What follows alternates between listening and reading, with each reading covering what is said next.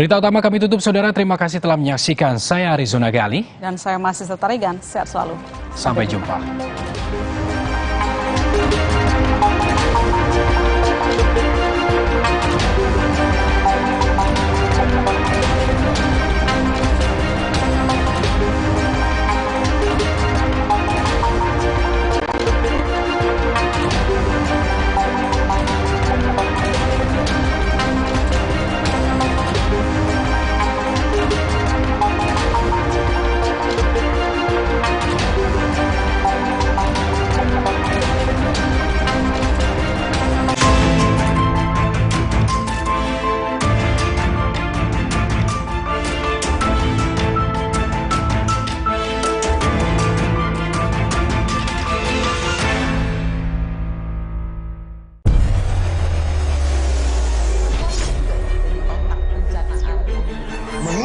Menjadi seorang koruptor sebagai pertanggungjawaban moral. Saya mau minta klarifikasi, ini tanggung jawab siapa? Bapak malu nggak sih? Adakah saya dengar permintaan maaf yang benar terjadi? Orang-orang menjadi korban. 8 tahun dikurangi selama terdakwa menjalani tahanan sementara dengan perintah terdakwa tetap ditahan. Tidak ditemukan adanya alasan pembenar maupun alasan pemaaf yang dapat menghapus sifat melawan hukum serta kesalahan terdakwa Ferdy Sambo sehingga Menjatuhkan pidana terhadap terdakwa dengan pidana seumur hidup. Jaksa penuntut umum berpendapat tidak ada alasan yang meringankan perbuatan Ferdy Sambo menghilangkan nyawa Brigadir Yosua Huta Barat. Mantan Kadif Propam Polri itu juga dianggap telah mencoreng institusi Polri dengan melibatkan banyak anggota Polri dalam skenarionya. bahwa selama dalam persidangan pada diri terdakwa Ferdy Sambo tidak ditemukan adanya alasan pembenar maupun alasan pemaaf yang dapat menghapus sifat melawan hukum serta kesalahan terdakwa Ferdy Sambo sehingga terdakwa Ferdy Sambo dapat dimintai pertanggungjawaban pidana. Sementara kepada Richard Eliezer, jaksa seakan mengabaikan kejujuran dan status justice collaborator yang disandang Eliezer dengan membacakan tuntutan hukuman penjara 4 tahun lebih tinggi ketimbang tuntutan hukuman penjara untuk Putri Chandrawati, Kuat Ma'ruf, dan Ricky Rizal. Menjatuhkan pidana terhadap terdakwa Richard Eliezer Pudium Lumiu dengan pidana penjara selama 12 tahun dengan perintah agar terdakwa tetap ditahan, dipotong masa penangkapan. Petugas keamanan mohon kami bantuan untuk mengeluarkan para pendukung. Tolong dikeluarkan pada mereka yang nggak bisa tenang.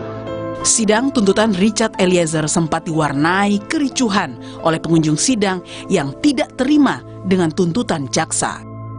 Istri Sambo, Putri Chandrawati, dan 2 mantan anak buahnya, Ricky Rizal dan Kuat Ma'ruf, dituntut hukuman penjara yang sama oleh jaksa penuntut umum. Memutuskan menjatuhkan pidana terhadap terdakwa Ricky Rizal Wibowo dengan pidana penjara selama 8 tahun. Memutuskan menjatuhkan pidana terhadap terdakwa Kuat Ma'ruf dengan pidana penjara selama 8 tahun. Menuntut menjatuhkan pidana terhadap terdakwa Putri Chandrawati dengan pidana penjara selama 8 tahun. Tuntutan jaksa terhadap Sambo, Putri, Ricky, dan Kuat kontan saja dikecam keluarga almarhum Brigadir Yosua. Itu kan ada pilihan di pasal 340, diancam dengan hukuman pidana paling lama 20 tahun, penjara seumur hidup, atau hukuman mati. Dalam hal ini, Putri Chandrawati sudah terbukti dalam fakta persidangan bahwa dia adalah salah satu aktor intelektual yang menghendaki dan mengingini hilangnya nyawa Joshua ataupun perampasan nyawa Joshua. Masa orang yang memiliki niat jahat membunuh secara berencana, yang mana membunuh itu adalah hak absolut milik Tuhan, hanya dihargai tuntutan 8 tahun. Kelima terdakwa memiliki waktu sepekan untuk membuat nota pembelaan atau pledoi sebelum hakim memutuskan vonis. Keluarga Brigadir Yosua berharap majelis hakim menjatuhkan hukuman seadil-adilnya karena tuntutan jaksa dianggap tidak sesuai dengan kejahatan yang telah diperbuat Sambo dan istrinya. Itu bukan manusia, dia itu memang manusia, perempuan betina yang penuh dusta. Dengan kelicikan mulutnya dia memutar-mutar semua binahan buat anak saya yang sudah dirampas nyawanya. Putri bukan manusia, manusia tidak manusia, betina yang bukan manusia, yang tidak memiliki hati nurani.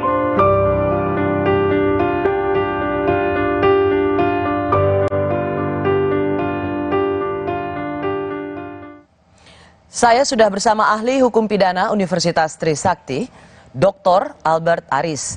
Ia juga hadir dalam persidangan sebagai saksi ahli yang menguntungkan Richard Eliezer.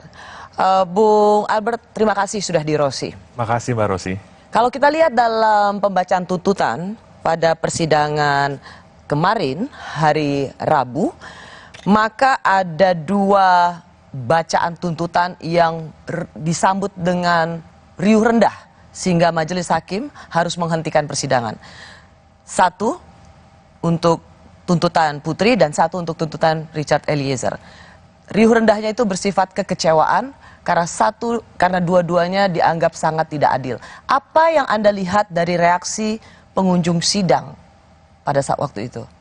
Iya, tanpa mengurangi penghormatan terhadap independensi dan kemerdekaan penuntutan yang dimiliki oleh kejaksaan, dalam hal ini Kejaksaan Negeri Selatan ya, maka kekecewaan publik ini perlu dilihat sebagai gambaran utuh bagaimana rasa keadilan masyarakat itu tercurah pada saat mendengar tuntutan atau rekuisitor dari jaksa penuntut umum.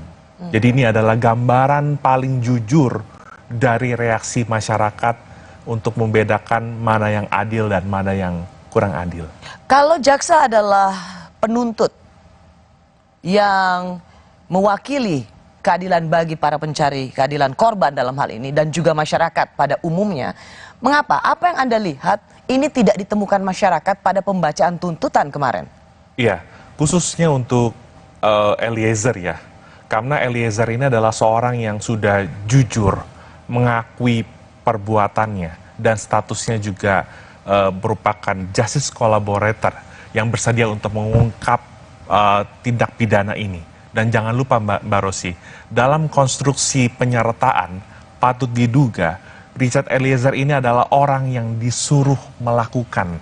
Artinya dia melaksanakan tindak pidana tersebut karena disuruh dan mendapat perintah jabatan dari atasannya. Jadi salah satu yang menjadi perhatian publik adalah ketika tuntutan itu untuk Richard Eliezer terasa lebih berat dibandingkan untuk seorang Putri Chandrawati. Iya, karena konteks dari penyertaan itu adalah bunyi pasal 55 dipidana sebagai pelaku. Meski kita mengetahui ya ada bentuk-bentuk penyertaan, ada orang yang melakukan, ada orang yang menyuruh lakukan, ada orang yang turut melakukan dan ada orang yang menggerakkan untuk melakukan tindak pidana. Tapi konteks yang ada dalam diri seorang Eliezer, dia adalah orang yang disuruh lakukan. Artinya dia hanyalah merupakan manus ministra yang tidak mempunyai kehendak, tidak mempunyai niat jahat untuk melakukan tindak pidana pembunuhan, apalagi terhadap temannya sendiri. Oke, Anda hadir di sidang untuk menguntungkan terdakwa Richard Eliezer. Kalau kita lihat dalam persidangan kemarin, itu komentar publik yang tercermin dalam sosial media pada persidangan kemarin, pertanyaan-pertanyaan jaksa itu mendapat pujian yang luar biasa. Jaksa keren, pertanyaannya kritis, jaksa luar biasa, termasuk hakimnya juga. Itu dapat publik tuh merasa melihat jaksa itu keren banget. Tetapi pembacaan tuntutan kemarin, terutama membandingkan antara tuntutan untuk Putri dan tuntutan untuk Richard Eliezer, itu sampai dikatakan berakhir dengan tragis dan kecaman, makian luar biasa ditujukan pada Kejaksaan Agung. Menurut apa yang paling prinsip yang mengusik rasa keadilan dalam dua tuntutan ini? Ya, karena terlihat ada disparitas ya, ada kejomplangan bagi seorang Richard Eliezer yang sudah tadi mengakui perbuatannya, sudah bersikap kooperatif, tapi ternyata dituntut dengan pidana 12 tahun penjara. Meski Mbak Rosi hakim tidak terikat pada tuntutan jaksa. Hakim itu berpatokan pada dakwaan dan fakta-fakta yang terungkap di persidangan. Nah, kalau kita lihat ada 3 terdakwa lain yang dituntut 8 tahun, maka publik secara sederhana dalam kacamata awam akan melihat adanya ketidakadilan, terlepas adanya penjelasan-penjelasan secara hukum, penjelasan secara normatif yang sudah disampaikan oleh pihak kejaksaan. Saya ingin mengajak Anda juga untuk melihat salah satu apa yang dikatakan oleh jaksa. Jaksa menyebut PC terbukti mengetahui dan ikut merencanakan pembunuhan itu, tetapi hanya kemudian 8 tahun. Coba kita lihat sama-sama apa kata jaksa dalam tuntutannya. Maka rangkaian perbuatan dan peranan terdakwa Putri Chandrawati jelas telah menunjukkan adanya unsur dengan sengaja dalam bentuk kehendak dan pengetahuan yang dimiliki terdakwa Putri, adanya unsur dengan direncanakan lebih dahulu, yaitu dimulai dari hari Kamis tanggal 7 Juli 2022 di Rumah Magelang. Terdakwa Putri meminta saksi Riki Rizal Wibowo melucuti senjata api jenis HS milik korban Nofriansah dan senjata api jenis Steyr. Selanjutnya pada hari Jumat tanggal 8 Juli 2022 sekira pukul 15.40 di Rumah Saguling, terdakwa Putri tetap tidak ada niat untuk mengembalikan senjata api dinas jenis HS dan senjata api jenis Steyr yang sudah diamankan dan dijauhkan selama 1 hari dari korban Nofriansah oleh saksi Riki Rizal Wibowo, sehingga peran fisik terdakwa Putri Chandrawati dengan sengaja tidak mengembalikan senjata api dinas jenis HS milik korban Nofriansah yang disimpan di dalam dashboard mobil Lexus LM nomor polisi B1MAH menjadi petunjuk kuat adanya kehendak dan rencana terdakwa Putri Chandrawati terhadap senjata api jenis HS akan digunakan dan sudah dipersiapkan untuk mendukung skenario tembak-menembak di rumah dinas Duren 3 nomor 46 yang disusun oleh saudara Ferdi Sambo dan terdakwa Putri Chandrawati dan juga sebagai rencana untuk merampas nyawa korban Nofriansah Yosua Huta Barat. Putri Chandrawati hanya dituntut 8 tahun. Apakah Anda terkejut dengan tuntutan ini? Cukup terkejut. Kenapa? Ya karena dalam konteks penyertaan tadi, ya ini kan bukan hanya sekedar meeting of mind yang bersifat abstrak. Seringkali para ahli persidangan mengatakan meeting of mind. Tetapi perlu dilihat tadi bagaimana seluruh rangkaian dari awal peristiwa ini sampai terjadinya pembunuhan tersebut, yaitu kerjasama yang erat, dugaan kerjasama erat di antara para pelaku untuk mewujudkan tindak pidana pembunuhan berencana tersebut. Tapi saya ingin juga mencoba ya memahami apa, belum tentu bersetuju, apa yang menjadi pijakan jaksa.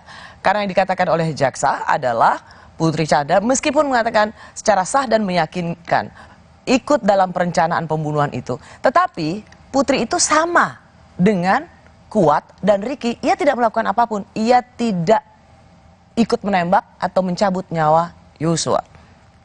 Iya, dalam penyertaan atau delneming hukum pidana, memang tidak semuanya para pelaku tindak pidana itu mewujudkan delik. Ada beberapa kemungkinan, ada kemungkinan seluruh peserta itu mewujudkan delik, ada kemungkinan yang kedua hanya salah satu pelaku yang mewujudkan delik, atau kemungkinan ketiga adalah tidak ada yang mewujudkan delik tetapi tindak pidana itu terjadi karena kerjasama yang erat tadi. Ya, nah berarti kalau di sini Putri hanya 8 tahun, artinya jaksa sendiri merasa bahwa Putri meskipun dalam rentetan tuntutannya mengatakan bahwa ikut mengetahui, merencanakan, ikut dengan menyiapkan senjata atau menyimpan senjata, tapi jaksa tidak mampu menghadirkan fakta-fakta yang mendukung itu, sehingga hanya 8 tahun. Benar nggak kayak gitu? Karena kemarin juga saya sempat mendengar ada pakar yang mengatakan bisa jadi pola pikir jaksa dalam mengajukan tuntutan terhadap PC itu berbasis gender, di mana perempuan yang berhadapan dengan hukum itu mendapatkan perlakuan yang berbeda, ya. Tetapi saya tidak melihat pertimbangan itu ketika jaksa penuntut umum membacakan rekuisitor yang Mbak Rosi. Kenapa? Kenapa faktor gender, perempuan yang dianggap lemah berhadapan dengan hukum atau dengan suaminya yang cukup dominan atau sangat dominan mengatur rumah tangga, itu tidak bisa dianggap juga dia tidak memenuhi delik itu. Ya, bahwa dia tidak punya kemandirian untuk menyatakan stop, jangan lakukan ini. Ya, justru dari itu kita perlu melihat dari awal terjadinya tindak pidana pembunuhan ini berawal dari keluhan siapa. Nah, ini yang sebenarnya bisa menjadi faktor utama untuk menggali kebenaran material terlepas dari serangkaian fakta-fakta yang terjadi sampai terjadinya pembunuhan tersebut, Mbak Rosi. Oke, tapi saya masih ingin menanyakan bahwa kenapa 8 tahun dan pertimbangan jaksa itu adalah karena dia tidak melakukan apapun, dia tidak mencabut nyawa, sama seperti Ricky dan Kuat, sehingga Putri hanya 8 tahun. Bagaimana? Mengapa itu tidak bisa diterima? Ya, berbeda dengan misalnya tadi Eliezer yang ikut. Ya, karena bisa jadi ada anggapan bahwa PC ini patut diduga merupakan aktor intelektual dari peristiwa pembunuhan ini. Dari mana? Dari mana Anda bisa melihat bahwa ia bisa menjadi otak dari perencanaan pembunuhan ini? Segala sesuatu kan bisa terjadi. Tapi kalau saya nggak mau menyimpulkan terlalu jauh, tapi saya mengambil kesimpulan yang disampaikan oleh jaksa penuntut umum terakhir dalam tuntutannya, bahwa ada dugaan-dugaan yang terjadi antara PC dengan Yosua. Tetapi itu sekali lagi adalah kesimpulan daripada jaksa gitu loh. Oleh pengacara Sambo, almarhum Joshua dikatakan melakukan kekerasan seksual, bahkan perkosaan, pelecehan seksual dan perkosaan. Tapi kemudian oleh jaksa disebut juga ada perselingkuhan. Sebuah label yang sangat menyakitkan bagi orang yang sudah meninggal karena dibunuh. Kalaupun jaksa mengatakan tidak ada perkosaan, menghilangkan peristiwa itu, dan kemudian memasuk dalam perkosaan, yang mana kita juga tahu ini tentu sangat tidak menyenangkan, ini menimbulkan juga kesedihan bagi keluarga. Tapi menurut Anda, sebenarnya apa sih yang ingin dikatakan oleh jaksa soal perselingkuhan itu? Iya, kalau soal adanya perselingkuhan itu kan sebenarnya menjadi suatu motif ya. Artinya ada atau tidak adanya peristiwa tersebut tidak mengurangi esensi pembuktian dari suatu tindak pidana pembunuhan berencana. Tetapi paling tidak itulah fakta yang paling mendekati kebenaran material yang disimpulkan oleh jaksa penuntut umum, Mbak Rosi. Tapi itu tercermin nggak dengan hukuman tuntutannya? Ya, itu dia yang saya sampaikan tadi. Jadi disamaratakan antara PC, KM, dan RR yang menurut masyarakat itu rasa-rasanya kok seperti itu gitu loh. Kurang pas gitu. Tapi sebaliknya orang yang mau berlaku jujur, orang yang mau mengungkap, mau kooperatif justru lebih berat. Dan disandingkannya justru dengan tuntutan Sambo yang 20 tahun penjara tadi. Itu yang menurut saya nggak apple to apple. Padahal ini adalah satu rangkaian utuh. Terlepas penyertaannya ini ada yang bentuknya turut melakukan, ada juga yang menyuruh lakukan. Gitu. Tuntutan 12 tahun penjara untuk Richard Eliezer mengguncang rasa keadilan publik. Kenapa orang yang sudah jujur dituntut lebih berat ketimbang mereka yang terus berbohong? Apa gunanya jujur? Kami kembali sesaat lagi.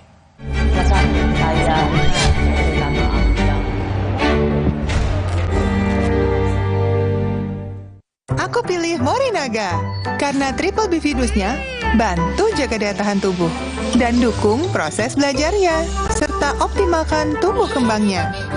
Karena waktu tak bisa kembali. Morinaga. Saya pilih Entrasol dengan ekstrak buah zaitun dan tinggi serat, 4 kali lebih kuat tangkal radikal bebas. Bantu jaga kesehatan jantung saya. Tinggi proteinnya bantu jaga massa otot saya. Entrasol. Mau panas? Dingin? Aku tuh love banget sama Top White Coffee, jadi bisa sering ngopi deh. Top White Coffee, the authentic taste of white coffee. Dari Wings Food. Hai baby, Top White Coffee yuk. Buat kesehatan, aku percaya Sido Muncul. Sido Muncul suplemen dibuat dengan bahan yang baik, riset yang panjang, quality control ketat, dalam bentuk soft capsule dengan varian vitamin dan herbal. Sido Muncul natural. Good health, better life. Piring bersih masih bau. Ada yang histeris, guys. Bau terasi. Bawang. Sadis. Nih, ekonomi power liquid selai baru. formula ekonomi serek yang mampu hilangkan bau. Cukup setetes, bersihkan semua bau sadis. Lemak dan bau bersih tuntas. Gimana wanginya? Surdur. Ekonomi Power Liquid Sereh. Bau sadis hilang, bersihnya gak ada lawan. Mata sehat itu penting, biar aktivitas lancar. Agar mata sehat, bantu jaga dengan minum iFit. I need you, iFit, iFit.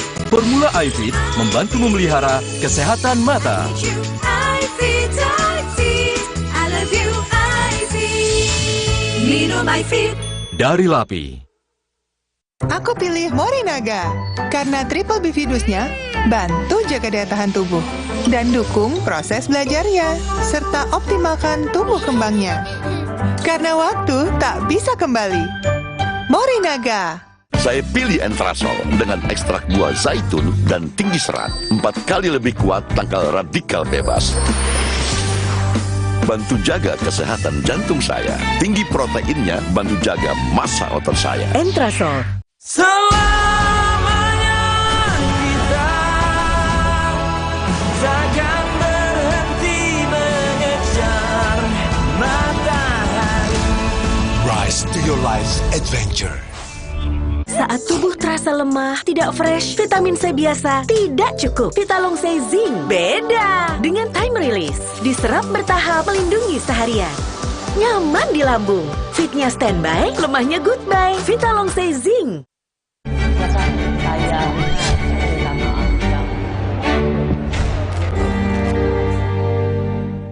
Sejak awal kami sampaikan bahwa klien kami tidak mempunyai niat mens rea, sudah terungkap di persidangan. Kami pikir bahwa status dia sebagai GC tidak diperhatikan, tidak dilihat oleh jaksa penuntut umum. Bahwa kami melihat bahwa perjuangan dari awal bagaimana Richard Eliezer yang coba konsisten dan ketika dia harus berani mengambil sikap, kemudian dia berani berkata jujur dari proses penyidikan sampai proses persidangan itu ditunjukkan. Dan di dalam hal ini ketika Richard Eliezer sudah berani jujur dan kemudian tuntutannya juga pun harus tinggi di antara terdakwa yang lainnya yang menjadi otak dari perencanaan pembunuhan ini, biarlah publik yang menilai. Kami berharap hakim sebagai wakil Tuhan bisa menerapkan keadilan bagi Richard Eliezer. Ahli Hukum Pidana Universitas Trisakti, Dr. Albert Aris, yang juga merupakan saksi ahli yang menguntungkan Richard Eliezer. Ia ada di sana bersama-sama juga dengan budayawan Romo Magnis. Bung Albert, sebagai saksi yang menguntungkan Richard, 12 tahun, Anda sama terkejutnya juga? Ketika mendengar Putri 8 tahun? Terkejut, Mbak Rosi. Mana lebih kaget? 8 tahun apa 12 tahun? 12 tahun, Mbak Rosi. Karena dari pembicaraan informal dengan teman-teman ya, saya menduga mungkin tuntutan Eliezer itu berkisar paling tidak 5 tahun ya, Mbak Rosi. Tapi ketika mendengar tuntutan Eliezer 12 tahun, kami semua tuh kaget gitu loh. Kok orang yang bersedia jujur, orang yang disuruh lakukan, bahkan menyandang status JC, justru dikaitkan atau dibandingkan dengan orang yang menjadi pelaku utamanya gitu. Dalam hal ini adalah Sambo gitu kan ya, yang tuntutannya adalah seumur hidup. Oke, tapi kalau saya misalnya mengatakan apa yang menjadi landasan tuntutan jaksa, dikatakan oleh Jampidum Fadil Jumhana, ia mengatakan begini, kami menuntut seumur hidup itu atas pertimbangan sebetulnya bahwa Ferdi Sambo ini adalah sebagai intellectual dader dalam perkara ini atau aktor utama. Sebagai intellectual dader, dia menghendaki adanya kematian. Lalu untuk mewujudkan itu, dia meminta yang pertama adalah Ricky Rizal. Tapi Ricky dengan kesadarannya menyatakan dia tidak kuat. Kita sudah sering dengar ini. Tidak berani sehingga dia menolak. Lalu dia perintahkan Richard Eliezer. Richard Eliezer memiliki keberanian. Maka saya menyatakan bahwa, atau jaksa menyatakan Eliezer juga sebagai dader. Sebagai pelaku. Pelaku yang menghabisi nyawa daripada korban Yosua Huta Barat. Jadi jaksa melihat Richard Eliezer tidak bisa melenggang bebas karena bagaimanapun juga jaksa menganggap Richard ini adalah pelaku. Ya. Jadi begini Mbak Rosi, dari ahli-ahli pidana yang diajukan oleh jaksa sendiri, sudah dikatakan bahwa orang yang disuruh lakukan tersebut hanyalah merupakan alat yang tidak memiliki kehendak dan tidak bisa dipertanggungjawabkan. Dan bahkan itu saya afirmasi juga ketika saya memberikan keterangan ahli. Yang jadi pertanyaan, mengapa keterangan ahli yang diajukan oleh jaksa penuntut sendiri tidak dijadikan parameter atau landasan dalam menyusun tuntutan atau rekuisitor ini gitu loh. Kalau pola pikirnya masih seperti ini, maka orang-orang yang bersedia untuk mengungkap suatu perkara, orang-orang yang sudah jujur mengakui perbuatannya, maka akan mengurungkan niatnya. Ini akan menjadi suatu presiden buruk di waktu yang akan datang, Mbak Rosi. Tadi Anda mengatakan dalam banyak pembicaraan, dalam banyak diskusi, dalam banyak tebakan soal berapa yang akan diterima, tuntutan diterima oleh Richard Eliezer, Anda mengatakan 5 tahun. Artinya di bawah Ricky Rizal dan Kuat. Bagaimana argumentasi itu bisa masuk akal ketika yang 2 ini 8 tahun dia tidak membunuh, sementara Richard Eliezer dia ikut serta dalam menghabisi nyawa.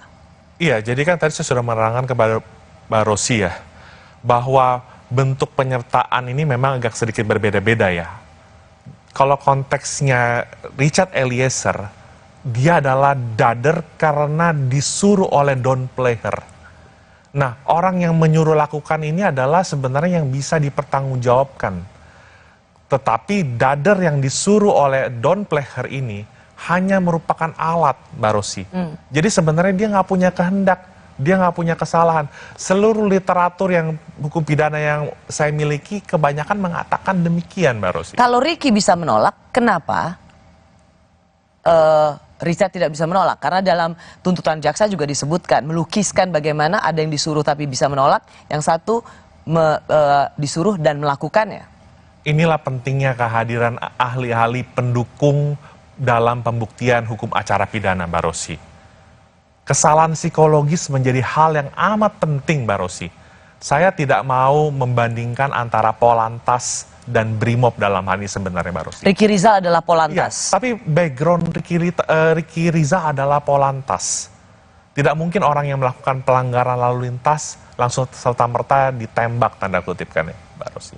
Tetapi Brimob itu adalah paramiliter, semi-militer, yang ketaatan, kepatuhan, dan penundukan submission dirinya terhadap atasan itu begitu tinggi. Sehingga Richard Eliezer berada dalam posisi ketika dia menerima perintah tersebut, dia sulit untuk menghindar, dia sulit untuk menolak, dia sulit untuk mengabaikan perintah itu, Mbak Rosi.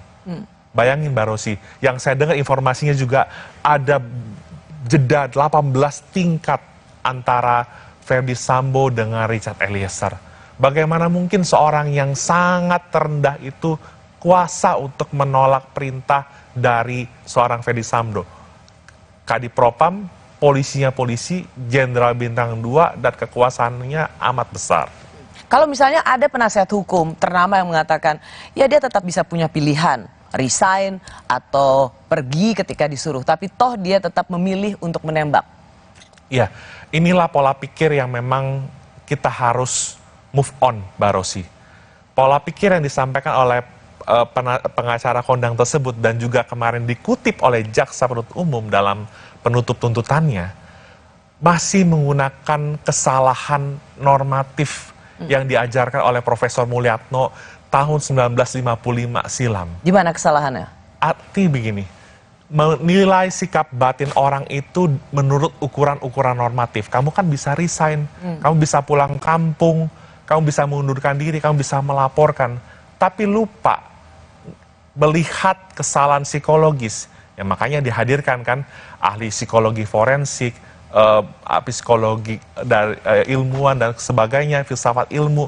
Itu sebenarnya untuk menguji apakah betul ada niat jahat dari seorang penerima perintah ini sehingga dia tidak bisa kuasa menolak perintah tersebut, Mbak Rosi. Ya. Nah, makanya dengan adanya KUHP baru saat ini, Mbak Rosi, keseimbangan antara kesalahan normatif dan kesalahan psikologis itu menjadi penting, Mbak Rosi. Ya, karena ketika dia diperintahkan oleh atasannya, maka dia tidak bisa dipidana sama sekali. Betul. Dalam KUHP yang baru. Maka dari itu, Mbak Rosi, Mahkamah Agung tahun 2007 menjelaskan dalam perkara pelanggaran HAM berat ya, dalam konteks tanggung jawab atasan, ketika ada hubungan secara de facto dan de jure pengendalian yang efektif, rantai kepemimpinan yang begitu kuat, maka disitulah ada otoritas yang memungkinkan adanya tanggung jawab atasan terhadap bawahannya. Dan ketika bawahan itu menjalankan tugasnya, maka dia tidak bisa sebagai alat yang dipidana. Iya. Nah, tapi begini Bung Albert, izinkan saya untuk terus mempertanyakan apa yang menjadi tuntutan jaksa. Misalnya dikatakan bahwa toh pada saat menembak itu ia juga tidak berada dalam situasi yang diintimidasi. Misalnya dalam situasi, saya bertanya pada jaksa, mengapa seorang Richard Eliezer 12 tahun, dia bilang karena pada saat ditembak itu, ia bisa lebih ringan atau dibebaskan. Kalau pada saat dia disuruh melakukan tembakan itu, ia sendiri dalam ancaman. Misalnya, kalau kamu nggak tembak dia, maka saya akan menembak kamu. Nah, Richard tidak berada dalam situasi psikologi seperti ini, atau ancaman yang mematikan seperti ini. Inilah sebenarnya bedanya pasal 48 tentang daya paksa dan pasal 51 tentang perintah jabatan Mbak Rosi. Dua-duanya sebenarnya dalam keadaan terpaksa Mbak Rosi. Kalau 48 itu atas satu kekuatan yang nggak bisa ditahan.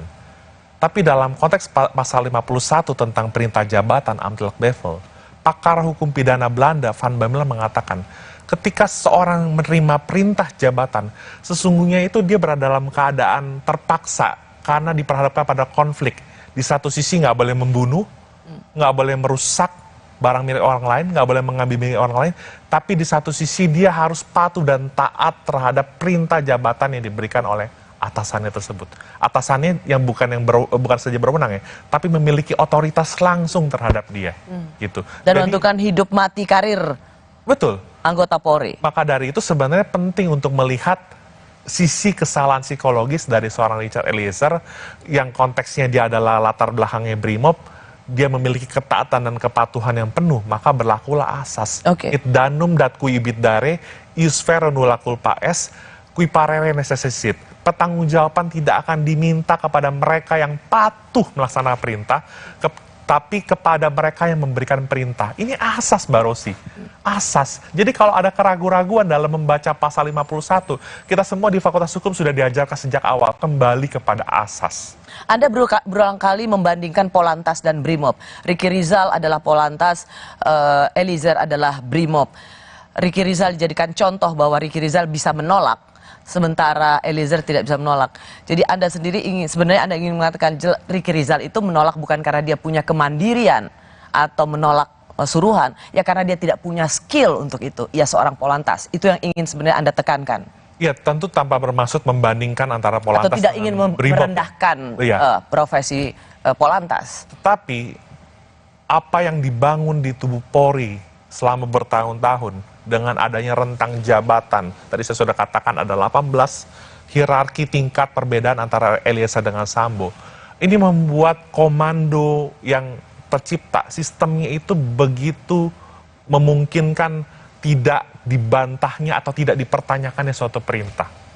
Bagaimana kemudian kalau dengan anggapan jaksa atau tuntutan jaksa yang katanya ini sudah sangat memenuhi ketentuan yang ada, sudah memenuhi rasa keadilan, versi jaksa mengatakan bahwa jangan melihat Eliezer ini sendirian 12 tahun, tetapi lihatlah dia dari atasnya, yaitu Ferdi Sambo yang bersama-sama melakukan perbuatan menghabisi, mencabut nyawa orang.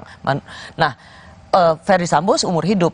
Maka 12 tahun kalau dibandingkan dengan seumur hidup, itu justru sangat ringan untuk seorang Richard Eliezer. Maaf Mbak Rosi, saya kok nggak habis pikir Mbak Rosi ya. Dari literatur yang saya miliki, Don Plehen itu, orang yang disuruh melakukan oleh Don Plehen itu sebenarnya adalah orang yang nggak bisa dipertanggungjawabkan. Karena itulah bab 3 KUHP kita mengatur hal-hal yang menghapus pidana, mulai dari pasal 44 sampai 51. Dan salah satunya adalah perintah jabatan tadi, Mbak Rosi. Ketika seorang menerima perintah jabatan, maka perbuatan pidana yang dia lakukan oleh si penerima perintah jabatan tersebut menjadi hapus elemen melawan hukumnya. Karena memang yang harus bertanggung jawab adalah atasannya. Karena apa? Karena ada faktor konstante moral. Ada tekanan moral yang luar biasa yang tidak kuasa ditolak oleh si bawahannya tersebut. Tekanan ini beda dengan daya paksa. Kenapa? Karena ada hubungan secara de facto dan de jure antara atasan dan bawahan tersebut. Jaksa tidak melihat adanya konstansi moral, adanya tekanan secara moral bagi seorang Richard Eliezer untuk melakukan itu. Ya, dan sehingga diperlakukan sama. Iya, dan itu hanya bisa dibuktikan dengan menilai kesalahan psikologis. Mohon maaf Mbak Rosi, kalau Indonesia masih menggunakan dan mempertahankan kesalahan normatif deskriptif secara absolut, maka kita lihat, mohon maaf dengan segala hormat, kita lihat realitanya saat ini lembaga pemasyarakatan kita, penjara kita penuh. Karena nenek yang mencuri 3 buah kakao dan sebagainya, ini hanya ilustrasi Mbak Rosi ya. Orang yang mengobati istrinya dengan ganja dan sebagainya, itu menjadi dipersalahkan secara normatif. Karena tidak pernah dilihat dari sisi kesalahan psikologisnya. KUHP hadir untuk mengembalikan keseimbangan itu. Saya tidak bilang kesalahan psikologis lebih baik, Mbak Rosi, daripada kesalahan normatif. Tetapi perlu dilihat keseimbangannya. Bagaimana posisi seorang bawahan yang tadi begitu beda pangkatnya jauh sekali, apalagi yang merintah itu adalah polisi, sanggup untuk menolak perintah tersebut, Mbak Rosi. Dalam sidang dengan terdakwa Sambo atau sidang pembunuhan Brigadir Yosua, kita melihat banyak yang menangis. Ada tangisan Putri, tapi kemarin pada saat pembacaan tuntutan, publik juga melihat ada jaksa yang menahan tangis. Ini dia. Terbukti secara sah dan meyakinkan melakukan tindak pidana merampas nyawa orang secara bersama-sama sebagaimana diatur dan diancam pidana dalam dakwaan primer melanggar pasal 340 junto pasal 55 ayat 1 ke 1 KUHP pidana. 2. Menjatuhkan pidana terhadap terdakwa Richard Eliezer Pudium Lumiu dengan pidana penjara selama 12 tahun dengan perintah agar terdakwa tetap ditahan, dipotong masa penangkapan. Kepada para pengunjung, mohon untuk tenang. Kalau Anda lihat tadi, banyak yang mengomentari kenapa jaksa seperti menahan tangis, dan jaksa di sebelahnya juga ikut seperti memberikan tepukan di belakang punggungnya. Apa yang Anda lihat? Ya, ini pertama-tama kejaksaan itu satu atap, Mbak Rosi ya. Tetapi dalam konteks rencana penuntutan atau rentut, dengan saya nggak tahu ya, saya nggak menduga-duga apakah itu menangis atau menyeka keringat. Tapi kalau diasumsikan itu adalah menangis, berarti ketika menyusun tuntutan ini, bisa jadi Mbak Rosi, bisa jadi nih ya, suaranya tidak bulat Mbak Rosi. Jadi Anda bilang bisa jadi sebenarnya tidak bulat. Ya, tidak bulat. Jadi ada relasi kuasa juga dalam menentukan rencana tuntutan.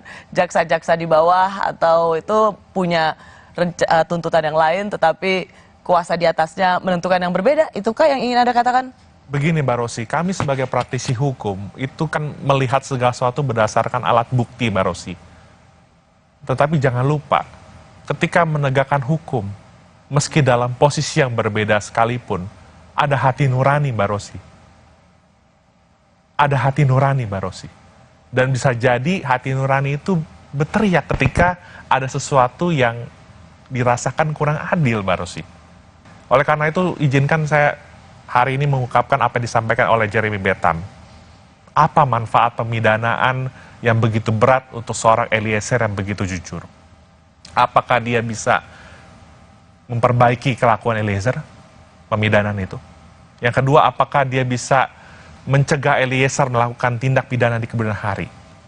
Dan yang terakhir, Mbak Rosi, apakah ada manfaat yang diterima oleh keluarga dari korban? Sedang yang saya dengar, keluarga korban Yosua sendiri karena melihat kejujuran Eliezer, mereka mengapresiasi sikap dari Eliezer tersebut, Mbak Rosi.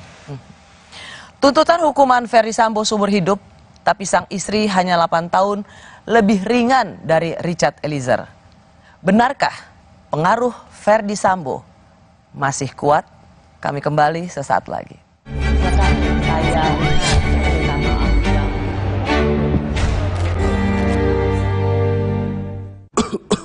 Tenggorokan sakit nih, minum obat antibiotik Sakit tenggorokan ya? Jangan dikit-dikit minum antibiotik, nanti resistensi loh. Semprot aja Cooling 5, kerja lokal pada tenggorokan.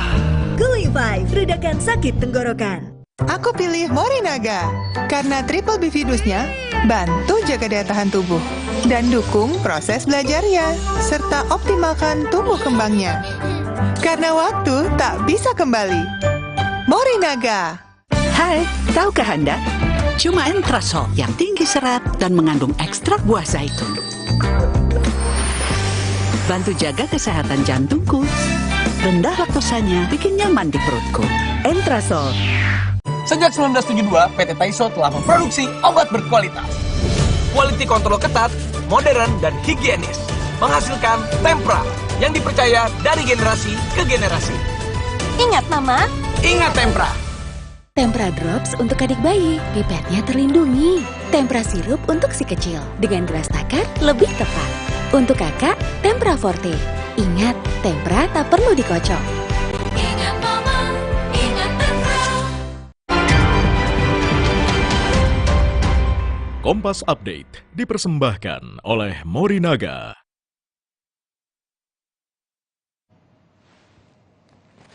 Pukul 21 waktu Indonesia Barat, kami perbarui informasi Anda di Kompas Update. Bersama saya Francisco Donasiano.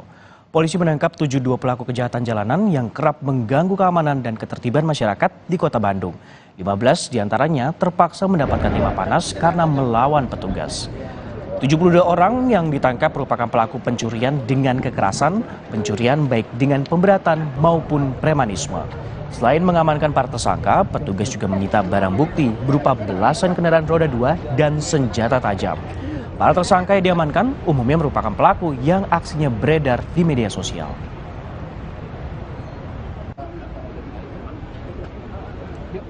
Demikian Kompas Update, saya Francisco Donasiano. Sampai jumpa.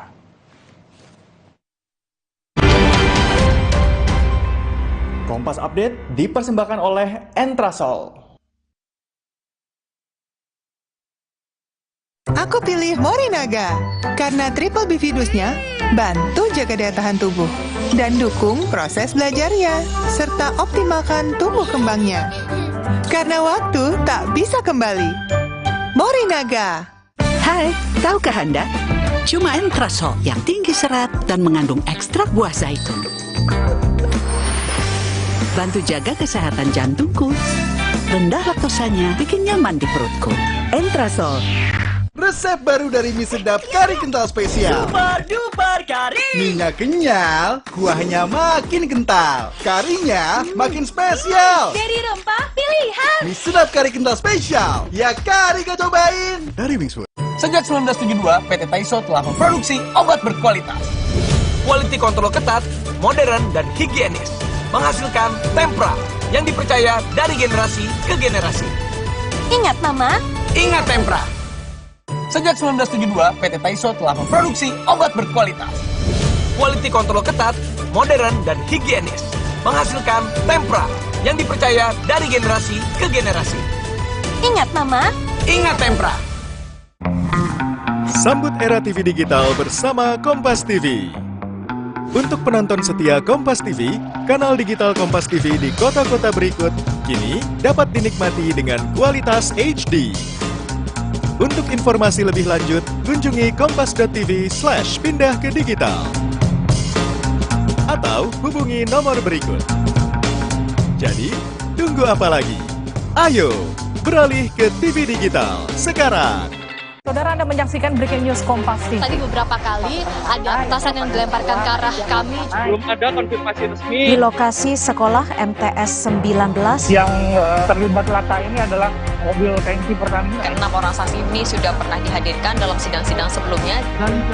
Ini masa menolak adanya Omnibus Law. Jadwal Presiden benar-benar padat. Akan menjadi perhatian publik. Saat ini saya membahas. Kompas TV, Breaking News. Kompas TV kini hadir di sejumlah layanan TV berlangganan. Nikmati program-program berkualitas Kompas TV di TV berlangganan pilihan Anda. Sekarang, Kompas TV, independen, terpercaya.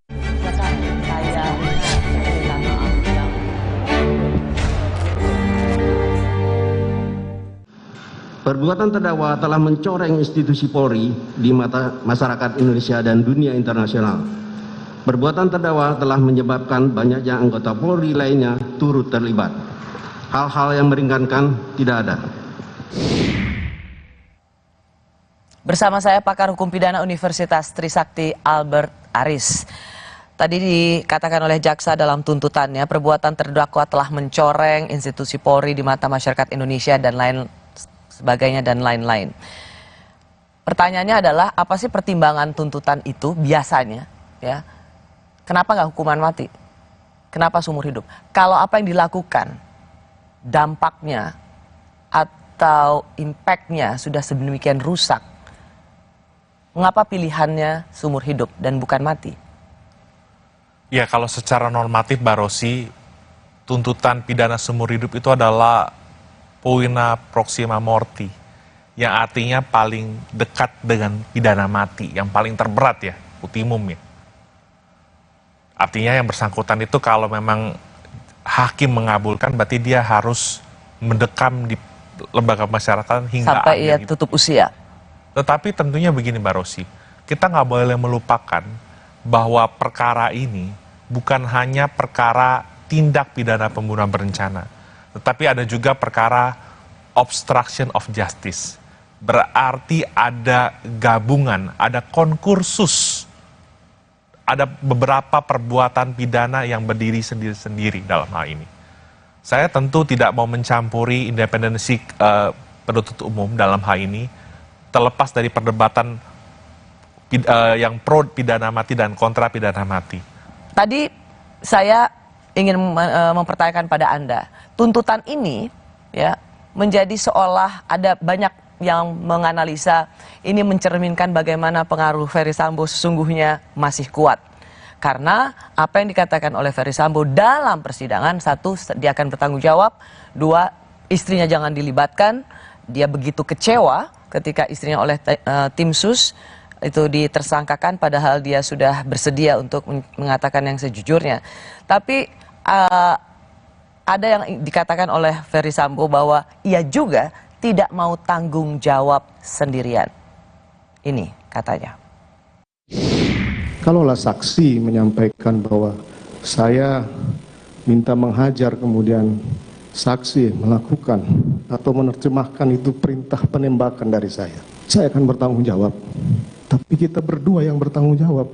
Kuat, Riki, istri saya jangan kau libatkan. Saya akan bertanggung jawab terhadap lakukan. Tapi tidak, saya akan bertanggung jawab terhadap apa yang tidak saya lakukan. Tuntutan jaksa ini seolah menjawab apa yang selalu dikatakan oleh Ferry Sambo di persidangan. Dia akan bertanggung jawab, tapi yang tanggung jawab berdua loh ya. Dirinya dan Richard Eliezer. 3 orang yang dikatakan tidak ikut bisa dibilang hukuman yang paling ringan. Apakah menurut Anda memang pengaruh Sambo masih sangat kuat dan tercermin dalam tuntutan ini? Kalau dilihat dari statement dia ketika menanggapi keterangan saksi atau ahli tadi ya, itu dilihat bahwa Sambo ingin memisahkan perkara ini dari KM, Riki, dan PC. Kalau pertanyaannya adalah apakah masih punya pengaruh yang kuat, jelas dia secara... Bentar, Sambo ingin memisahkan perkara ini biar dia dan Riki, ya, maka yang 3 lagi sendiri. Betul. Dan itu tercermin dong di tuntutan. Anda sendiri kan mengatakan tadi di awal perbincangan kita bahwa jaksa dengan terlihat dari tuntutannya memisahkan itu. Berarti ini menjawab harapan Sambo.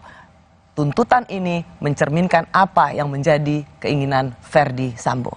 Ya, secara tidak langsung kalau dalam konstruksi penyertaan, bentuk-bentuk penyertaan seolah-olah demikian tergambarnya seperti itu.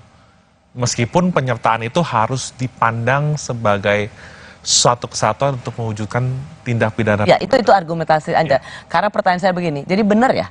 Benarkah menurut Anda pengaruh Sambo seolah-olah seperti itu, Mbak Rosi, seolah-olah.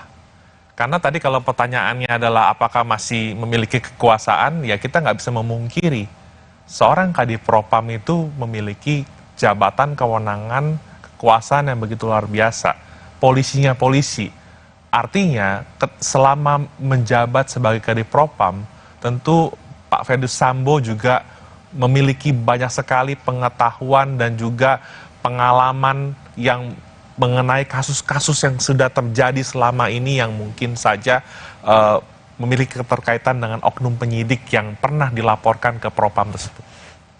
Kecewa dengan tuntutan jaksa, Ibunda almarhum Yosua meminta hakim memberikan keadilan bagi Yosua. Kami kembali sesaat lagi.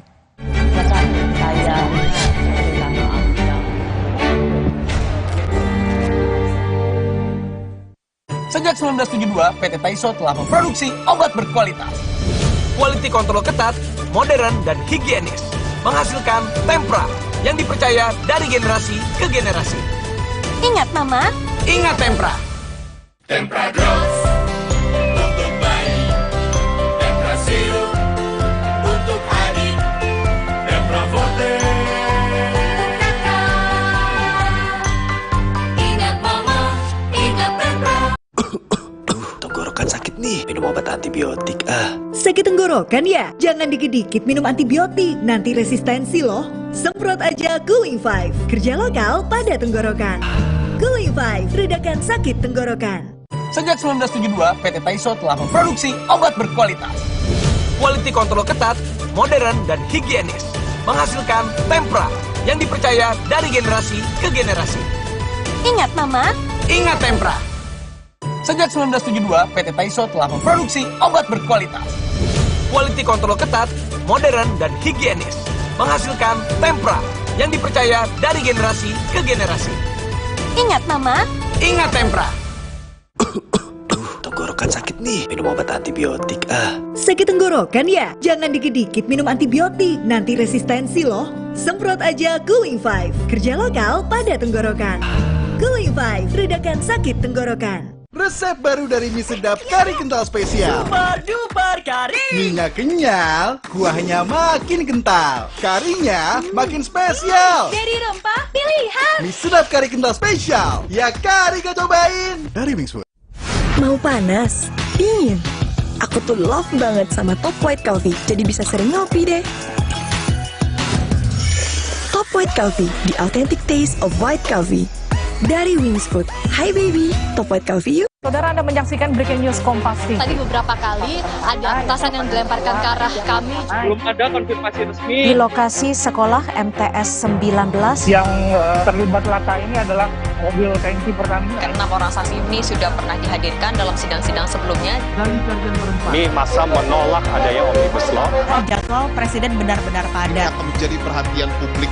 Saat ini saya membahas Kompas TV, Breaking News. Sambut era TV digital bersama Kompas TV. Untuk penonton setia Kompas TV, kanal digital Kompas TV di kota-kota berikut kini dapat dinikmati dengan kualitas HD. Untuk informasi lebih lanjut, kunjungi kompas.tv/pindah ke digital. Atau hubungi nomor berikut. Jadi, tunggu apa lagi? Ayo, beralih ke TV digital sekarang. Negara akhirnya mengakui terjadinya berbagai kasus pelanggaran HAM berat. Presiden Jokowi juga berjanji memulihkan hak korban. Sayangnya, hanya 12 kasus yang diakui olehnya dan lebih mengutamakan proses penyelesaian di luar pengadilan. Sementara korban dan keluarga korban berharap dituntaskan di pengadilan. Seriuskah pemerintah dalam menyelesaikan kasus pelanggaran HAM berat? Simak pembahasannya dalam 2 arah, Jumat 20 Januari, pukul 8:30 malam. Live di Kompas TV.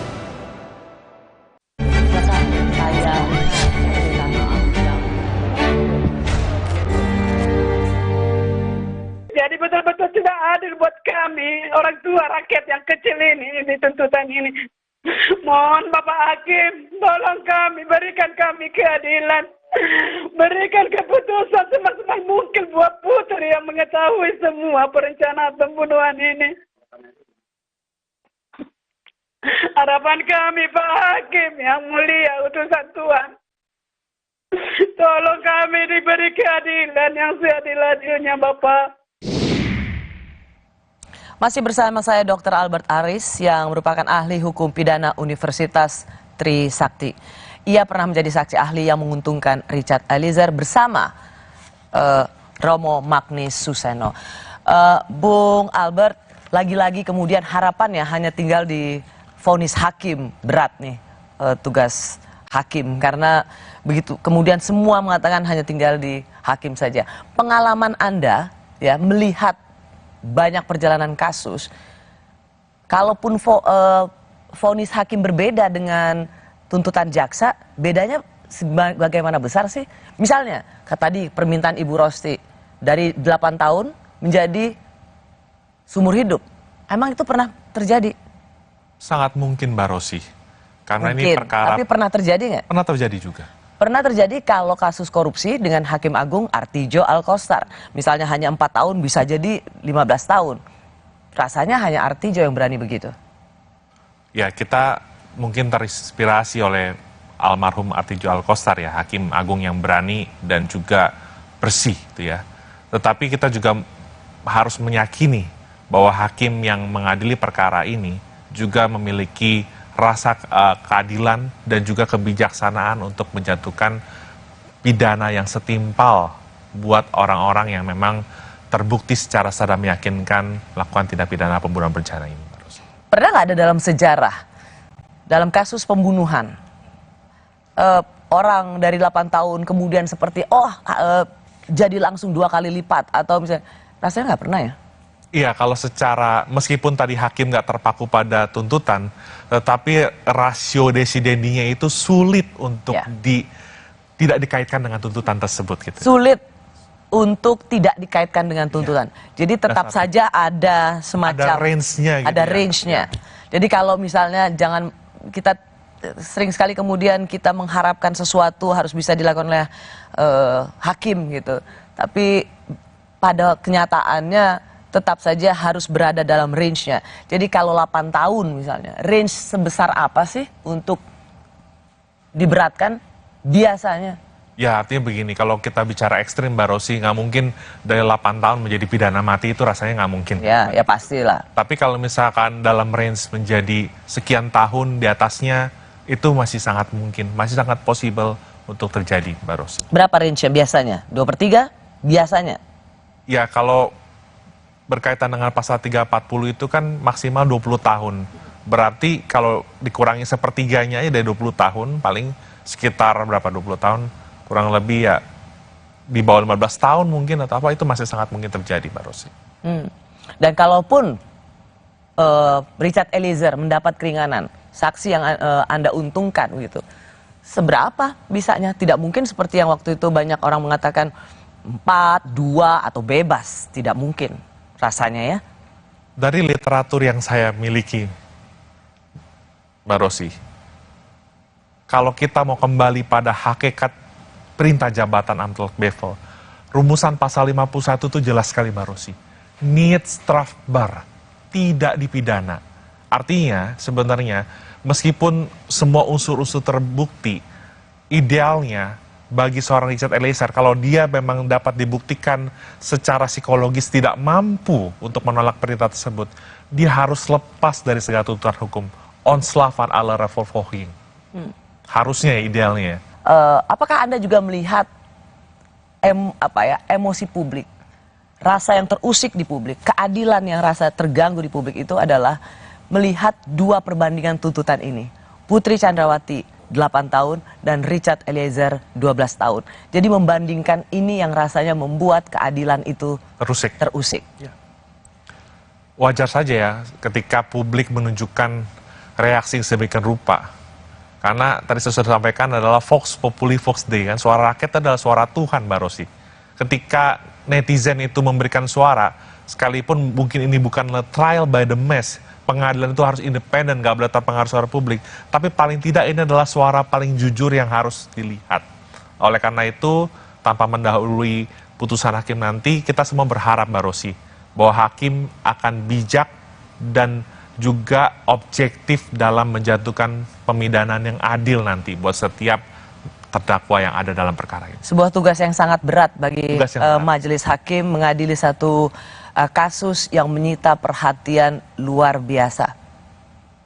Terima kasih Dr. Albert Aris. Welcome. Sudah bersama Rosi di Kompas TV.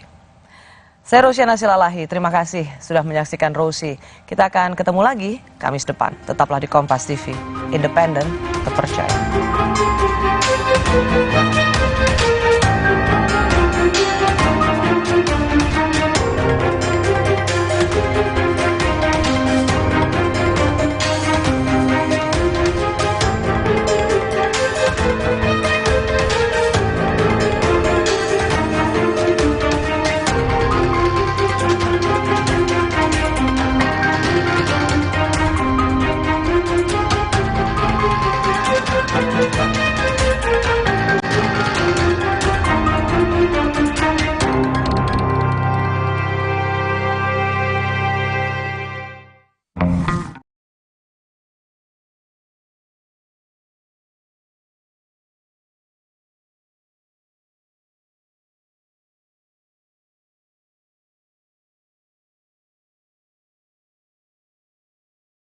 sebagai pertanggungjawaban moral. Saya mau minta klarifikasi, ini tanggung jawab siapa? Bapak malu nggak sih? Sudahkah saya dengar permintaan maaf yang benar? Orang-orang menjadi korban. 8 tahun dikurangi selama terdakwa menjalani tahanan sementara dengan perintah terdakwa tetap ditahan.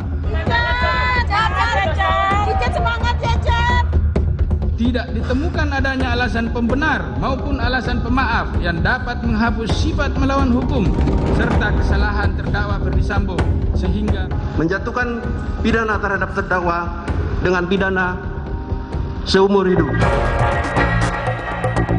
Jaksa penuntut umum berpendapat tidak ada alasan yang meringankan perbuatan Ferdi Sambo menghilangkan nyawa Brigadir Yosua Huta Barat. Mantan Kadif Propam Polri itu juga dianggap telah mencoreng institusi Polri dengan melibatkan banyak anggota Polri dalam skenarionya.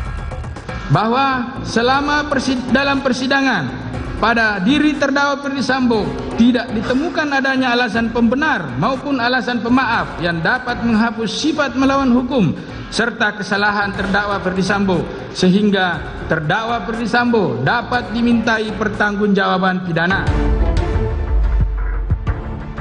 Sementara kepada Richard Eliezer, jaksa seakan mengabaikan kejujuran dan status justice collaborator yang disandang Eliezer dengan membacakan tuntutan hukuman penjara 4 tahun lebih tinggi ketimbang tuntutan hukuman penjara untuk Putri Chandrawati, Kuat Ma'ruf, dan Ricky Rizal. Menjatuhkan pidana terhadap terdakwa Richard Eliezer Pudium Lumiu dengan pidana penjara selama 12 tahun dengan perintah agar terdakwa tetap ditahan, dipotong masa penangkapan. Petugas keamanan mohon kami bantuan untuk mengeluarkan para pendukung. Tolong dikeluarkan pada mereka yang nggak bisa tenang. Sidang tuntutan Richard Eliezer sempat diwarnai kericuhan oleh pengunjung sidang yang tidak terima dengan tuntutan jaksa. Istri Sambo, Putri Chandrawati, dan 2 mantan anak buahnya, Ricky Rizal dan Kuat Ma'ruf, dituntut hukuman penjara yang sama oleh jaksa penuntut umum. Memutuskan menjatuhkan pidana terhadap terdakwa Ricky Rizal Wibowo dengan pidana penjara selama 8 tahun.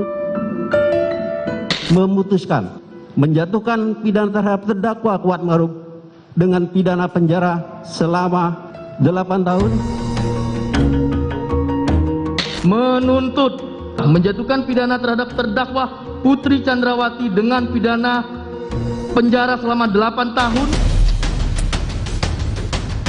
Tuntutan jaksa terhadap Sambo, Putri, Ricky, dan Kuat kontan saja dikecam keluarga almarhum Brigadir Yosua. Itu kan ada pilihan di pasal 340, diancam dengan hukuman pidana paling lama 20 tahun, penjara seumur hidup, atau hukuman mati. Dalam hal ini, Putri Chandrawati sudah terbukti dalam fakta persidangan bahwa dia adalah salah satu aktor intelektual yang menghendaki dan mengingini hilangnya nyawa Joshua ataupun perampasan nyawa Joshua. Masa orang yang memiliki niat jahat membunuh secara berencana, yang mana membunuh itu adalah hak absolut milik Tuhan, hanya dihargai tuntutan 8 tahun. Kelima terdakwa memiliki waktu sepekan untuk membuat nota pembelaan atau pledoi sebelum hakim memutuskan vonis. Keluarga Brigadir Yosua berharap majelis hakim menjatuhkan hukuman seadil-adilnya karena tuntutan jaksa dianggap tidak sesuai dengan kejahatan yang telah diperbuat Sambo dan istrinya. Itu bukan manusia, dia itu memang manusia, perempuan betina yang penuh dusta. Dengan kelicikan mulutnya dia memutar-mutar semua fitnahan buat anak saya yang sudah dirampas nyawanya. Putri bukan manusia, manusia tidak manusia, betina yang bukan manusia, yang tidak memiliki hati nurani.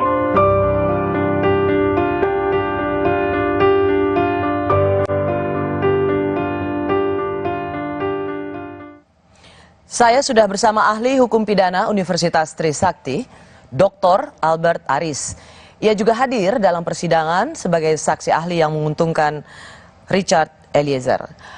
Bung Albert, terima kasih sudah di Rosi. Makasih Mbak Rosi. Kalau kita lihat dalam pembacaan tuntutan pada persidangan kemarin, hari Rabu, maka ada dua bacaan tuntutan yang disambut dengan riuh rendah sehingga majelis hakim harus menghentikan persidangan. Satu untuk tuntutan Putri dan satu untuk tuntutan Richard Eliezer. Riuh rendahnya itu bersifat kekecewaan karena dua-duanya dianggap sangat tidak adil. Apa yang Anda lihat dari reaksi pengunjung sidang pada saat waktu itu? Iya, tanpa mengurangi penghormatan terhadap independensi dan kemerdekaan penuntutan yang dimiliki oleh kejaksaan, dalam hal ini Kejaksaan Negeri Selatan ya, maka kekecewaan publik ini perlu dilihat sebagai gambaran utuh bagaimana rasa keadilan masyarakat itu tercurah pada saat mendengar tuntutan atau rekuisitor dari jaksa penuntut umum. Jadi ini adalah gambaran paling jujur dari reaksi masyarakat untuk membedakan mana yang adil dan mana yang kurang adil. Kalau jaksa adalah penuntut yang mewakili keadilan bagi para pencari keadilan korban dalam hal ini dan juga masyarakat pada umumnya, mengapa? Apa yang Anda lihat ini tidak ditemukan masyarakat pada pembacaan tuntutan kemarin? Iya, khususnya untuk Eliezer ya. Karena Eliezer ini adalah seorang yang sudah jujur mengakui perbuatannya dan statusnya juga merupakan justice collaborator yang bersedia untuk mengungkap tindak pidana ini. Dan jangan lupa Mbak Rosi, dalam konstruksi penyertaan patut diduga Richard Eliezer ini adalah orang yang disuruh melakukan. Artinya dia melaksanakan tindak pidana tersebut karena disuruh dan mendapat perintah jabatan dari atasannya.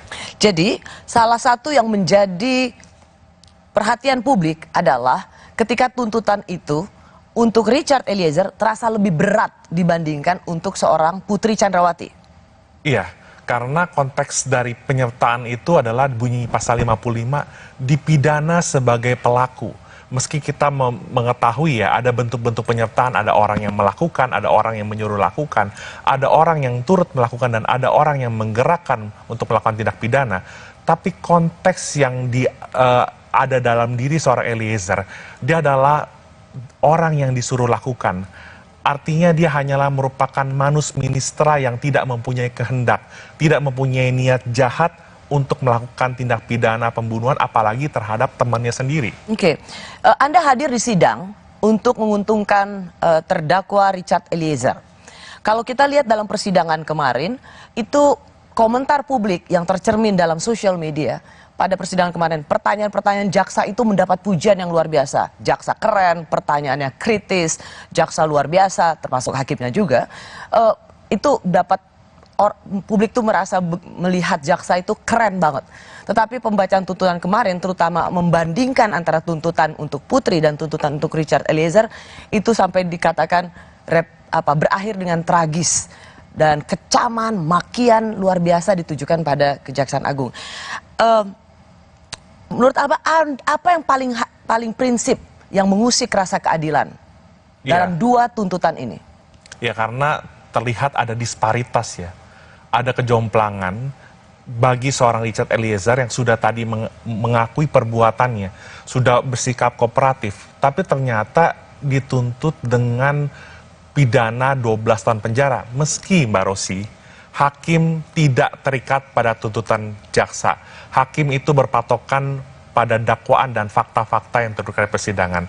Nah, kalau kita lihat ada 3 terdakwa lain yang dituntut 8 tahun, maka publik secara sederhana dalam kacamata awam akan melihat adanya ketidakadilan, terlepas adanya penjelasan-penjelasan secara hukum, penjelasan secara normatif yang sudah disampaikan oleh pihak kejaksaan. Saya ingin mengajak Anda juga untuk melihat salah satu apa yang dikatakan oleh jaksa. Jaksa menyebut PC terbukti mengetahui dan ikut merencanakan pembunuhan itu, tetapi hanya kemudian 8 tahun. Coba kita lihat sama-sama apa kata jaksa dalam tuntutannya. Maka rangkaian perbuatan dan peranan terdakwa Putri Chandrawati jelas telah menunjukkan adanya unsur dengan sengaja dalam bentuk kehendak dan pengetahuan yang dimiliki terdakwa Putri, adanya unsur dengan direncanakan lebih dahulu yaitu dimulai dari hari Kamis tanggal 7 Juli 2022 di Rumah Magelang. Terdakwa Putri meminta saksi Riki Rizal Wibowo melucuti senjata api jenis HS milik korban Nofriansah dan senjata api jenis Steyr.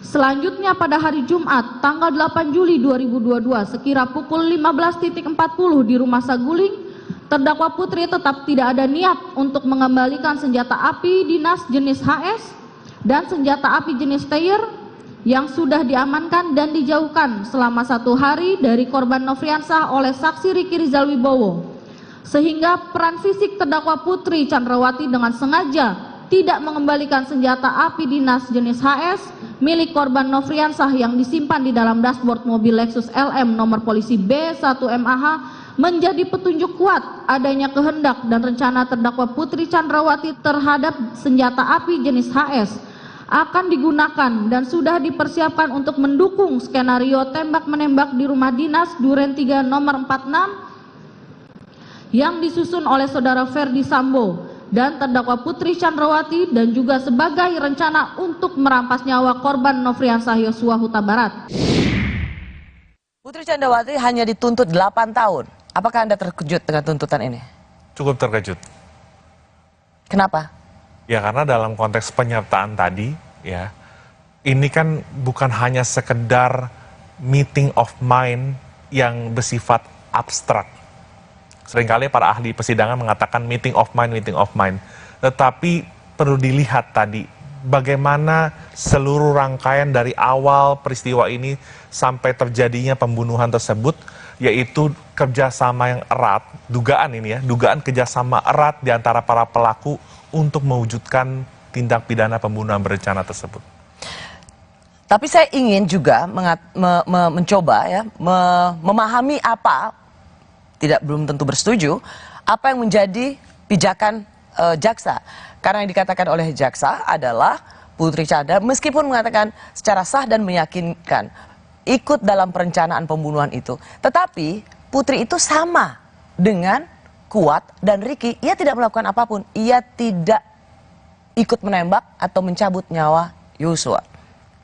Iya, dalam penyertaan atau delneming hukum pidana, memang tidak semuanya para pelaku tindak pidana itu mewujudkan delik. Ada beberapa kemungkinan, ada kemungkinan seluruh peserta itu mewujudkan delik, ada kemungkinan yang kedua hanya salah satu pelaku yang mewujudkan delik, atau kemungkinan ketiga adalah tidak ada yang mewujudkan delik tetapi tindak pidana itu terjadi karena kerjasama yang erat tadi.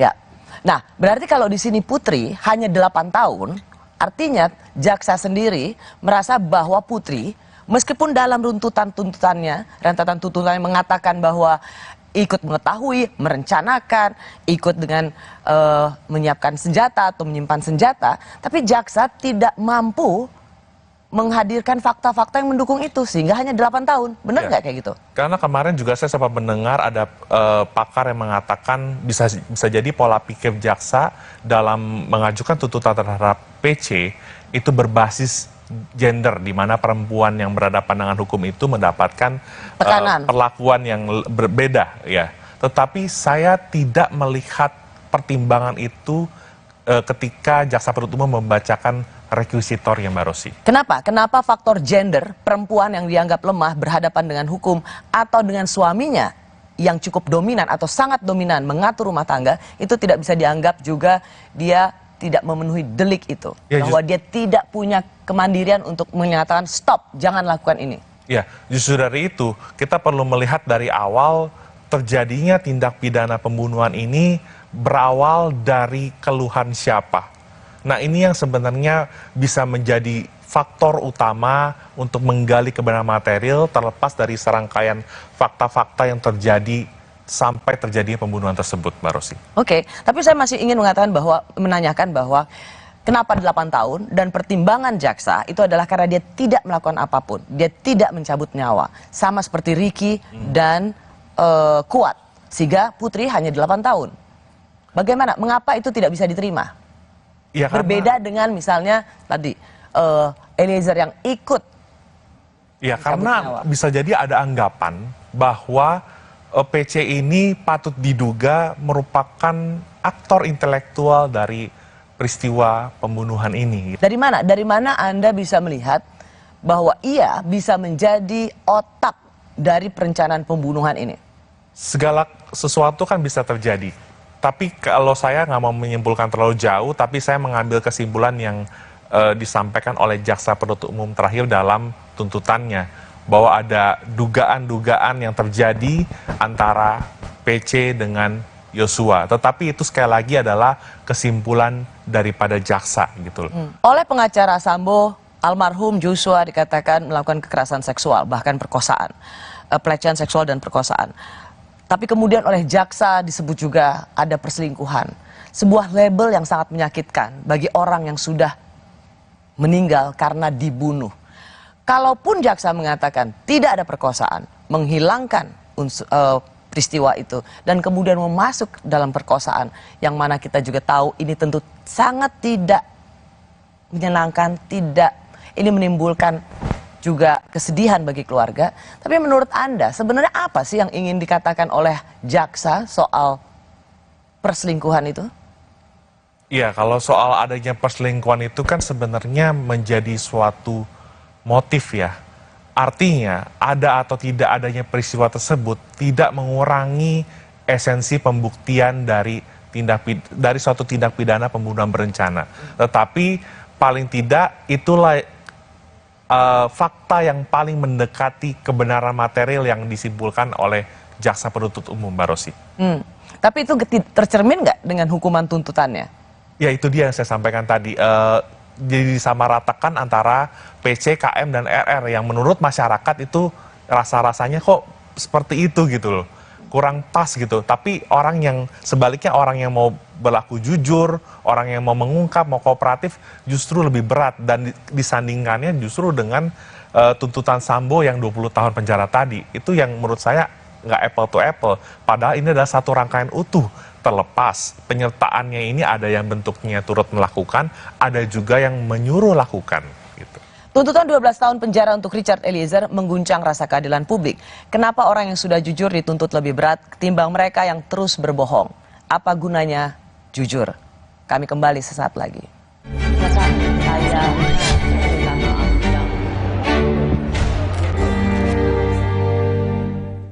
Aku pilih Morinaga karena triple bifidusnya bantu jaga daya tahan tubuh dan dukung proses belajarnya serta optimalkan tumbuh kembangnya.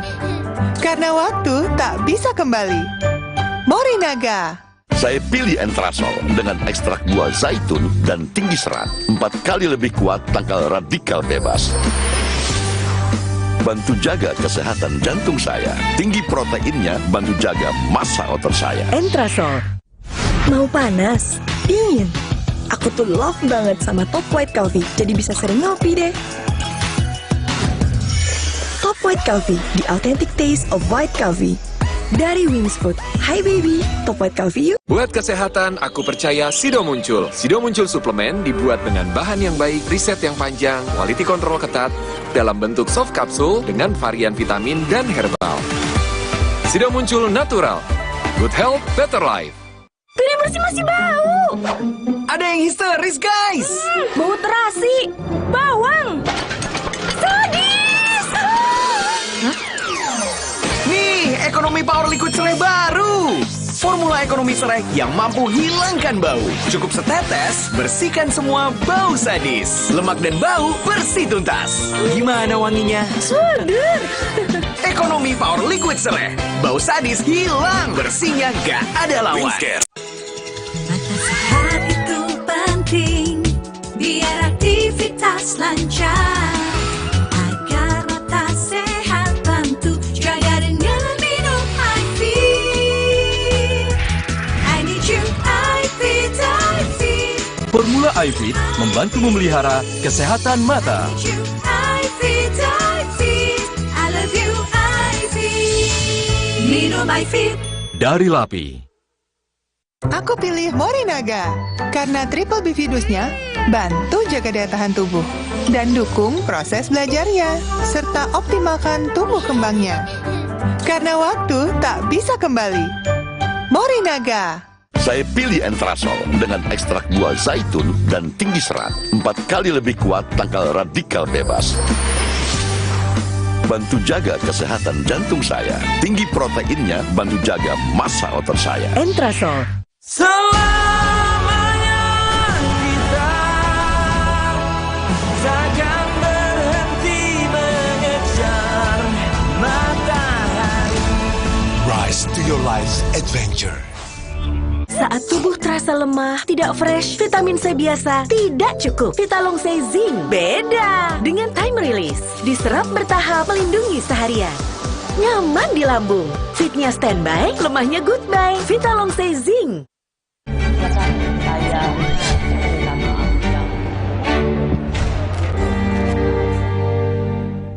Sejak awal kami sampaikan bahwa klien kami tidak mempunyai niat mens rea, sudah terungkap di persidangan. Kami pikir bahwa status dia sebagai GC tidak diperhatikan, tidak dilihat oleh jaksa penuntut umum. Bahwa kami melihat bahwa perjuangan dari awal bagaimana Richard Eliezer yang coba konsisten dan ketika dia harus berani mengambil sikap, kemudian dia berani berkata jujur dari proses penyidikan sampai proses persidangan itu ditunjukkan. Dan di dalam hal ini ketika Richard Eliezer sudah berani jujur dan kemudian tuntutannya juga pun harus tinggi di antara terdakwa yang lainnya yang menjadi otak dari perencanaan pembunuhan ini, biarlah publik yang menilai. Kami berharap hakim sebagai wakil Tuhan bisa menerapkan keadilan bagi Richard Eliezer.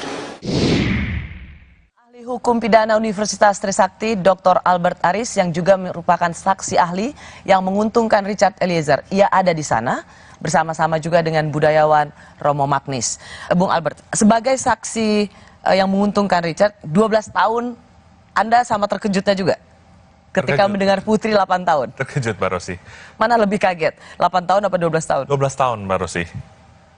Karena dari pembicaraan informal dengan teman-teman ya, saya menduga mungkin tuntutan Eliezer itu berkisar paling tidak 5 tahun ya, Mbak Rosi. Tapi ketika mendengar tuntutan Eliezer 12 tahun, kami semua tuh kaget gitu loh. Kok orang yang bersedia jujur, orang yang disuruh lakukan, bahkan menyandang status JC, justru dikaitkan atau dibandingkan dengan orang yang menjadi pelaku utamanya gitu. Dalam hal ini adalah Sambo gitu kan ya, yang tuntutannya adalah seumur hidup. Oke, tapi kalau saya misalnya mengatakan apa yang menjadi landasan tuntutan jaksa, dikatakan oleh Jampidum Fadil Jumhana, ia mengatakan begini, kami menuntut seumur hidup itu atas pertimbangan sebetulnya bahwa Ferdi Sambo ini adalah sebagai intellectual dader dalam perkara ini atau aktor utama. Sebagai intellectual dader, dia menghendaki adanya kematian. Lalu untuk mewujudkan itu, dia meminta yang pertama adalah Ricky Rizal. Tapi Ricky dengan kesadarannya menyatakan dia tidak kuat. Kita sudah sering dengar ini. Tidak berani sehingga dia menolak. Lalu dia perintahkan Richard Eliezer. Richard Eliezer memiliki keberanian. Maka saya menyatakan bahwa, atau jaksa menyatakan Eliezer juga sebagai dader, sebagai pelaku yang menghabisi nyawa daripada korban Yosua Huta Barat. Jadi jaksa melihat Richard Eliezer tidak bisa melenggang bebas karena bagaimanapun juga jaksa menganggap Richard ini adalah pelaku. Ya. Jadi begini Mbak Rosi, dari ahli-ahli pidana yang diajukan oleh jaksa sendiri, sudah dikatakan bahwa orang yang disuruh lakukan tersebut hanyalah merupakan alat yang tidak memiliki kehendak dan tidak bisa dipertanggungjawabkan. Dan bahkan itu saya afirmasi juga ketika saya memberikan keterangan ahli. Yang jadi pertanyaan, mengapa keterangan ahli yang diajukan oleh jaksa penuntut sendiri tidak dijadikan parameter atau landasan dalam menyusun tuntutan atau rekuisitor ini gitu loh. Kalau pola pikirnya masih seperti ini, maka orang-orang yang bersedia untuk mengungkap suatu perkara, orang-orang yang sudah jujur mengakui perbuatannya, maka akan mengurungkan niatnya. Ini akan menjadi suatu presiden buruk di waktu yang akan datang, Mbak Rosi. Tadi ada mengatakan dalam banyak pembicaraan, dalam banyak diskusi, dalam banyak tebakan soal berapa yang akan diterima, tuntutan diterima oleh Richard Eliezer, Anda mengatakan 5 tahun. Artinya di bawah Ricky Rizal dan Kuat. Bagaimana argumentasi itu bisa masuk akal ketika yang dua ini 8 tahun dia tidak membunuh. Sementara Richard Eliezer dia ikut serta dalam menghabisi nyawa. Iya, jadi kan tadi saya sudah menerangkan kepada Mbak Rosi ya, bahwa bentuk penyertaan ini memang agak sedikit berbeda-beda ya. Kalau konteksnya Richard Eliezer, dia adalah dader karena disuruh oleh Don Player. Nah, orang yang menyuruh lakukan ini adalah sebenarnya yang bisa dipertanggungjawabkan. Tetapi dader yang disuruh oleh Don Player ini hanya merupakan alat, Mbak Rosi. Jadi sebenarnya dia nggak punya kehendak, dia nggak punya kesalahan. Seluruh literatur yang hukum pidana yang saya miliki kebanyakan mengatakan demikian, Mbak Rosi. Kalau Ricky bisa menolak, kenapa Richard tidak bisa menolak? Karena dalam tuntutan jaksa juga disebutkan, melukiskan bagaimana ada yang disuruh tapi bisa menolak, yang satu disuruh dan melakukannya. Inilah pentingnya kehadiran ahli-ahli pendukung dalam pembuktian hukum acara pidana, Mbak Rosi. Kesalahan psikologis menjadi hal yang amat penting, Mbak Rosi. Saya tidak mau membandingkan antara Polantas dan Brimob dalam hal ini sebenarnya, Mbak Rosi. Ricky Rizal adalah Polantas. Ya, tapi background Ricky Rizal adalah Polantas. Tidak mungkin orang yang melakukan pelanggaran lalu lintas langsung serta-merta ditembak, tanda kutip kan ya, Mbak Rosi. Tetapi Brimob itu adalah paramiliter, semi-militer, yang ketaatan, kepatuhan, dan penundukan submission dirinya terhadap atasan itu begitu tinggi.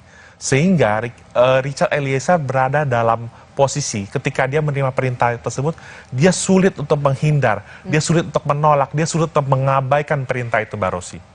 Bayangin, Mbak Rosi, yang saya dengar informasinya juga ada jeda 18 tingkat antara Ferdy Sambo dengan Richard Eliezer. Bagaimana mungkin seorang yang sangat terendah itu kuasa untuk menolak perintah dari seorang Ferdy Sambo? Kadipropam, polisinya polisi, jenderal bintang 2, dan kekuasaannya amat besar. Kalau misalnya ada penasihat hukum ternama yang mengatakan, ya dia tetap bisa punya pilihan, resign atau pergi ketika disuruh, tapi toh dia tetap memilih untuk menembak. Ya, inilah pola pikir yang memang kita harus move on, Mbak Rosi. Pola pikir yang disampaikan oleh pengacara kondang tersebut dan juga kemarin dikutip oleh jaksa penuntut umum dalam penutup tuntutannya masih menggunakan kesalahan normatif yang diajarkan oleh Profesor Mulyatno tahun 1955 silam. Gimana kesalahannya? Arti begini, menilai sikap batin orang itu menurut ukuran-ukuran normatif. Kamu kan bisa resign, kamu bisa pulang kampung, kamu bisa mengundurkan diri, kamu bisa melaporkan, tapi lupa melihat kesalahan psikologis. Ya makanya dihadirkan kan ahli psikologi forensik, psikologi dari ilmuwan dan sebagainya, filsafat ilmu, itu sebenarnya untuk menguji apakah betul ada niat jahat dari seorang penerima perintah ini sehingga dia tidak bisa kuasa menolak perintah tersebut, Mbak Rosi. Ya. Nah, makanya dengan adanya KUHP baru saat ini, Mbak Rosi, keseimbangan antara kesalahan normatif dan kesalahan psikologis itu menjadi penting, Mbak Rosi. Ya, karena ketika dia diperintahkan oleh atasannya, maka dia tidak bisa dipidana sama sekali. Betul. Dalam KUHP yang baru. Maka dari itu, Mbak Rosi, Mahkamah Agung tahun 2007 menjelaskan dalam perkara pelanggaran HAM berat ya, dalam konteks tanggung jawab atasan, ketika ada hubungan secara de facto dan de jure, pengendalian efektif, rantai kepemimpinan yang begitu kuat, maka disitulah ada otoritas yang memungkinkan adanya tanggung jawab atasan terhadap bawahannya. Dan ketika bawahan itu menjalankan tugasnya, maka dia tidak bisa sebagai alat yang dipidana. Iya. Nah, tapi begini Bung Albert, izinkan saya untuk terus mempertanyakan apa yang menjadi tuntutan jaksa. Misalnya dikatakan bahwa toh pada saat menembak itu ia juga tidak berada dalam situasi yang diintimidasi. Misalnya dalam situasi, saya bertanya pada jaksa, mengapa seorang Richard Eliezer 12 tahun, dia bilang karena pada saat ditembak itu ia bisa lebih ringan atau dibebaskan kalau pada saat dia disuruh melakukan tembakan itu ia sendiri dalam ancaman. Misalnya kalau kamu nggak tembak dia maka saya akan menembak kamu. Nah, Richard tidak berada dalam situasi psikologi seperti ini atau ancaman yang mematikan seperti ini. Inilah sebenarnya bedanya pasal 48 tentang daya paksa dan pasal 51 tentang perintah jabatan, Mbak Rosi. Dua-duanya sebenarnya dalam keadaan terpaksa, Mbak Rosi. Kalau 48 itu atas satu kekuatan yang nggak bisa ditahan. Tapi dalam konteks pasal 51 tentang perintah jabatan Amtelk Bevel, pakar hukum pidana Belanda Van Bemmelen mengatakan, ketika seorang menerima perintah jabatan, sesungguhnya itu dia berada dalam keadaan terpaksa karena diperhadapkan pada konflik. Di satu sisi nggak boleh membunuh, nggak boleh merusak barang milik orang lain, nggak boleh mengambil milik orang lain, tapi di satu sisi dia harus patuh dan taat terhadap perintah jabatan yang diberikan oleh atasannya tersebut. Atasannya yang bukan saja berwenang ya, tapi memiliki otoritas langsung terhadap dia, gitu. Dan Jadi, menentukan hidup mati karir.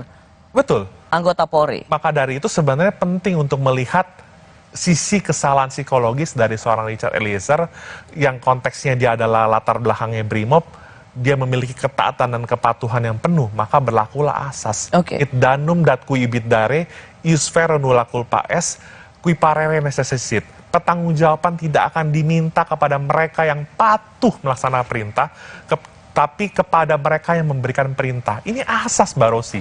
Asas. Jadi kalau ada keraguan-raguan dalam membaca pasal 51, kita semua di Fakultas Hukum sudah diajarkan sejak awal, kembali kepada asas. Anda berulang kali membandingkan Polantas dan Brimob. Ricky Rizal adalah Polantas, Eliezer adalah Brimob. Ricky Rizal dijadikan contoh bahwa Ricky Rizal bisa menolak, sementara Eliezer tidak bisa menolak. Jadi Anda sendiri sebenarnya Anda ingin mengatakan Ricky Rizal itu menolak bukan karena dia punya kemandirian atau menolak suruhan, ya karena dia tidak punya skill untuk itu. Ia seorang Polantas. Itu yang ingin sebenarnya Anda tekankan. Ya, tentu tanpa bermaksud membandingkan antara Polantas atau tidak ingin merendahkan profesi Polantas. Tetapi apa yang dibangun di tubuh Polri selama bertahun-tahun dengan adanya rentang jabatan, tadi saya sudah katakan ada 18 hierarki tingkat perbedaan antara Eliezer dengan Sambo. Ini membuat komando yang tercipta, sistemnya itu begitu memungkinkan tidak dibantahnya atau tidak dipertanyakannya suatu perintah. Bagaimana kemudian kalau dengan anggapan jaksa atau tuntutan jaksa yang katanya ini sudah sangat memenuhi ketentuan yang ada, sudah memenuhi rasa keadilan, versi jaksa, mengatakan bahwa jangan melihat Eliezer ini sendirian 12 tahun, tetapi lihatlah dia dari atasnya, yaitu Ferdi Sambo yang bersama-sama melakukan perbuatan menghabisi, mencabut nyawa orang. Nah, Ferdi Sambo seumur hidup. Maka 12 tahun kalau dibandingkan dengan seumur hidup, itu justru sangat ringan untuk seorang Richard Eliezer. Maaf Mbak Rosi, saya kok gak habis pikir Mbak Rosi ya. Dari literatur yang saya miliki, Don Plehen itu, orang yang disuruh melakukan oleh Don Plehen itu sebenarnya adalah orang yang gak bisa dipertanggungjawabkan.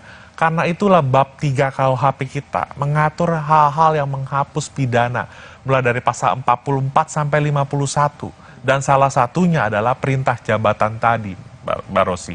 Ketika seorang menerima perintah jabatan, maka perbuatan pidana yang dilakukan oleh si penerima perintah jabatan tersebut menjadi hapus elemen melawan hukumnya.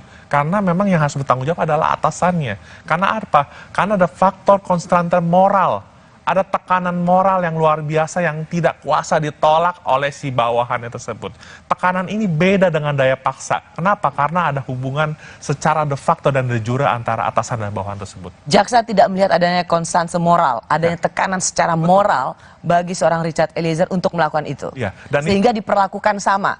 Iya, dan itu hanya bisa dibuktikan dengan menilai kesalahan psikologis. Mohon maaf Mbak Rosi, kalau Indonesia masih menggunakan dan mempertahankan kesalahan normatif, deskriptif secara absolut, maka kita lihat, mohon maaf dengan segala hormat, kita lihat realitanya saat ini, lembaga pemasyarakatan kita, penjara kita penuh. Karena nenek yang mencuri 3 buah kakao dan sebagainya, ini hanya ilustrasi Mbak Rosi ya. Orang yang mengobati istrinya dengan ganja dan sebagainya, itu menjadi dipersalahkan secara normatif. Karena tidak pernah dilihat dari sisi kesalahan psikologisnya. KUHP hadir untuk mengembalikan keseimbangan itu. Saya tidak bilang kesalahan psikologis lebih baik, Mbak Rosi, daripada kesalahan normatif. Tetapi perlu dilihat keseimbangannya. Bagaimana posisi seorang bawahan yang tadi begitu beda pangkatnya jauh sekali, apalagi yang merintah itu adalah polisi, sanggup untuk menolak perintah tersebut, Mbak Rosi. Dalam sidang dengan terdakwa Sambo atau sidang pembunuhan Brigadir Yosua, kita melihat banyak yang menangis. Ada tangisan Putri, tapi kemarin pada saat pembacaan tuntutan, publik juga melihat ada jaksa yang menahan tangis. Ini dia. Terbukti secara sah dan meyakinkan melakukan tindak pidana merampas nyawa orang secara bersama-sama sebagaimana diatur dan diancam pidana dalam dakwaan primer melanggar pasal 340 junto pasal 55 ayat 1 ke 1 KUHP pidana. 2. Menjatuhkan pidana terhadap terdakwa Richard Eliezer Pudium Lumiu dengan pidana penjara selama 12 tahun dengan perintah agar terdakwa tetap ditahan, dipotong masa penangkapan. Kepada para pengunjung, mohon untuk tenang. Kalau Anda lihat tadi, banyak yang mengomentari kenapa jaksa seperti menahan tangis dan jaksa di sebelahnya juga ikut seperti memberikan tepukan di belakang punggungnya. Apa yang Anda lihat? Ya, ini pertama-tama kejaksaan itu satu atap, Mbak Rosi ya. Tetapi dalam konteks rencana penuntutan atau rentut, dengan saya nggak tahu ya, saya nggak menduga-duga apakah itu menangis atau menyeka keringat. Tapi kalau diasumsikan itu adalah menangis, berarti ketika menyusun tuntutan ini bisa jadi, Mbak Rosi, bisa jadi ini ya, suaranya tidak bulat, Mbak Rosi. Jadi Anda bilang bisa jadi sebenarnya tidak bulat. Ya, tidak bulat. Jadi ada relasi kuasa juga dalam menentukan rencana tuntutan. Jaksa-jaksa di bawah atau itu punya tuntutan yang lain, tetapi kuasa di atasnya menentukan yang berbeda. Itukah yang ingin Anda katakan? Begini, Mbak Rosi, kami sebagai praktisi hukum itu kan melihat segala sesuatu berdasarkan alat bukti, Mbak Rosi. Tetapi jangan lupa, ketika menegakkan hukum, meski dalam posisi yang berbeda sekalipun, ada hati nurani, Mbak Rosi. Ada hati nurani, Mbak Rosi. Dan bisa jadi hati nurani itu berteriak ketika ada sesuatu yang dirasakan kurang adil, Mbak Rosi. Oleh karena itu, izinkan saya hari ini mengungkapkan apa yang disampaikan oleh Jeremy Bentham. Apa manfaat pemidanaan yang begitu berat untuk seorang Eliezer yang begitu jujur? Apakah dia bisa memperbaiki kelakuan Eliezer, pemidanaan itu? Yang kedua, apakah dia bisa mencegah Eliezer melakukan tindak pidana di kemudian hari? Dan yang terakhir, Mbak Rosi, apakah ada manfaat yang diterima oleh keluarga dari korban? Sedang yang saya dengar, keluarga korban Yosua sendiri karena melihat kejujuran Eliezer, mereka mengapresiasi sikap dari Eliezer tersebut, Mbak Rosi. Tuntutan hukuman Ferdi Sambo seumur hidup, tapi sang istri hanya 8 tahun lebih ringan dari Richard Eliezer. Benarkah pengaruh Ferdi Sambo masih kuat? Kami kembali sesaat lagi.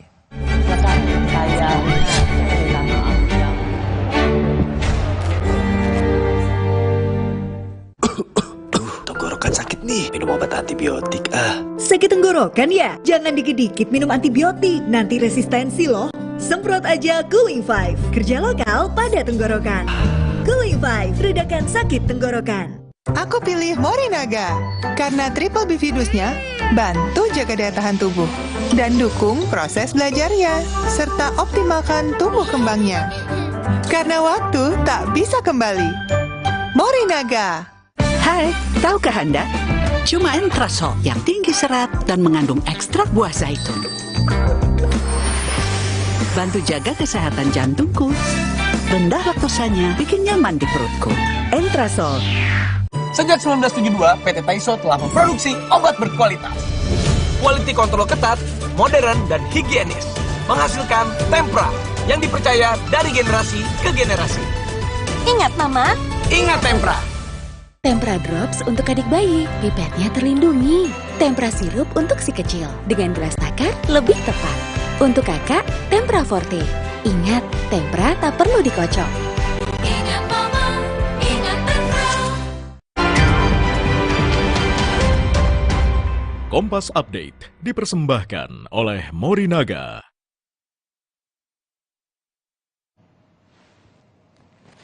Pukul 21 waktu Indonesia Barat, kami perbarui informasi Anda di Kompas Update. Bersama saya Francisco Donasiano.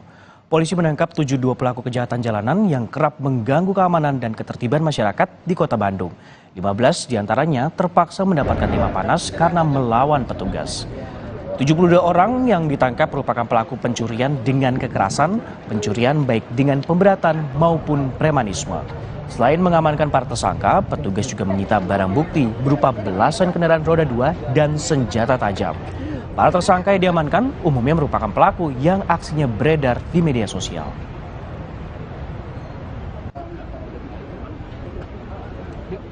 Demikian Kompas Update, saya Francisco Donasiano. Sampai jumpa.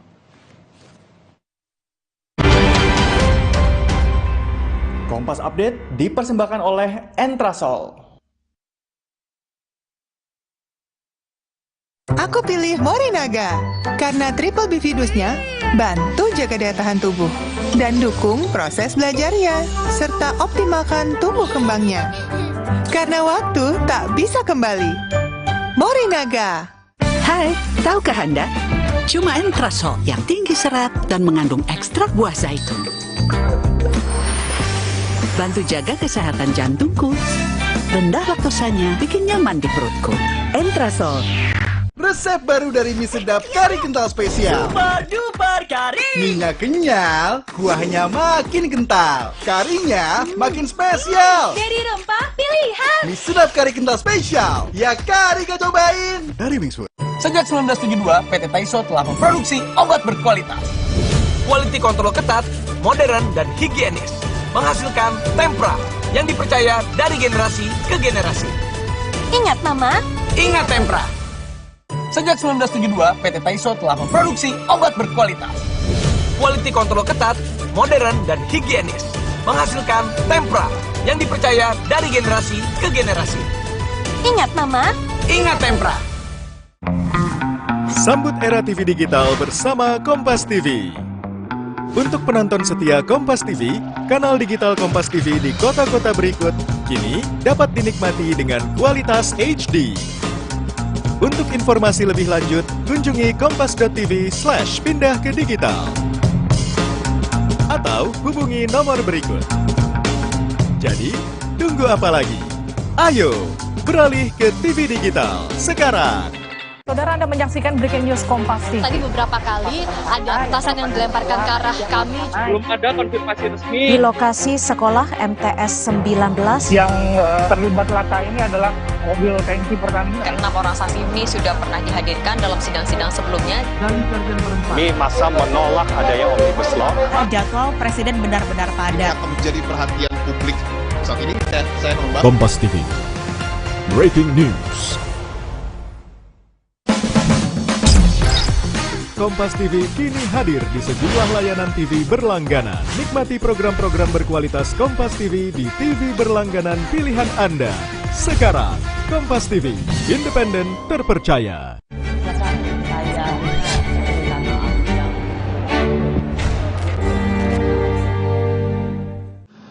Perbuatan terdakwa telah mencoreng institusi Polri di mata masyarakat Indonesia dan dunia internasional.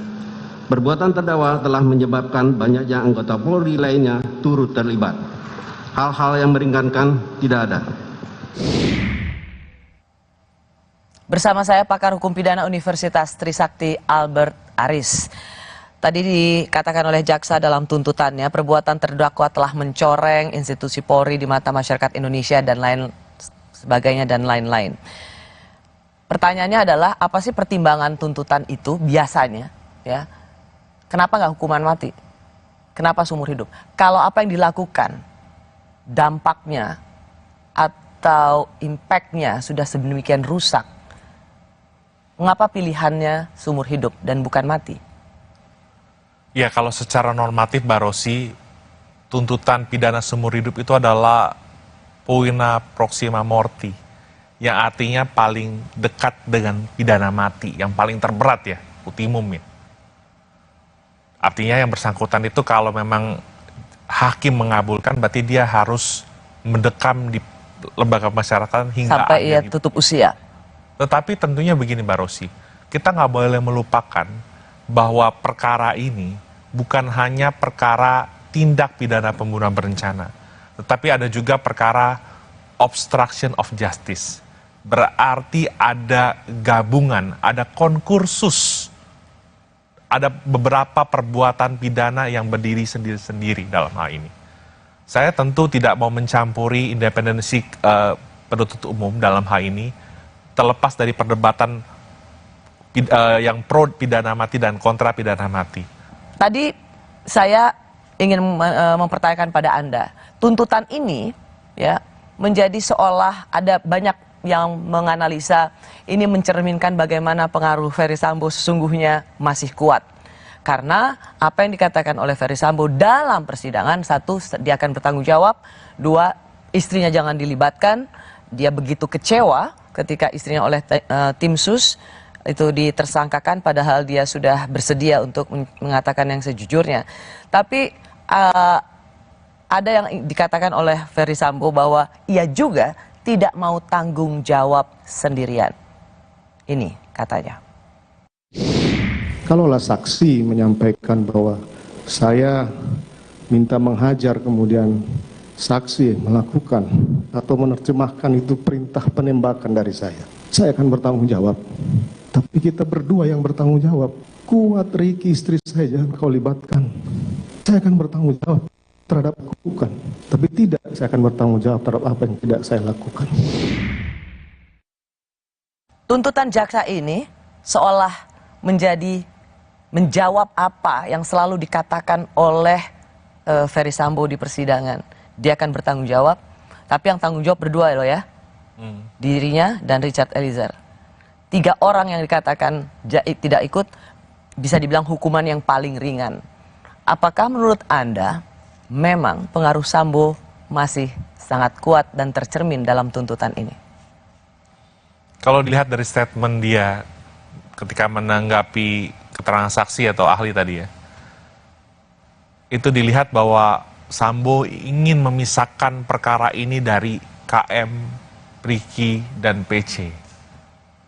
Kalau pertanyaannya adalah apakah masih punya pengaruh yang kuat, jelas dia secara... Bentar, Sambo ingin memisahkan perkara ini biar dia dan Ricky, maka yang 3 lagi sendiri. Betul. Dan itu tercermin dong di tuntutan. Anda sendiri kan mengatakan tadi di awal perbincangan kita bahwa jaksa dengan terlihat dari tuntutannya memisahkan itu. Berarti ini menjawab harapan Sambo. Tuntutan ini mencerminkan apa yang menjadi keinginan Ferdy Sambo. Ya, secara tidak langsung kalau dalam konstruksi penyertaan, bentuk-bentuk penyertaan seolah-olah demikian tergambarnya seperti itu. Meskipun penyertaan itu harus dipandang sebagai suatu kesatuan untuk mewujudkan tindak pidana. Ya, itu argumentasi Anda. Karena pertanyaan saya begini, jadi benar ya? Benarkah menurut Anda pengaruh Sambo seolah-olah seperti itu, Mbak Rosi, seolah-olah. Karena tadi kalau pertanyaannya adalah apakah masih memiliki kekuasaan, ya kita nggak bisa memungkiri. Seorang Kadif Propam itu memiliki jabatan, kewenangan, kekuasaan yang begitu luar biasa. Polisinya polisi. Artinya selama menjabat sebagai Kadif Propam, tentu Pak Ferdy Sambo juga memiliki banyak sekali pengetahuan dan juga pengalaman yang mengenai kasus-kasus yang sudah terjadi selama ini yang mungkin saja memiliki keterkaitan dengan oknum penyidik yang pernah dilaporkan ke Propam tersebut. Kecewa dengan tuntutan jaksa, Ibunda almarhum Yosua meminta hakim memberikan keadilan bagi Yosua. Kami kembali sesaat lagi.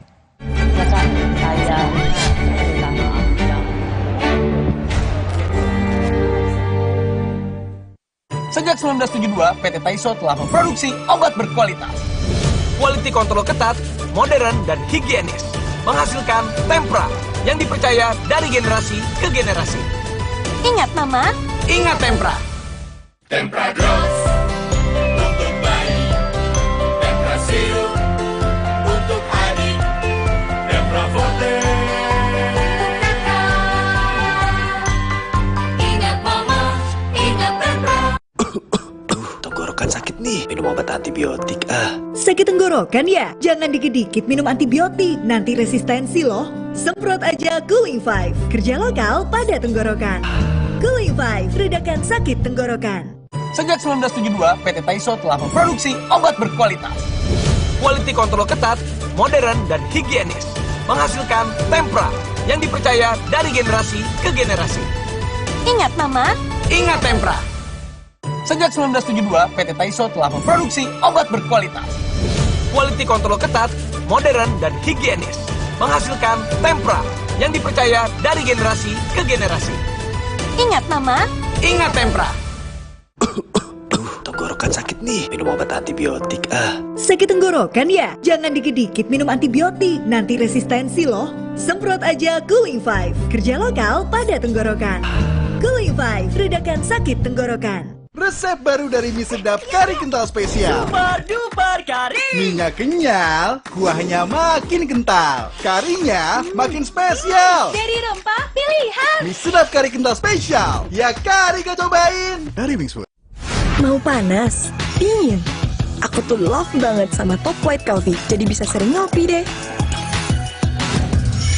Top White Coffee, the authentic taste of white coffee. Dari Wings Food. Hai baby, Top White Coffee yuk. Saudara, Anda menyaksikan Breaking News Kompas TV. Tadi beberapa kali ada petasan yang dilemparkan ke arah kami. Belum ada konfirmasi resmi. Di lokasi sekolah MTS 19. Yang terlibat laka ini adalah mobil tangki Pertamina. 6 orang saksi ini sudah pernah dihadirkan dalam sidang-sidang sebelumnya. Kami masa menolak adanya Omnibus Law. Jadwal Presiden benar-benar padat. Akan menjadi perhatian publik. Saat ini saya membahas. Kompas TV, Breaking News. Sambut era TV digital bersama Kompas TV. Untuk penonton setia Kompas TV, kanal digital Kompas TV di kota-kota berikut kini dapat dinikmati dengan kualitas HD. Untuk informasi lebih lanjut, kunjungi kompas.tv/pindah ke digital. Atau hubungi nomor berikut. Jadi, tunggu apa lagi? Ayo, beralih ke TV digital sekarang. Negara akhirnya mengakui terjadinya berbagai kasus pelanggaran HAM berat. Presiden Jokowi juga berjanji memulihkan hak korban. Sayangnya, hanya 12 kasus yang diakui olehnya dan lebih mengutamakan proses penyelesaian di luar pengadilan. Sementara korban dan keluarga korban berharap dituntaskan di pengadilan. Seriuskah pemerintah dalam menyelesaikan kasus pelanggaran HAM berat? Simak pembahasannya dalam Dua Arah, Jumat 20 Januari, pukul 8:30 malam. Live di Kompas TV.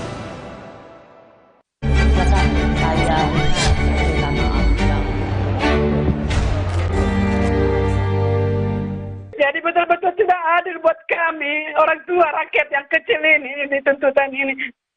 Mohon Bapak Hakim, tolong kami, berikan kami keadilan. Berikan keputusan semaksimal mungkin buat putri yang mengetahui semua perencanaan pembunuhan ini. Harapan kami Pak Hakim yang mulia utusan Tuhan. Tolong kami diberi keadilan yang seadil-adilnya Bapak. Masih bersama saya Dr. Albert Aris yang merupakan ahli hukum pidana Universitas Trisakti. Ia pernah menjadi saksi ahli yang menguntungkan Richard Eliezer bersama Romo Magnis Suseno. Bung Albert, lagi-lagi kemudian harapannya hanya tinggal di vonis hakim berat nih, tugas hakim, karena begitu kemudian semua mengatakan hanya tinggal di hakim saja. Pengalaman Anda ya melihat banyak perjalanan kasus, kalaupun vonis hakim berbeda dengan tuntutan jaksa, bedanya bagaimana besar sih? Misalnya, tadi permintaan Ibu Rosti dari 8 tahun menjadi seumur hidup. Emang itu pernah terjadi? Sangat mungkin, Mbak Rosi. Karena mungkin, ini perkara... Tapi pernah terjadi nggak? Pernah terjadi juga. Pernah terjadi kalau kasus korupsi dengan Hakim Agung Artijo Alkostar. Misalnya hanya 4 tahun, bisa jadi 15 tahun. Rasanya hanya Artijo yang berani begitu. Ya, kita mungkin terinspirasi oleh almarhum Artijo Alkostar ya, Hakim Agung yang berani dan juga bersih gitu ya. Tetapi kita juga harus meyakini bahwa hakim yang mengadili perkara ini juga memiliki rasa keadilan dan juga kebijaksanaan untuk menjatuhkan pidana yang setimpal buat orang-orang yang memang terbukti secara sadar meyakinkan melakukan tindak pidana pembunuhan berencana ini. Pernah nggak ada dalam sejarah, dalam kasus pembunuhan, orang dari 8 tahun kemudian seperti, jadi langsung 2 kali lipat, atau misalnya, rasanya nggak pernah ya? Iya, kalau secara, meskipun tadi hakim nggak terpaku pada tuntutan, tetapi rasio desidendinya itu sulit untuk tidak dikaitkan dengan tuntutan tersebut. Gitu. Sulit untuk tidak dikaitkan dengan tuntutan. Jadi tetap saja ada semacam... Ada range-nya. Gitu ada range-nya. Jadi kalau misalnya jangan, kita sering sekali kemudian kita mengharapkan sesuatu harus bisa dilakukan oleh hakim gitu. Tapi pada kenyataannya tetap saja harus berada dalam range-nya. Jadi kalau 8 tahun misalnya, range sebesar apa sih untuk diberatkan biasanya? Ya artinya begini, kalau kita bicara ekstrim Mbak Rosi, nggak mungkin dari 8 tahun menjadi pidana mati, itu rasanya nggak mungkin. Ya pastilah. Tapi kalau misalkan dalam range menjadi sekian tahun di atasnya, itu masih sangat mungkin, masih sangat possible untuk terjadi Mbak Rosi. Berapa range-nya biasanya? 2/3 biasanya? Ya kalau berkaitan dengan pasal 340 itu kan maksimal 20 tahun. Berarti kalau dikurangi sepertiganya aja dari 20 tahun, paling sekitar berapa 20 tahun, kurang lebih ya di bawah 15 tahun mungkin atau apa, itu masih sangat mungkin terjadi Mbak Rosi. Dan kalaupun Richard Eliezer mendapat keringanan, saksi yang Anda untungkan gitu, seberapa bisanya? Tidak mungkin seperti yang waktu itu banyak orang mengatakan 4, 2 atau bebas, tidak mungkin. Rasanya ya? Dari literatur yang saya miliki, Mbak Rosi, kalau kita mau kembali pada hakikat perintah jabatan Amtelk Bevel, rumusan pasal 51 itu jelas sekali Mbak Rosi. Niet strafbaar, tidak dipidana. Artinya sebenarnya meskipun semua unsur-unsur terbukti, idealnya bagi seorang Richard Eliezer, kalau dia memang dapat dibuktikan secara psikologis tidak mampu untuk menolak perintah tersebut, dia harus lepas dari segala tuntutan hukum. Ontslag van alle revolving. Harusnya idealnya. Apakah Anda juga melihat emosi publik, rasa yang terusik di publik, keadilan yang rasa terganggu di publik itu adalah melihat 2 perbandingan tuntutan ini. Putri Chandrawati 8 tahun dan Richard Eliezer 12 tahun. Jadi membandingkan ini yang rasanya membuat keadilan itu terusik. Ya.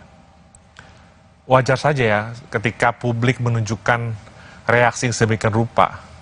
Karena tadi saya sudah sampaikan adalah Vox Populi Vox Dei, kan suara rakyat adalah suara Tuhan Mbak Rosi. Ketika netizen itu memberikan suara, sekalipun mungkin ini bukanlah trial by the mass, pengadilan itu harus independen, nggak boleh terpengaruh suara publik. Tapi paling tidak ini adalah suara paling jujur yang harus dilihat.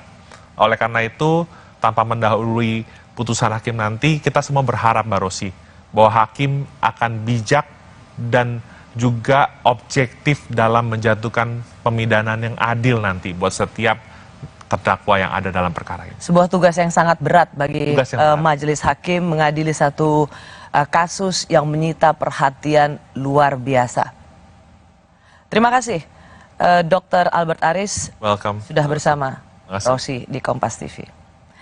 Saya Rosyana Silalahi, terima kasih sudah menyaksikan Rosi. Kita akan ketemu lagi Kamis depan. Tetaplah di Kompas TV, independen, terpercaya.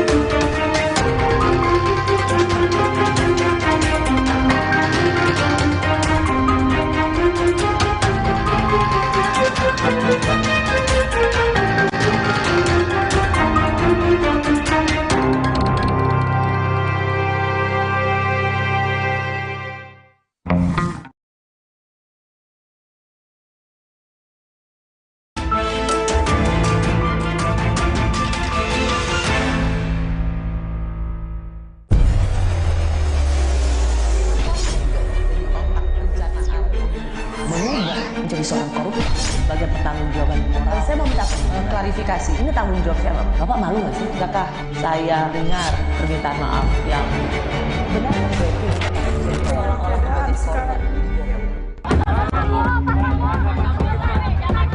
8 tahun dikurangi selama terdakwa menjalani tahanan sementara dengan perintah terdakwa tetap ditahan.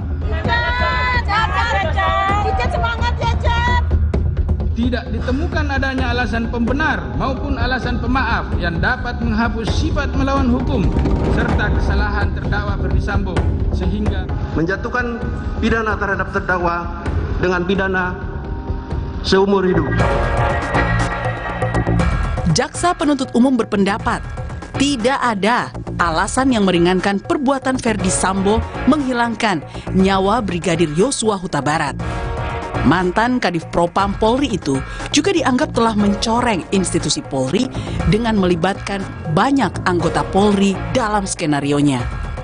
bahwa selama dalam persidangan pada diri terdakwa Ferdi Sambo tidak ditemukan adanya alasan pembenar maupun alasan pemaaf yang dapat menghapus sifat melawan hukum serta kesalahan terdakwa Ferdi Sambo sehingga terdakwa Ferdi Sambo dapat dimintai pertanggungjawaban pidana. Sementara kepada Richard Eliezer, jaksa seakan mengabaikan kejujuran dan status justice collaborator yang disandang Eliezer dengan membacakan tuntutan hukuman penjara 4 tahun lebih tinggi ketimbang tuntutan hukuman penjara untuk Putri Chandrawati, Kuat Ma'ruf, dan Ricky Rizal. Menjatuhkan pidana terhadap terdakwa Richard Eliezer Pudium Lumiu dengan pidana penjara selama 12 tahun dengan perintah agar terdakwa tetap ditahan, dipotong masa penangkapan. Petugas keamanan mohon kami bantuan untuk mengeluarkan para pendukung. Tolong dikeluarkan pada mereka yang nggak bisa tenang. Sidang tuntutan Richard Eliezer sempat diwarnai kericuhan oleh pengunjung sidang yang tidak terima dengan tuntutan jaksa. Istri Sambo, Putri Chandrawati, dan 2 mantan anak buahnya, Ricky Rizal dan Kuat Ma'ruf, dituntut hukuman penjara yang sama oleh jaksa penuntut umum. Memutuskan menjatuhkan pidana terhadap terdakwa Ricky Rizal Wibowo dengan pidana penjara selama 8 tahun. Memutuskan menjatuhkan pidana terhadap terdakwa Kuat Ma'ruf dengan pidana penjara selama 8 tahun. Menuntut menjatuhkan pidana terhadap terdakwa Putri Chandrawati dengan pidana penjara selama 8 tahun. Tuntutan jaksa terhadap Sambo, Putri, Ricky, dan Kuat kontan saja dikecam keluarga almarhum Brigadir Yosua. Itu kan ada pilihan di pasal 340, diancam dengan hukuman pidana paling lama 20 tahun, penjara seumur hidup, atau hukuman mati. Dalam hal ini, Putri Chandrawati sudah terbukti dalam fakta persidangan bahwa dia adalah salah satu aktor intelektual yang menghendaki dan mengingini hilangnya nyawa Joshua ataupun perampasan nyawa Joshua. Masa orang yang memiliki niat jahat membunuh secara berencana, yang mana membunuh itu adalah hak absolut milik Tuhan, hanya dihargai tuntutan 8 tahun.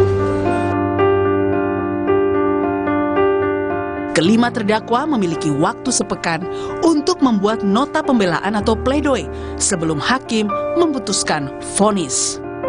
Keluarga Brigadir Yosua berharap majelis hakim menjatuhkan hukuman seadil-adilnya karena tuntutan jaksa dianggap tidak sesuai dengan kejahatan yang telah diperbuat Sambo dan istrinya.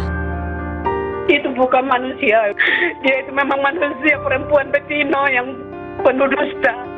Dengan kelicikan mulutnya dia memutar-mutar semua fitnahan buat anak saya yang sudah dirampas nyawanya.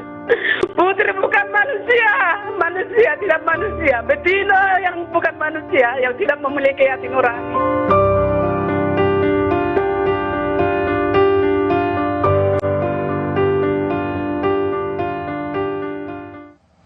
Saya sudah bersama ahli hukum pidana Universitas Trisakti, Dr. Albert Aris. Ia juga hadir dalam persidangan sebagai saksi ahli yang menguntungkan Richard Eliezer. Bung Albert, terima kasih sudah di Rosi. Makasih Mbak Rosi. Kalau kita lihat dalam pembacaan tuntutan pada persidangan kemarin, hari Rabu, maka ada 2 bacaan tuntutan yang disambut dengan riuh rendah, sehingga majelis hakim harus menghentikan persidangan. 1 untuk tuntutan Putri dan 1 untuk tuntutan Richard Eliezer. riuh rendahnya itu bersifat kekecewaan karena dua-duanya dianggap sangat tidak adil. Apa yang Anda lihat dari reaksi pengunjung sidang pada saat waktu itu? Iya, tanpa mengurangi penghormatan terhadap independensi dan kemerdekaan penuntutan yang dimiliki oleh kejaksaan, dalam hal ini Kejaksaan Negeri Selatan ya, maka kekecewaan publik ini perlu dilihat sebagai gambaran utuh bagaimana rasa keadilan masyarakat itu tercurah pada saat mendengar tuntutan atau rekuisitor dari jaksa penuntut umum. Jadi ini adalah gambaran paling jujur dari reaksi masyarakat untuk membedakan mana yang adil dan mana yang kurang adil. Kalau jaksa adalah penuntut yang mewakili keadilan bagi para pencari keadilan korban dalam hal ini dan juga masyarakat pada umumnya, mengapa? Apa yang Anda lihat ini tidak ditemukan masyarakat pada pembacaan tuntutan kemarin? Iya, khususnya untuk Eliezer ya. Karena Eliezer ini adalah seorang yang sudah jujur mengakui perbuatannya dan statusnya juga merupakan justice collaborator yang bersedia untuk mengungkap tindak pidana ini. Dan jangan lupa Mbak Rosi, dalam konstruksi penyertaan patut diduga Richard Eliezer ini adalah orang yang disuruh melakukan. Artinya dia melaksanakan tindak pidana tersebut karena disuruh dan mendapat perintah jabatan dari atasannya. Jadi salah satu yang menjadi perhatian publik adalah ketika tuntutan itu untuk Richard Eliezer terasa lebih berat dibandingkan untuk seorang Putri Chandrawati. Iya, karena konteks dari penyertaan itu adalah bunyi pasal 55 dipidana sebagai pelaku. Meski kita mengetahui ya ada bentuk-bentuk penyertaan, ada orang yang melakukan, ada orang yang menyuruh lakukan, ada orang yang turut melakukan dan ada orang yang menggerakkan untuk melakukan tindak pidana. Tapi konteks yang ada dalam diri seorang Eliezer, dia adalah orang yang disuruh lakukan. Artinya dia hanyalah merupakan manus ministra yang tidak mempunyai kehendak, tidak mempunyai niat jahat untuk melakukan tindak pidana pembunuhan apalagi terhadap temannya sendiri. Oke. Anda hadir di sidang untuk menguntungkan terdakwa Richard Eliezer. Kalau kita lihat dalam persidangan kemarin, itu komentar publik yang tercermin dalam sosial media pada persidangan kemarin, pertanyaan-pertanyaan jaksa itu mendapat pujian yang luar biasa. Jaksa keren, pertanyaannya kritis, jaksa luar biasa, termasuk hakimnya juga. Itu dapat publik tuh merasa melihat jaksa itu keren banget. Tetapi pembacaan tuntutan kemarin, terutama membandingkan antara tuntutan untuk Putri dan tuntutan untuk Richard Eliezer, itu sampai dikatakan berakhir dengan tragis dan kecaman, makian luar biasa ditujukan pada Kejaksaan Agung. Menurut apa yang paling prinsip yang mengusik rasa keadilan dalam dua tuntutan ini? Ya karena terlihat ada disparitas ya, ada kejomplangan bagi seorang Richard Eliezer yang sudah tadi mengakui perbuatannya, sudah bersikap kooperatif, tapi ternyata dituntut dengan pidana 12 tahun penjara. Meski Mbak Rosi, hakim tidak terikat pada tuntutan jaksa. Hakim itu berpatokan pada dakwaan dan fakta-fakta yang terkait persidangan. Nah, kalau kita lihat ada 3 terdakwa lain yang dituntut 8 tahun, maka publik secara sederhana dalam kacamata awam akan melihat adanya ketidakadilan, terlepas adanya penjelasan-penjelasan secara hukum, penjelasan secara normatif yang sudah disampaikan oleh pihak kejaksaan. Saya ingin mengajak Anda juga untuk melihat salah satu apa yang dikatakan oleh jaksa. Jaksa menyebut PC terbukti mengetahui dan ikut merencanakan pembunuhan itu, tetapi hanya kemudian 8 tahun. Coba kita lihat sama-sama apa kata jaksa dalam tuntutannya. Maka rangkaian perbuatan dan peranan terdakwa Putri Chandrawati jelas telah menunjukkan adanya unsur dengan sengaja dalam bentuk kehendak dan pengetahuan yang dimiliki terdakwa Putri, adanya unsur dengan direncanakan lebih dahulu, yaitu dimulai dari hari Kamis tanggal 7 Juli 2022 di Rumah Magelang. Terdakwa Putri meminta saksi Riki Rizal Wibowo melucuti senjata api jenis HS milik korban Nofriansah dan senjata api jenis Steyr Selanjutnya pada hari Jumat tanggal 8 Juli 2022 sekira pukul 15.40 di Rumah Saguling, terdakwa Putri tetap tidak ada niat untuk mengembalikan senjata api dinas jenis HS dan senjata api jenis Steyr yang sudah diamankan dan dijauhkan selama 1 hari dari korban Nofriansah oleh saksi Riki Rizal Wibowo, sehingga peran fisik terdakwa Putri Chandrawati dengan sengaja tidak mengembalikan senjata api dinas jenis HS milik korban Nofriansah yang disimpan di dalam dashboard mobil Lexus LM nomor polisi B1MAH menjadi petunjuk kuat adanya kehendak dan rencana terdakwa Putri Chandrawati terhadap senjata api jenis HS akan digunakan dan sudah dipersiapkan untuk mendukung skenario tembak-menembak di rumah dinas Duren 3 nomor 46 yang disusun oleh saudara Ferdi Sambo dan terdakwa Putri Chandrawati dan juga sebagai rencana untuk merampas nyawa korban Nofriansah Yosua Huta Barat. Putri Chandrawati hanya dituntut 8 tahun. Apakah Anda terkejut dengan tuntutan ini? Cukup terkejut. Kenapa? Ya karena dalam konteks penyertaan tadi, ya ini kan bukan hanya sekedar meeting of mind yang bersifat abstrak. Seringkali para ahli persidangan mengatakan meeting of mind. Tetapi perlu dilihat tadi bagaimana seluruh rangkaian dari awal peristiwa ini sampai terjadinya pembunuhan tersebut, yaitu kerjasama yang erat, dugaan kerjasama erat di antara para pelaku untuk mewujudkan tindak pidana pembunuhan berencana tersebut. Tapi saya ingin juga mencoba ya memahami apa, belum tentu bersetuju, apa yang menjadi pijakan jaksa. Karena yang dikatakan oleh jaksa adalah Putri Chandra meskipun mengatakan secara sah dan meyakinkan ikut dalam perencanaan pembunuhan itu, tetapi Putri itu sama dengan Kuat dan Riki, ia tidak melakukan apapun, ia tidak ikut menembak atau mencabut nyawa Yosua. Iya, dalam penyertaan atau delneming hukum pidana, memang tidak semuanya para pelaku tindak pidana itu mewujudkan delik. Ada beberapa kemungkinan. Ada kemungkinan seluruh peserta itu mewujudkan delik. Ada kemungkinan yang kedua hanya salah satu pelaku yang mewujudkan delik. Atau kemungkinan ketiga adalah tidak ada yang mewujudkan delik, tetapi tindak pidana itu terjadi karena kerjasama yang erat tadi. Ya.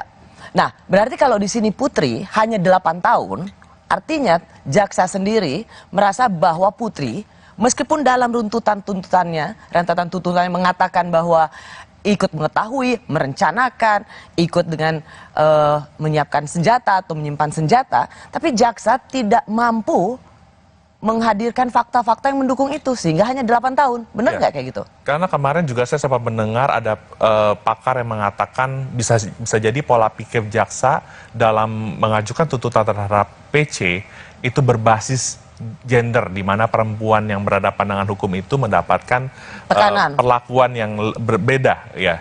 Tetapi saya tidak melihat pertimbangan itu ketika jaksa penuntut umum membacakan rekuisitornya, Mbak Rosi. Kenapa? Kenapa faktor gender, perempuan yang dianggap lemah berhadapan dengan hukum atau dengan suaminya yang cukup dominan atau sangat dominan mengatur rumah tangga, itu tidak bisa dianggap juga dia tidak memenuhi delik itu. Ya, bahwa dia tidak punya kemandirian untuk menyatakan stop, jangan lakukan ini. Ya, justru dari itu kita perlu melihat dari awal terjadinya tindak pidana pembunuhan ini berawal dari keluhan siapa. Nah, ini yang sebenarnya bisa menjadi faktor utama untuk menggali kebenaran material terlepas dari serangkaian fakta-fakta yang terjadi sampai terjadinya pembunuhan tersebut, Mbak Rosi. Oke, tapi saya masih ingin menanyakan bahwa kenapa 8 tahun dan pertimbangan jaksa itu adalah karena dia tidak melakukan apapun, dia tidak mencabut nyawa, sama seperti Riki dan Kuat, sehingga Putri hanya 8 tahun.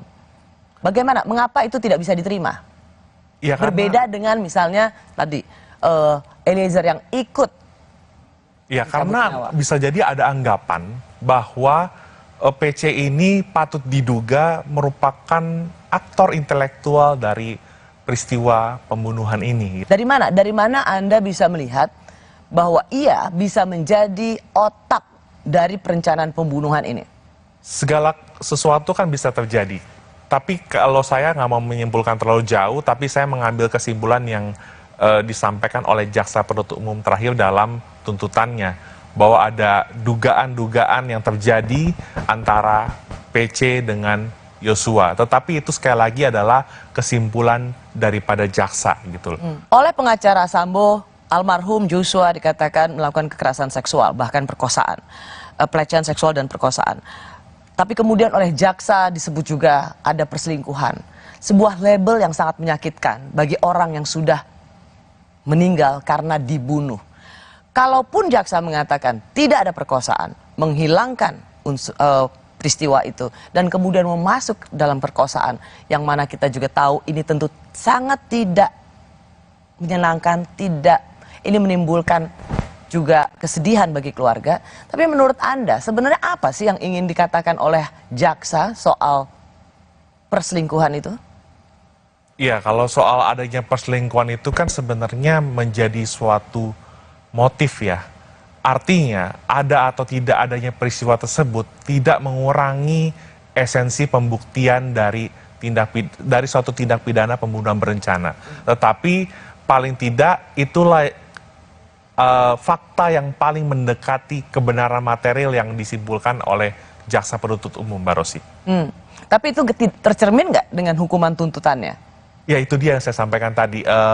Jadi disamaratakan antara PC, KM, dan RR yang menurut masyarakat itu rasa-rasanya kok seperti itu gitu loh. Kurang pas gitu. Tapi sebaliknya orang yang mau berlaku jujur, orang yang mau mengungkap, mau kooperatif justru lebih berat. Dan disandingkannya justru dengan tuntutan Sambo yang 20 tahun penjara tadi. Itu yang menurut saya nggak apple to apple. Padahal ini adalah satu rangkaian utuh. Terlepas penyertaannya ini ada yang bentuknya turut melakukan, ada juga yang menyuruh lakukan. Gitu. Tuntutan 12 tahun penjara untuk Richard Eliezer mengguncang rasa keadilan publik. Kenapa orang yang sudah jujur dituntut lebih berat ketimbang mereka yang terus berbohong? Apa gunanya jujur? Kami kembali sesaat lagi.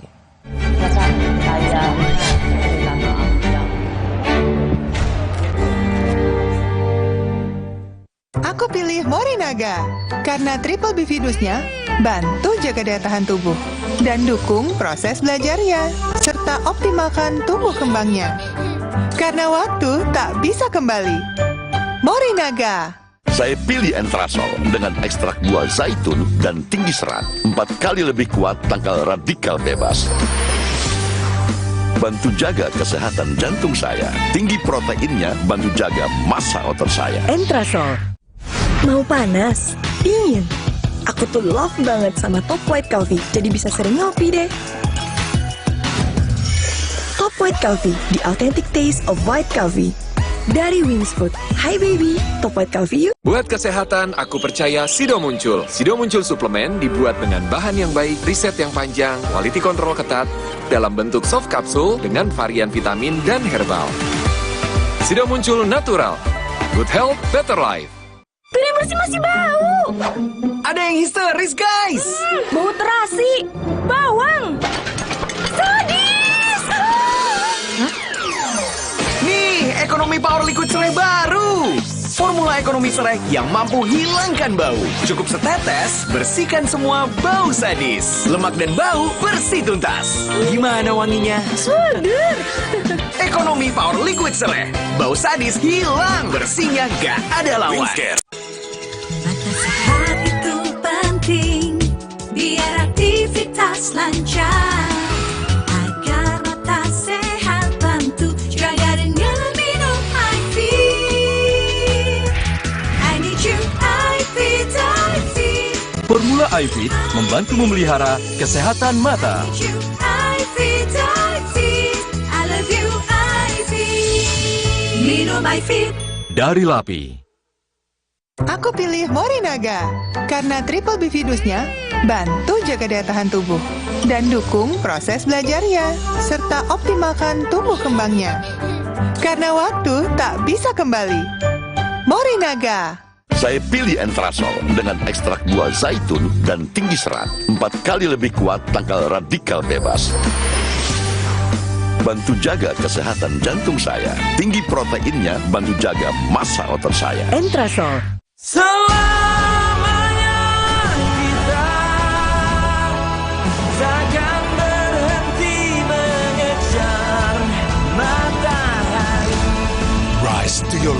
Adventure. Saat tubuh terasa lemah, tidak fresh, vitamin C biasa tidak cukup. Vitalong C Zinc beda. Dengan time release, diserap bertahap melindungi seharian. Nyaman di lambung, fitnya standby, lemahnya goodbye. Vitalong C Zinc.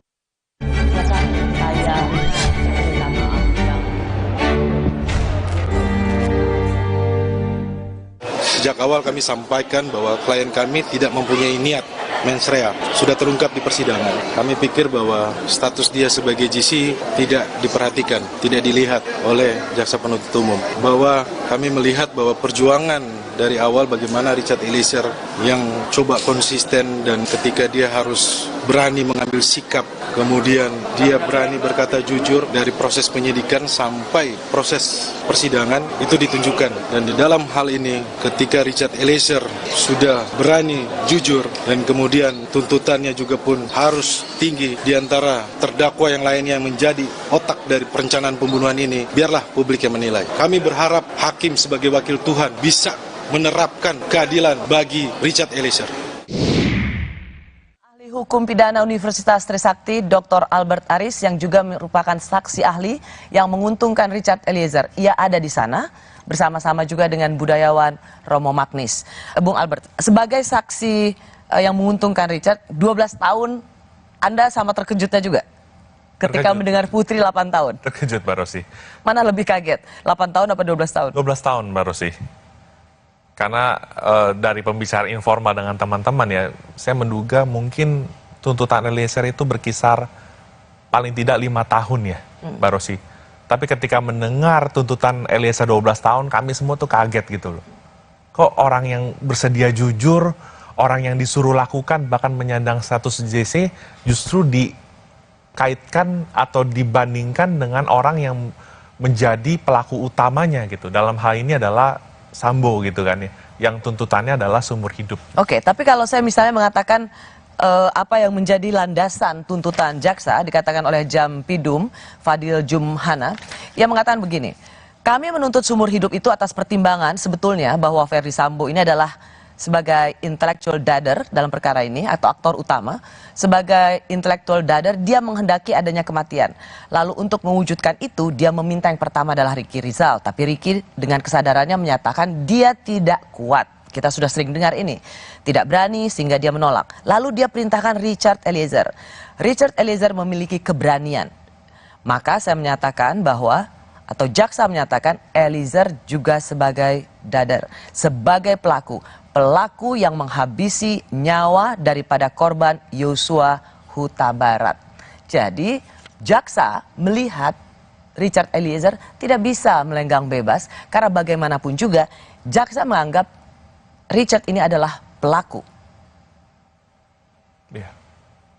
Jadi begini Mbak Rosi, dari ahli-ahli pidana yang diajukan oleh jaksa sendiri, sudah dikatakan bahwa orang yang disuruh lakukan tersebut hanyalah merupakan alat yang tidak memiliki kehendak dan tidak bisa dipertanggungjawabkan. Dan bahkan itu saya afirmasi juga ketika saya memberikan keterangan ahli. Yang jadi pertanyaan, mengapa keterangan ahli yang diajukan oleh jaksa penuntut sendiri tidak dijadikan parameter atau landasan dalam menyusun tuntutan atau rekuisitor ini gitu loh. Kalau pola pikirnya masih seperti ini, maka orang-orang yang bersedia untuk mengungkap suatu perkara, orang-orang yang sudah jujur mengakui perbuatannya, maka akan mengurungkan niatnya. Ini akan menjadi satu presiden buruk di waktu yang akan datang, Mbak Rosi. Tadi ada mengatakan dalam banyak pembicaraan, dalam banyak diskusi, dalam banyak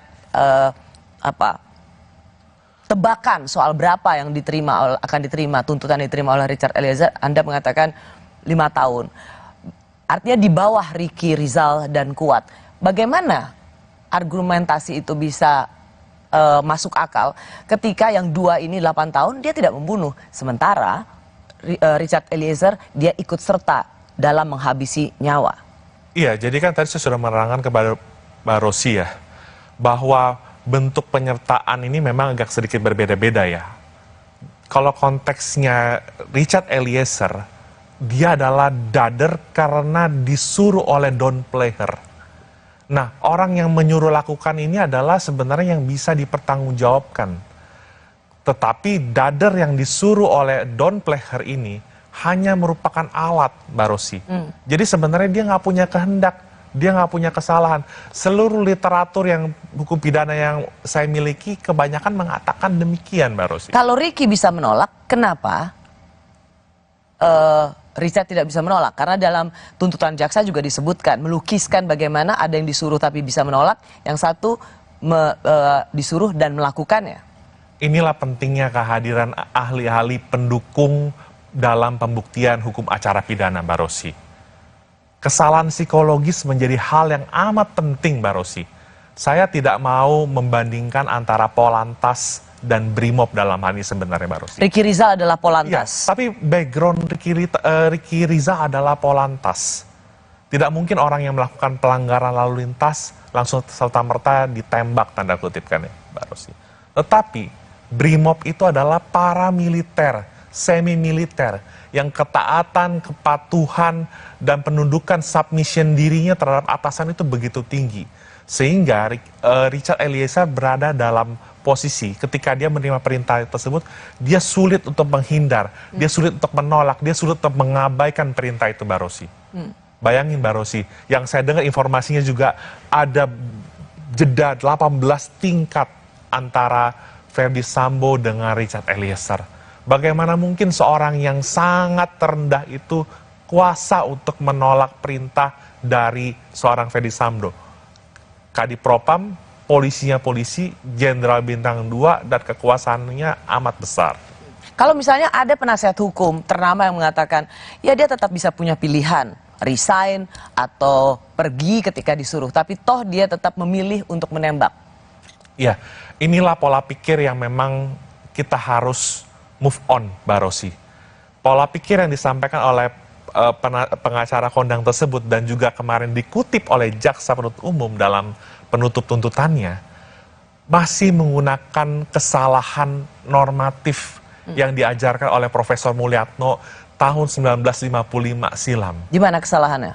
Arti begini, menilai sikap batin orang itu menurut ukuran-ukuran normatif. Kamu kan bisa resign, kamu bisa pulang kampung, kamu bisa mengundurkan diri, kamu bisa melaporkan, tapi lupa melihat kesalahan psikologis. Ya makanya dihadirkan kan ahli psikologi forensik, psikologi dari ilmuwan dan sebagainya, filsafat ilmu, itu sebenarnya untuk menguji apakah betul ada niat jahat dari seorang penerima perintah ini sehingga dia tidak bisa kuasa menolak perintah tersebut, Mbak Rosi. Ya. Nah, makanya dengan adanya KUHP baru saat ini, Mbak Rosi, keseimbangan antara kesalahan normatif dan kesalahan psikologis itu menjadi penting, Mbak Rosi. Ya, karena ketika dia diperintahkan oleh atasannya, maka dia tidak bisa dipidana sama sekali. Betul. Dalam KUHP yang baru. Maka dari itu, Mbak Rosi, Mahkamah Agung tahun 2007 menjelaskan dalam perkara pelanggaran HAM berat ya, dalam konteks tanggung jawab atasan,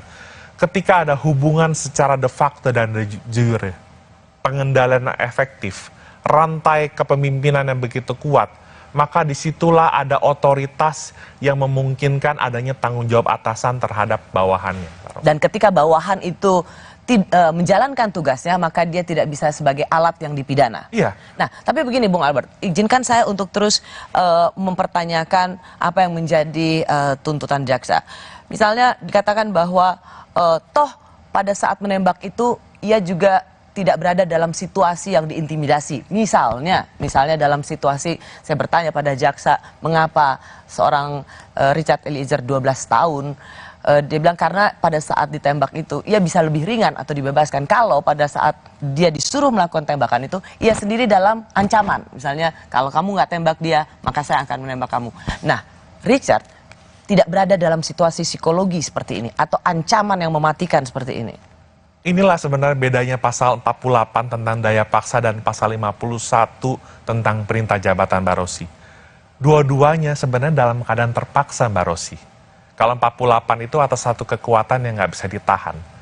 Tapi dalam konteks pasal 51 tentang perintah jabatan Amtelk Bevel, pakar hukum pidana Belanda Van Bemmelen mengatakan, ketika seorang menerima perintah jabatan, sesungguhnya itu dia berada dalam keadaan terpaksa karena diperhadapkan pada konflik. Di satu sisi nggak boleh membunuh, nggak boleh merusak, barang milik orang lain, nggak boleh mengambil milik orang lain, tapi di satu sisi dia harus patuh dan taat terhadap perintah jabatan yang diberikan oleh atasannya tersebut. Atasannya yang bukan saja berwenang ya, tapi memiliki otoritas langsung terhadap dia, gitu. Dan menentukan hidup mati karir. Betul. Anggota Polri. Maka dari itu sebenarnya penting untuk melihat sisi kesalahan psikologis dari seorang Richard Eliezer yang konteksnya dia adalah latar belakangnya Brimob. Dia memiliki ketaatan dan kepatuhan yang penuh, maka berlakulah asas. It danum dat kui ibit dare, ius vero nulla culpa est, qui parere necessit. Pertanggungjawaban tidak akan diminta kepada mereka yang patuh melaksanakan perintah, tapi kepada mereka yang memberikan perintah. Ini asas, Mbak Rosi. Asas. Jadi kalau ada keraguan-raguan dalam membaca pasal 51, kita semua di Fakultas Hukum sudah diajarkan sejak awal, kembali kepada asas. Anda berulang kali membandingkan Polantas dan Brimob. Ricky Rizal adalah Polantas, Eliezer adalah Brimob. Ricky Rizal dijadikan contoh bahwa Ricky Rizal bisa menolak, sementara Eliezer tidak bisa menolak. Jadi Anda sendiri sebenarnya Anda ingin mengatakan Ricky Rizal itu menolak bukan karena dia punya kemandirian atau menolak suruhan, ya karena dia tidak punya skill untuk itu. Ia seorang Polantas. Itu yang ingin sebenarnya Anda tekankan. Ya, tentu tanpa bermaksud membandingkan antara Polantas atau tidak ingin merendahkan profesi Polantas. Tetapi apa yang dibangun di tubuh Polri selama bertahun-tahun dengan adanya rentang jabatan, tadi saya sudah katakan ada 18 hierarki tingkat perbedaan antara Eliezer dengan Sambo. Ini membuat komando yang tercipta, sistemnya itu begitu memungkinkan tidak dibantahnya atau tidak dipertanyakannya suatu perintah. Bagaimana kemudian kalau dengan anggapan jaksa atau tuntutan jaksa yang katanya ini sudah sangat memenuhi ketentuan yang ada, sudah memenuhi rasa keadilan, versi jaksa, mengatakan bahwa jangan melihat Eliezer ini sendirian 12 tahun, tetapi lihatlah dia dari atasnya, yaitu Ferdi Sambo yang bersama-sama melakukan perbuatan menghabisi, mencabut nyawa orang. Nah, Ferdi Sambo seumur hidup. Maka 12 tahun kalau dibandingkan dengan seumur hidup, itu justru sangat ringan untuk seorang Richard Eliezer. Maaf Mbak Rosi, saya kok gak habis pikir Mbak Rosi ya. Dari literatur yang saya miliki, Don Plehen itu, orang yang disuruh melakukan oleh Don Plehen itu sebenarnya adalah orang yang gak bisa dipertanggungjawabkan. Karena itulah bab 3 KUHP kita, mengatur hal-hal yang menghapus pidana, mulai dari pasal 44 sampai 51. Dan salah satunya adalah perintah jabatan tadi, Mbak Rosi. Ketika seorang menerima perintah jabatan, maka perbuatan pidana yang dilakukan oleh si penerima perintah jabatan tersebut menjadi hapus elemen melawan hukumnya. Karena memang yang harus bertanggung jawab adalah atasannya. Karena apa? Karena ada faktor konstante moral. Ada tekanan moral yang luar biasa yang tidak kuasa ditolak oleh si bawahannya tersebut. Tekanan ini beda dengan daya paksa. Kenapa? Karena ada hubungan secara de facto dan de jure antara atasan dan bawahan tersebut. Jaksa tidak melihat adanya konstansi moral, adanya tekanan secara moral bagi seorang Richard Eliezer untuk melakukan itu. Ya, dan sehingga diperlakukan sama. Iya, dan itu hanya bisa dibuktikan dengan menilai kesalahan psikologis. Mohon maaf Mbak Rosi, kalau Indonesia masih menggunakan dan mempertahankan kesalahan normatif deskriptif secara absolut, maka kita lihat, mohon maaf dengan segala hormat, kita lihat realitanya saat ini lembaga pemasyarakatan kita, penjara kita penuh. Karena nenek yang mencuri 3 buah kakao dan sebagai ini hanya ilustrasi Mbak Rosi ya. Orang yang mengobati istrinya dengan ganja dan sebagainya, itu menjadi dipersalahkan secara normatif. Karena tidak pernah dilihat dari sisi kesalahan psikologisnya. KUHP hadir untuk mengembalikan keseimbangan itu. Saya tidak bilang kesalahan psikologis lebih baik, Mbak Rosi, daripada kesalahan normatif. Tetapi perlu dilihat keseimbangannya. Bagaimana posisi seorang bawahan yang tadi begitu beda pangkatnya jauh sekali, apalagi yang merintah itu adalah polisi, sanggup untuk menolak perintah tersebut, Mbak Rosi. Dalam sidang dengan terdakwa Sambo atau sidang pembunuhan Brigadir Yosua, kita melihat banyak yang menangis. Ada tangisan Putri, tapi kemarin pada saat pembacaan tuntutan, publik juga melihat ada jaksa yang menahan tangis. Ini dia. Terbukti secara sah dan meyakinkan melakukan tindak pidana merampas nyawa orang secara bersama-sama sebagaimana diatur dan diancam pidana dalam dakwaan primer melanggar pasal 340 junto pasal 55 ayat 1 ke 1 KUHP pidana. 2. Menjatuhkan pidana terhadap terdakwa Richard Eliezer Pudium Lumiu dengan pidana penjara selama 12 tahun dengan perintah agar terdakwa tetap ditahan, dipotong masa penangkapan. Kepada para pengunjung, mohon untuk tenang. Kalau Anda lihat tadi, banyak yang mengomentari kenapa jaksa seperti menahan tangis dan jaksa di sebelahnya juga ikut seperti memberikan tepukan di belakang punggungnya. Apa yang Anda lihat? Ya, ini pertama-tama kejaksaan itu satu atap, Mbak Rosia. Tetapi dalam konteks rencana penuntutan atau rentut, dengan, saya nggak tahu ya, saya nggak menduga-duga apakah itu menangis atau menyeka keringat. Tapi kalau diasumsikan itu adalah menangis, berarti ketika menyusun tuntutan ini, bisa jadi, Mbak Rosi, bisa jadi nih ya, suaranya tidak bulat, Mbak Rosi. Jadi Anda bilang bisa jadi sebenarnya tidak bulat. Ya, tidak bulat. Jadi ada relasi kuasa juga dalam menentukan rencana tuntutan. Jaksa-jaksa di bawah atau itu punya tuntutan yang lain, tetapi kuasa di atasnya menentukan yang berbeda. Itukah yang ingin Anda katakan? Begini, Mbak Rosi, kami sebagai praktisi hukum itu kan melihat segala sesuatu berdasarkan alat bukti, Mbak Rosi. Tetapi jangan lupa, ketika menegakkan hukum, meski dalam posisi yang berbeda sekalipun, ada hati nurani, Mbak Rosi. Ada hati nurani, Mbak Rosi. Dan bisa jadi hati nurani itu berteriak ketika ada sesuatu yang dirasakan kurang adil, Mbak Rosi. Oleh karena itu, izinkan saya hari ini mengungkapkan apa yang disampaikan oleh Jeremy Bentham. Apa manfaat pemidanaan yang begitu berat untuk seorang Eliezer yang begitu jujur? Apakah dia bisa memperbaiki kelakuan Eliezer, pemidanaan itu? Yang kedua, apakah dia bisa mencegah Eliezer melakukan tindak pidana di kemudian hari? Dan yang terakhir, Mbak Rosi, apakah ada manfaat yang diterima oleh keluarga dari korban? Sedang yang saya dengar, keluarga korban Yosua sendiri karena melihat kejujuran Eliezer, mereka mengapresiasi sikap dari Eliezer tersebut, Mbak Rosi. Tuntutan hukuman Ferdi Sambo seumur hidup, tapi sang istri hanya 8 tahun lebih ringan dari Richard Eliezer. Benarkah pengaruh Ferdi Sambo masih kuat? Kami kembali sesaat lagi.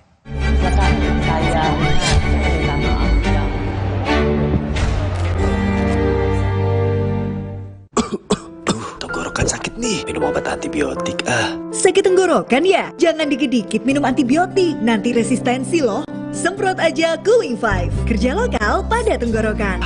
Cooling 5, redakan sakit tenggorokan. Aku pilih Morinaga karena triple bifidusnya bantu jaga daya tahan tubuh. Dan higienis, menghasilkan tempra yang dipercaya dari generasi ke generasi. Ingat Mama, ingat tempra. Tempra Drops untuk adik bayi, pipetnya terlindungi. Tempra sirup untuk si kecil, dengan gelas takar lebih tepat. Untuk kakak, Tempra Forte.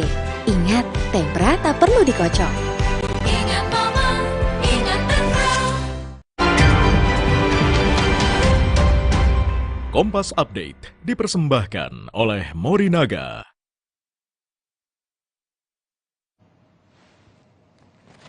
Pukul 21 waktu Indonesia Barat, kami perbarui informasi Anda di Kompas Update bersama saya Francisco Donasiano. Polisi menangkap 72 pelaku kejahatan jalanan yang kerap mengganggu keamanan dan ketertiban masyarakat di Kota Bandung. 15 diantaranya terpaksa mendapatkan timah panas karena melawan petugas. 72 orang yang ditangkap merupakan pelaku pencurian dengan kekerasan, pencurian baik dengan pemberatan maupun premanisme. Selain mengamankan para tersangka, petugas juga menyita barang bukti berupa belasan kendaraan roda 2 dan senjata tajam. Para tersangka yang diamankan umumnya merupakan pelaku yang aksinya beredar di media sosial.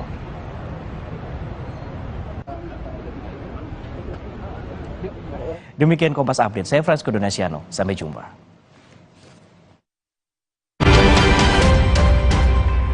Kompas Update dipersembahkan oleh Entrasol. Aku pilih Morinaga karena triple bifidusnya bantu jaga daya tahan tubuh dan dukung proses belajarnya serta optimalkan tumbuh kembangnya. Karena waktu tak bisa kembali. Morinaga. Hai, tahukah Anda? Cuma Entrasol yang tinggi serat dan mengandung ekstrak buah zaitun. Bantu jaga kesehatan jantungku. Rendah laktosanya bikin nyaman di perutku. Entrasol. Resep baru dari mie sedap kari kental spesial. Super duper kari. Mie-nya kenyal, kuahnya makin kental. Karinya makin spesial. Dari rempah pilihan. Mie sedap kari kental spesial. Ya kari kau cobain. Dari Wingswood. Sejak 1972, PT Taiso telah memproduksi obat berkualitas. Quality control ketat, modern, dan higienis. Menghasilkan Tempra yang dipercaya dari generasi ke generasi. Ingat nama? Ingat Tempra. Sejak 1972, PT Taiso telah memproduksi obat berkualitas. Quality control ketat, modern, dan higienis. Menghasilkan Tempra yang dipercaya dari generasi ke generasi.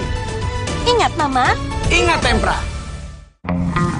Sambut era TV digital bersama Kompas TV. Untuk penonton setia Kompas TV, kanal digital Kompas TV di kota-kota berikut kini dapat dinikmati dengan kualitas HD. Untuk informasi lebih lanjut, kunjungi kompas.tv/pindah ke digital. Atau hubungi nomor berikut. Jadi, tunggu apa lagi? Ayo, beralih ke TV digital sekarang. Saudara, Anda menyaksikan Breaking News Kompas TV. Tadi beberapa kali ada petasan yang dilemparkan ke arah kami. Belum ada konfirmasi resmi. Di lokasi sekolah MTS 19. Yang terlibat laka ini adalah mobil tangki Pertamina. 6 orang saksi ini sudah pernah dihadirkan dalam sidang-sidang sebelumnya. Ini masa menolak adanya Omnibus Law. Jadwal Presiden benar-benar padat. Akan menjadi perhatian publik saat ini. Saya membahas. Kompas TV, Breaking News. Kompas TV kini hadir di sejumlah layanan TV berlangganan. Nikmati program-program berkualitas Kompas TV di TV berlangganan pilihan Anda. Sekarang, Kompas TV, independen, terpercaya.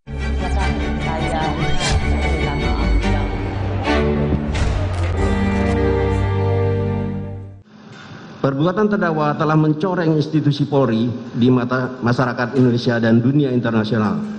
Perbuatan terdakwa telah menyebabkan banyaknya anggota Polri lainnya turut terlibat. Hal-hal yang meringankan tidak ada. Bersama saya pakar hukum pidana Universitas Trisakti Albert Aris. Tadi dikatakan oleh jaksa dalam tuntutannya, perbuatan terdakwa telah mencoreng institusi Polri di mata masyarakat Indonesia dan lain sebagainya dan lain-lain. Pertanyaannya adalah, apa sih pertimbangan tuntutan itu biasanya? Ya, kenapa nggak hukuman mati? Kenapa seumur hidup? Kalau apa yang dilakukan, dampaknya atau impactnya sudah sedemikian rusak, mengapa pilihannya seumur hidup dan bukan mati?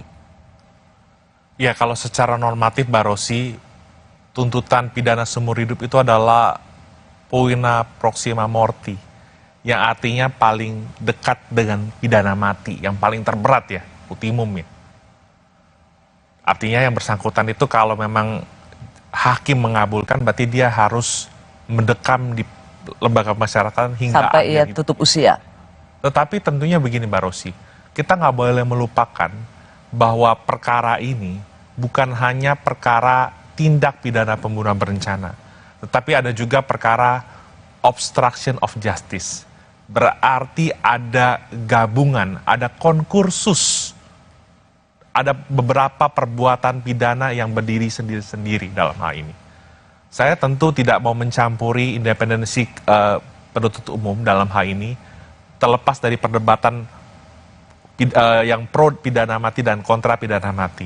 Tadi saya ingin mempertanyakan pada Anda, tuntutan ini ya menjadi seolah ada banyak yang menganalisa ini mencerminkan bagaimana pengaruh Ferry Sambo sesungguhnya masih kuat. Karena apa yang dikatakan oleh Ferry Sambo dalam persidangan, satu, dia akan bertanggung jawab, dua, istrinya jangan dilibatkan, dia begitu kecewa ketika istrinya oleh tim sus itu ditersangkakan padahal dia sudah bersedia untuk mengatakan yang sejujurnya. Tapi ada yang dikatakan oleh Ferdy Sambo bahwa ia juga tidak mau tanggung jawab sendirian. Ini katanya. Kalaulah saksi menyampaikan bahwa saya minta menghajar, kemudian saksi melakukan atau menerjemahkan itu perintah penembakan dari saya akan bertanggung jawab. Tapi kita berdua yang bertanggung jawab. Kuat, Ricky, istri saya jangan kau libatkan. Saya akan bertanggung jawab terhadap lakukan. Tapi tidak, saya akan bertanggung jawab terhadap apa yang tidak saya lakukan. Tuntutan jaksa ini seolah menjawab apa yang selalu dikatakan oleh Ferdy Sambo di persidangan. Dia akan bertanggung jawab, tapi yang tanggung jawab berdua loh ya. Dirinya dan Richard Eliezer. 3 orang yang dikatakan tidak ikut bisa dibilang hukuman yang paling ringan. Apakah menurut Anda memang pengaruh Sambo masih sangat kuat dan tercermin dalam tuntutan ini? Kalau dilihat dari statement dia ketika menanggapi keterangan saksi atau ahli tadi ya, itu dilihat bahwa Sambo ingin memisahkan perkara ini dari KM, Ricky, dan PC. Kalau pertanyaannya adalah apakah masih punya pengaruh yang kuat, jelas dia secara... Bentar, Sambo ingin memisahkan perkara ini biar dia dan Ricky, maka yang 3 lagi sendiri. Betul. Dan itu tercermin dong di tuntutan. Anda sendiri kan mengatakan tadi di awal perbincangan kita bahwa jaksa dengan terlihat dari tuntutannya memisahkan itu. Berarti ini menjawab harapan Sambo. Tuntutan ini mencerminkan apa yang menjadi keinginan Ferdy Sambo. Ya, secara tidak langsung kalau dalam konstruksi penyertaan, bentuk-bentuk penyertaan seolah-olah demikian tergambarnya seperti itu. Meskipun penyertaan itu harus dipandang sebagai suatu kesatuan untuk mewujudkan tindak pidana. Ya, itu argumentasi Anda. Karena pertanyaan saya begini, jadi benar ya? Benarkah menurut Anda pengaruh Sambo seolah-olah seperti itu, Mbak Rosi, seolah-olah. Karena tadi kalau pertanyaannya adalah apakah masih memiliki kekuasaan, ya kita nggak bisa memungkiri. Seorang Kadif Propam itu memiliki jabatan, kewenangan, kekuasaan yang begitu luar biasa. Polisinya polisi. Artinya selama menjabat sebagai Kadif Propam, tentu Pak Ferdy Sambo juga memiliki banyak sekali pengetahuan dan juga pengalaman yang mengenai kasus-kasus yang sudah terjadi selama ini yang mungkin saja memiliki keterkaitan dengan oknum penyidik yang pernah dilaporkan ke Propam tersebut. Kecewa dengan tuntutan jaksa, Ibunda almarhum Yosua meminta hakim memberikan keadilan bagi Yosua. Kami kembali sesaat lagi.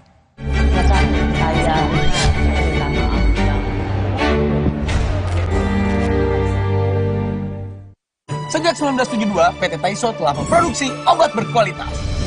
Quality control ketat, modern, dan higienis. Menghasilkan Tempra yang dipercaya dari generasi ke generasi. Ingat, Mama. Ingat Tempra. Tempra Drops untuk bayi, Tempra Sirup untuk adik, Tempra Forte untuk kakak. Ingat Mama, ingat Tempra. Tenggorokan sakit nih, minum obat antibiotik Sakit tenggorokan ya? Jangan dikit-dikit minum antibiotik, nanti resistensi loh.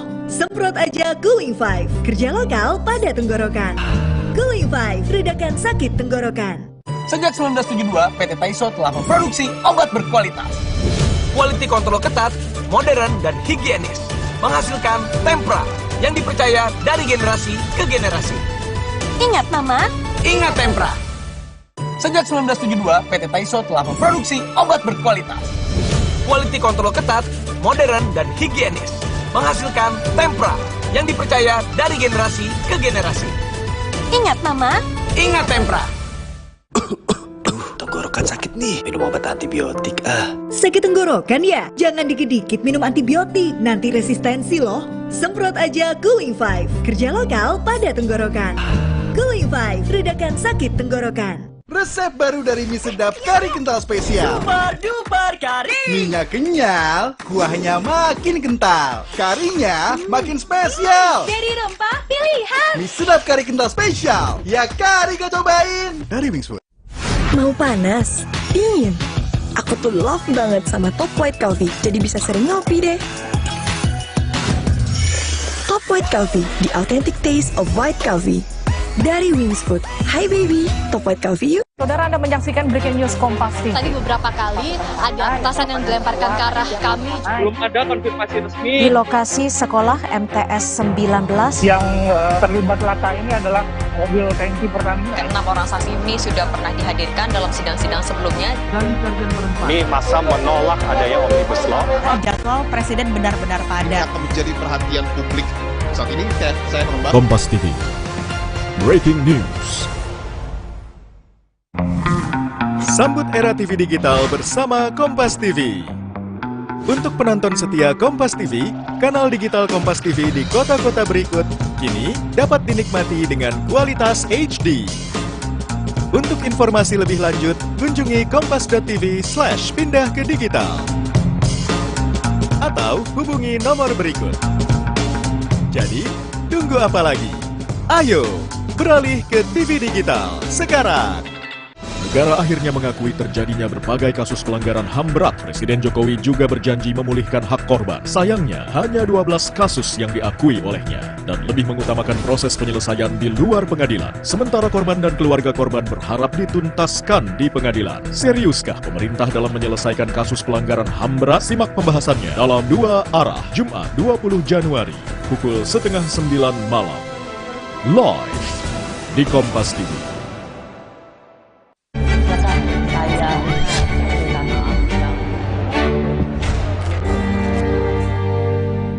Jadi betul-betul tidak adil buat kami, orang tua rakyat yang kecil ini tuntutan ini. Mohon Bapak Hakim, tolong kami, berikan kami keadilan. Berikan keputusan semaksimal mungkin buat putri yang mengetahui semua perencanaan pembunuhan ini. Harapan kami Pak Hakim yang mulia utusan Tuhan. Tolong kami diberi keadilan yang seadil-adilnya Bapak. Masih bersama saya Dr. Albert Aris yang merupakan ahli hukum pidana Universitas Trisakti. Ia pernah menjadi saksi ahli yang menguntungkan Richard Eliezer bersama Romo Magnis Suseno. Bung Albert, lagi-lagi kemudian harapannya hanya tinggal di vonis hakim berat nih, tugas hakim. Karena begitu kemudian semua mengatakan hanya tinggal di hakim saja. Pengalaman Anda ya melihat banyak perjalanan kasus, kalaupun vonis hakim berbeda dengan tuntutan jaksa, bedanya bagaimana besar sih? Misalnya, tadi permintaan Ibu Rosti, dari 8 tahun menjadi seumur hidup. Emang itu pernah terjadi? Sangat mungkin Mbak Rosi. Karena mungkin, ini perkara... Tapi pernah terjadi nggak? Pernah terjadi juga. Pernah terjadi kalau kasus korupsi dengan Hakim Agung Artijo Alkostar. Misalnya hanya 4 tahun bisa jadi 15 tahun. Rasanya hanya Artijo yang berani begitu. Ya, kita mungkin terinspirasi oleh almarhum Artijo Alkostar ya, Hakim Agung yang berani dan juga bersih gitu ya. Tetapi kita juga harus meyakini bahwa hakim yang mengadili perkara ini juga memiliki rasa keadilan dan juga kebijaksanaan untuk menjatuhkan pidana yang setimpal buat orang-orang yang memang terbukti secara sadar meyakinkan melakukan tindak pidana pembunuhan berencana ini. Pernah nggak ada dalam sejarah, dalam kasus pembunuhan, orang dari 8 tahun kemudian seperti, jadi langsung 2 kali lipat, atau misalnya, rasanya nggak pernah ya? Iya, kalau secara, meskipun tadi hakim nggak terpaku pada tuntutan, tetapi rasio desidendinya itu sulit untuk tidak dikaitkan dengan tuntutan tersebut. Gitu. Sulit untuk tidak dikaitkan dengan tuntutan. Jadi tetap saja ada semacam... Ada range-nya. Gitu ada range-nya. Jadi kalau misalnya kita sering sekali kemudian kita mengharapkan sesuatu harus bisa dilakukan oleh hakim gitu.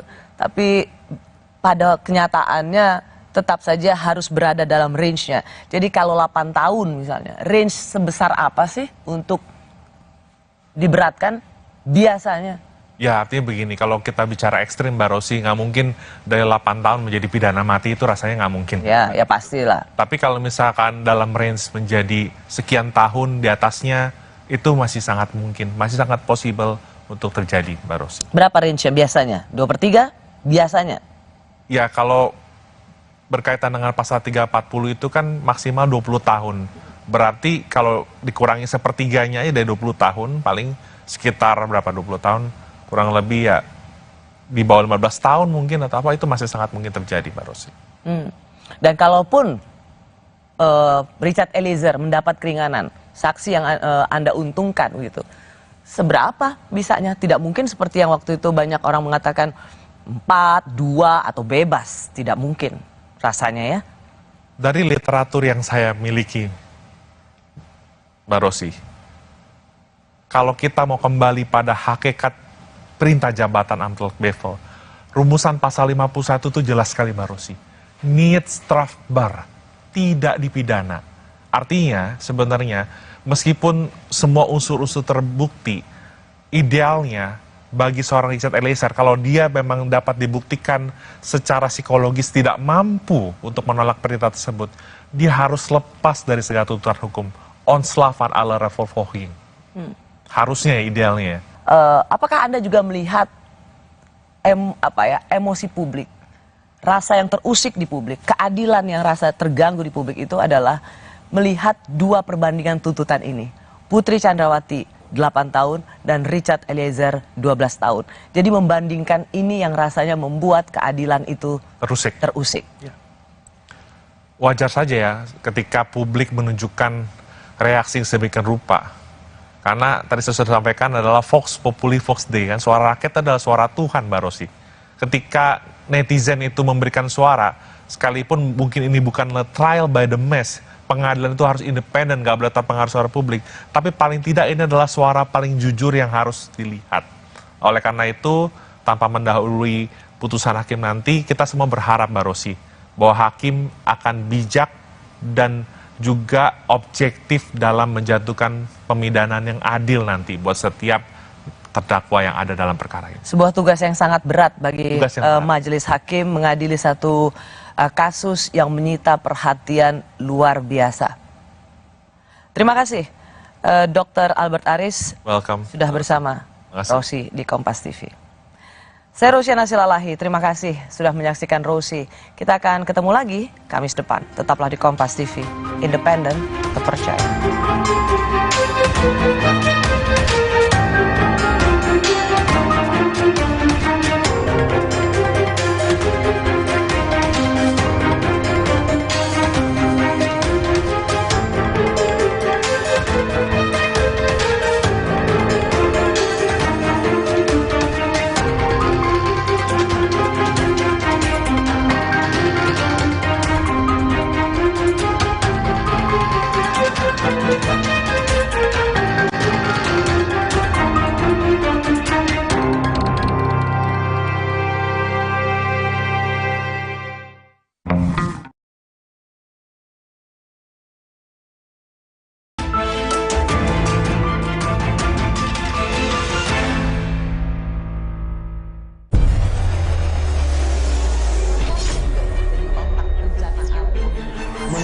Menjadi seorang koruptor sebagai pertanggungjawaban moral. Saya mau minta klarifikasi, ini tanggung jawab siapa? Bapak malu nggak sih? Apakah saya dengar permintaan maaf yang benar?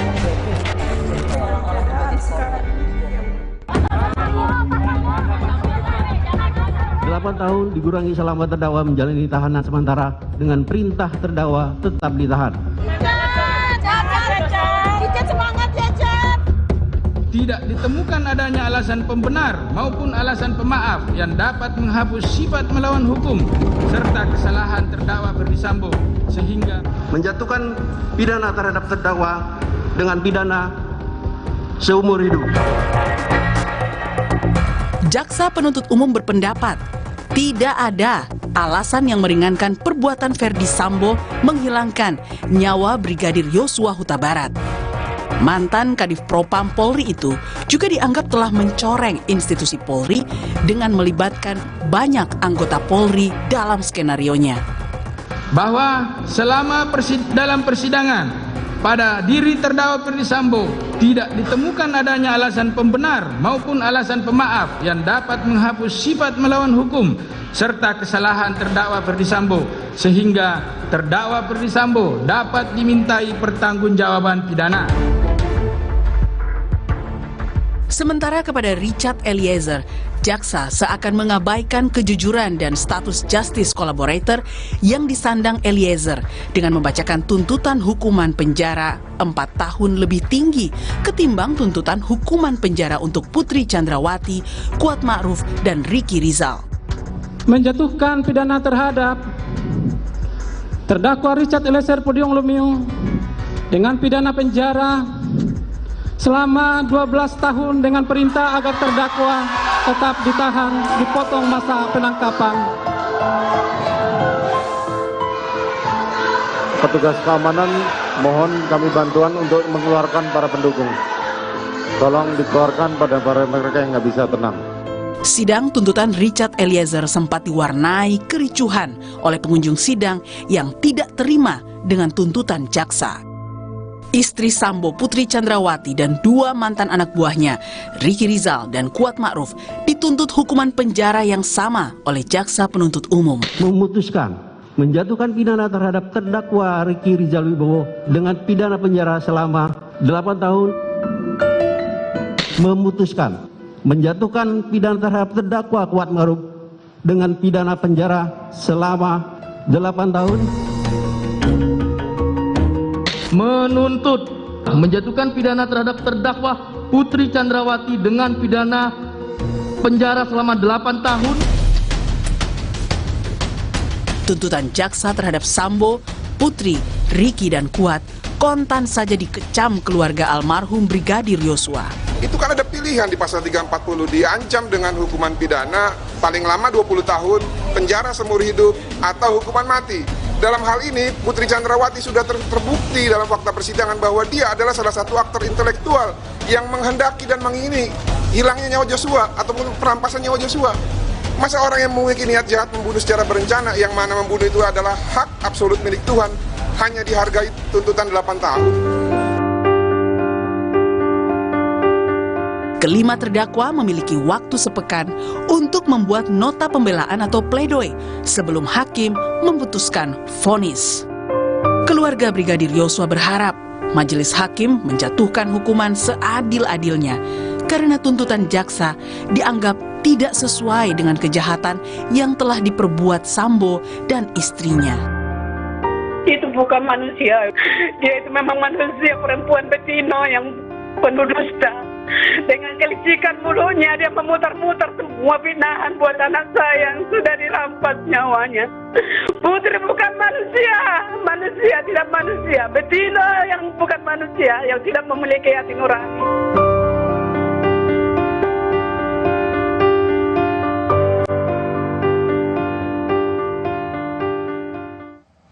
Saya sudah bersama ahli hukum pidana Universitas Trisakti, Dr. Albert Aris. Ia juga hadir dalam persidangan sebagai saksi ahli yang menguntungkan Richard Eliezer. Bung Albert, terima kasih sudah di Rosi. Makasih Mbak Rosi. Kalau kita lihat dalam pembacaan tuntutan pada persidangan kemarin, hari Rabu, maka ada 2 bacaan tuntutan yang disambut dengan riuh rendah, sehingga majelis hakim harus menghentikan persidangan. 1 untuk tuntutan Putri dan 1 untuk tuntutan Richard Eliezer. Riuh rendahnya itu bersifat kekecewaan karena dua-duanya dianggap sangat tidak adil. Apa yang Anda lihat dari reaksi pengunjung sidang pada saat waktu itu? Iya, tanpa mengurangi penghormatan terhadap independensi dan kemerdekaan penuntutan yang dimiliki oleh kejaksaan, dalam hal ini Kejaksaan Negeri Selatan ya, maka kekecewaan publik ini perlu dilihat sebagai gambaran utuh bagaimana rasa keadilan masyarakat itu tercurah pada saat mendengar tuntutan atau rekuisitor dari jaksa penuntut umum. Jadi ini adalah gambaran paling jujur dari reaksi masyarakat untuk membedakan mana yang adil dan mana yang kurang adil. Kalau jaksa adalah penuntut, yang mewakili keadilan bagi para pencari keadilan korban dalam hal ini dan juga masyarakat pada umumnya. Mengapa? Apa yang Anda lihat ini tidak ditemukan masyarakat pada pembacaan tuntutan kemarin? Iya, khususnya untuk Eliezer ya. Karena Eliezer ini adalah seorang yang sudah jujur mengakui perbuatannya dan statusnya juga merupakan justice collaborator yang bersedia untuk mengungkap tindak pidana ini. Dan jangan lupa Mbak Rosi, dalam konstruksi penyertaan patut diduga Richard Eliezer ini adalah orang yang disuruh melakukan. Artinya dia melaksanakan tindak pidana tersebut karena disuruh dan mendapat perintah jabatan dari atasannya. Jadi salah satu yang menjadi perhatian publik adalah ketika tuntutan itu untuk Richard Eliezer terasa lebih berat dibandingkan untuk seorang Putri Chandrawati. Iya. Karena konteks dari penyertaan itu adalah bunyi pasal 55 dipidana sebagai pelaku. Meski kita mengetahui ya ada bentuk-bentuk penyertaan, ada orang yang melakukan, ada orang yang menyuruh lakukan, ada orang yang turut melakukan dan ada orang yang menggerakkan untuk melakukan tindak pidana. Tapi konteks yang ada dalam diri seorang Eliezer, dia adalah orang yang disuruh lakukan. Artinya dia hanyalah merupakan manus ministra yang tidak mempunyai kehendak, tidak mempunyai niat jahat untuk melakukan tindak pidana pembunuhan, apalagi terhadap temannya sendiri. Oke, Anda hadir di sidang untuk menguntungkan terdakwa Richard Eliezer. Kalau kita lihat dalam persidangan kemarin, itu komentar publik yang tercermin dalam sosial media pada persidangan kemarin, pertanyaan-pertanyaan jaksa itu mendapat pujian yang luar biasa. Jaksa keren, pertanyaannya kritis, jaksa luar biasa, termasuk hakimnya juga. Itu dapat publik tuh merasa melihat jaksa itu keren banget. Tetapi pembacaan tuntutan kemarin, terutama membandingkan antara tuntutan untuk Putri dan tuntutan untuk Richard Eliezer, itu sampai dikatakan berakhir dengan tragis dan kecaman, makian luar biasa ditujukan pada Kejaksaan Agung. Menurut apa yang paling prinsip yang mengusik rasa keadilan dalam dua tuntutan ini? Ya karena terlihat ada disparitas ya, ada kejomplangan bagi seorang Richard Eliezer yang sudah tadi mengakui perbuatannya, sudah bersikap kooperatif, tapi ternyata dituntut dengan pidana 12 tahun penjara. Meski Mbak Rosi, hakim tidak terikat pada tuntutan jaksa. Hakim itu berpatokan pada dakwaan dan fakta-fakta yang terkait persidangan. Nah kalau kita lihat ada 3 terdakwa lain yang dituntut 8 tahun, maka publik secara sederhana dalam kacamata awam akan melihat adanya ketidakadilan. Terlepas adanya penjelasan-penjelasan secara hukum, penjelasan secara normatif yang sudah disampaikan oleh pihak kejaksaan. Saya ingin mengajak Anda juga untuk melihat salah satu apa yang dikatakan oleh jaksa. Jaksa menyebut PC terbukti mengetahui dan ikut merencanakan pembunuhan itu, tetapi hanya kemudian 8 tahun. Coba kita lihat sama-sama apa kata jaksa dalam tuntutannya.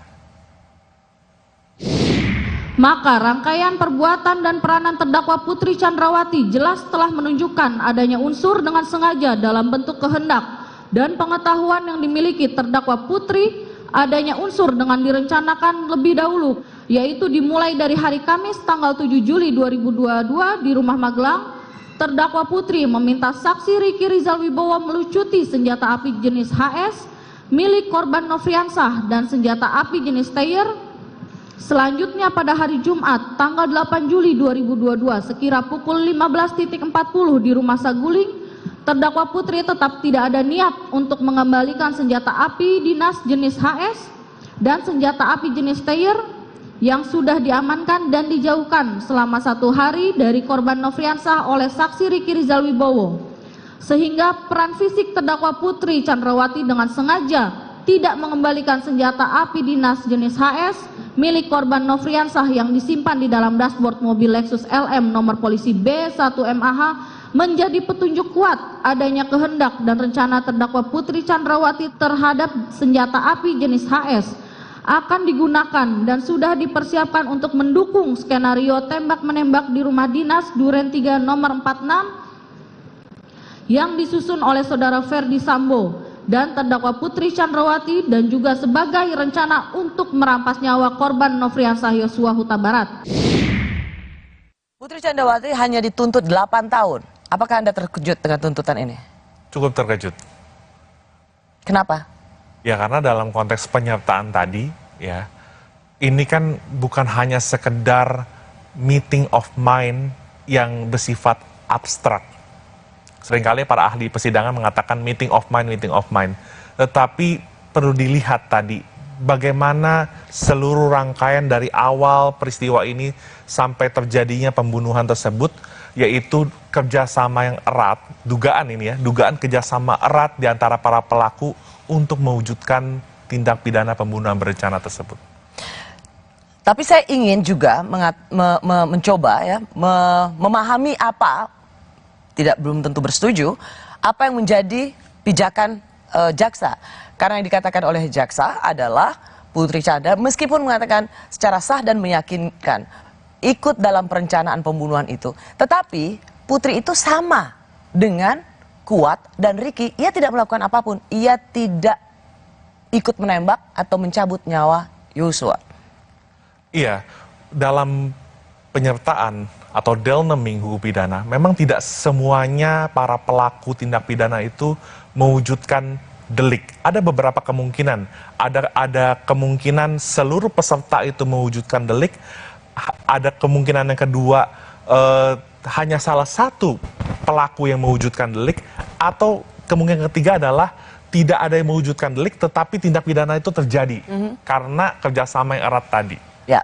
Nah, berarti kalau di sini Putri hanya 8 tahun, artinya jaksa sendiri merasa bahwa Putri, meskipun dalam rentetan tuntutannya mengatakan bahwa ikut mengetahui, merencanakan, ikut dengan menyiapkan senjata atau menyimpan senjata, tapi jaksa tidak mampu menghadirkan fakta-fakta yang mendukung itu, sehingga hanya 8 tahun. Benar nggak kayak gitu? Karena kemarin juga saya sempat mendengar ada pakar yang mengatakan bisa jadi pola pikir jaksa dalam mengajukan tuntutan terhadap PC itu berbasis gender, di mana perempuan yang berhadapan dengan hukum itu mendapatkan perlakuan yang berbeda, ya. Tetapi saya tidak melihat pertimbangan itu ketika jaksa penuntut umum membacakan rekuisitornya, Mbak Rosi. Kenapa? Kenapa faktor gender, perempuan yang dianggap lemah berhadapan dengan hukum atau dengan suaminya yang cukup dominan atau sangat dominan mengatur rumah tangga, itu tidak bisa dianggap juga dia tidak memenuhi delik itu. Ya, bahwa dia tidak punya kemandirian untuk menyatakan stop, jangan lakukan ini. Ya, justru dari itu kita perlu melihat dari awal terjadinya tindak pidana pembunuhan ini berawal dari keluhan siapa. Nah, ini yang sebenarnya bisa menjadi faktor utama untuk menggali kebenaran material terlepas dari serangkaian fakta-fakta yang terjadi sampai terjadinya pembunuhan tersebut, Mbak Rosi. Oke, tapi saya masih ingin menanyakan bahwa kenapa 8 tahun dan pertimbangan jaksa itu adalah karena dia tidak melakukan apapun, dia tidak mencabut nyawa, sama seperti Ricky dan Kuat, sehingga Putri hanya 8 tahun. Bagaimana? Mengapa itu tidak bisa diterima? Ya, berbeda dengan misalnya tadi Eliezer yang ikut. Ya, karena bisa jadi ada anggapan bahwa PC ini patut diduga merupakan aktor intelektual dari peristiwa pembunuhan ini. Dari mana? Dari mana Anda bisa melihat bahwa ia bisa menjadi otak dari perencanaan pembunuhan ini? Segala sesuatu kan bisa terjadi. Tapi kalau saya nggak mau menyimpulkan terlalu jauh, tapi saya mengambil kesimpulan yang disampaikan oleh jaksa penuntut umum terakhir dalam tuntutannya, bahwa ada dugaan-dugaan yang terjadi antara PC dengan Yosua. Tetapi itu sekali lagi adalah kesimpulan daripada jaksa gitu loh. Oleh pengacara Sambo, almarhum Joshua dikatakan melakukan kekerasan seksual, bahkan perkosaan, pelecehan seksual dan perkosaan. Tapi kemudian oleh jaksa disebut juga ada perselingkuhan. Sebuah label yang sangat menyakitkan bagi orang yang sudah meninggal karena dibunuh. Kalaupun jaksa mengatakan tidak ada perkosaan, menghilangkan peristiwa itu, dan kemudian memasuk dalam perkosaan, yang mana kita juga tahu ini tentu sangat tidak menyenangkan, ini menimbulkan juga kesedihan bagi keluarga. Tapi menurut Anda, sebenarnya apa sih yang ingin dikatakan oleh jaksa soal perselingkuhan itu? Iya, kalau soal adanya perselingkuhan itu kan sebenarnya menjadi suatu motif ya. Artinya, ada atau tidak adanya peristiwa tersebut tidak mengurangi esensi pembuktian dari suatu tindak pidana pembunuhan berencana. Tetapi paling tidak itulah fakta yang paling mendekati kebenaran material yang disimpulkan oleh jaksa penuntut umum, Mbak Rosi. Tapi itu tercermin nggak dengan hukuman tuntutannya? Ya itu dia yang saya sampaikan tadi, jadi disamaratakan antara PC, KM, dan RR yang menurut masyarakat itu rasa-rasanya kok seperti itu gitu loh, kurang pas gitu. Tapi sebaliknya orang yang mau berlaku jujur, orang yang mau mengungkap, mau kooperatif justru lebih berat dan disandingkannya justru dengan tuntutan Sambo yang 20 tahun penjara tadi. Itu yang menurut saya nggak apple to apple, padahal ini adalah satu rangkaian utuh. Terlepas penyertaannya ini ada yang bentuknya turut melakukan, ada juga yang menyuruh lakukan. Gitu. Tuntutan 12 tahun penjara untuk Richard Eliezer mengguncang rasa keadilan publik. Kenapa orang yang sudah jujur dituntut lebih berat ketimbang mereka yang terus berbohong? Apa gunanya jujur? Kami kembali sesaat lagi.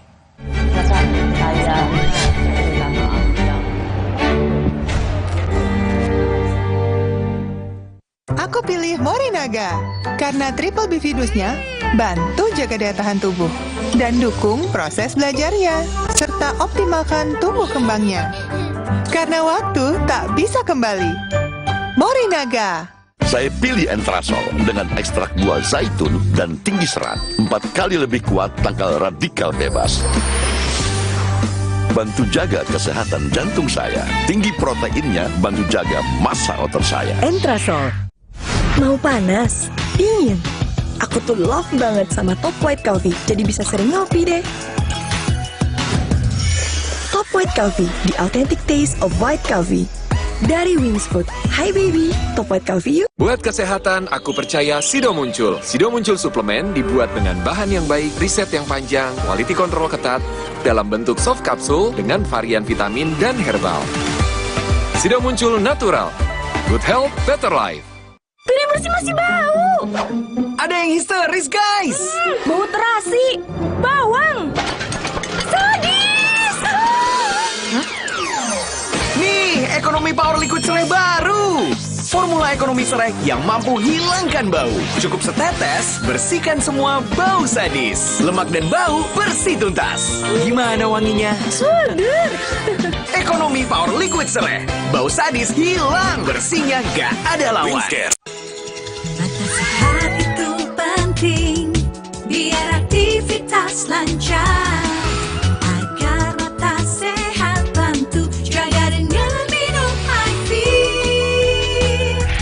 I need you, iFit, iFit. Formula iFit membantu memelihara kesehatan mata. iFit, iFit.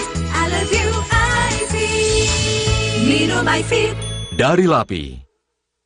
Aku pilih Morinaga karena triple B Vidusnya bantu jaga daya tahan tubuh dan dukung proses belajarnya serta optimalkan tumbuh kembangnya. Karena waktu tak bisa kembali. Morinaga. Saya pilih Entrasol dengan ekstrak buah zaitun dan tinggi serat. 4 kali lebih kuat tangkal radikal bebas. Bantu jaga kesehatan jantung saya. Tinggi proteinnya bantu jaga massa otot saya. Entrasol. Selamanya kita takkan berhenti mengejar matahari. Rise to your life's adventure.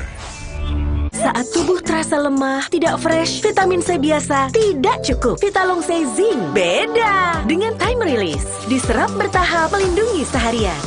Nyaman di lambung. Fitnya standby, lemahnya goodbye. Vitalong C Zinc.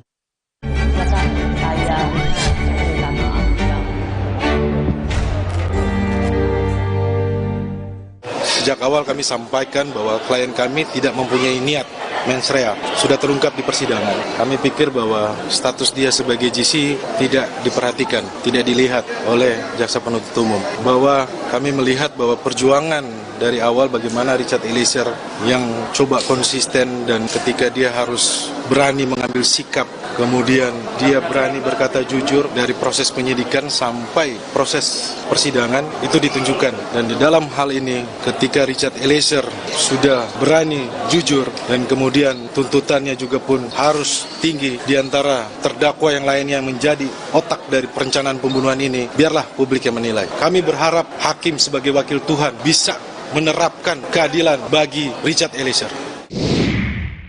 Ahli Hukum Pidana Universitas Trisakti, Dr. Albert Aris, yang juga merupakan saksi ahli yang menguntungkan Richard Eliezer. Ia ada di sana bersama-sama juga dengan budayawan Romo Magnis.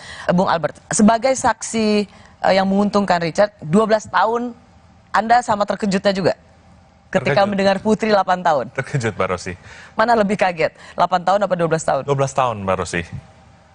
Karena dari pembicaraan informal dengan teman-teman ya, saya menduga mungkin tuntutan Eliezer itu berkisar paling tidak 5 tahun ya, Mbak Rosi. Tapi ketika mendengar tuntutan Eliezer 12 tahun, kami semua tuh kaget gitu loh. Kok orang yang bersedia jujur, orang yang disuruh lakukan, bahkan menyandang status JC, justru dikaitkan atau dibandingkan dengan orang yang menjadi pelaku utamanya gitu. Dalam hal ini adalah Sambo gitu kan ya, yang tuntutannya adalah seumur hidup. Oke, tapi kalau saya misalnya mengatakan apa yang menjadi landasan tuntutan jaksa, dikatakan oleh Jampidum Fadil Jumhana, yang mengatakan begini, kami menuntut seumur hidup itu atas pertimbangan sebetulnya bahwa Ferdi Sambo ini adalah sebagai intellectual dader dalam perkara ini atau aktor utama. Sebagai intellectual dader, dia menghendaki adanya kematian. Lalu untuk mewujudkan itu, dia meminta yang pertama adalah Ricky Rizal. Tapi Ricky dengan kesadarannya menyatakan dia tidak kuat. Kita sudah sering dengar ini. Tidak berani sehingga dia menolak. Lalu dia perintahkan Richard Eliezer. Richard Eliezer memiliki keberanian.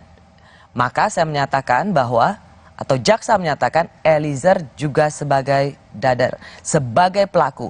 Pelaku yang menghabisi nyawa daripada korban Yosua Huta Barat.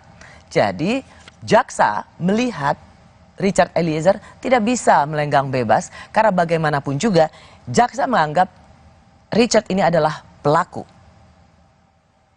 Ya.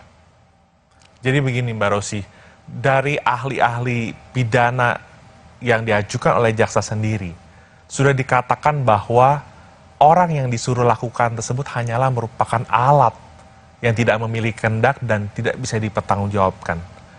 Dan bahkan itu saya afirmasi juga ketika saya memberikan keterangan ahli.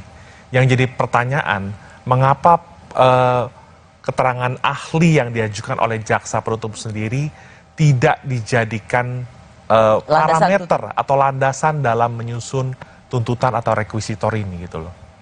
Kalau pola pikirnya masih seperti ini, maka orang-orang yang bersedia untuk mengungkap suatu perkara, orang-orang yang sudah jujur mengakui perbuatannya, maka akan mengurungkan niatnya. Ini akan menjadi suatu presiden buruk di waktu yang akan datang, Mbak Rosi. Tadi Anda mengatakan dalam banyak pembicaraan, dalam banyak diskusi, dalam banyak tebakan soal berapa yang akan diterima, tuntutan diterima oleh Richard Eliezer, Anda mengatakan 5 tahun.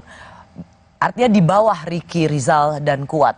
Bagaimana argumentasi itu bisa masuk akal ketika yang dua ini 8 tahun dia tidak membunuh. Sementara Richard Eliezer dia ikut serta dalam menghabisi nyawa. Iya, jadi kan tadi saya sudah menerangkan kepada Mbak Rosi ya, bahwa bentuk penyertaan ini memang agak sedikit berbeda-beda ya. Kalau konteksnya Richard Eliezer, dia adalah dader karena disuruh oleh Don Player.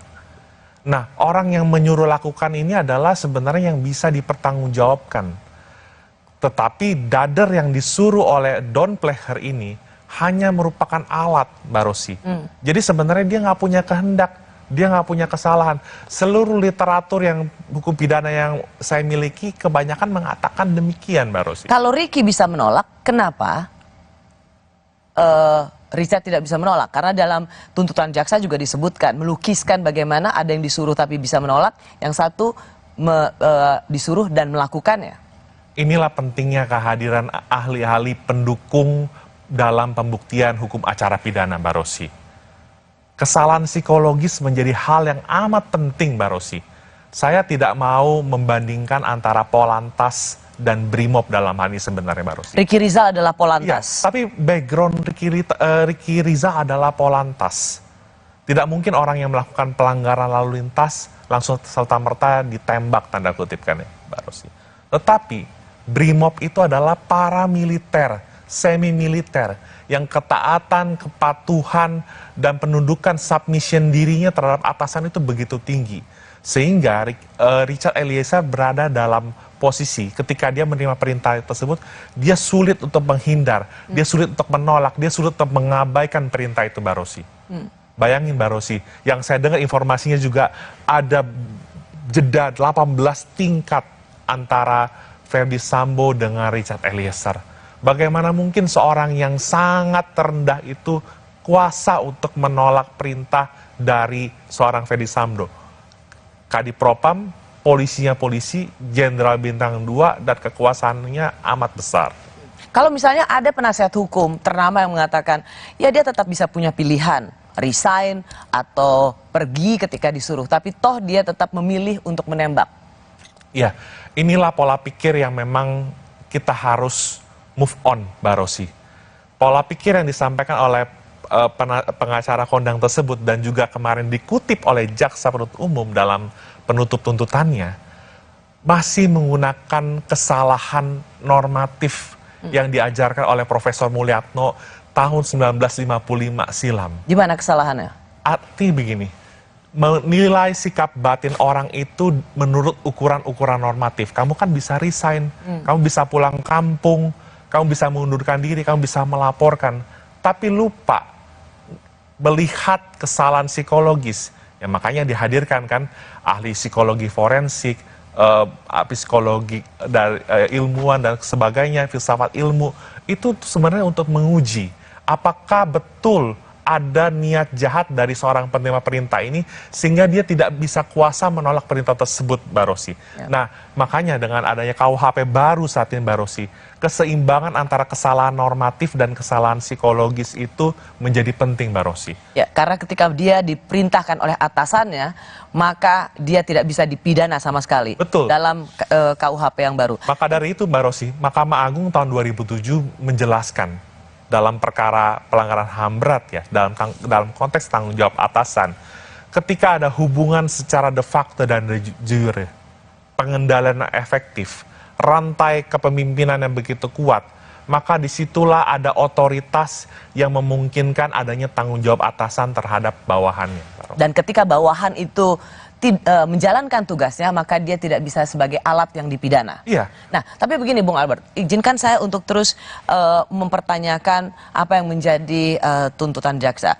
Misalnya dikatakan bahwa toh pada saat menembak itu ia juga tidak berada dalam situasi yang diintimidasi. Misalnya dalam situasi, saya bertanya pada jaksa, mengapa seorang Richard Eliezer 12 tahun, dia bilang karena pada saat ditembak itu ia bisa lebih ringan atau dibebaskan kalau pada saat dia disuruh melakukan tembakan itu ia sendiri dalam ancaman. Misalnya kalau kamu nggak tembak dia maka saya akan menembak kamu.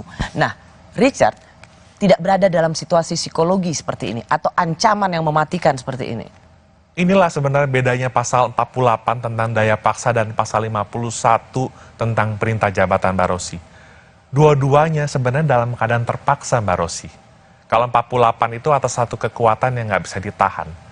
Tapi dalam konteks pasal 51 tentang perintah jabatan Amtelk Bevel, pakar hukum pidana Belanda Van Bemmelen mengatakan, ketika seorang menerima perintah jabatan, sesungguhnya itu dia berada dalam keadaan terpaksa karena diperhadapkan pada konflik.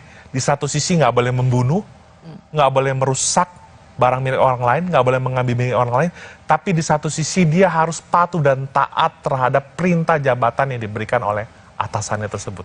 Atasannya yang bukan saja berwenang ya, tapi memiliki otoritas langsung terhadap dia, gitu. Dan menentukan hidup mati karir. Betul. Anggota Polri. Maka dari itu sebenarnya penting untuk melihat sisi kesalahan psikologis dari seorang Richard Eliezer yang konteksnya dia adalah latar belakangnya Brimob, dia memiliki ketaatan dan kepatuhan yang penuh, maka berlakulah asas. It danum dat kui ibit dare, ius vero nulla culpa es, kui parere necessit. Pertanggungjawaban tidak akan diminta kepada mereka yang patuh melaksanakan perintah, tapi kepada mereka yang memberikan perintah. Ini asas, Mbak Rosi. Asas. Jadi kalau ada keraguan-raguan dalam membaca pasal 51, kita semua di Fakultas Hukum sudah diajarkan sejak awal kembali kepada asas. Anda berulang kali membandingkan Polantas dan Brimob. Ricky Rizal adalah Polantas, Eliezer adalah Brimob. Ricky Rizal dijadikan contoh bahwa Ricky Rizal bisa menolak, sementara Eliezer tidak bisa menolak. Jadi Anda sendiri sebenarnya Anda ingin mengatakan Ricky Rizal itu menolak bukan karena dia punya kemandirian atau menolak suruhan, ya karena dia tidak punya skill untuk itu. Ia seorang Polantas. Itu yang ingin sebenarnya Anda tekankan. Ya, tentu tanpa bermaksud membandingkan antara Polantas atau tidak ingin merendahkan profesi Polantas. Tetapi apa yang dibangun di tubuh Polri selama bertahun-tahun dengan adanya rentang jabatan, tadi saya sudah katakan ada 18 hierarki tingkat perbedaan antara Eliezer dengan Sambo. Ini membuat komando yang tercipta, sistemnya itu begitu memungkinkan tidak dibantahnya atau tidak dipertanyakannya suatu perintah.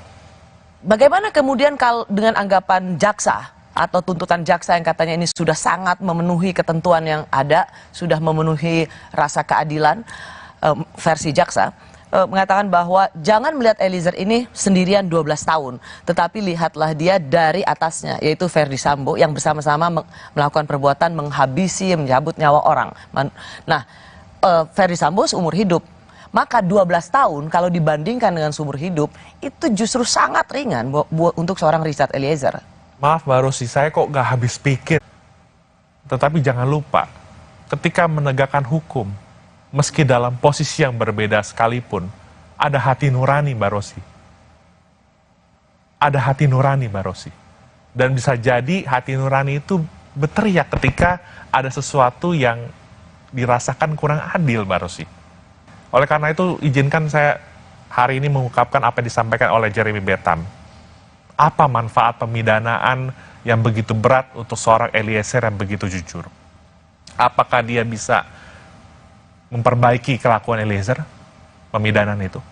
Yang kedua, apakah dia bisa mencegah Eliezer melakukan tindak pidana di kemudian hari?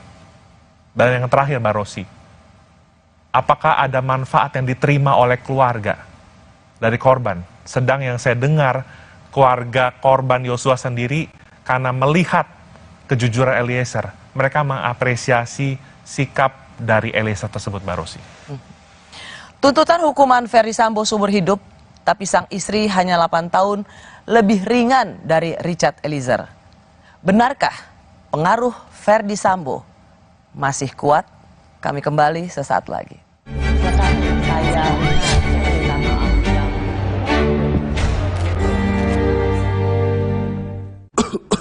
tenggorokan sakit nih, minum obat antibiotik Sakit tenggorokan ya? Jangan dikit-dikit minum antibiotik, nanti resistensi loh. Semprot aja Cooling 5, kerja lokal pada tenggorokan.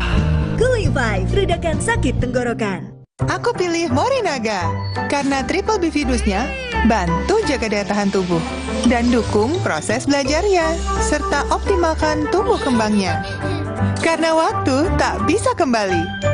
Morinaga. Hai, tahukah Anda? Cuma Entrasol yang tinggi serat dan mengandung ekstrak buah zaitun. Bantu jaga kesehatan jantungku.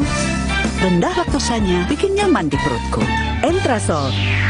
Sejak 1972, PT Taiso telah memproduksi obat berkualitas. Quality control ketat, modern, dan higienis. Menghasilkan Tempra yang dipercaya dari generasi ke generasi. Ingat Mama? Ingat Tempra. Tempra Drops untuk adik bayi, pipetnya terlindungi. Tempra sirup untuk si kecil, dengan gelas takar lebih tepat. Untuk kakak, Tempra Forte. Ingat, Tempra tak perlu dikocok. Ingat Mama, ingat Tempra. Kompas Update dipersembahkan oleh Morinaga.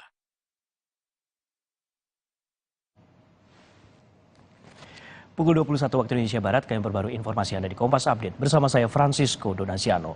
Polisi menangkap 72 pelaku kejahatan jalanan yang kerap mengganggu keamanan dan ketertiban masyarakat di Kota Bandung. 15 diantaranya terpaksa mendapatkan timah panas karena melawan petugas. 72 orang yang ditangkap merupakan pelaku pencurian dengan kekerasan, pencurian baik dengan pemberatan maupun premanisme. Selain mengamankan para tersangka, petugas juga menyita barang bukti berupa belasan kendaraan roda 2 dan senjata tajam. Para tersangka yang diamankan umumnya merupakan pelaku yang aksinya beredar di media sosial.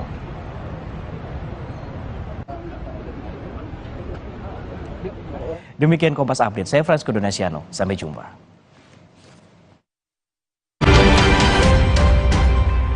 Kompas Update dipersembahkan oleh Entrasol. Aku pilih Morinaga karena triple bifidusnya bantu jaga daya tahan tubuh dan dukung proses belajarnya serta optimalkan tumbuh kembangnya. Karena waktu tak bisa kembali. Morinaga. Hai, tahukah Anda? Cuma Entrasol yang tinggi serat dan mengandung ekstrak buah zaitun. Bantu jaga kesehatan jantungku. Rendah laktosanya bikin nyaman di perutku. Entrasol. Resep baru dari mie sedap kari kental spesial.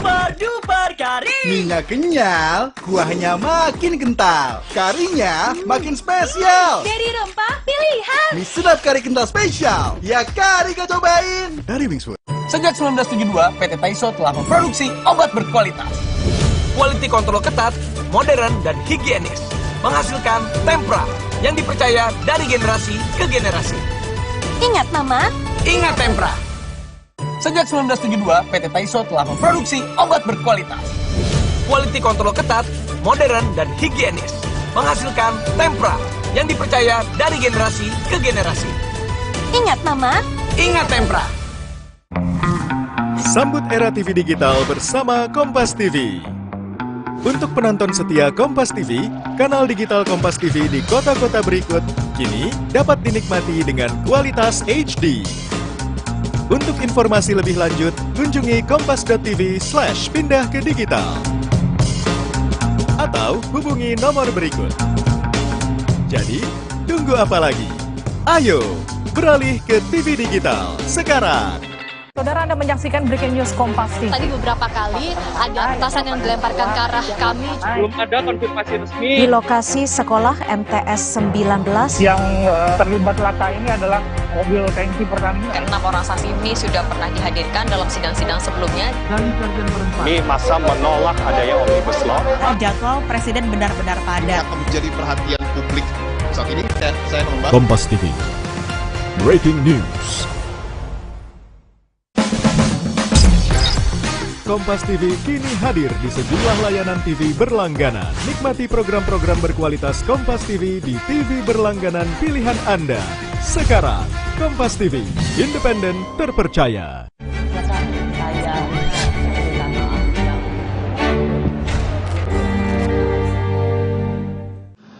Perbuatan terdakwa telah mencoreng institusi Polri di mata masyarakat Indonesia dan dunia internasional. Perbuatan terdakwa telah menyebabkan banyaknya anggota Polri lainnya turut terlibat. Hal-hal yang meringankan tidak ada. Bersama saya pakar hukum pidana Universitas Trisakti Albert Aris. Tadi dikatakan oleh jaksa dalam tuntutannya, perbuatan terdakwa telah mencoreng institusi Polri di mata masyarakat Indonesia dan lain sebagainya dan lain-lain. Pertanyaannya adalah, apa sih pertimbangan tuntutan itu biasanya, ya? Kenapa nggak hukuman mati? Kenapa seumur hidup? Kalau apa yang dilakukan, dampaknya atau impactnya sudah sedemikian rusak, mengapa pilihannya seumur hidup dan bukan mati? Ya, kalau secara normatif, Mbak Rosi, tuntutan pidana seumur hidup itu adalah poena proxima morti, yang artinya paling dekat dengan pidana mati, yang paling terberat ya, ultimum ya. Artinya yang bersangkutan itu kalau memang hakim mengabulkan, berarti dia harus mendekam di lembaga masyarakatan hingga sampai ia gitu. tutup usia. Tetapi tentunya begini Mbak Rosi, kita nggak boleh melupakan bahwa perkara ini bukan hanya perkara tindak pidana pembunuhan berencana, tetapi ada juga perkara obstruction of justice. berarti ada gabungan, ada konkursus, ada beberapa perbuatan pidana yang berdiri sendiri-sendiri dalam hal ini. Saya tentu tidak mau mencampuri independensi penuntut umum dalam hal ini, terlepas dari perdebatan yang pro pidana mati dan kontra pidana mati. Tadi saya ingin mempertanyakan pada Anda, tuntutan ini ya menjadi seolah ada banyak yang menganalisa ini mencerminkan bagaimana pengaruh Ferry Sambo sesungguhnya masih kuat. Karena apa yang dikatakan oleh Ferry Sambo dalam persidangan, satu, dia akan bertanggung jawab, dua, istrinya jangan dilibatkan, dia begitu kecewa ketika istrinya oleh tim sus itu ditersangkakan padahal dia sudah bersedia untuk mengatakan yang sejujurnya. Tapi ada yang dikatakan oleh Ferry Sambo bahwa ia juga tidak mau tanggung jawab sendirian. Ini katanya. Kalaulah saksi menyampaikan bahwa saya minta menghajar, kemudian saksi melakukan atau menerjemahkan itu perintah penembakan dari saya akan bertanggung jawab. Tapi kita berdua yang bertanggung jawab. Kuat, Ricky, istri saya jangan kau libatkan. Saya akan bertanggung jawab terhadap lakukan, tapi tidak saya akan bertanggung jawab terhadap apa yang tidak saya lakukan. Tuntutan jaksa ini seolah menjawab apa yang selalu dikatakan oleh Ferry Sambo di persidangan. Dia akan bertanggung jawab, tapi yang tanggung jawab berdua loh ya, dirinya dan Richard Eliezer. 3 orang yang dikatakan tidak ikut bisa dibilang hukuman yang paling ringan. Apakah menurut Anda memang pengaruh Sambo masih sangat kuat dan tercermin dalam tuntutan ini? Kalau dilihat dari statement dia ketika menanggapi keterangan saksi atau ahli tadi ya, itu dilihat bahwa Sambo ingin memisahkan perkara ini dari KM, Ricky, dan PC.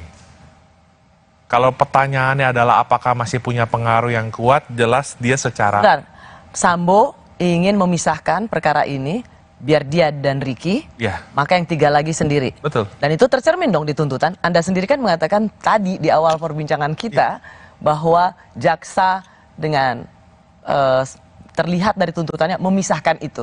Berarti ini menjawab harapan Sambo.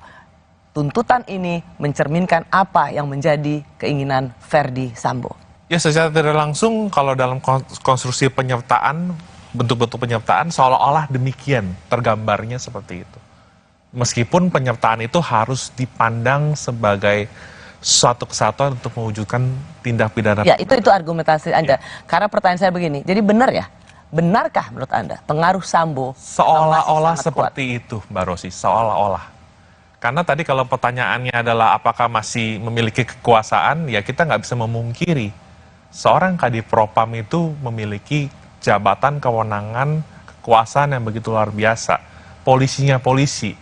Artinya selama menjabat sebagai Kadif Propam, tentu Pak Ferdy Sambo juga memiliki banyak sekali pengetahuan dan juga pengalaman yang mengenai kasus-kasus yang sudah terjadi selama ini yang mungkin saja memiliki keterkaitan dengan oknum penyidik yang pernah dilaporkan ke Propam tersebut. Kecewa dengan tuntutan jaksa, Ibunda almarhum Yosua meminta hakim memberikan keadilan bagi Yosua. Kami kembali sesaat lagi.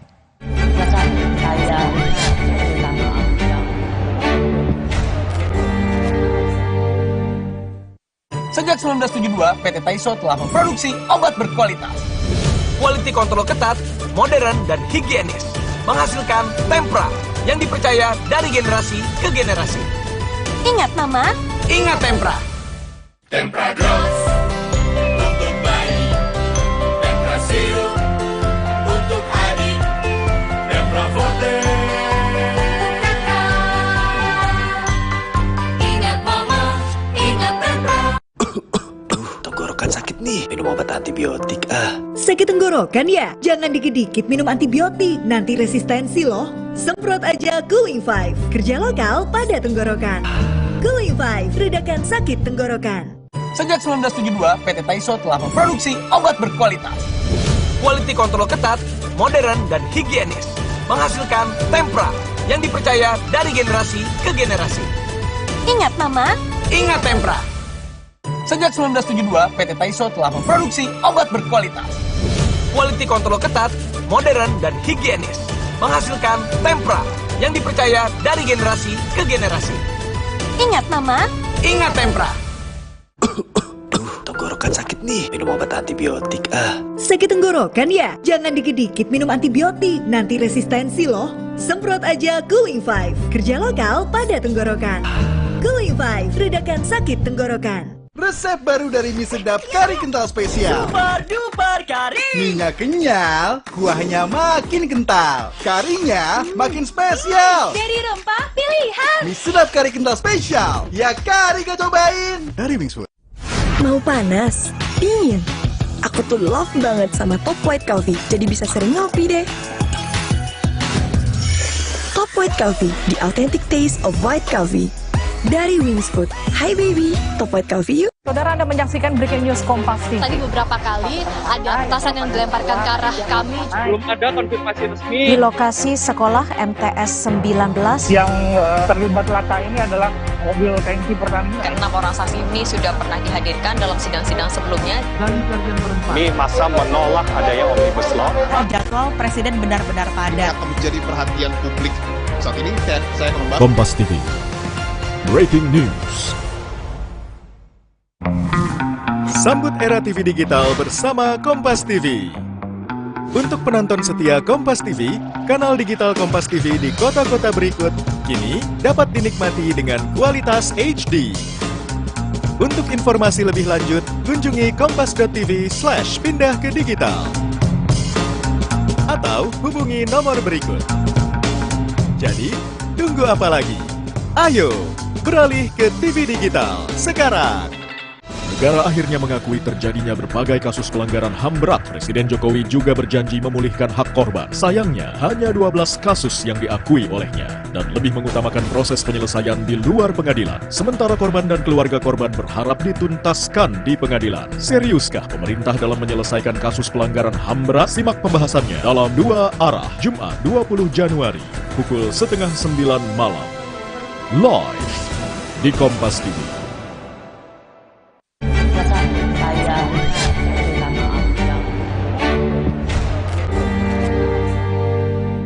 Jadi betul-betul tidak adil buat kami, orang tua rakyat yang kecil ini, di tuntutan ini. Mohon Bapak Hakim, tolong kami, berikan kami keadilan. Berikan keputusan semaksimal mungkin buat putri yang mengetahui semua perencanaan pembunuhan ini. Harapan kami Pak Hakim yang mulia utusan Tuhan. Tolong kami diberi keadilan yang seadil-adilnya Bapak. Masih bersama saya Dr. Albert Aris yang merupakan ahli hukum pidana Universitas Trisakti. Ia pernah menjadi saksi ahli yang menguntungkan Richard Eliezer bersama Romo Magnis Suseno. Bung Albert, lagi-lagi kemudian harapannya hanya tinggal di vonis hakim berat nih, tugas hakim, karena begitu kemudian semua mengatakan hanya tinggal di hakim saja. Pengalaman Anda ya melihat banyak perjalanan kasus, kalaupun vonis hakim berbeda dengan tuntutan jaksa, bedanya bagaimana besar sih?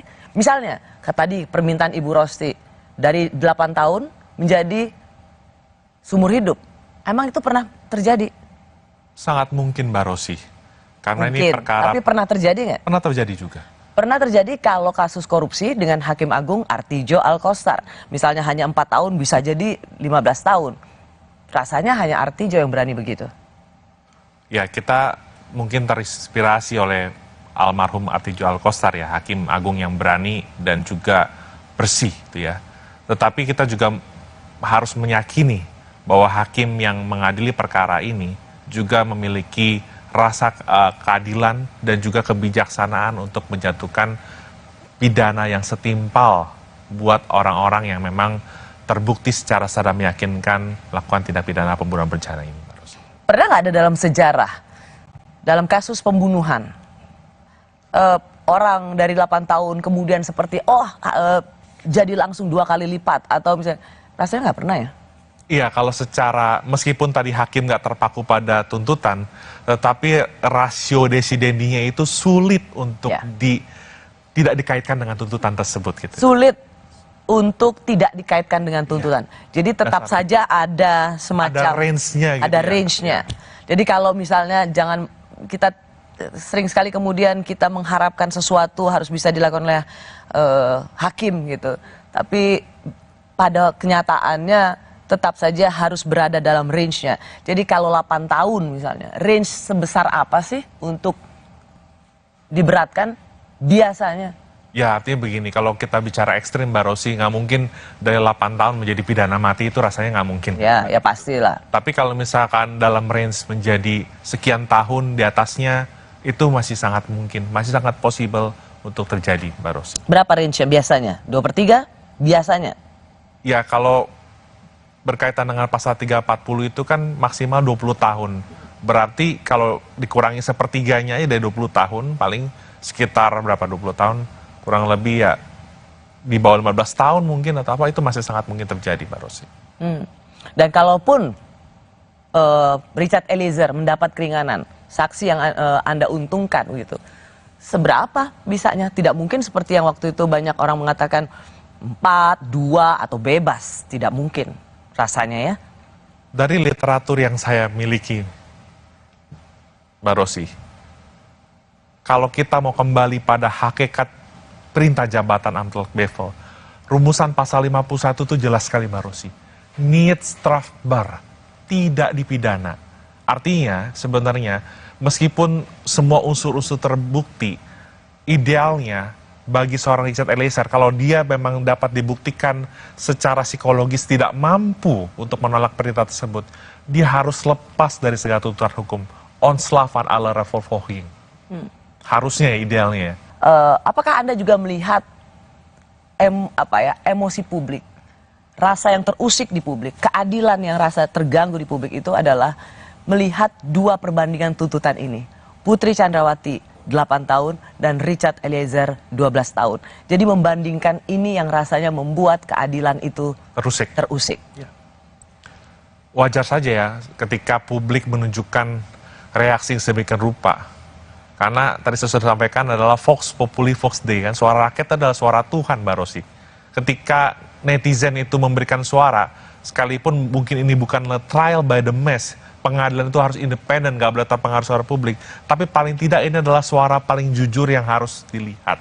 Oleh karena itu, tanpa mendahului putusan hakim nanti, kita semua berharap Mbak Rosi, bahwa hakim akan bijak dan juga objektif dalam menjatuhkan pemidanaan yang adil nanti buat setiap terdakwa yang ada dalam perkara ini. Sebuah tugas yang sangat berat bagi majelis hakim mengadili satu kasus yang menyita perhatian luar biasa. Terima kasih Dr. Albert Aris. Welcome. Sudah bersama Rosi di Kompas TV. Saya Rosyana Silalahi, terima kasih sudah menyaksikan Rosi. Kita akan ketemu lagi Kamis depan. Tetaplah di Kompas TV, independen, terpercaya.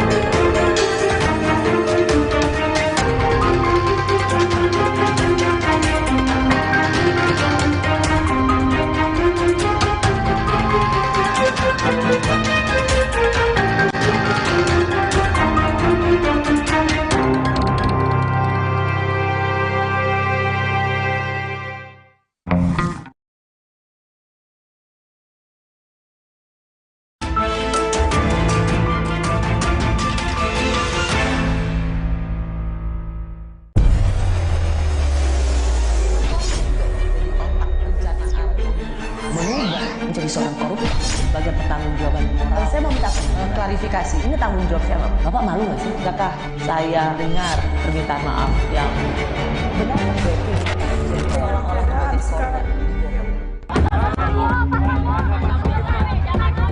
8 tahun dikurangi selama terdakwa menjalani tahanan sementara dengan perintah terdakwa tetap ditahan. tidak ditemukan adanya alasan pembenar maupun alasan pemaaf yang dapat menghapus sifat melawan hukum serta kesalahan terdakwa Ferdi Sambo sehingga menjatuhkan pidana terhadap terdakwa dengan pidana seumur hidup. Jaksa penuntut umum berpendapat tidak ada alasan yang meringankan perbuatan Ferdi Sambo menghilangkan nyawa Brigadir Yosua Huta Barat. Mantan Kadif Propam Polri itu juga dianggap telah mencoreng institusi Polri dengan melibatkan banyak anggota Polri dalam skenarionya. Bahwa selama dalam persidangan pada diri terdakwa Ferdi Sambo tidak ditemukan adanya alasan pembenar maupun alasan pemaaf yang dapat menghapus sifat melawan hukum serta kesalahan terdakwa Ferdi Sambo sehingga terdakwa Ferdi Sambo dapat dimintai pertanggungjawaban pidana. Sementara kepada Richard Eliezer, jaksa seakan mengabaikan kejujuran dan status justice collaborator yang disandang Eliezer dengan membacakan tuntutan hukuman penjara 4 tahun lebih tinggi ketimbang tuntutan hukuman penjara untuk Putri Chandrawati, Kuat Ma'ruf, dan Ricky Rizal. Menjatuhkan pidana terhadap terdakwa Richard Eliezer Pudium Lumiu dengan pidana penjara selama untuk tuntutan Putri dan 1 untuk tuntutan Richard Eliezer.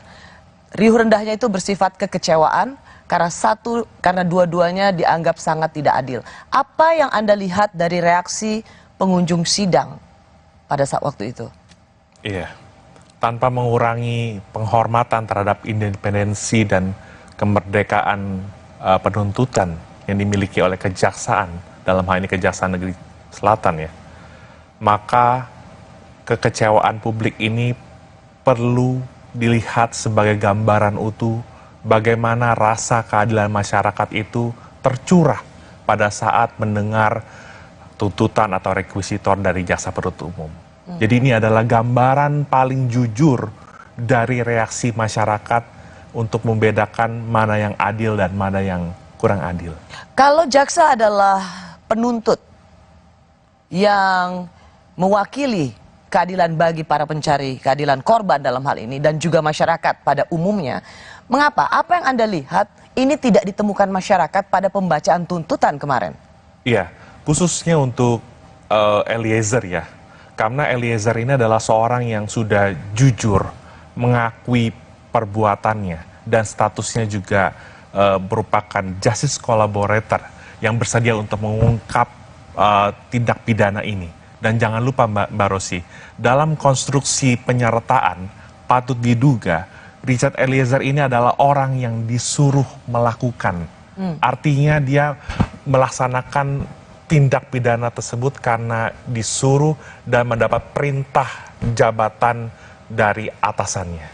Jadi salah satu yang menjadi perhatian publik adalah ketika tuntutan itu untuk Richard Eliezer terasa lebih berat dibandingkan untuk seorang Putri Chandrawati. Iya, karena konteks dari penyertaan itu adalah bunyi pasal 55 dipidana sebagai pelaku. Meski kita mengetahui ya ada bentuk-bentuk penyertaan, ada orang yang melakukan, ada orang yang menyuruh lakukan, ada orang yang turut melakukan dan ada orang yang menggerakkan untuk melakukan tindak pidana. Tapi konteks yang ada dalam diri seorang Eliezer, dia adalah orang yang disuruh lakukan.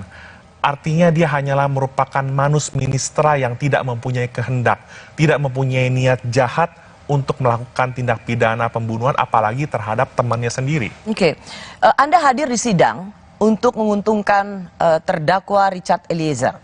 Kalau kita lihat dalam persidangan kemarin, itu komentar publik yang tercermin dalam sosial media pada persidangan kemarin, pertanyaan-pertanyaan jaksa itu mendapat pujian yang luar biasa. Jaksa keren, pertanyaannya kritis, jaksa luar biasa, termasuk hakimnya juga.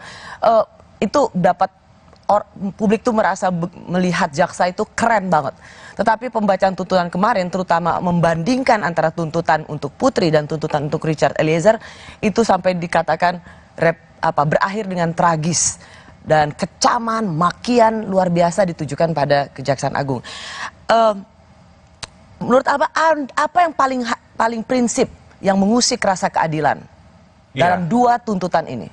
Ya karena terlihat ada disparitas ya, ada kejomplangan bagi seorang Richard Eliezer yang sudah tadi mengakui perbuatannya, sudah bersikap kooperatif, tapi ternyata dituntut dengan pidana 12 tahun penjara. Meski Mbak Rosi, hakim tidak terikat pada tuntutan jaksa.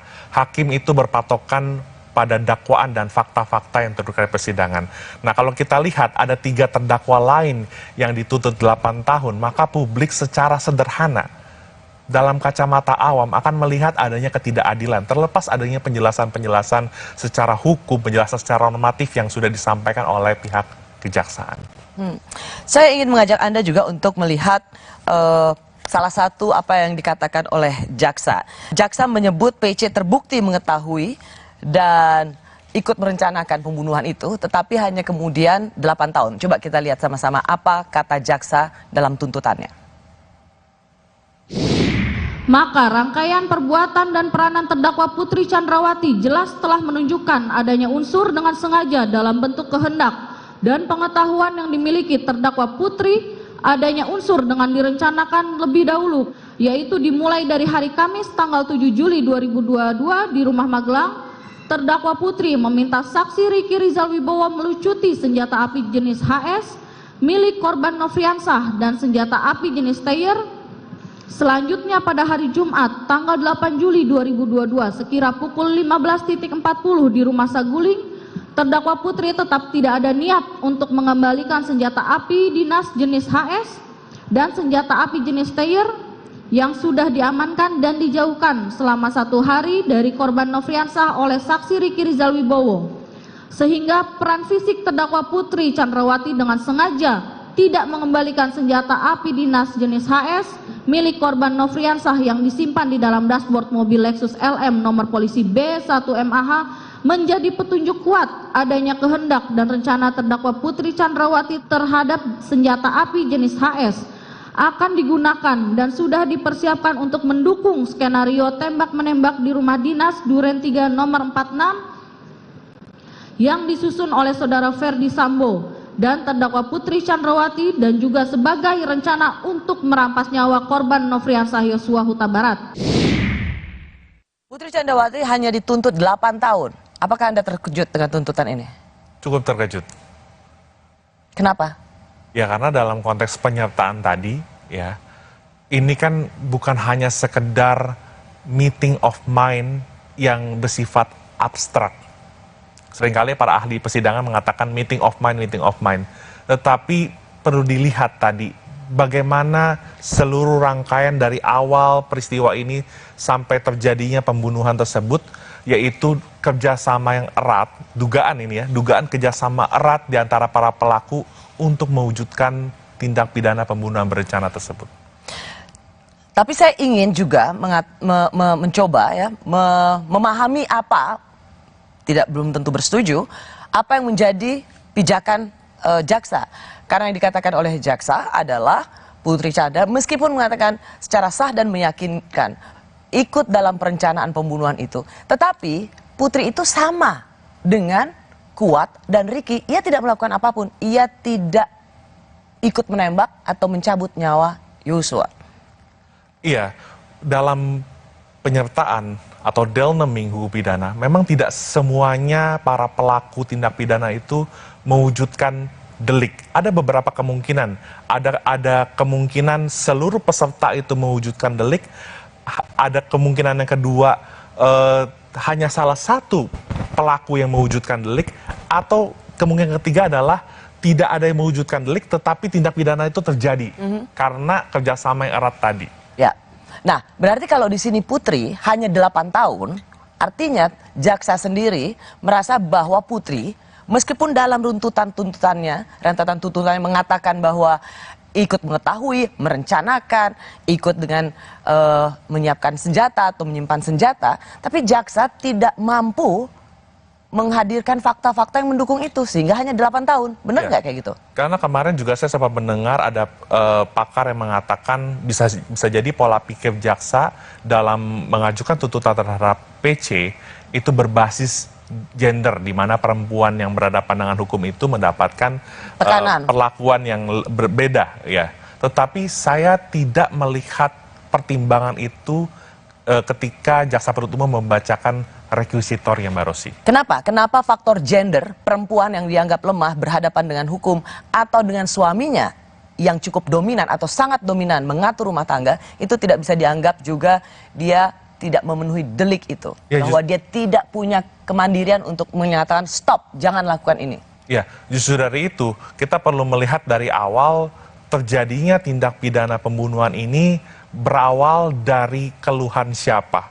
Nah, ini yang sebenarnya bisa menjadi faktor utama untuk menggali kebenaran material terlepas dari serangkaian fakta-fakta yang terjadi sampai terjadinya pembunuhan tersebut, Mbak Rosi. Oke, tapi saya masih ingin menanyakan bahwa kenapa 8 tahun dan pertimbangan jaksa itu adalah karena dia tidak melakukan apapun. Dia tidak mencabut nyawa. Sama seperti Ricky dan Kuat.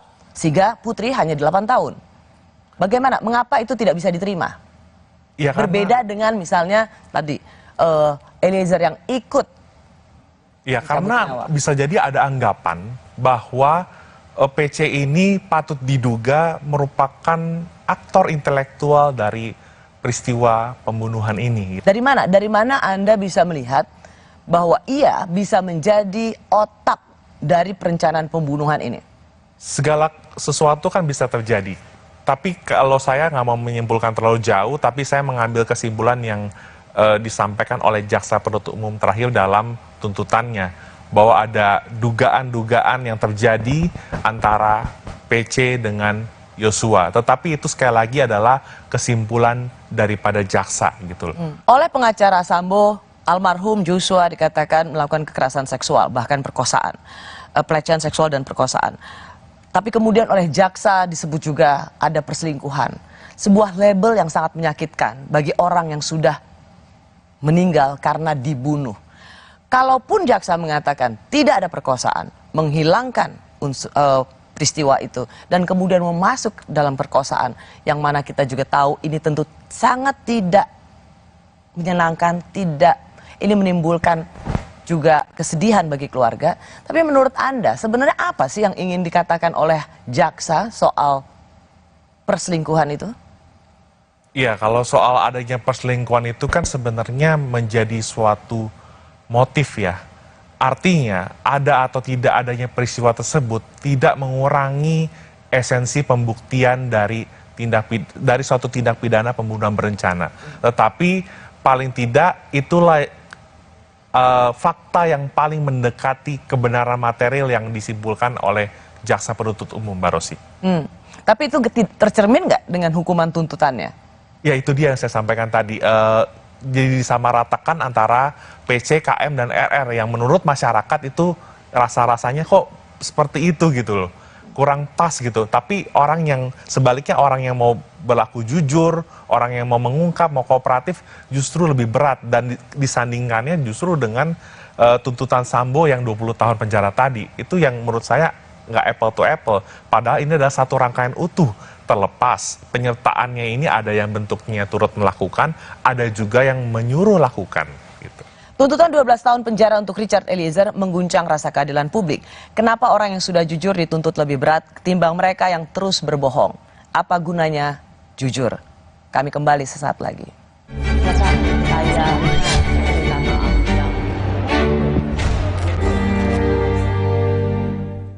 Aku pilih Morinaga karena Triple Bifidusnya bantu jaga daya tahan tubuh dan dukung proses belajarnya serta optimalkan tumbuh kembangnya.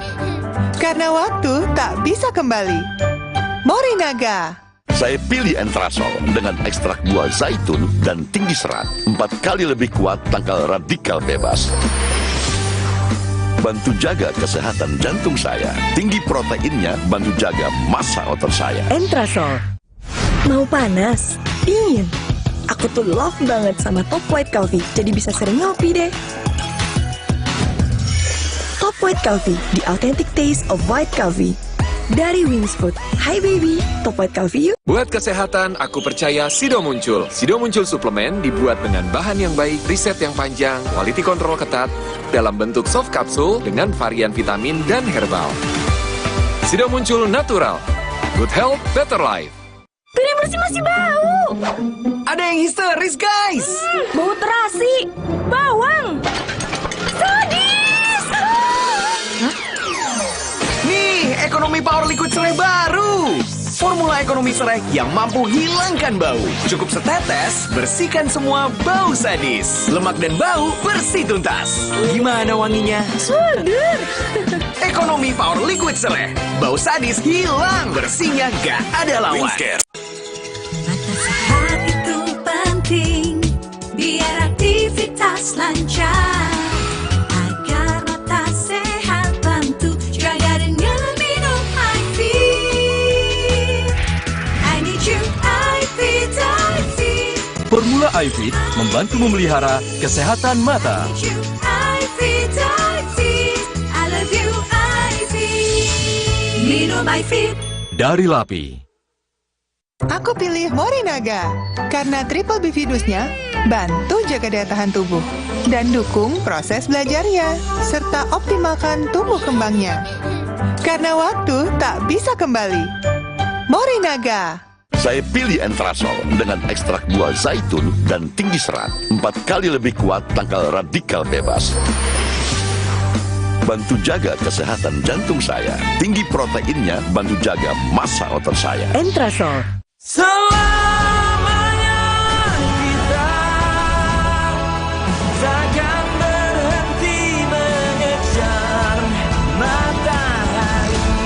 Rise to your life's adventure. Saat tubuh terasa lemah, tidak fresh, vitamin C biasa tidak cukup. Vitalong C Zinc beda. Dengan time release, diserap bertahap melindungi seharian. Nyaman di lambung, fitnya standby, lemahnya goodbye. Vitalong C Zinc.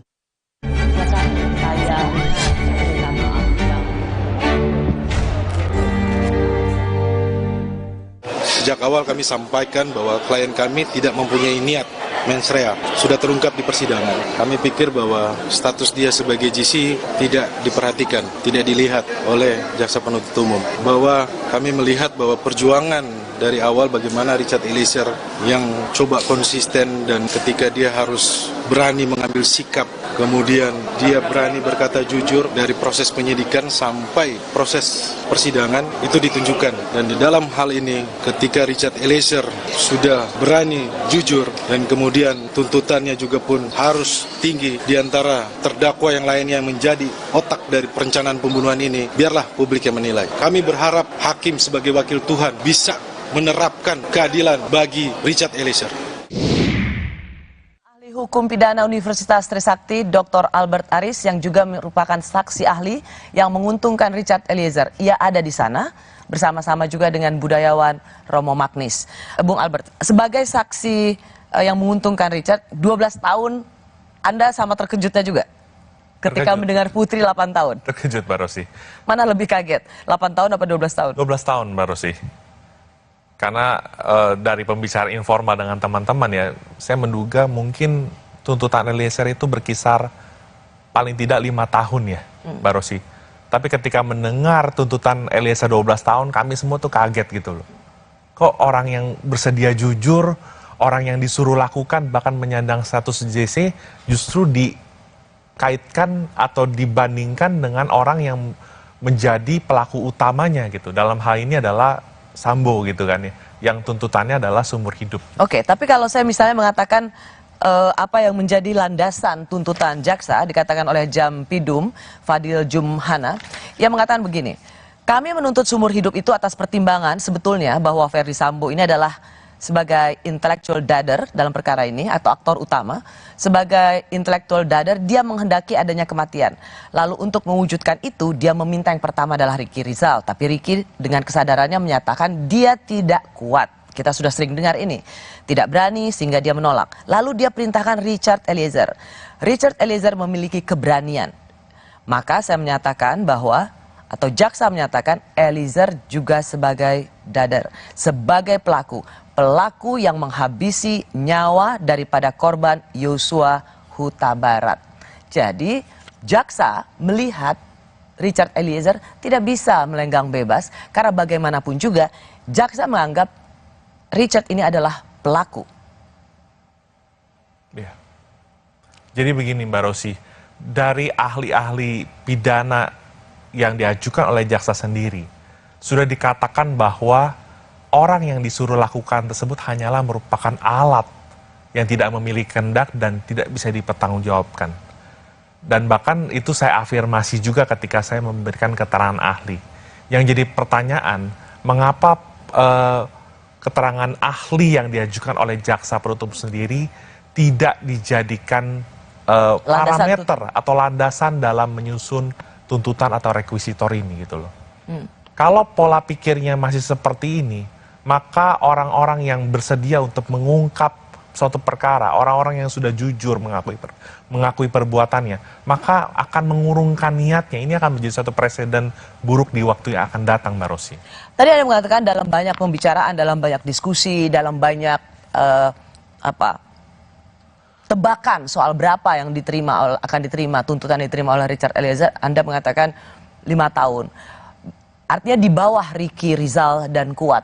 Bagaimana argumentasi itu bisa masuk akal ketika yang 2 ini 8 tahun dia tidak membunuh, sementara Richard Eliezer dia ikut serta dalam menghabisi nyawa. Iya, jadi kan tadi saya sudah menerangkan kepada Mbak Rosi ya, bahwa bentuk penyertaan ini memang agak sedikit berbeda-beda ya. Kalau konteksnya Richard Eliezer, dia adalah dader karena disuruh oleh Don Player. Nah, orang yang menyuruh lakukan ini adalah sebenarnya yang bisa dipertanggungjawabkan. Tetapi dader yang disuruh oleh Don Player ini hanya merupakan alat, Mbak Rosi. Jadi sebenarnya dia nggak punya kehendak, dia nggak punya kesalahan. Seluruh literatur yang hukum pidana yang saya miliki kebanyakan mengatakan demikian, Mbak Rosi. Kalau Ricky bisa menolak, kenapa Richard tidak bisa menolak? Karena dalam tuntutan jaksa juga disebutkan, melukiskan bagaimana ada yang disuruh tapi bisa menolak, yang satu disuruh dan melakukannya. Inilah pentingnya kehadiran ahli-ahli pendukung dalam pembuktian hukum acara pidana, Mbak Rosi. Kesalahan psikologis menjadi hal yang amat penting, Mbak Rosi. Saya tidak mau membandingkan antara Polantas dan Brimob dalam hal ini sebenarnya, Mbak Rosi. Ricky Rizal adalah Polantas. Ya, tapi background Ricky Rizal adalah Polantas. Tidak mungkin orang yang melakukan pelanggaran lalu lintas langsung serta-merta ditembak, tanda kutip kan ya, Mbak Rosi. Tetapi Brimob itu adalah paramiliter, semi-militer, yang ketaatan, kepatuhan, dan penundukan submission dirinya terhadap atasan itu begitu tinggi. Sehingga Richard Eliezer berada dalam posisi ketika dia menerima perintah tersebut, dia sulit untuk menghindar, dia sulit untuk menolak, dia sulit untuk mengabaikan perintah itu, Mbak Rosi. Bayangin, Mbak Rosi, yang saya dengar informasinya juga ada jeda 18 tingkat antara Ferdi Sambo dengan Richard Eliezer. Bagaimana mungkin seorang yang sangat terendah itu kuasa untuk menolak perintah dari seorang Ferdi Sambo? Kadipropam, polisinya polisi, jenderal bintang 2, dan kekuasaannya amat besar. Kalau misalnya ada penasihat hukum ternama yang mengatakan, ya dia tetap bisa punya pilihan, resign atau pergi ketika disuruh, tapi toh dia tetap memilih untuk menembak. Ya, inilah pola pikir yang memang kita harus move on, Mbak Rosi. Pola pikir yang disampaikan oleh pengacara kondang tersebut dan juga kemarin dikutip oleh jaksa penuntut umum dalam penutup tuntutannya masih menggunakan kesalahan normatif yang diajarkan oleh Profesor Mulyatno tahun 1955 silam. Di mana kesalahannya? Arti begini, menilai sikap batin orang itu menurut ukuran-ukuran normatif. Kamu kan bisa resign, kamu bisa pulang kampung, kamu bisa mengundurkan diri, kamu bisa melaporkan, tapi lupa melihat kesalahan psikologis. Ya makanya dihadirkan kan ahli psikologi forensik, psikologi dari ilmuwan dan sebagainya, filsafat ilmu. Itu sebenarnya untuk menguji apakah betul ada niat jahat dari seorang penerima perintah ini sehingga dia tidak bisa kuasa menolak perintah tersebut, Mbak Rosi. Nah, makanya dengan adanya KUHP baru saat ini, Mbak Rosi, keseimbangan antara kesalahan normatif dan kesalahan psikologis itu menjadi penting, Mbak Rosi. Ya, karena ketika dia diperintahkan oleh atasannya, maka dia tidak bisa dipidana sama sekali. Betul. Dalam KUHP yang baru. Maka dari itu, Mbak Rosi, Mahkamah Agung tahun 2007 menjelaskan dalam perkara pelanggaran HAM berat ya, dalam konteks tanggung jawab atasan, ketika ada hubungan secara de facto dan de jure, pengendalian yang efektif, rantai kepemimpinan yang begitu kuat, maka disitulah ada otoritas yang memungkinkan adanya tanggung jawab atasan terhadap bawahannya. Dan ketika bawahan itu menjalankan tugasnya, maka dia tidak bisa sebagai alat yang dipidana. Iya. Nah, tapi begini Bung Albert, izinkan saya untuk terus mempertanyakan apa yang menjadi tuntutan jaksa. Misalnya dikatakan bahwa toh pada saat menembak itu ia juga tidak berada dalam situasi yang diintimidasi. Misalnya dalam situasi, saya bertanya pada jaksa, mengapa seorang Richard Eliezer 12 tahun, dia bilang karena pada saat ditembak itu ia bisa lebih ringan atau dibebaskan kalau pada saat dia disuruh melakukan tembakan itu ia sendiri dalam ancaman. Misalnya kalau kamu nggak tembak dia maka saya akan menembak kamu. Nah, Richard tidak berada dalam situasi psikologi seperti ini atau ancaman yang mematikan seperti ini. Inilah sebenarnya bedanya pasal 48 tentang daya paksa dan pasal 51 tentang perintah jabatan, Mbak Rosi. Dua-duanya sebenarnya dalam keadaan terpaksa, Mbak Rosi. Kalau 48 itu atas satu kekuatan yang nggak bisa ditahan. Tapi dalam konteks pasal 51 tentang perintah jabatan Amtelk Bevel, pakar hukum pidana Belanda Van Bemmelen mengatakan, ketika seorang menerima perintah jabatan, sesungguhnya itu dia berada dalam keadaan terpaksa karena diperhadapkan pada konflik. Di satu sisi nggak boleh membunuh, nggak boleh merusak barang milik orang lain, nggak boleh mengambil milik orang lain, tapi di satu sisi dia harus patuh dan taat terhadap perintah jabatan yang diberikan oleh atasannya tersebut. Atasannya yang bukan saja berwenang ya, tapi memiliki otoritas langsung terhadap dia, gitu. Dan menentukan hidup mati karir. Betul. Anggota Polri. Maka dari itu sebenarnya penting untuk melihat sisi kesalahan psikologis dari seorang Richard Eliezer yang konteksnya dia adalah latar belakangnya Brimob. Dia memiliki ketaatan dan kepatuhan yang penuh, maka berlakulah asas. It danum dat kui ibit dare, ius vero nulla culpa est, qui parere necessit. Pertanggungjawaban tidak akan diminta kepada mereka yang patuh melaksanakan perintah, tapi kepada mereka yang memberikan perintah. Ini asas, Mbak Rosi. Asas. Jadi kalau ada keraguan-raguan dalam membaca pasal 51, kita semua di Fakultas Hukum sudah diajarkan sejak awal, kembali kepada asas. Anda berulang kali membandingkan Polantas dan Brimob. Ricky Rizal adalah Polantas, Eliezer adalah Brimob. Ricky Rizal dijadikan contoh bahwa Ricky Rizal bisa menolak, sementara Eliezer tidak bisa menolak.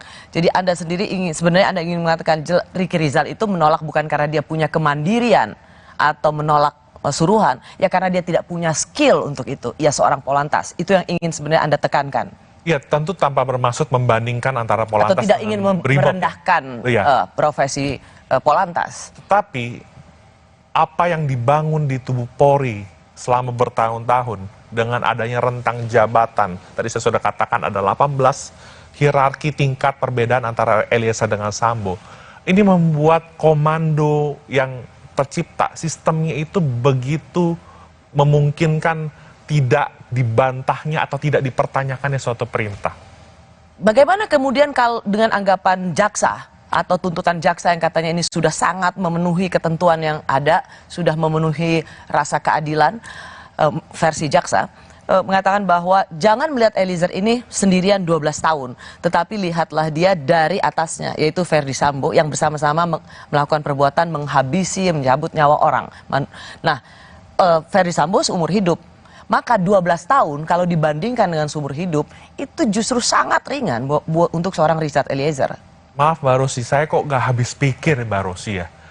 Dari literatur yang saya miliki, Don Plehen itu, orang yang disuruh melakukan oleh Don Plehen itu sebenarnya adalah orang yang nggak bisa dipertanggungjawabkan.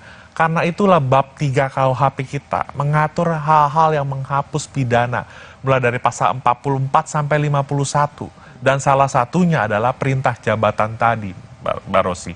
Ketika seorang menerima perintah jabatan, maka perbuatan pidana yang dilakukan oleh si penerima perintah jabatan tersebut menjadi hapus elemen melawan hukumnya. Karena memang yang harus bertanggung jawab adalah atasannya. Karena apa? Karena ada faktor konstante moral.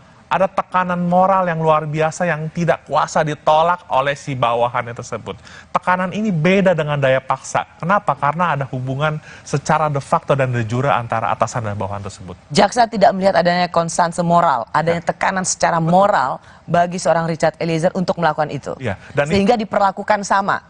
Iya, dan itu hanya bisa dibuktikan dengan menilai kesalahan psikologis. Mohon maaf Mbak Rosi, kalau Indonesia masih menggunakan dan mempertahankan kesalahan normatif, deskriptif secara absolut, maka kita lihat, mohon maaf dengan segala hormat, kita lihat realitanya saat ini lembaga pemasyarakatan kita, penjara kita penuh.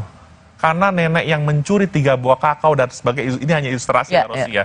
Orang yang mengobati istrinya dengan ganja dan sebagainya, itu menjadi dipersalahkan secara normatif.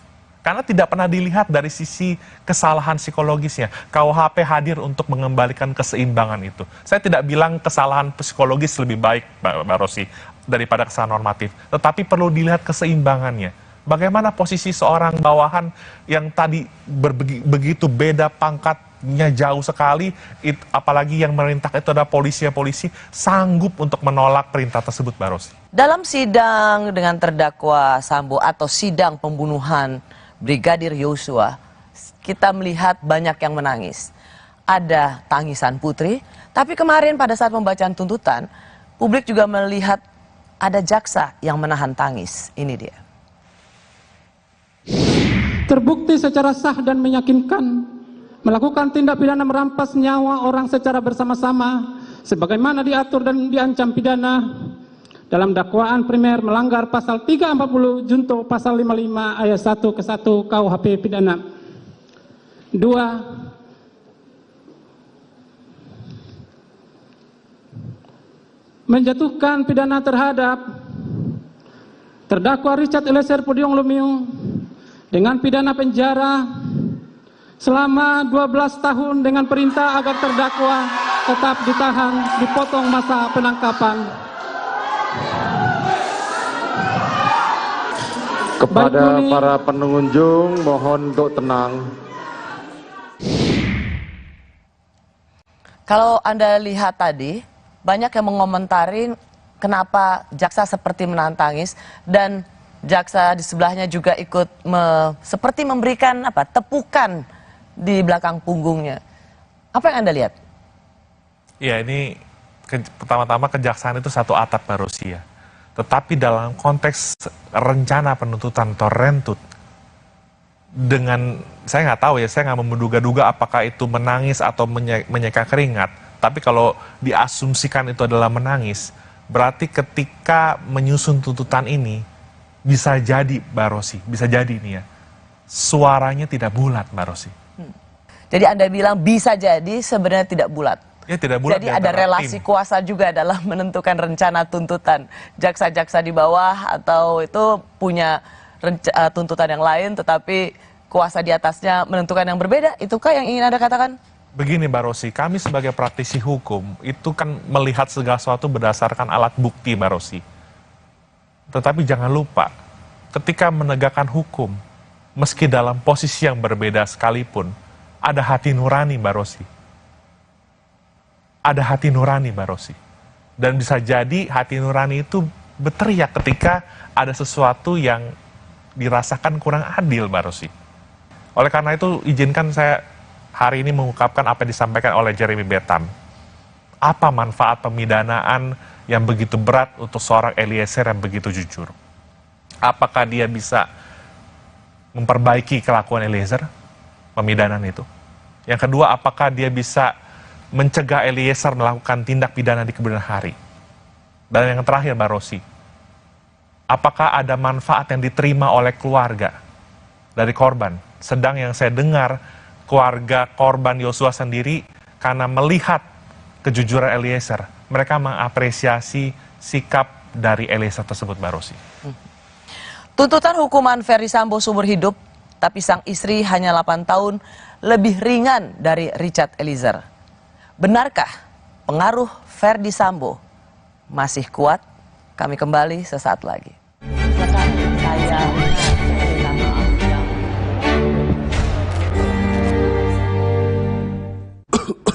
Tenggorokan sakit nih, minum obat antibiotik Sakit tenggorokan ya? Jangan dikit-dikit minum antibiotik, nanti resistensi loh. Semprot aja Cooling 5, kerja lokal pada tenggorokan.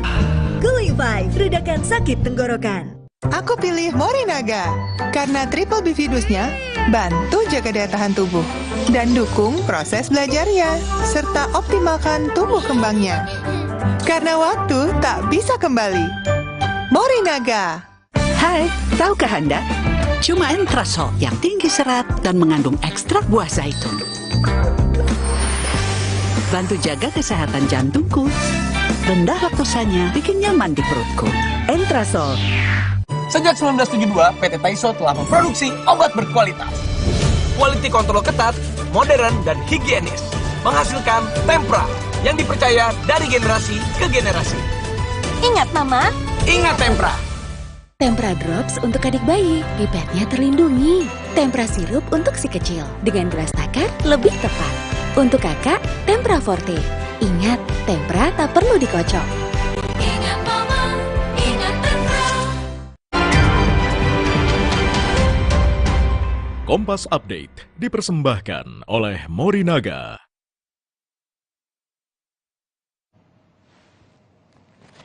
Pukul 21 waktu Indonesia Barat, kami perbarui informasi Anda di Kompas Update. Bersama saya Francisco Donasiano.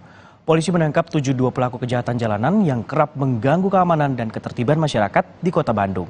15 diantaranya terpaksa mendapatkan timah panas karena melawan petugas.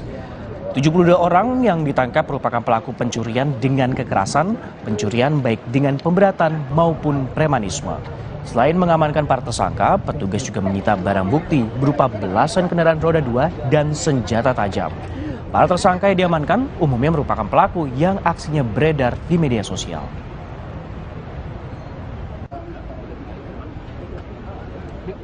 Demikian Kompas Update, saya Francisco Donasiano. Sampai jumpa.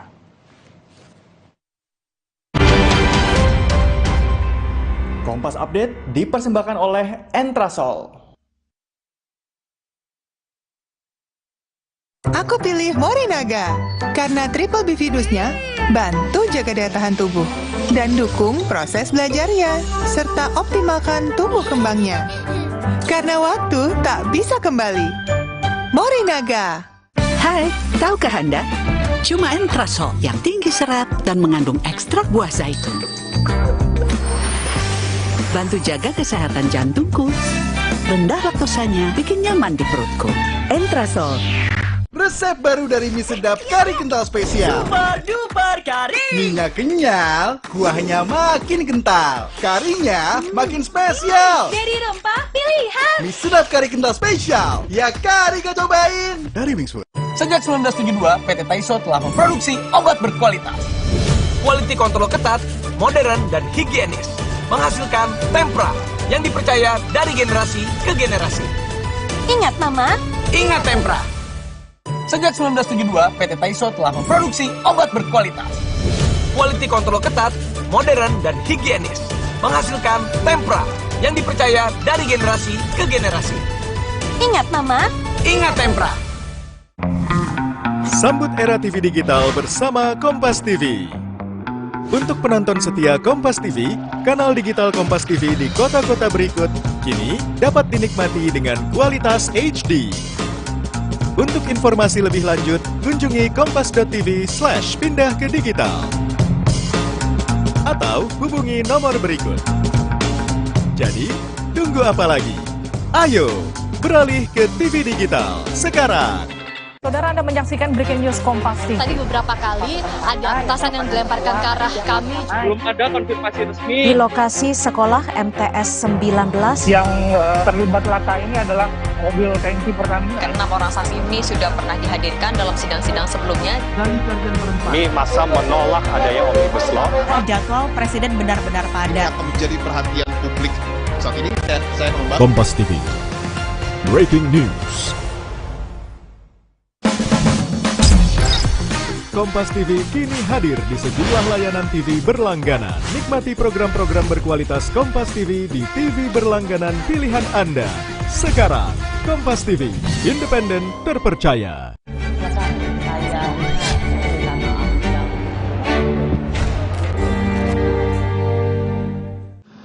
Perbuatan terdakwa telah mencoreng institusi Polri di mata masyarakat Indonesia dan dunia internasional. Perbuatan terdakwa telah menyebabkan banyaknya anggota Polri lainnya turut terlibat. Hal-hal yang meringankan tidak ada. Bersama saya pakar hukum pidana Universitas Trisakti Albert Aris. Tadi dikatakan oleh jaksa dalam tuntutannya, perbuatan terdakwa telah mencoreng institusi Polri di mata masyarakat Indonesia dan lain sebagainya dan lain-lain. Pertanyaannya adalah apa sih pertimbangan tuntutan itu biasanya, ya? Kenapa nggak hukuman mati? Kenapa seumur hidup? Kalau apa yang dilakukan, dampaknya atau impactnya sudah sedemikian rusak, mengapa pilihannya seumur hidup dan bukan mati? Ya, kalau secara normatif, Mbak Rosi, tuntutan pidana seumur hidup itu adalah poena proxima morti, yang artinya paling dekat dengan pidana mati, yang paling terberat ya, ultimum ya. Artinya yang bersangkutan itu kalau memang hakim mengabulkan, berarti dia harus mendekam di lembaga masyarakatan hingga sampai ia tutup usia. Tetapi tentunya begini Mbak Rosi, kita nggak boleh melupakan bahwa perkara ini bukan hanya perkara tindak pidana pembunuhan berencana, tetapi ada juga perkara obstruction of justice. Berarti ada gabungan, ada konkursus, ada beberapa perbuatan pidana yang berdiri sendiri-sendiri dalam hal ini. Saya tentu tidak mau mencampuri independensi penuntut umum dalam hal ini, terlepas dari perdebatan yang pro pidana mati dan kontra pidana mati. Tadi saya ingin mempertanyakan pada Anda, tuntutan ini ya menjadi seolah ada banyak yang menganalisa ini mencerminkan bagaimana pengaruh Ferry Sambo sesungguhnya masih kuat. Karena apa yang dikatakan oleh Ferry Sambo dalam persidangan, satu, dia akan bertanggung jawab, dua, istrinya jangan dilibatkan, dia begitu kecewa ketika istrinya oleh tim sus itu ditersangkakan padahal dia sudah bersedia untuk mengatakan yang sejujurnya. Tapi ada yang dikatakan oleh Ferry Sambo bahwa ia juga tidak mau tanggung jawab sendirian. Ini katanya. Kalaulah saksi menyampaikan bahwa saya minta menghajar, kemudian saksi melakukan atau menerjemahkan itu perintah penembakan dari saya akan bertanggung jawab. Tapi kita berdua yang bertanggung jawab. Kuat, Ricky, istri saya jangan kau libatkan. Saya akan bertanggung jawab terhadap lakukan, tapi tidak saya akan bertanggung jawab terhadap apa yang tidak saya lakukan. Tuntutan jaksa ini seolah menjawab apa yang selalu dikatakan oleh Ferry Sambo di persidangan. Dia akan bertanggung jawab, tapi yang tanggung jawab berdua loh ya, dirinya dan Richard Eliezer. 3 orang yang dikatakan tidak ikut bisa dibilang hukuman yang paling ringan. Apakah menurut Anda memang pengaruh Sambo masih sangat kuat dan tercermin dalam tuntutan ini? Kalau dilihat dari statement dia ketika menanggapi keterangan saksi atau ahli tadi ya, itu dilihat bahwa Sambo ingin memisahkan perkara ini dari KM, Ricky, dan PC.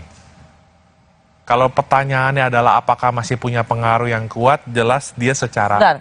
Sambo ingin memisahkan perkara ini biar dia dan Ricky, maka yang 3 lagi sendiri. Betul. Dan itu tercermin dong di tuntutan. Anda sendiri kan mengatakan tadi di awal perbincangan kita bahwa jaksa dengan terlihat dari tuntutannya memisahkan itu. Berarti ini menjawab harapan Sambo. Tuntutan ini mencerminkan apa yang menjadi keinginan Ferdy Sambo. Ya, secara tidak langsung kalau dalam konstruksi penyertaan, bentuk-bentuk penyertaan seolah-olah demikian tergambarnya seperti itu.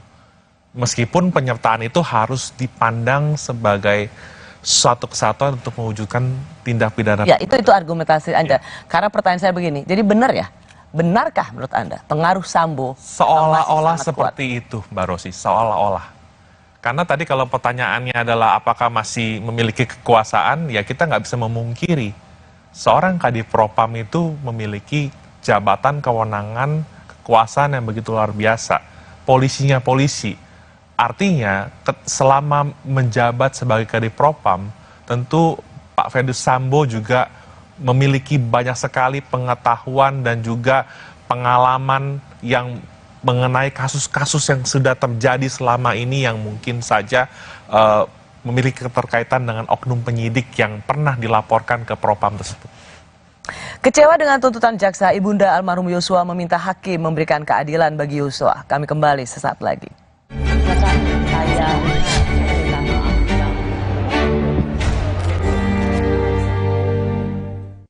Sejak 1972, PT Taiso telah memproduksi obat berkualitas.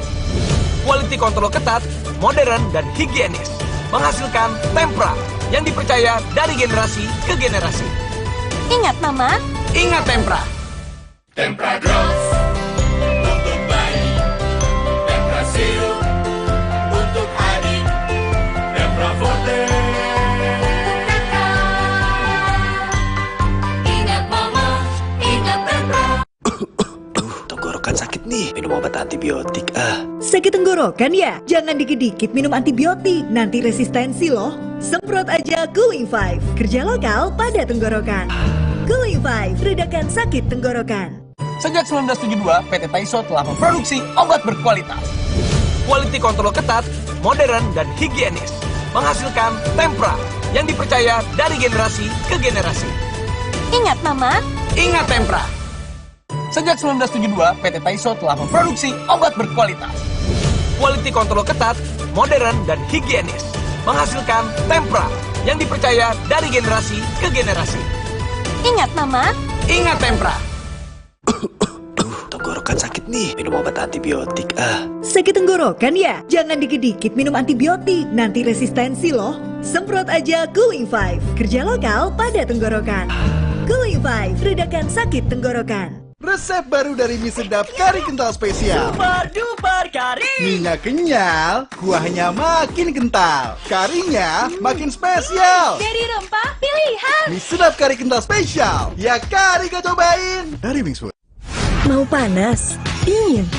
Aku tuh love banget sama Top White Coffee, jadi bisa sering ngopi deh.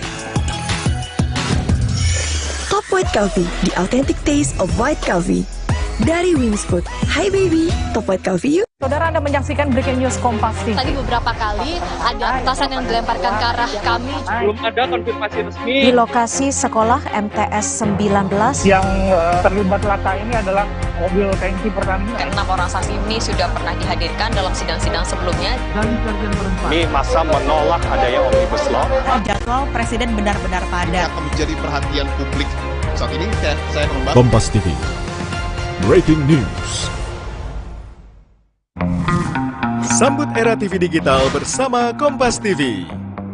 Untuk penonton setia Kompas TV, kanal digital Kompas TV di kota-kota berikut kini dapat dinikmati dengan kualitas HD. Untuk informasi lebih lanjut, kunjungi kompas.tv/pindah ke digital. Atau hubungi nomor berikut. Jadi, tunggu apa lagi? Ayo, beralih ke TV digital sekarang. Negara akhirnya mengakui terjadinya berbagai kasus pelanggaran HAM berat. Presiden Jokowi juga berjanji memulihkan hak korban. Sayangnya, hanya 12 kasus yang diakui olehnya dan lebih mengutamakan proses penyelesaian di luar pengadilan. Sementara korban dan keluarga korban berharap dituntaskan di pengadilan. Seriuskah pemerintah dalam menyelesaikan kasus pelanggaran HAM berat? Simak pembahasannya dalam 2 arah, Jumat 20 Januari, pukul 8:30 malam. Live di Kompas TV.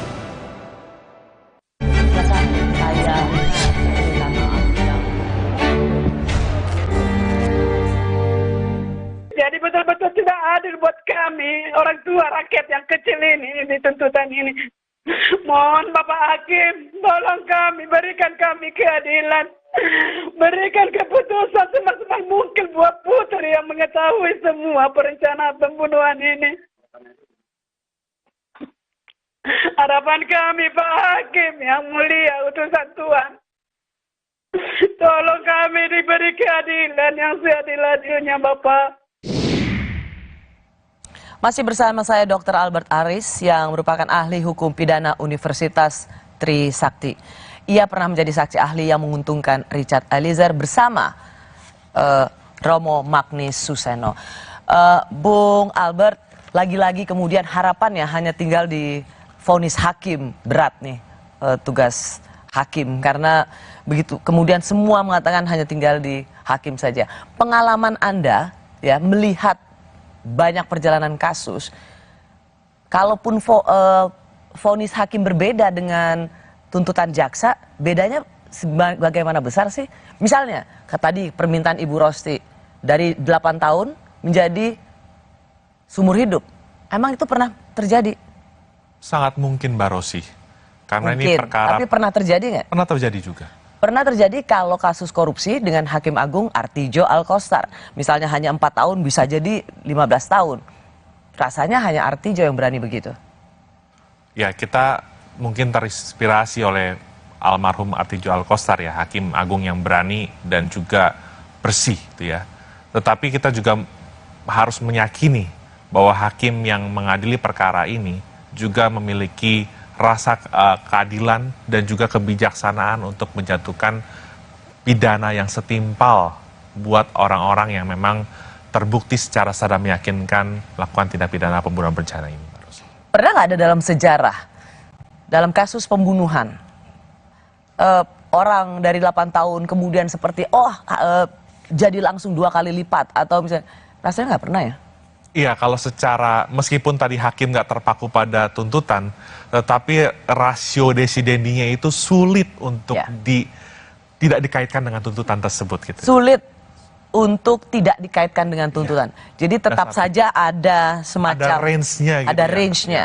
Jadi kalau misalnya jangan, kita sering sekali kemudian kita mengharapkan sesuatu harus bisa dilakukan oleh hakim gitu. Tapi pada kenyataannya tetap saja harus berada dalam range-nya. Jadi kalau 8 tahun misalnya, range sebesar apa sih untuk diberatkan biasanya? Ya artinya begini, kalau kita bicara ekstrim Mbak Rosi, nggak mungkin dari 8 tahun menjadi pidana mati, itu rasanya nggak mungkin. Ya pastilah. Tapi kalau misalkan dalam range menjadi sekian tahun di atasnya, itu masih sangat mungkin, masih sangat possible untuk terjadi Mbak Rosi. Berapa range-nya biasanya? 2/3 biasanya? Ya kalau berkaitan dengan pasal 340 itu kan maksimal 20 tahun. Berarti kalau dikurangi sepertiganya aja dari 20 tahun, paling sekitar berapa 20 tahun, kurang lebih ya di bawah 15 tahun mungkin atau apa, itu masih sangat mungkin terjadi, Mbak Rosi. Dan kalaupun Richard Eliezer mendapat keringanan, saksi yang Anda untungkan gitu, seberapa bisanya? Tidak mungkin seperti yang waktu itu banyak orang mengatakan 4, 2, atau bebas. Tidak mungkin. Rasanya ya.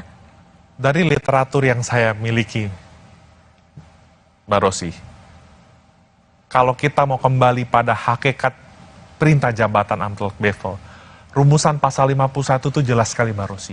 Niet strafbar, tidak dipidana. Artinya sebenarnya meskipun semua unsur-unsur terbukti, idealnya bagi seorang Richard Eliezer, kalau dia memang dapat dibuktikan secara psikologis tidak mampu untuk menolak perintah tersebut, dia harus lepas dari segala tuntutan hukum. Ontslavan alle revolving. Harusnya idealnya. Apakah Anda juga melihat emosi publik, rasa yang terusik di publik, keadilan yang rasa terganggu di publik itu adalah melihat 2 perbandingan tuntutan ini. Putri Chandrawati 8 tahun dan Richard Eliezer 12 tahun. Jadi membandingkan ini yang rasanya membuat keadilan itu terusik. Ya. Wajar saja ya ketika publik menunjukkan reaksi sedemikian rupa. Karena tadi saya sudah sampaikan adalah Vox Populi Vox Dei, kan suara rakyat adalah suara Tuhan, Mbak Rosi. Ketika netizen itu memberikan suara, sekalipun mungkin ini bukanlah trial by the mass, pengadilan itu harus independen, gak boleh terpengaruh suara publik. Tapi paling tidak ini adalah suara paling jujur yang harus dilihat.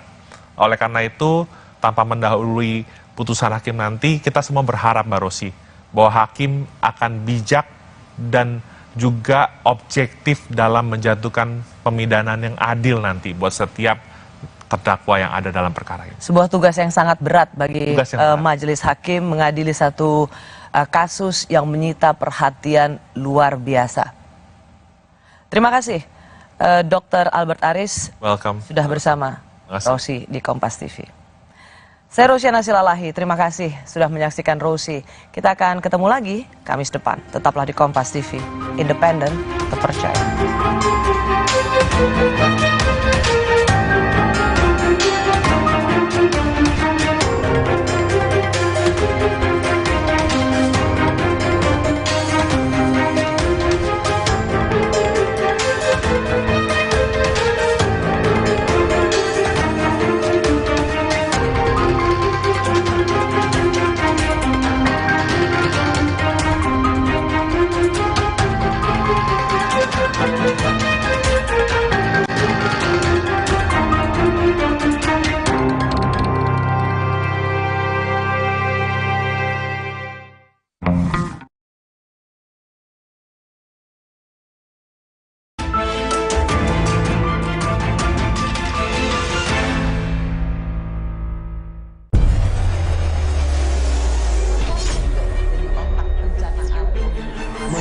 Menjadi seorang koruptor sebagai pertanggungjawaban moral. Saya mau minta klarifikasi, ini tanggung jawab siapa? Bapak malu nggak sih? Apakah saya dengar permintaan maaf yang benar?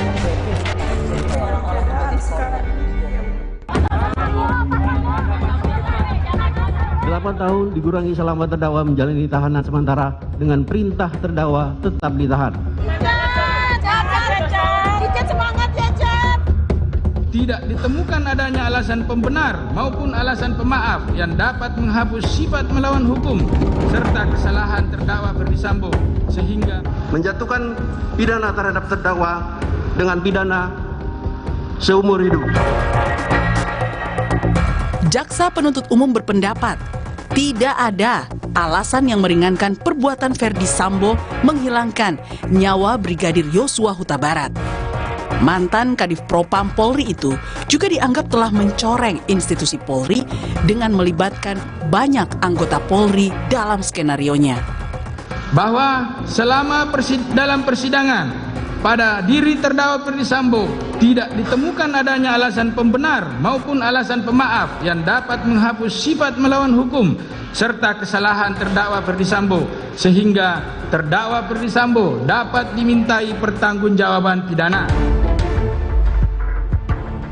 Sementara kepada Richard Eliezer, jaksa seakan mengabaikan kejujuran dan status justice collaborator yang disandang Eliezer dengan membacakan tuntutan hukuman penjara 4 tahun lebih tinggi ketimbang tuntutan hukuman penjara untuk Putri Chandrawati, Kuat Ma'ruf, dan Ricky Rizal.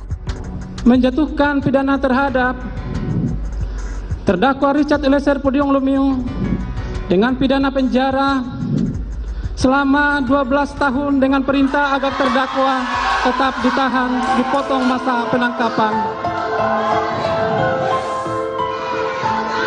Petugas keamanan, mohon kami bantuan untuk mengeluarkan para pendukung. Tolong dikeluarkan pada mereka yang nggak bisa tenang. Sidang tuntutan Richard Eliezer sempat diwarnai kericuhan oleh pengunjung sidang yang tidak terima dengan tuntutan jaksa. Istri Sambo, Putri Chandrawati, dan 2 mantan anak buahnya, Ricky Rizal dan Kuat Ma'ruf, dituntut hukuman penjara yang sama oleh jaksa penuntut umum. Memutuskan menjatuhkan pidana terhadap terdakwa Ricky Rizal Wibowo dengan pidana penjara selama 8 tahun. Memutuskan menjatuhkan pidana terhadap terdakwa Kuat Ma'ruf dengan pidana penjara selama 8 tahun. Menuntut menjatuhkan pidana terhadap terdakwa Putri Chandrawati dengan pidana penjara selama 8 tahun. Tuntutan jaksa terhadap Sambo, Putri, Ricky, dan Kuat kontan saja dikecam keluarga almarhum Brigadir Yosua. Itu kan ada pilihan di pasal 340, diancam dengan hukuman pidana paling lama 20 tahun, penjara seumur hidup, atau hukuman mati.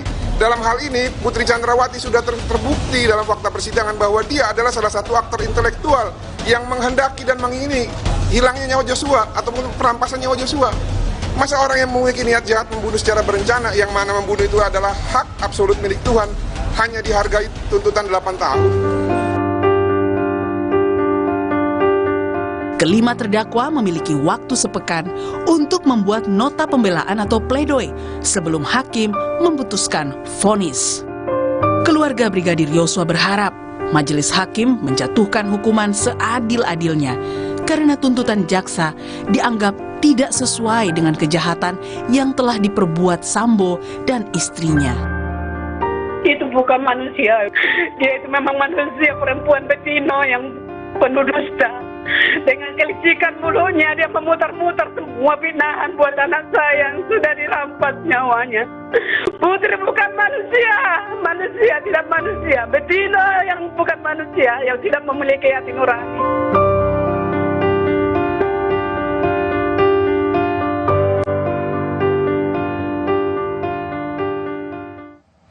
Saya sudah bersama ahli hukum pidana Universitas Trisakti, Dr. Albert Aris. Ia juga hadir dalam persidangan sebagai saksi ahli yang menguntungkan Richard Eliezer. Bung Albert, terima kasih sudah di Rosi. Makasih Mbak Rosi. Kalau kita lihat dalam pembacaan tuntutan pada persidangan kemarin, hari Rabu, maka ada dua bacaan tuntutan yang disambut dengan riuh rendah sehingga majelis hakim harus menghentikan persidangan. Satu untuk tuntutan Putri dan satu untuk tuntutan Richard Eliezer. Riuh rendahnya itu bersifat kekecewaan karena dua-duanya dianggap sangat tidak adil. Apa yang Anda lihat dari reaksi pengunjung sidang pada saat waktu itu? Iya, tanpa mengurangi penghormatan terhadap independensi dan kemerdekaan penuntutan yang dimiliki oleh kejaksaan, dalam hal ini Kejaksaan Negeri Selatan ya, maka kekecewaan publik ini perlu dilihat sebagai gambaran utuh bagaimana rasa keadilan masyarakat itu tercurah pada saat mendengar tuntutan atau rekuisitor dari jaksa penuntut umum. Jadi ini adalah gambaran paling jujur dari reaksi masyarakat untuk membedakan mana yang adil dan mana yang kurang adil. Kalau jaksa adalah penuntut yang mewakili keadilan bagi para pencari keadilan korban dalam hal ini dan juga masyarakat pada umumnya, mengapa? Apa yang Anda lihat ini tidak ditemukan masyarakat pada pembacaan tuntutan kemarin?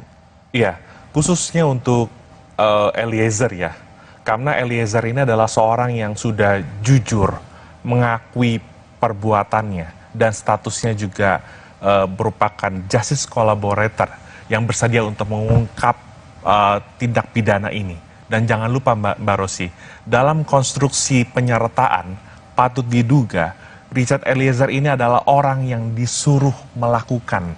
Artinya dia melaksanakan tindak pidana tersebut karena disuruh dan mendapat perintah jabatan dari atasannya. Jadi salah satu yang menjadi perhatian publik adalah ketika tuntutan itu untuk Richard Eliezer terasa lebih berat dibandingkan untuk seorang Putri Chandrawati. Iya, karena konteks dari penyertaan itu adalah bunyi pasal 55 dipidana sebagai pelaku. Meski kita mengetahui ya ada bentuk-bentuk penyertaan, ada orang yang melakukan, ada orang yang menyuruh lakukan, ada orang yang turut melakukan dan ada orang yang menggerakkan untuk melakukan tindak pidana. Tapi konteks yang ada dalam diri seorang Eliezer, dia adalah orang yang disuruh lakukan. Artinya dia hanyalah merupakan manus ministra yang tidak mempunyai kehendak, tidak mempunyai niat jahat untuk melakukan tindak pidana pembunuhan, apalagi terhadap temannya sendiri. Oke, Anda hadir di sidang untuk menguntungkan terdakwa Richard Eliezer. Kalau kita lihat dalam persidangan kemarin, itu komentar publik yang tercermin dalam sosial media pada persidangan kemarin, pertanyaan-pertanyaan jaksa itu mendapat pujian yang luar biasa. Jaksa keren, pertanyaannya kritis, jaksa luar biasa, termasuk hakimnya juga. Itu dapat publik tuh merasa melihat jaksa itu keren banget. Tetapi pembacaan tuntutan kemarin, terutama membandingkan antara tuntutan untuk Putri dan tuntutan untuk Richard Eliezer, itu sampai dikatakan berakhir dengan tragis dan kecaman, makian luar biasa ditujukan pada Kejaksaan Agung. Menurut apa yang paling prinsip yang mengusik rasa keadilan dalam dua tuntutan ini? Ya, karena terlihat ada disparitas ya. Ada kejomplangan bagi seorang Richard Eliezer yang sudah tadi mengakui perbuatannya, sudah bersikap kooperatif, tapi ternyata dituntut dengan pidana 12 tahun penjara. Meski Mbak Rosi, hakim tidak terikat pada tuntutan jaksa. Hakim itu berpatokan pada dakwaan dan fakta-fakta yang terkait persidangan. Nah, kalau kita lihat ada 3 terdakwa lain yang dituntut 8 tahun, maka publik secara sederhana dalam kacamata awam akan melihat adanya ketidakadilan, terlepas adanya penjelasan-penjelasan secara hukum, penjelasan secara normatif yang sudah disampaikan oleh pihak kejaksaan. Saya ingin mengajak Anda juga untuk melihat salah satu apa yang dikatakan oleh jaksa. Jaksa menyebut PC terbukti mengetahui dan ikut merencanakan pembunuhan itu, tetapi hanya kemudian 8 tahun. Coba kita lihat sama-sama apa kata jaksa dalam tuntutannya. Maka rangkaian perbuatan dan peranan terdakwa Putri Chandrawati jelas telah menunjukkan adanya unsur dengan sengaja dalam bentuk kehendak dan pengetahuan yang dimiliki terdakwa Putri, adanya unsur dengan direncanakan lebih dahulu, yaitu dimulai dari hari Kamis tanggal 7 Juli 2022 di Rumah Magelang. Terdakwa Putri meminta saksi Riki Rizal Wibowo melucuti senjata api jenis HS milik korban Nofriansah dan senjata api jenis Steyr. Selanjutnya pada hari Jumat tanggal 8 Juli 2022 sekira pukul 15.40 di Rumah Saguling, terdakwa Putri tetap tidak ada niat untuk mengembalikan senjata api dinas jenis HS dan senjata api jenis Steyr yang sudah diamankan dan dijauhkan selama 1 hari dari korban Nofriansah oleh saksi Riki Rizal Wibowo. Sehingga peran fisik terdakwa Putri Chandrawati dengan sengaja tidak mengembalikan senjata api dinas jenis HS milik korban Nofriansah yang disimpan di dalam dashboard mobil Lexus LM nomor polisi B1MAH menjadi petunjuk kuat adanya kehendak dan rencana terdakwa Putri Chandrawati terhadap senjata api jenis HS akan digunakan dan sudah dipersiapkan untuk mendukung skenario tembak-menembak di rumah dinas Duren 3 nomor 46 yang disusun oleh saudara Ferdi Sambo dan terdakwa Putri Chandrawati dan juga sebagai rencana untuk merampas nyawa korban Nofriansah Yosua Huta Barat.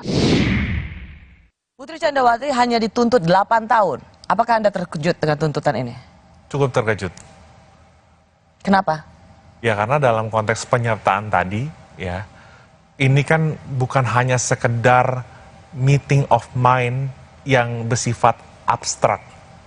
Seringkali para ahli persidangan mengatakan meeting of mind. Tetapi perlu dilihat tadi bagaimana seluruh rangkaian dari awal peristiwa ini sampai terjadinya pembunuhan tersebut, yaitu kerjasama yang erat, dugaan kerjasama erat di antara para pelaku untuk mewujudkan tindak pidana pembunuhan berencana tersebut. Tapi saya ingin juga mencoba ya memahami apa, belum tentu bersetuju, apa yang menjadi pijakan jaksa. Karena yang dikatakan oleh jaksa adalah Putri Chandra meskipun mengatakan secara sah dan meyakinkan ikut dalam perencanaan pembunuhan itu, tetapi Putri itu sama dengan Kuat dan Riki, ia tidak melakukan apapun, ia tidak ikut menembak atau mencabut nyawa Yosua. Iya, dalam penyertaan atau delneming hukum pidana, memang tidak semuanya para pelaku tindak pidana itu mewujudkan delik. Ada beberapa kemungkinan. Ada kemungkinan seluruh peserta itu mewujudkan delik. Ada kemungkinan yang kedua hanya salah satu pelaku yang mewujudkan delik. Atau kemungkinan ketiga adalah tidak ada yang mewujudkan delik, tetapi tindak pidana itu terjadi karena kerjasama yang erat tadi. Ya. Nah, berarti kalau di sini Putri hanya 8 tahun, artinya jaksa sendiri merasa bahwa Putri, meskipun dalam rentetan tuntutannya mengatakan bahwa ikut mengetahui, merencanakan, ikut dengan menyiapkan senjata atau menyimpan senjata, tapi jaksa tidak mampu menghadirkan fakta-fakta yang mendukung itu, sehingga hanya 8 tahun. Benar nggak kayak gitu? Karena kemarin juga saya sempat mendengar ada pakar yang mengatakan bisa jadi pola pikir jaksa dalam mengajukan tuntutan terhadap PC itu berbasis gender, di mana perempuan yang berhadapan dengan hukum itu mendapatkan perlakuan yang berbeda, ya. Tetapi saya tidak melihat pertimbangan itu ketika jaksa penuntut umum membacakan rekuisitornya, Mbak Rosi. Kenapa? Kenapa faktor gender, perempuan yang dianggap lemah berhadapan dengan hukum atau dengan suaminya yang cukup dominan atau sangat dominan mengatur rumah tangga, itu tidak bisa dianggap juga dia tidak memenuhi delik itu. Ya, bahwa dia tidak punya kemandirian untuk menyatakan stop, jangan lakukan ini. Ya, justru dari itu kita perlu melihat dari awal terjadinya tindak pidana pembunuhan ini berawal dari keluhan siapa. Nah, ini yang sebenarnya bisa menjadi faktor utama untuk menggali kebenaran material terlepas dari serangkaian fakta-fakta yang terjadi sampai terjadinya pembunuhan tersebut, Mbak Rosi. Oke, tapi saya masih ingin menanyakan bahwa kenapa 8 tahun dan pertimbangan jaksa itu adalah karena dia tidak melakukan apapun, dia tidak mencabut nyawa, sama seperti Ricky dan Kuat, sehingga Putri hanya 8 tahun. Bagaimana? Mengapa itu tidak bisa diterima? Ya, berbeda dengan misalnya tadi Eliezer yang ikut. Ya, karena bisa jadi ada anggapan bahwa PC ini patut diduga merupakan aktor intelektual dari peristiwa pembunuhan ini. Dari mana? Dari mana Anda bisa melihat bahwa ia bisa menjadi otak dari perencanaan pembunuhan ini? Segala sesuatu kan bisa terjadi. Tapi kalau saya nggak mau menyimpulkan terlalu jauh, tapi saya mengambil kesimpulan yang disampaikan oleh jaksa penuntut umum terakhir dalam tuntutannya, bahwa ada dugaan-dugaan yang terjadi antara PC dengan Yosua. Tetapi itu sekali lagi adalah kesimpulan daripada jaksa gitu loh. Oleh pengacara Sambo, almarhum Joshua dikatakan melakukan kekerasan seksual, bahkan perkosaan, pelecehan seksual dan perkosaan. Tapi kemudian oleh jaksa disebut juga ada perselingkuhan. Sebuah label yang sangat menyakitkan bagi orang yang sudah meninggal karena dibunuh. Kalaupun jaksa mengatakan tidak ada perkosaan, menghilangkan peristiwa itu, dan kemudian memasuk dalam perkosaan, yang mana kita juga tahu ini tentu sangat tidak menyenangkan, ini menimbulkan juga kesedihan bagi keluarga. Tapi menurut Anda, sebenarnya apa sih yang ingin dikatakan oleh jaksa soal perselingkuhan itu? Iya, kalau soal adanya perselingkuhan itu kan sebenarnya menjadi suatu motif ya. Artinya, ada atau tidak adanya peristiwa tersebut tidak mengurangi esensi pembuktian dari suatu tindak pidana pembunuhan berencana. Tetapi paling tidak itulah fakta yang paling mendekati kebenaran material yang disimpulkan oleh jaksa penuntut umum, Mbak Rosi. Tapi itu tercermin nggak dengan hukuman tuntutannya? Ya, itu dia yang saya sampaikan tadi. Jadi disamaratakan antara PC, KM, dan RR yang menurut masyarakat itu rasa-rasanya kok seperti itu gitu loh. Kurang pas gitu. Tapi sebaliknya orang yang mau berlaku jujur, orang yang mau mengungkap, mau kooperatif justru lebih berat. Dan disandingkannya justru dengan tuntutan Sambo yang 20 tahun penjara tadi. Itu yang menurut saya nggak apple to apple. Padahal ini adalah satu rangkaian utuh. Terlepas penyertaannya ini ada yang bentuknya turut melakukan, ada juga yang menyuruh lakukan. Gitu. Tuntutan 12 tahun penjara untuk Richard Eliezer mengguncang rasa keadilan publik. Kenapa orang yang sudah jujur dituntut lebih berat ketimbang mereka yang terus berbohong? Apa gunanya jujur? Kami kembali sesaat lagi.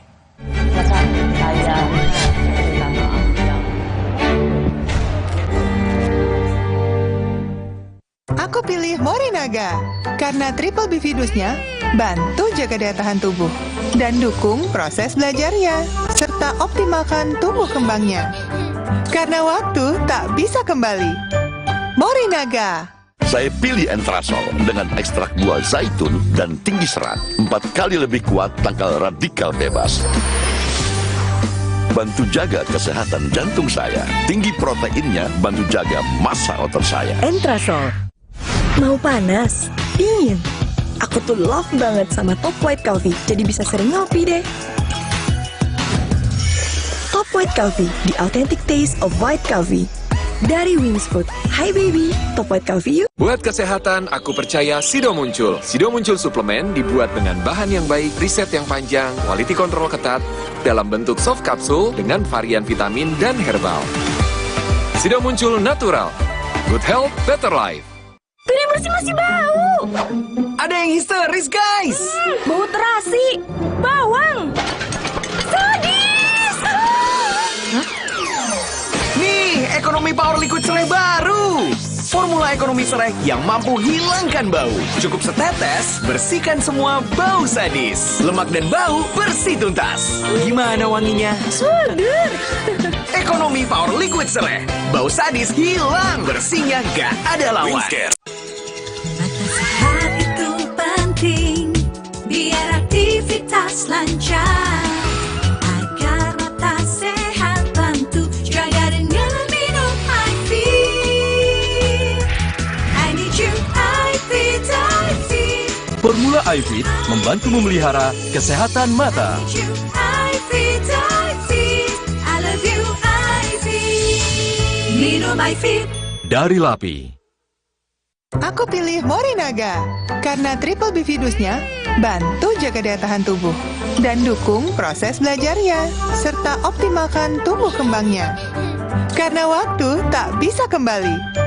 Morinaga. Saya pilih Entrasol dengan ekstrak buah zaitun dan tinggi serat. 4 kali lebih kuat tangkal radikal bebas. Bantu jaga kesehatan jantung saya. Tinggi proteinnya bantu jaga massa otot saya. Entrasol. Selamanya kita takkan berhenti mengejar matahari. Rise to your life's adventure. Saat tubuh terasa lemah, tidak fresh, vitamin C biasa tidak cukup. Vitalong C Zinc beda. Dengan time release, diserap bertahap melindungi seharian. Nyaman di lambung, fitnya standby, lemahnya goodbye. Vitalong C Zinc.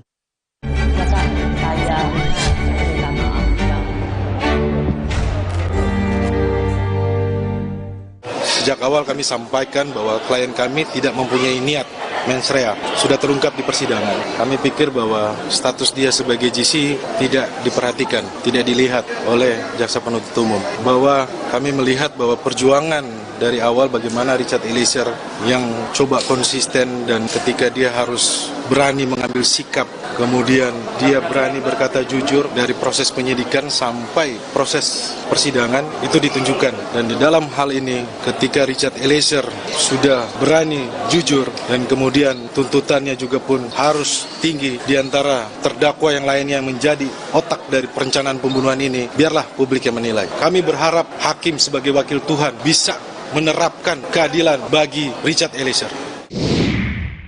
Ahli Hukum Pidana Universitas Trisakti, Dr. Albert Aris, yang juga merupakan saksi ahli yang menguntungkan Richard Eliezer. Ia ada di sana bersama-sama juga dengan budayawan Romo Magnis.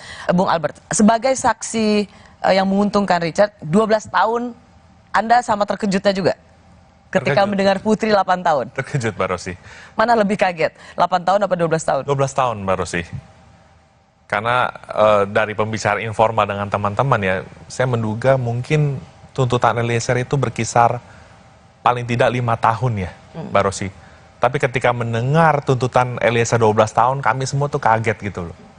Kok orang yang bersedia jujur, orang yang disuruh lakukan, bahkan menyandang status JC, justru dikaitkan atau dibandingkan dengan orang yang menjadi pelaku utamanya gitu. Dalam hal ini adalah Sambo gitu kan ya, yang tuntutannya adalah seumur hidup. Oke, tapi kalau saya misalnya mengatakan apa yang menjadi landasan tuntutan jaksa, dikatakan oleh Jampidum Fadil Jumhana, ia mengatakan begini, kami menuntut seumur hidup itu atas pertimbangan sebetulnya bahwa Ferdi Sambo ini adalah sebagai intellectual dader dalam perkara ini atau aktor utama. Sebagai intellectual dader, dia menghendaki adanya kematian. Lalu untuk mewujudkan itu, dia meminta yang pertama adalah Ricky Rizal. Tapi Ricky dengan kesadarannya menyatakan dia tidak kuat. Kita sudah sering dengar ini. Tidak berani sehingga dia menolak. Lalu dia perintahkan Richard Eliezer. Richard Eliezer memiliki keberanian. Maka saya menyatakan bahwa, atau jaksa menyatakan Eliezer juga sebagai dader sebagai pelaku yang menghabisi nyawa daripada korban Yosua Huta Barat. Jadi jaksa melihat Richard Eliezer tidak bisa melenggang bebas karena bagaimanapun juga jaksa menganggap Richard ini adalah pelaku. Ya. Jadi begini Mbak Rosi, dari ahli-ahli pidana yang diajukan oleh jaksa sendiri, sudah dikatakan bahwa orang yang disuruh lakukan tersebut hanyalah merupakan alat yang tidak memiliki kehendak dan tidak bisa dipertanggungjawabkan. Dan bahkan itu saya afirmasi juga ketika saya memberikan keterangan ahli. Yang jadi pertanyaan, mengapa keterangan ahli yang diajukan oleh jaksa penuntut sendiri tidak dijadikan parameter atau landasan dalam menyusun tuntutan atau rekuisitor ini gitu loh. Kalau pola pikirnya masih seperti ini, maka orang-orang yang bersedia untuk mengungkap suatu perkara, orang-orang yang sudah jujur mengakui perbuatannya, maka akan mengurungkan niatnya. Ini akan menjadi suatu presiden buruk di waktu yang akan datang, Mbak Rosi. Tadi Anda mengatakan dalam banyak pembicaraan, dalam banyak diskusi, dalam banyak tebakan soal berapa yang akan diterima, tuntutan diterima oleh Richard Eliezer, Anda mengatakan 5 tahun. Artinya di bawah Ricky Rizal dan Kuat. Bagaimana argumentasi itu bisa masuk akal ketika yang dua ini 8 tahun dia tidak membunuh, sementara Richard Eliezer dia ikut serta dalam menghabisi nyawa. Iya, jadi kan tadi saya sudah menerangkan kepada Mbak Rosi ya, bahwa bentuk penyertaan ini memang agak sedikit berbeda-beda ya. Kalau konteksnya Richard Eliezer, dia adalah dader karena disuruh oleh Don Player. Nah, orang yang menyuruh lakukan ini adalah sebenarnya yang bisa dipertanggungjawabkan. Tetapi dader yang disuruh oleh Don Player ini hanya merupakan alat, Mbak Rosi. Jadi sebenarnya dia nggak punya kehendak, dia nggak punya kesalahan. Seluruh literatur yang hukum pidana yang saya miliki kebanyakan mengatakan demikian, Mbak Rosi. Kalau Ricky bisa menolak, kenapa Richard tidak bisa menolak? Karena dalam tuntutan jaksa juga disebutkan, melukiskan bagaimana ada yang disuruh tapi bisa menolak, yang satu disuruh dan melakukannya. Inilah pentingnya kehadiran ahli-ahli pendukung dalam pembuktian hukum acara pidana, Mbak Rosi. Kesalahan psikologis menjadi hal yang amat penting, Mbak Rosi. Saya tidak mau membandingkan antara Polantas dan Brimob dalam hal ini sebenarnya, Mbak Rosi. Ricky Rizal adalah Polantas. Ya, tapi background Ricky Rizal adalah Polantas. Tidak mungkin orang yang melakukan pelanggaran lalu lintas langsung serta-merta ditembak, tanda kutip kan ya, Mbak Rosi. Tetapi Brimob itu adalah paramiliter, semi-militer, yang ketaatan, kepatuhan, dan penundukan submission dirinya terhadap atasan itu begitu tinggi. Sehingga Richard Eliezer berada dalam posisi ketika dia menerima perintah tersebut, dia sulit untuk menghindar, dia sulit untuk menolak, dia sulit untuk mengabaikan perintah itu, Mbak Rosi. Bayangin Mbak Rosi, yang saya dengar informasinya juga ada jeda 18 tingkat antara Ferdi Sambo dengan Richard Eliezer. Bagaimana mungkin seorang yang sangat terendah itu kuasa untuk menolak perintah dari seorang Ferdi Sambo? Kadipropam, polisinya polisi, jenderal bintang 2, dan kekuasaannya amat besar. Kalau misalnya ada penasihat hukum ternama yang mengatakan, ya dia tetap bisa punya pilihan, resign atau pergi ketika disuruh, tapi toh dia tetap memilih untuk menembak. Ya, inilah pola pikir yang memang kita harus move on, Mbak Rosi. Pola pikir yang disampaikan oleh pengacara kondang tersebut dan juga kemarin dikutip oleh jaksa penuntut umum dalam penutup tuntutannya masih menggunakan kesalahan normatif yang diajarkan oleh Profesor Mulyatno tahun 1955 silam. Gimana kesalahannya? Arti begini, menilai sikap batin orang itu menurut ukuran-ukuran normatif. Kamu kan bisa resign, kamu bisa pulang kampung, kamu bisa mengundurkan diri, kamu bisa melaporkan, tapi lupa melihat kesalahan psikologis. Ya makanya dihadirkan kan ahli psikologi forensik, psikologi dari ilmuwan dan sebagainya, filsafat ilmu, itu sebenarnya untuk menguji apakah betul ada niat jahat dari seorang penerima perintah ini sehingga dia tidak bisa kuasa menolak perintah tersebut, Mbak Rosi. Nah, makanya dengan adanya KUHP baru saat ini, Mbak Rosi, keseimbangan antara kesalahan normatif dan kesalahan psikologis itu menjadi penting, Mbak Rosi. Ya, karena ketika dia diperintahkan oleh atasannya, maka dia tidak bisa dipidana sama sekali. Betul. Dalam KUHP yang baru. Maka dari itu, Mbak Rosi, Mahkamah Agung tahun 2007 menjelaskan dalam perkara pelanggaran HAM berat ya, dalam konteks tanggung jawab atasan, ketika ada hubungan secara de facto dan de jure, pengendalian yang efektif, rantai kepemimpinan yang begitu kuat, maka disitulah ada otoritas yang memungkinkan adanya tanggung jawab atasan terhadap bawahannya. Dan ketika bawahan itu menjalankan tugasnya, maka dia tidak bisa sebagai alat yang dipidana. Iya. Nah, tapi begini Bung Albert, izinkan saya untuk terus mempertanyakan apa yang menjadi tuntutan jaksa. Misalnya dikatakan bahwa toh pada saat menembak itu ia juga tidak berada dalam situasi yang diintimidasi. Misalnya dalam situasi saya bertanya pada jaksa, mengapa seorang Richard Eliezer 12 tahun, dia bilang karena pada saat ditembak itu ia bisa lebih ringan atau dibebaskan kalau pada saat dia disuruh melakukan tembakan itu ia sendiri dalam ancaman. Misalnya kalau kamu nggak tembak dia maka saya akan menembak kamu. Nah, Richard tidak berada dalam situasi psikologi seperti ini atau ancaman yang mematikan seperti ini. Inilah sebenarnya bedanya pasal 48 tentang daya paksa dan pasal 51 tentang perintah jabatan, Mbak Rosi. Dua-duanya sebenarnya dalam keadaan terpaksa, Mbak Rosi. Kalau 48 itu atas satu kekuatan yang nggak bisa ditahan. Tapi dalam konteks pasal 51 tentang perintah jabatan Amtelk Bevel, pakar hukum pidana Belanda Van Bemmelen mengatakan, ketika seorang menerima perintah jabatan, sesungguhnya itu dia berada dalam keadaan terpaksa karena diperhadapkan pada konflik. Di satu sisi nggak boleh membunuh, nggak boleh merusak barang milik orang lain, nggak boleh mengambil milik orang lain, tapi di satu sisi dia harus patuh dan taat terhadap perintah jabatan yang diberikan oleh atasannya tersebut. Atasannya yang bukan saja berwenang ya, tapi memiliki otoritas langsung terhadap dia, gitu. Dan menentukan hidup mati karir. Betul. Anggota Polri. Maka dari itu sebenarnya penting untuk melihat sisi kesalahan psikologis dari seorang Richard Eliezer yang konteksnya dia adalah latar belakangnya Brimob. Dia memiliki ketaatan dan kepatuhan yang penuh, maka berlakulah asas. It danum dat kui ibit dare, ius vero nulla culpa est, kui parere necessit. Pertanggungjawaban tidak akan diminta kepada mereka yang patuh melaksanakan perintah, tapi kepada mereka yang memberikan perintah. Ini asas, Mbak Rosi. Asas. Jadi kalau ada keraguan-raguan dalam membaca pasal 51, kita semua di Fakultas Hukum sudah diajarkan sejak awal, kembali kepada asas. Anda berulang kali membandingkan Polantas dan Brimob. Ricky Rizal adalah Polantas, Eliezer adalah Brimob. Ricky Rizal dijadikan contoh bahwa Ricky Rizal bisa menolak, sementara Eliezer tidak bisa menolak.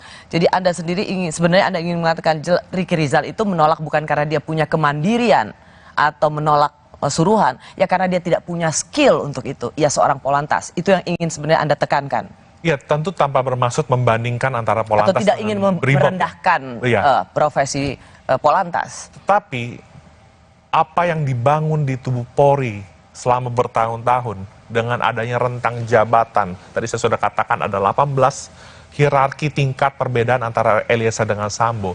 Ini membuat komando yang tercipta, sistemnya itu begitu memungkinkan tidak dibantahnya atau tidak dipertanyakannya suatu perintah. Bagaimana kemudian kalau dengan anggapan jaksa atau tuntutan jaksa yang katanya ini sudah sangat memenuhi ketentuan yang ada, sudah memenuhi rasa keadilan, versi jaksa mengatakan bahwa jangan melihat Eliezer ini sendirian 12 tahun, tetapi lihatlah dia dari atasnya, yaitu Ferdi Sambo yang bersama-sama melakukan perbuatan menghabisi, mencabut nyawa orang. Nah, Ferdi Sambo seumur hidup. Maka 12 tahun kalau dibandingkan dengan seumur hidup, itu justru sangat ringan untuk seorang Richard Eliezer. Maaf Mbak Rosi, saya kok nggak habis pikir Mbak Rosi ya. Dari literatur yang saya miliki, Don Plehen itu, orang yang disuruh melakukan oleh Don Plehen, itu sebenarnya adalah orang yang nggak bisa dipertanggungjawabkan. Karena itulah bab 3 KUHP kita, mengatur hal-hal yang menghapus pidana, mulai dari pasal 44 sampai 51. Dan salah satunya adalah perintah jabatan tadi, Mbak Rosi. Ketika seorang menerima perintah jabatan, maka perbuatan pidana yang dia lakukan oleh si penerima perintah jabatan tersebut menjadi hapus elemen melawan hukumnya. Karena memang yang harus bertanggung jawab adalah atasannya. Karena apa? Karena ada faktor konstranter moral. Ada tekanan moral yang luar biasa yang tidak kuasa ditolak oleh si bawahannya tersebut. Tekanan ini beda dengan daya paksa. Kenapa? Karena ada hubungan secara de facto dan de jure antara atasan dan bawahan tersebut. Jaksa tidak melihat adanya konstansi moral, adanya tekanan secara moral bagi seorang Richard Eliezer untuk melakukan itu. Ya, dan sehingga diperlakukan sama. Iya, dan itu hanya bisa dibuktikan dengan menilai kesalahan psikologis. Mohon maaf Mbak Rosi, kalau Indonesia masih menggunakan dan mempertahankan kesalahan normatif, deskriptif secara absolut, maka kita lihat, mohon maaf dengan segala hormat, kita lihat realitanya saat ini lembaga pemasyarakatan kita, penjara kita penuh. Karena nenek yang mencuri 3 buah kakao dan sebagainya, ini hanya ilustrasi Mbak Rosi ya. Orang yang mengobati istrinya dengan ganja dan sebagainya, itu menjadi dipersalahkan secara normatif. Karena tidak pernah dilihat dari sisi kesalahan psikologisnya. KUHP hadir untuk mengembalikan keseimbangan itu. Saya tidak lihat ada jaksa yang menahan tangis. Ini dia. Terbukti secara sah dan meyakinkan melakukan tindak pidana merampas nyawa orang secara bersama-sama sebagaimana diatur dan diancam pidana dalam dakwaan primer melanggar pasal 340 junto pasal 55 ayat 1 ke 1 KUHP pidana. 2. Menjatuhkan pidana terhadap terdakwa Richard Eliezer Pudium Lumiu dengan pidana penjara selama 12 tahun dengan perintah agar terdakwa tetap ditahan, dipotong masa penangkapan. Kepada para pengunjung, mohon untuk tenang. Kalau Anda lihat tadi, banyak yang mengomentari kenapa jaksa seperti menahan tangis dan jaksa di sebelahnya juga ikut seperti memberikan tepukan di belakang punggungnya. Apa yang Anda lihat? Ya, ini pertama-tama kejaksaan itu satu atap Mbak Rosi ya. Tetapi dalam konteks rencana penuntutan atau rentut, dengan, saya nggak tahu ya, saya nggak menduga-duga apakah itu menangis atau menyeka keringat. Tapi kalau diasumsikan itu adalah menangis, berarti ketika menyusun tuntutan ini, bisa jadi Mbak Rosi, bisa jadi ini ya, suaranya tidak bulat Mbak Rosi. Jadi Anda bilang bisa jadi sebenarnya tidak bulat. Ya, tidak bulat. Jadi ada relasi kuasa juga dalam menentukan rencana tuntutan. Jaksa-jaksa di bawah atau itu punya tuntutan yang lain, tetapi kuasa di atasnya menentukan yang berbeda. Itukah yang ingin Anda katakan? Begini Mbak Rosi, kami sebagai praktisi hukum itu kan melihat segala sesuatu berdasarkan alat bukti Mbak Rosi. Tetapi jangan lupa, ketika menegakkan hukum, meski dalam posisi yang berbeda sekalipun, ada hati nurani Mbak Rosi. Ada hati nurani Mbak Rosi. Dan bisa jadi hati nurani itu berteriak ketika ada sesuatu yang dirasakan kurang adil Mbak Rosi. Oleh karena itu izinkan saya hari ini mengungkapkan apa yang disampaikan oleh Jeremy Bentham. Apa manfaat pemidanaan yang begitu berat untuk seorang Eliezer yang begitu jujur? Apakah dia bisa memperbaiki kelakuan Eliezer, pemidanaan itu? Yang kedua, apakah dia bisa mencegah Eliezer melakukan tindak pidana di kemudian hari?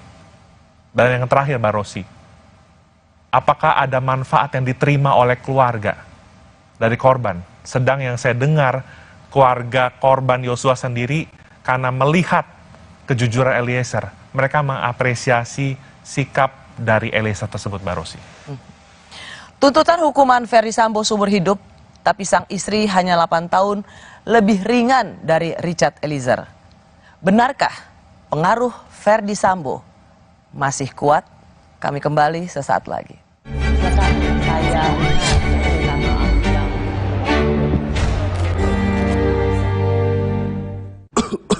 Tenggorokan sakit nih, minum obat antibiotik Sakit tenggorokan ya? Jangan dikit-dikit minum antibiotik, nanti resistensi loh. Semprot aja Cooling 5, kerja lokal pada tenggorokan.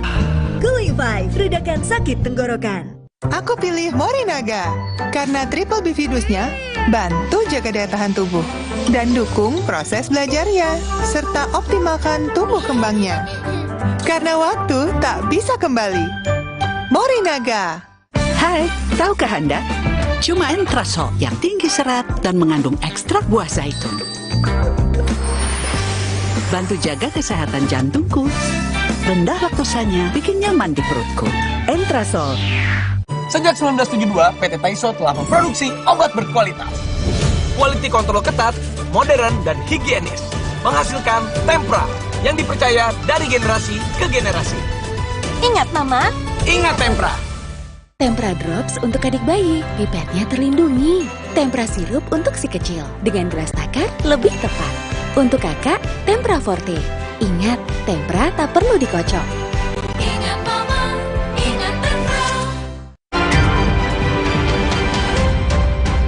Kompas Update dipersembahkan oleh Morinaga.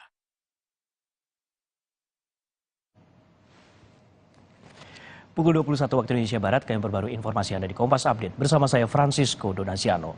Polisi menangkap 72 pelaku kejahatan jalanan yang kerap mengganggu keamanan dan ketertiban masyarakat di Kota Bandung. 15 diantaranya terpaksa mendapatkan timah panas karena melawan petugas. 72 orang yang ditangkap merupakan pelaku pencurian dengan kekerasan, pencurian baik dengan pemberatan maupun premanisme. Selain mengamankan para tersangka, petugas juga menyita barang bukti berupa belasan kendaraan roda 2 dan senjata tajam. Para tersangka yang diamankan umumnya merupakan pelaku yang aksinya beredar di media sosial.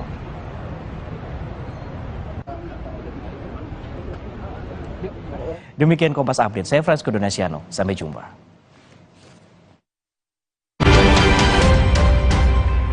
Kompas Update dipersembahkan oleh Entrasol.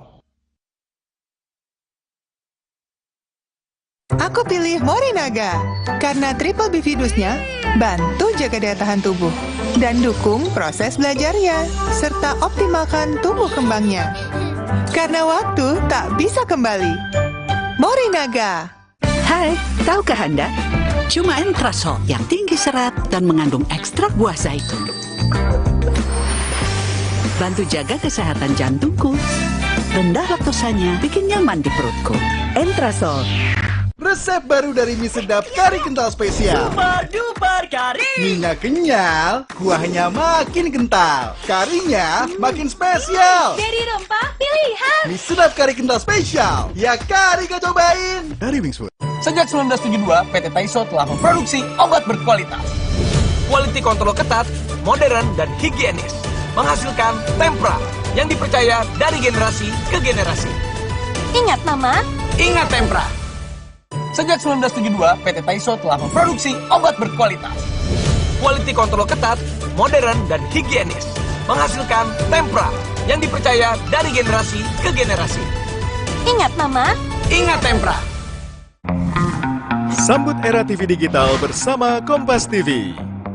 Untuk penonton setia Kompas TV, kanal digital Kompas TV di kota-kota berikut kini dapat dinikmati dengan kualitas HD.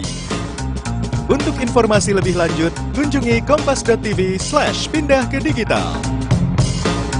Atau hubungi nomor berikut. Jadi, tunggu apa lagi? Ayo, beralih ke TV digital sekarang. Saudara, Anda menyaksikan Breaking News Kompas TV. Tadi beberapa kali ada petasan yang dilemparkan ke arah kami. Belum ada konfirmasi resmi. Di lokasi sekolah MTS 19. Yang terlibat laka ini adalah mobil tangki Pertamina. 6 orang saksi ini sudah pernah dihadirkan dalam sidang-sidang sebelumnya. Kami masa menolak adanya Omnibus Law. Jadwal Presiden benar-benar padat. Akan menjadi perhatian publik saat ini. Saya membahas. Kompas TV, Breaking News. Kompas TV kini hadir di sejumlah layanan TV berlangganan. Nikmati program-program berkualitas Kompas TV di TV berlangganan pilihan Anda. Sekarang, Kompas TV, independen, terpercaya.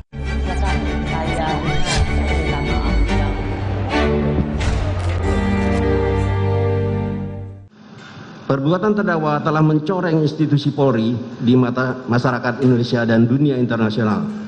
Perbuatan terdakwa telah menyebabkan banyaknya anggota Polri lainnya turut terlibat. Hal-hal yang meringankan tidak ada. Bersama saya pakar hukum pidana Universitas Trisakti Albert Aris. Tadi dikatakan oleh jaksa dalam tuntutannya, perbuatan terdakwa telah mencoreng institusi Polri di mata masyarakat Indonesia dan lain sebagainya dan lain-lain. Pertanyaannya adalah, apa sih pertimbangan tuntutan itu biasanya? Ya, kenapa nggak hukuman mati? Kenapa seumur hidup? Kalau apa yang dilakukan, dampaknya atau impactnya sudah sedemikian rusak, mengapa pilihannya seumur hidup dan bukan mati? Ya, kalau secara normatif, Mbak Rosi, tuntutan pidana seumur hidup itu adalah poena proxima morti, yang artinya paling dekat dengan pidana mati, yang paling terberat ya, ultimum ya. Artinya yang bersangkutan itu kalau memang hakim mengabulkan, berarti dia harus mendekam di lembaga masyarakatan hingga sampai ia gitu. tutup usia. Tetapi tentunya begini Mbak Rosi, kita nggak boleh melupakan bahwa perkara ini bukan hanya perkara tindak pidana pembunuhan berencana. Menjadi seolah ada banyak yang menganalisa ini mencerminkan bagaimana pengaruh Ferry Sambo sesungguhnya masih kuat. Karena apa yang dikatakan oleh Ferry Sambo dalam persidangan, satu, dia akan bertanggung jawab, dua, istrinya jangan dilibatkan, dia begitu kecewa ketika istrinya oleh tim sus itu ditersangkakan padahal dia sudah bersedia untuk mengatakan yang sejujurnya. Tapi ada yang dikatakan oleh Ferry Sambo bahwa ia juga tidak mau tanggung jawab sendirian. Ini katanya. Kalaulah saksi menyampaikan bahwa saya minta menghajar, kemudian saksi melakukan atau menerjemahkan itu perintah penembakan dari saya akan bertanggung jawab. Tapi kita berdua yang bertanggung jawab.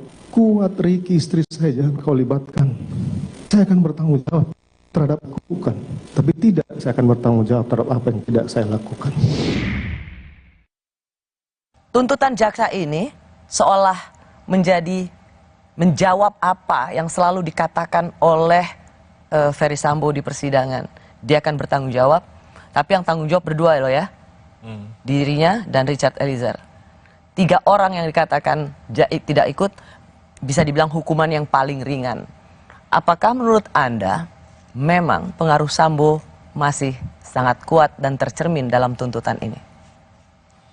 Kalau dilihat dari statement dia ketika menanggapi keterangan saksi atau ahli tadi ya, itu dilihat bahwa Sambo ingin memisahkan perkara ini dari KM, Ricky, dan PC.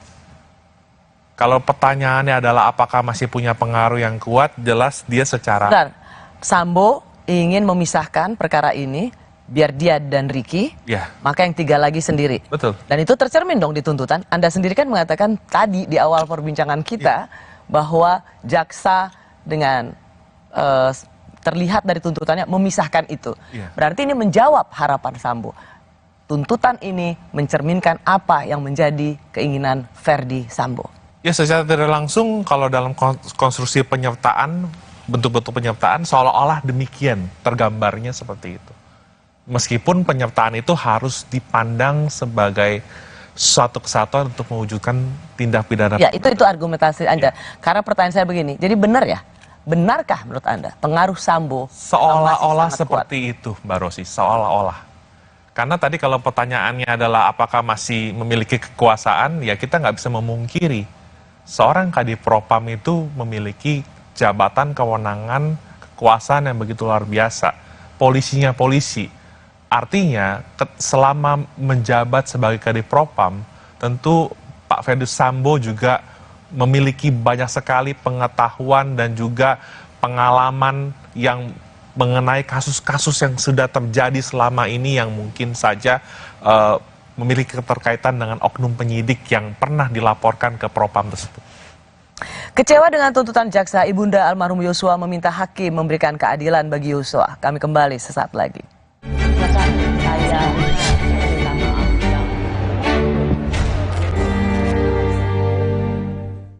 Sejak 1972, PT Taiso telah memproduksi obat berkualitas. Quality control ketat, modern, dan higienis. Menghasilkan Tempra yang dipercaya dari generasi ke generasi. Ingat, Mama. Ingat Tempra. Tempra Drops untuk bayi, Tempra Sirup untuk adik, Tempra Forte untuk kakak. Ingat mama, ingat Tempra. Tenggorokan sakit nih, minum obat antibiotik Sakit tenggorokan ya? Jangan dikit-dikit minum antibiotik, nanti resistensi loh. Semprot aja Cooling 5, kerja lokal pada tenggorokan. Cooling 5, redakan sakit tenggorokan. Sejak 1972, PT Taiso telah memproduksi obat berkualitas. Quality control ketat, modern, dan higienis. Menghasilkan Tempra yang dipercaya dari generasi ke generasi. Ingat Mama, ingat Tempra. Sejak 1972, PT Taiso telah memproduksi obat berkualitas. Quality control ketat, modern, dan higienis. Menghasilkan Tempra yang dipercaya dari generasi ke generasi. Ingat Mama, ingat Tempra. Tenggorokan sakit nih, minum obat antibiotik Sakit tenggorokan ya? Jangan dikit-dikit minum antibiotik, nanti resistensi loh. Semprot aja Cooling 5, kerja lokal pada tenggorokan. Cooling 5, redakan sakit tenggorokan. Resep baru dari mie sedap kari kental spesial. Super duper kari. Mie-nya kenyal, kuahnya makin kental, karinya makin spesial. Dari rempah pilihan. Mie sedap kari kental spesial. Ya kari gak cobain. Dari Wingswood. mau panas, dingin. Aku tuh love banget sama Top White Coffee, jadi bisa sering ngopi deh. Top White Coffee, the authentic taste of white coffee. Dari Wings Food. Hai baby, Top White Coffee yuk. Saudara, Anda menyaksikan Breaking News Kompas TV. Tadi beberapa kali ada petasan yang dilemparkan ke arah kami. Belum ada konfirmasi resmi. Di lokasi sekolah MTS 19. Yang terlibat laka ini adalah mobil tangki Pertamina. 6 orang saksi ini sudah pernah dihadirkan dalam sidang-sidang sebelumnya. Kami masa menolak adanya Omnibus Law. Jadwal Presiden benar-benar padat. Akan menjadi perhatian publik. Saat ini saya membahas Kompas TV. Breaking News. Sambut era TV digital bersama Kompas TV. Untuk penonton setia Kompas TV, kanal digital Kompas TV di kota-kota berikut kini dapat dinikmati dengan kualitas HD. Untuk informasi lebih lanjut, kunjungi kompas.tv/pindah ke digital. Atau hubungi nomor berikut. Jadi, tunggu apa lagi? Ayo, beralih ke TV digital sekarang. Negara akhirnya mengakui terjadinya berbagai kasus pelanggaran HAM berat. Presiden Jokowi juga berjanji memulihkan hak korban. Sayangnya, hanya 12 kasus yang diakui olehnya dan lebih mengutamakan proses penyelesaian di luar pengadilan. Sementara korban dan keluarga korban berharap dituntaskan di pengadilan. Seriuskah pemerintah dalam menyelesaikan kasus pelanggaran HAM berat? Simak pembahasannya dalam Dua Arah, Jumat 20 Januari, pukul 8:30 malam. Live di Kompas TV.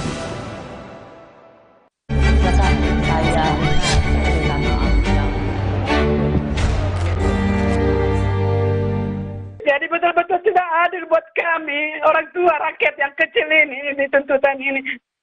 Mohon Bapak Hakim, tolong kami, berikan kami keadilan. Berikan keputusan semaksimal mungkin buat putri yang mengetahui semua perencanaan pembunuhan ini. Harapan kami Pak Hakim yang mulia utusan Tuhan. Tolong kami diberi keadilan yang seadil-adilnya Bapak. Masih bersama saya Dr. Albert Aris yang merupakan ahli hukum pidana Universitas Trisakti. Ia pernah menjadi saksi ahli yang menguntungkan Richard Eliezer bersama Romo Magnis Suseno. Bung Albert, lagi-lagi kemudian harapannya hanya tinggal di vonis hakim berat nih, tugas hakim, karena begitu kemudian semua mengatakan hanya tinggal di hakim saja. Pengalaman Anda ya melihat banyak perjalanan kasus, kalaupun vonis hakim berbeda dengan tuntutan jaksa, bedanya bagaimana besar sih? Misalnya, tadi permintaan Ibu Rosti dari 8 tahun menjadi seumur hidup. Emang itu pernah terjadi? Sangat mungkin, Mbak Rosi. Karena mungkin, ini perkara... Tapi pernah terjadi nggak? Pernah terjadi juga. Pernah terjadi kalau kasus korupsi dengan Hakim Agung Artijo Alkostar. Misalnya hanya 4 tahun, bisa jadi 15 tahun. Rasanya hanya Artijo yang berani begitu. Ya, kita mungkin terinspirasi oleh almarhum Atidjo Alkostar ya, hakim agung yang berani dan juga bersih gitu ya. Tetapi kita juga harus meyakini bahwa hakim yang mengadili perkara ini juga memiliki rasa keadilan dan juga kebijaksanaan untuk menjatuhkan pidana yang setimpal buat orang-orang yang memang terbukti secara sadar meyakinkan melakukan tindak pidana pembunuhan berencana ini. Pernah nggak ada dalam sejarah, dalam kasus pembunuhan, orang dari 8 tahun kemudian seperti, jadi langsung 2 kali lipat, atau misalnya, rasanya nggak pernah ya? Iya, kalau secara, meskipun tadi hakim nggak terpaku pada tuntutan, tetapi rasio desidendinya itu sulit untuk tidak dikaitkan dengan tuntutan tersebut. Gitu. Sulit untuk tidak dikaitkan dengan tuntutan. Jadi tetap saja ada semacam... Ada range-nya. Gitu ada range-nya. Jadi kalau misalnya kita sering sekali kemudian kita mengharapkan sesuatu harus bisa dilakukan oleh hakim gitu. Tapi pada kenyataannya tetap saja harus berada dalam range-nya. Jadi kalau 8 tahun misalnya, range sebesar apa sih untuk diberatkan biasanya? Ya artinya begini, kalau kita bicara ekstrim Mbak Rosi, nggak mungkin dari 8 tahun menjadi pidana mati itu rasanya nggak mungkin. Ya pastilah. Tapi kalau misalkan dalam range menjadi sekian tahun di atasnya, itu masih sangat mungkin, masih sangat possible untuk terjadi Mbak Rosi. Berapa range-nya biasanya? 2/3 biasanya? Ya kalau berkaitan dengan pasal 340 itu kan maksimal 20 tahun. Berarti kalau dikurangi sepertiganya aja dari 20 tahun, paling sekitar berapa 20 tahun, kurang lebih ya di bawah 15 tahun mungkin atau apa, itu masih sangat mungkin terjadi Mbak Rosi.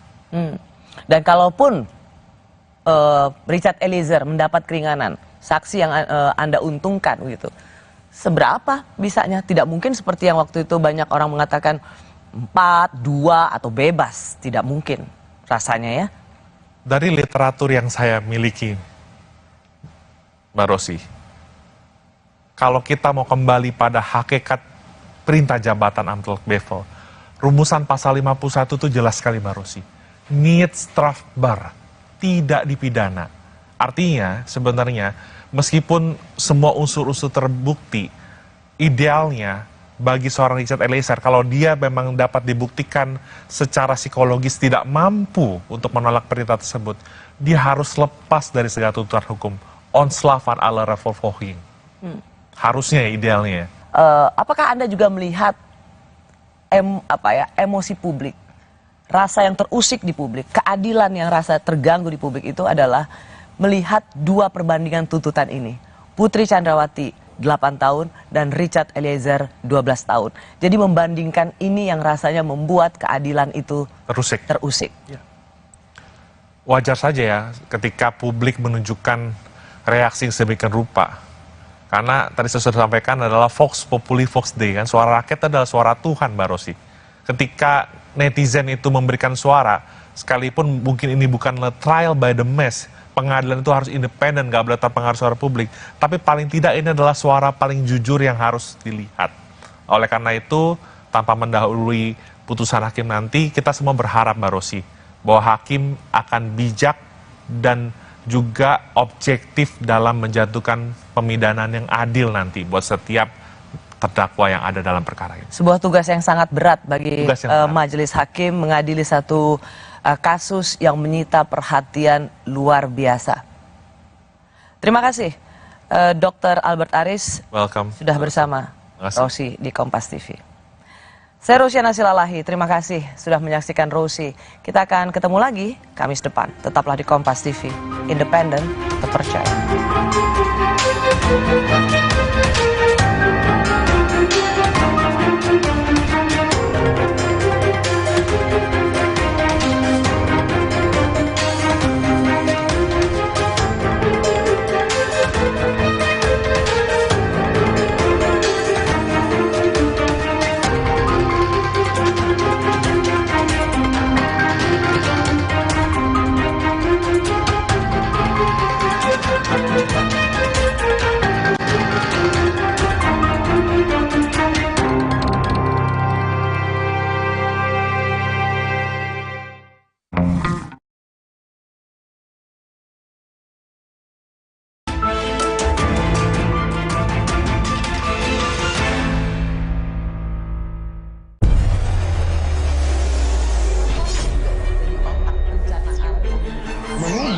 menjadi seorang koruptor, bagian pertanggungjawaban moral. Saya mau minta klarifikasi, ini tanggung jawab siapa? Bapak malu nggak sih? Apakah saya dengar permintaan maaf yang benar?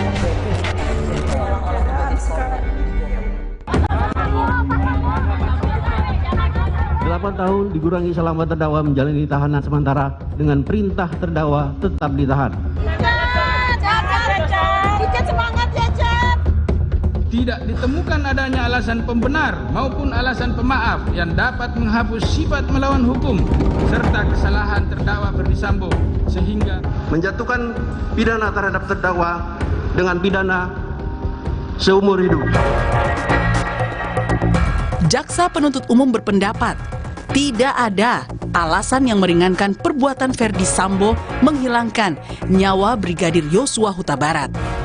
Mantan Kadif Propam Polri itu juga dianggap telah mencoreng institusi Polri dengan melibatkan banyak anggota Polri dalam skenarionya. Bahwa selama dalam persidangan pada diri terdakwa Ferdy Sambo tidak ditemukan adanya alasan pembenar maupun alasan pemaaf yang dapat menghapus sifat melawan hukum serta kesalahan terdakwa Ferdy Sambo sehingga terdakwa Ferdy Sambo dapat dimintai pertanggungjawaban pidana. Sementara kepada Richard Eliezer, jaksa seakan mengabaikan kejujuran dan status justice collaborator yang disandang Eliezer dengan membacakan tuntutan hukuman penjara 4 tahun lebih tinggi ketimbang tuntutan hukuman penjara untuk Putri Chandrawati, Kuat Ma'ruf, dan Ricky Rizal. Menjatuhkan pidana terhadap terdakwa Richard Eliezer Pudium Lumiu dengan pidana penjara selama 12 tahun dengan perintah agar terdakwa tetap ditahan, dipotong masa penangkapan. Petugas keamanan, mohon kami bantuan untuk mengeluarkan para pendukung. Tolong dikeluarkan pada mereka yang nggak bisa tenang. Sidang tuntutan Richard Eliezer sempat diwarnai kericuhan oleh pengunjung sidang yang tidak terima dengan tuntutan jaksa. Istri Sambo, Putri Chandrawati, dan 2 mantan anak buahnya, Ricky Rizal dan Kuat Ma'ruf, dituntut hukuman penjara yang sama oleh jaksa penuntut umum. Memutuskan menjatuhkan pidana terhadap terdakwa Ricky Rizal Wibowo dengan pidana penjara selama 8 tahun. Memutuskan menjatuhkan pidana terhadap terdakwa Kuat Ma'ruf dengan pidana penjara selama 8 tahun. Menuntut menjatuhkan pidana terhadap terdakwa Putri Chandrawati dengan pidana penjara selama 8 tahun. Tuntutan jaksa terhadap Sambo, Putri, Ricky, dan Kuat kontan saja dikecam keluarga almarhum Brigadir Yosua. Itu kan ada pilihan di pasal 340, diancam dengan hukuman pidana paling lama 20 tahun, penjara seumur hidup, atau hukuman mati. Dalam hal ini, Putri Chandrawati sudah terbukti dalam fakta persidangan bahwa dia adalah salah satu aktor intelektual yang menghendaki dan mengingini hilangnya nyawa Joshua ataupun perampasan nyawa Joshua. Masa orang yang memiliki niat jahat membunuh secara berencana, yang mana membunuh itu adalah hak absolut milik Tuhan, hanya dihargai tuntutan 8 tahun? Kelima terdakwa memiliki waktu sepekan untuk membuat nota pembelaan atau pledoi sebelum hakim memutuskan vonis. Keluarga Brigadir Yosua berharap majelis hakim menjatuhkan hukuman seadil-adilnya karena tuntutan jaksa dianggap tidak sesuai dengan kejahatan yang telah diperbuat Sambo dan istrinya. Itu bukan manusia, dia itu memang manusia, perempuan betina yang penuh dusta. Dengan kelicikan mulutnya dia memutar-mutar semua fitnahan buat anak saya yang sudah dirampas nyawanya. Putri bukan manusia, manusia tidak manusia, betina yang bukan manusia, yang tidak memiliki hati nurani.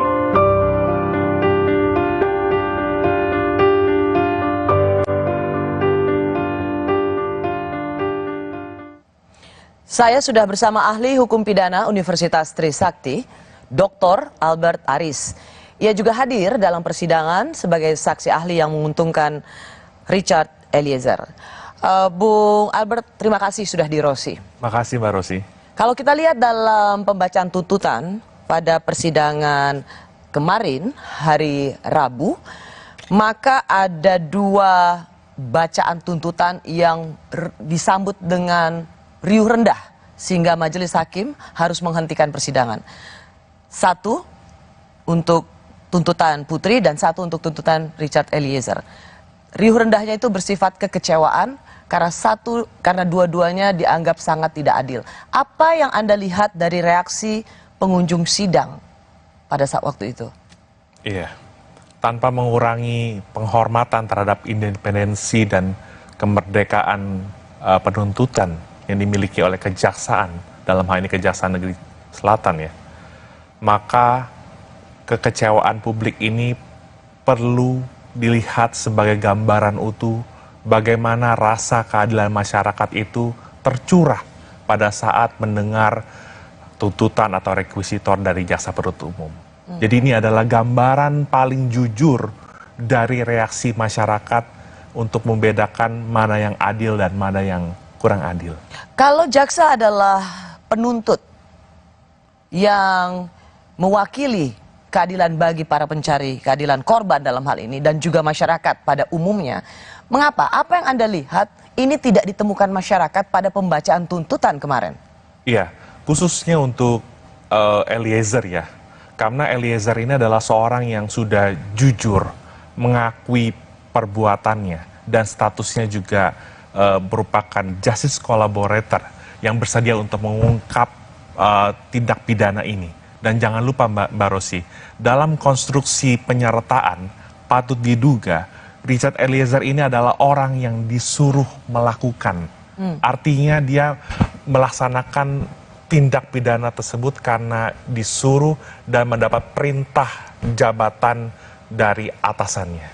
Jadi salah satu yang menjadi perhatian publik adalah ketika tuntutan itu untuk Richard Eliezer terasa lebih berat dibandingkan untuk seorang Putri Chandrawati.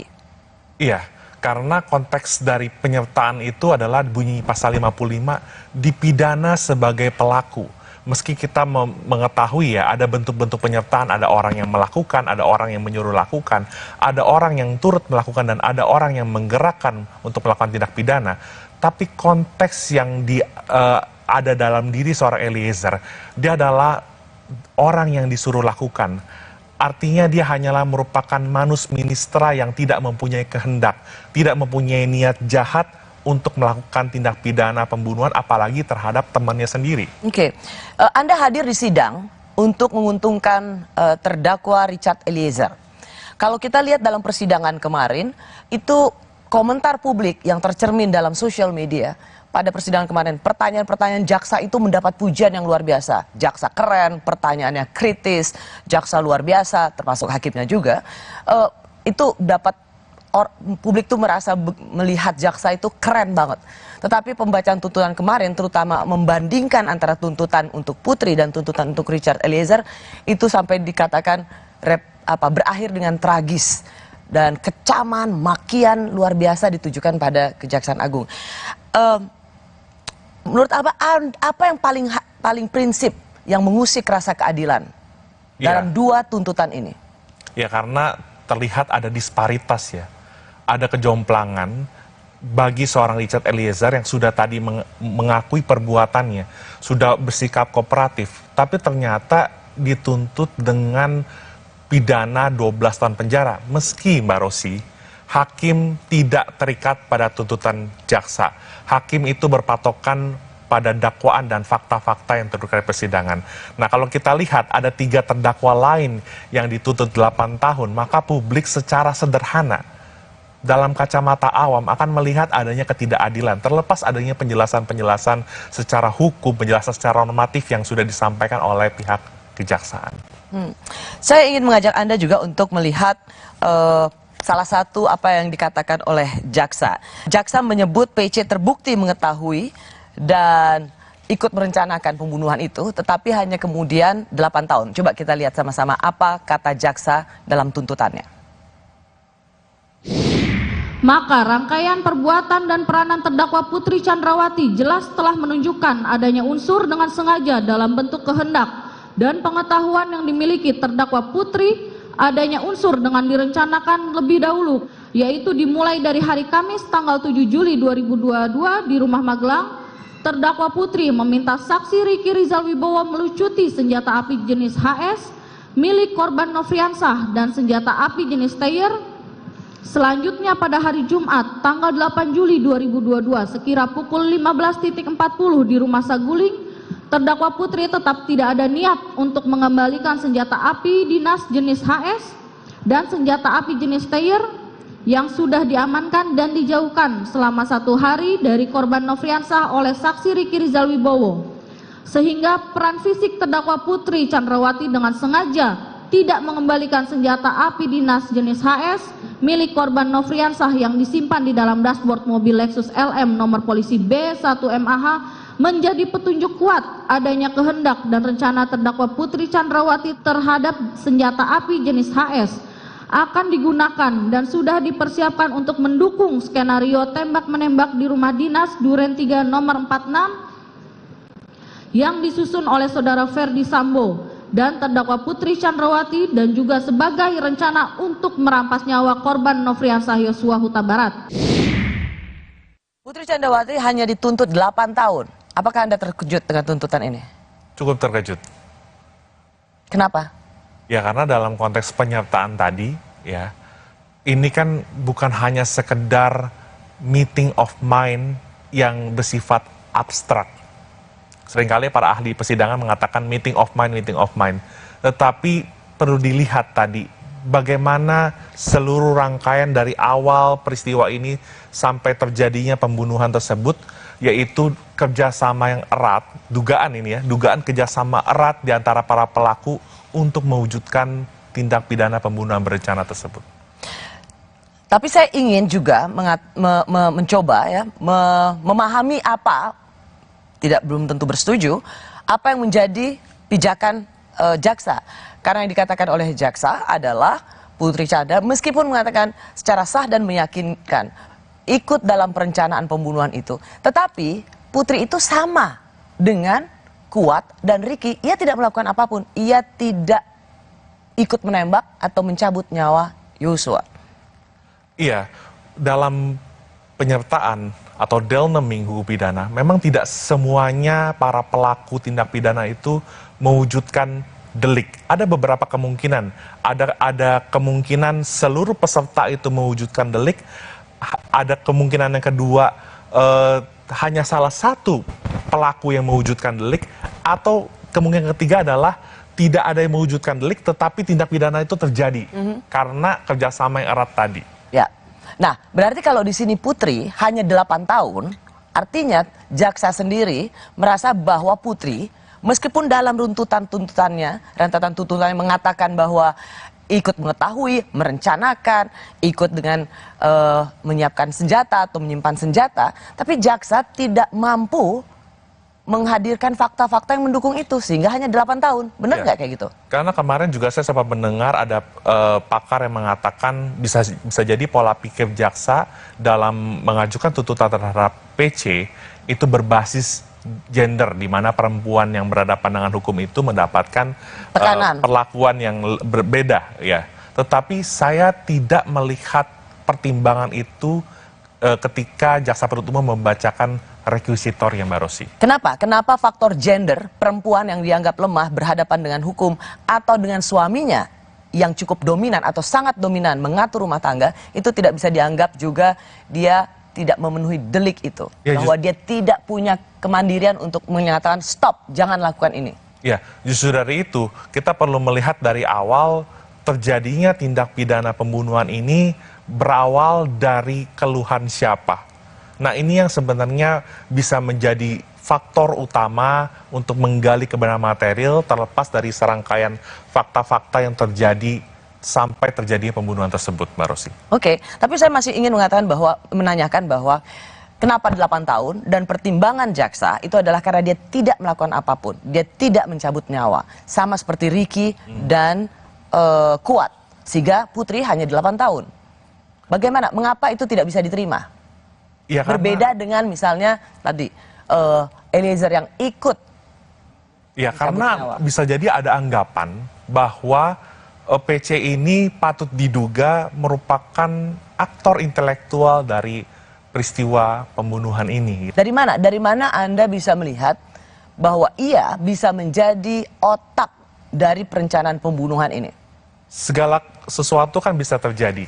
Tapi kalau saya nggak mau menyimpulkan terlalu jauh, tapi saya mengambil kesimpulan yang disampaikan oleh jaksa penuntut umum terakhir dalam tuntutannya, bahwa ada dugaan-dugaan yang terjadi antara PC dengan Yosua. Tetapi itu sekali lagi adalah kesimpulan daripada jaksa gitu loh.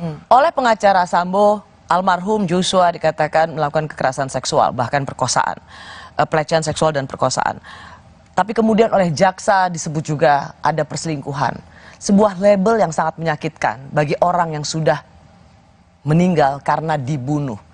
Kalaupun jaksa mengatakan tidak ada perkosaan, menghilangkan peristiwa itu, dan kemudian masuk dalam perkosaan, yang mana kita juga tahu ini tentu sangat tidak menyenangkan, ini menimbulkan juga kesedihan bagi keluarga. Tapi menurut Anda, sebenarnya apa sih yang ingin dikatakan oleh jaksa soal perselingkuhan itu?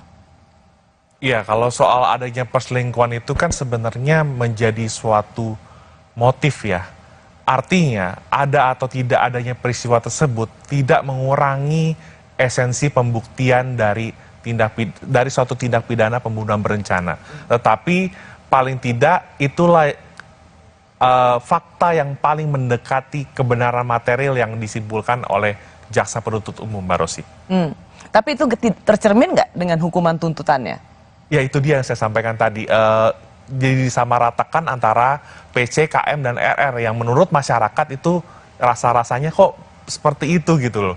Kurang pas gitu. Tapi sebaliknya orang yang mau berlaku jujur, orang yang mau mengungkap, mau kooperatif justru lebih berat. Dan disandingkannya justru dengan tuntutan Sambo yang 20 tahun penjara tadi. Itu yang menurut saya nggak apple to apple. Padahal ini adalah satu rangkaian utuh. Terlepas penyertaannya ini ada yang bentuknya turut melakukan, ada juga yang menyuruh lakukan. Gitu. Tuntutan 12 tahun penjara untuk Richard Eliezer mengguncang rasa keadilan publik. Kenapa orang yang sudah jujur dituntut lebih berat ketimbang mereka yang terus berbohong? Apa gunanya jujur? Kami kembali sesaat lagi.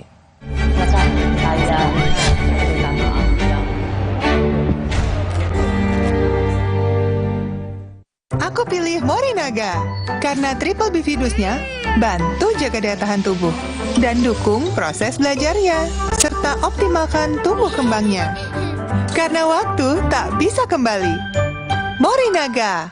Saya pilih Entrasol dengan ekstrak buah zaitun dan tinggi serat. 4 kali lebih kuat tangkal radikal bebas. Bantu jaga kesehatan jantung saya. Tinggi proteinnya bantu jaga massa otot saya. Entrasol. Mau panas? Dingin? Aku tuh love banget sama Top White Coffee, jadi bisa sering ngopi deh. Top White Coffee, the authentic taste of white coffee. Dari Wings Food. Hai baby, Top White Coffee yuk. Buat kesehatan, aku percaya Sido Muncul. Sido Muncul suplemen dibuat dengan bahan yang baik, riset yang panjang, quality control ketat, dalam bentuk soft capsule dengan varian vitamin dan herbal. Sido Muncul natural. Good health, better life. Piring bersih masih bau. Ada yang histeris, guys. Bau terasi, bawang, sadis. Nih, ekonomi power liquid serai baru. Formula ekonomi serai yang mampu hilangkan bau. Cukup setetes, bersihkan semua bau sadis. Lemak dan bau bersih tuntas. Gimana wanginya? Seger. Ekonomi power liquid serai. Bau sadis hilang, bersihnya gak ada lawan. Sehat itu penting, biar aktivitas lancar. Agar mata sehat, bantu jaga dengan minum iFit. I need you, iFit, iFit. Formula iFit membantu memelihara kesehatan mata. iFit, iFit. I love you, iFit. Minum iFit. Dari LAPI. Aku pilih Morinaga karena triple bifidusnya bantu jaga daya tahan tubuh dan dukung proses belajarnya serta optimalkan tumbuh kembangnya. Karena waktu tak bisa kembali. Morinaga. Saya pilih Entrasol dengan ekstrak buah zaitun dan tinggi serat. 4 kali lebih kuat tangkal radikal bebas. Bantu jaga kesehatan jantung saya. Tinggi proteinnya bantu jaga massa otot saya. Entrasol. Selamanya kita takkan berhenti mengejar matahari. Rise to your life's adventure. Saat tubuh terasa lemah, tidak fresh, vitamin C biasa tidak cukup. Vitalong C Zinc beda. Dengan time release, diserap bertahap melindungi seharian. Nyaman di lambung, fitnya standby, lemahnya goodbye. Vitalong C Zinc.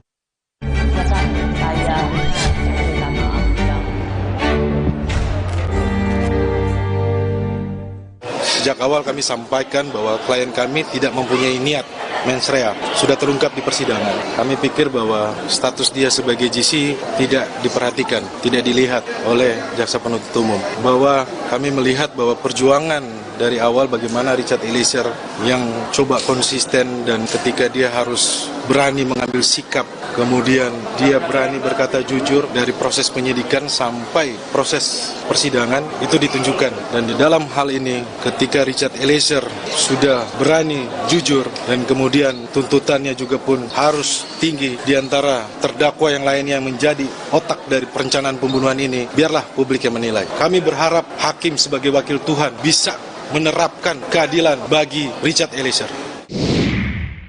Ahli Hukum Pidana Universitas Trisakti, Dr. Albert Aris, yang juga merupakan saksi ahli yang menguntungkan Richard Eliezer. Ia ada di sana bersama-sama juga dengan budayawan Romo Magnis. Bung Albert, sebagai saksi yang menguntungkan Richard, 12 tahun, Anda sama terkejutnya juga? Ketika mendengar Putri 8 tahun? Terkejut, Mbak Rosi. Mana lebih kaget? 8 tahun apa 12 tahun? 12 tahun, Mbak Rosi. Karena dari pembicaraan informal dengan teman-teman ya, saya menduga mungkin tuntutan Eliezer itu berkisar paling tidak 5 tahun ya, Mbak Rosi. Tapi ketika mendengar tuntutan Eliezer 12 tahun, kami semua tuh kaget gitu loh. Kok orang yang bersedia jujur, orang yang disuruh lakukan, bahkan menyandang status JC, justru dikaitkan atau dibandingkan dengan orang yang menjadi pelaku utamanya gitu. Dalam hal ini adalah Sambo gitu kan ya, yang tuntutannya adalah seumur hidup. Oke, tapi kalau saya misalnya mengatakan apa yang menjadi landasan tuntutan jaksa, dikatakan oleh Jampidum Fadil Jumhana, ia mengatakan begini, kami menuntut seumur hidup itu atas pertimbangan sebetulnya bahwa Ferdi Sambo ini adalah sebagai intellectual dader dalam perkara ini atau aktor utama. Sebagai intellectual dader, dia menghendaki adanya kematian. Lalu untuk mewujudkan itu, dia meminta yang pertama adalah Ricky Rizal. Tapi Ricky dengan kesadarannya menyatakan dia tidak kuat. Kita sudah sering dengar ini. Tidak berani sehingga dia menolak. Lalu dia perintahkan Richard Eliezer. Richard Eliezer memiliki keberanian. Maka saya menyatakan bahwa, atau jaksa menyatakan Eliezer juga sebagai dader, sebagai pelaku yang menghabisi nyawa daripada korban Yosua Huta Barat. Jadi jaksa melihat Richard Eliezer tidak bisa melenggang bebas karena bagaimanapun juga jaksa menganggap Richard ini adalah pelaku. Ya. Jadi begini Mbak Rosi, dari ahli-ahli pidana yang diajukan oleh jaksa sendiri, sudah dikatakan bahwa orang yang disuruh lakukan tersebut hanyalah merupakan alat yang tidak memiliki kehendak dan tidak bisa dipertanggungjawabkan. Dan bahkan itu saya afirmasi juga ketika saya memberikan keterangan ahli. Yang jadi pertanyaan, mengapa keterangan ahli yang diajukan oleh jaksa penuntut sendiri tidak dijadikan parameter atau landasan dalam menyusun tuntutan atau rekuisitor ini gitu loh. Kalau pola pikirnya masih seperti ini, maka orang-orang yang bersedia untuk mengungkap suatu perkara, orang-orang yang sudah jujur mengakui perbuatannya, maka akan mengurungkan niatnya. Ini akan menjadi suatu presiden buruk di waktu yang akan datang, Mbak Rosi. Tadi ada mengatakan dalam banyak pembicaraan, dalam banyak diskusi, dalam banyak tebakan soal berapa yang akan diterima, tuntutan diterima oleh Richard Eliezer, Anda mengatakan 5 tahun. Artinya di bawah Ricky Rizal dan Kuat. Bagaimana argumentasi itu bisa masuk akal ketika yang 2 ini 8 tahun dia tidak membunuh. Sementara Richard Eliezer dia ikut serta dalam menghabisi nyawa. Iya, jadi kan tadi saya sudah menerangkan kepada Mbak Rosi ya, bahwa bentuk penyertaan ini memang agak sedikit berbeda-beda ya. Kalau konteksnya Richard Eliezer, dia adalah dader karena disuruh oleh Don Player. Nah, orang yang menyuruh lakukan ini adalah sebenarnya yang bisa dipertanggungjawabkan. Tetapi dader yang disuruh oleh Don Player ini hanya merupakan alat, Mbak Rosi. Jadi sebenarnya dia nggak punya kehendak, dia nggak punya kesalahan. Seluruh literatur yang hukum pidana yang saya miliki kebanyakan mengatakan demikian, Mbak Rosi. Kalau Ricky bisa menolak, kenapa Richard tidak bisa menolak? Karena dalam tuntutan jaksa juga disebutkan, melukiskan bagaimana ada yang disuruh tapi bisa menolak, yang satu disuruh dan melakukannya. Inilah pentingnya kehadiran ahli-ahli pendukung dalam pembuktian hukum acara pidana, Mbak Rosi. Kesalahan psikologis menjadi hal yang amat penting, Mbak Rosi. Saya tidak mau membandingkan antara Polantas dan Brimob dalam hal ini sebenarnya, Mbak Rosi. Ricky Rizal adalah Polantas. Ya, tapi background Ricky Rizal adalah Polantas. Tidak mungkin orang yang melakukan pelanggaran lalu lintas langsung serta-merta ditembak, tanda kutip kan ya, Mbak Rosi. Tetapi Brimob itu adalah paramiliter, semi-militer, yang ketaatan, kepatuhan, dan penundukan submission dirinya terhadap atasan itu begitu tinggi. Sehingga Richard Eliezer berada dalam posisi ketika dia menerima perintah tersebut, dia sulit untuk menghindar, dia sulit untuk menolak, dia sulit untuk mengabaikan perintah itu, Mbak Rosi. Bayangin, Mbak Rosi, yang saya dengar informasinya juga ada jeda 18 tingkat antara Ferdy Sambo dengan Richard Eliezer. Bagaimana mungkin seorang yang sangat terendah itu kuasa untuk menolak perintah dari seorang Ferdy Sambo? Kadipropam, polisinya polisi, jenderal bintang 2, dan kekuasaannya amat besar. Kalau misalnya ada penasihat hukum ternama yang mengatakan, ya dia tetap bisa punya pilihan, resign atau pergi ketika disuruh, tapi toh dia tetap memilih untuk menembak. Ya, inilah pola pikir yang memang kita harus move on, Mbak Rosi. Pola pikir yang disampaikan oleh pengacara kondang tersebut dan juga kemarin dikutip oleh jaksa penuntut umum dalam penutup tuntutannya masih menggunakan kesalahan normatif yang diajarkan oleh Profesor Mulyatno tahun 1955 silam. Gimana kesalahannya? Arti begini, menilai sikap batin orang itu menurut ukuran-ukuran normatif. Kamu kan bisa resign, kamu bisa pulang kampung, kamu bisa mengundurkan diri, kamu bisa melaporkan, tapi lupa melihat kesalahan psikologis. Ya makanya dihadirkan kan ahli psikologi forensik, psikologi dari ilmuwan dan sebagainya, filsafat ilmu, itu sebenarnya untuk menguji apakah betul ada niat jahat dari seorang penerima perintah ini sehingga dia tidak bisa kuasa menolak perintah tersebut, Mbak Rosi. Ya. Nah, makanya dengan adanya KUHP baru saat ini, Mbak Rosi, keseimbangan antara kesalahan normatif dan kesalahan psikologis itu menjadi penting, Mbak Rosi. Ya, karena ketika dia diperintahkan oleh atasannya, maka dia tidak bisa dipidana sama sekali. Betul. Dalam KUHP yang baru. Maka dari itu, Mbak Rosi, Mahkamah Agung tahun 2007 menjelaskan dalam perkara pelanggaran HAM berat ya, dalam konteks tanggung jawab atasan, ketika ada hubungan secara de facto dan de jure, pengendalian efektif, rantai kepemimpinan yang begitu kuat, maka disitulah ada otoritas yang memungkinkan adanya tanggung jawab atasan terhadap bawahannya. Dan ketika bawahan itu menjalankan tugasnya, maka dia tidak bisa sebagai alat yang dipidana. Iya. Nah, tapi begini Bung Albert, izinkan saya untuk terus mempertanyakan apa yang menjadi tuntutan jaksa.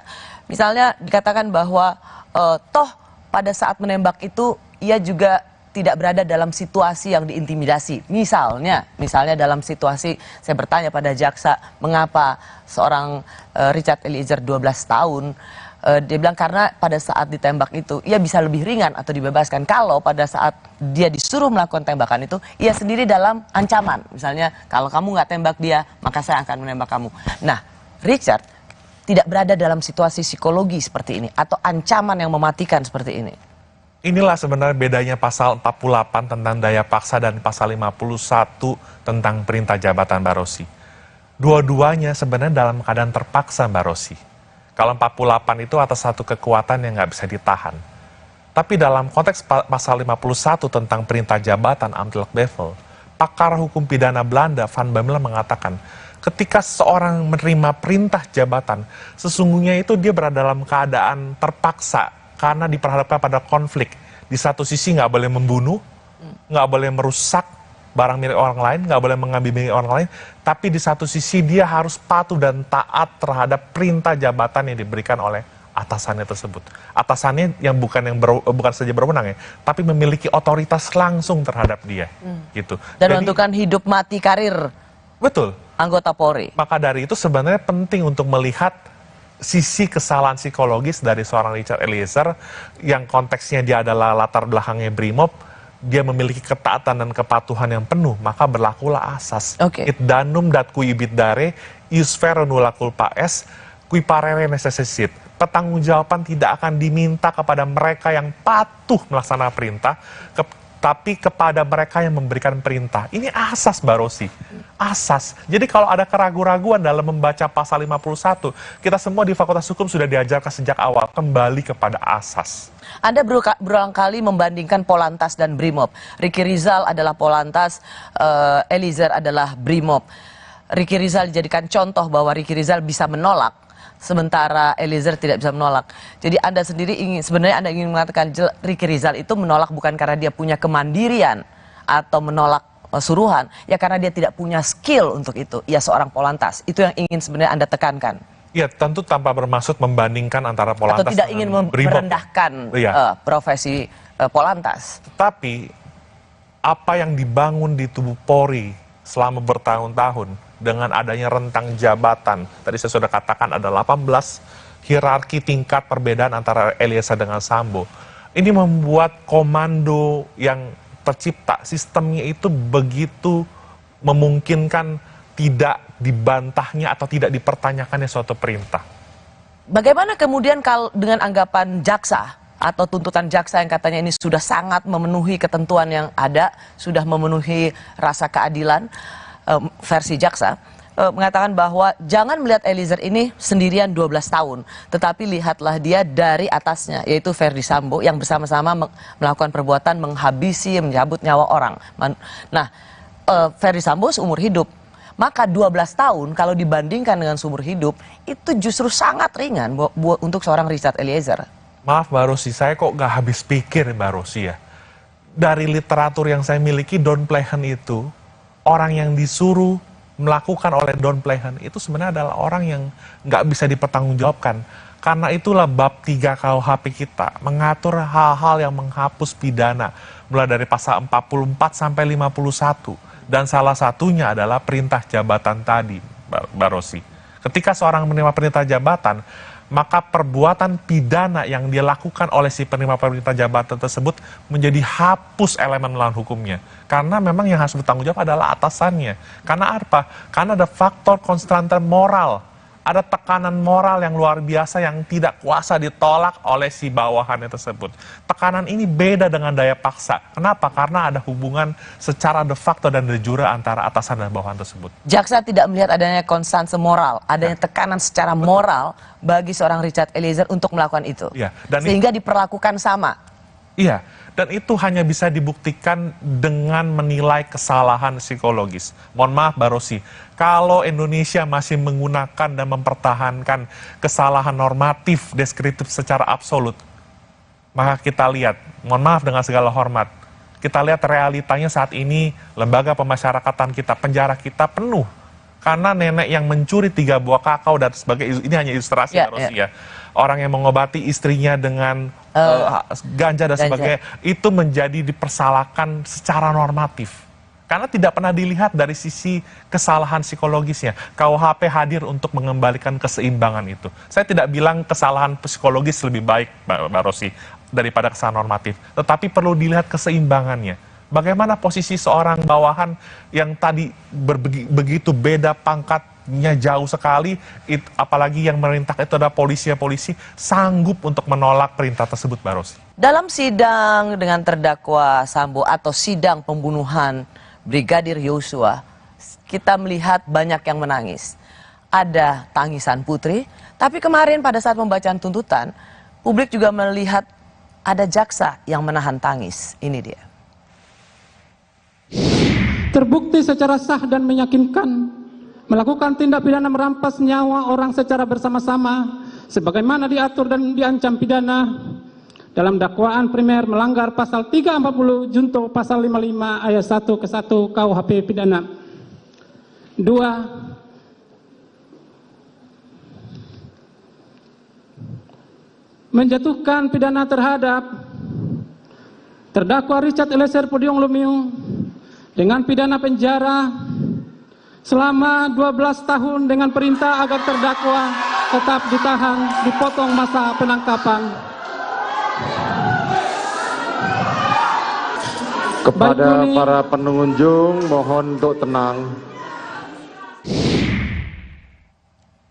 Kalau Anda lihat tadi, banyak yang mengomentari kenapa jaksa seperti menahan tangis dan jaksa di sebelahnya juga ikut seperti memberikan tepukan di belakang punggungnya.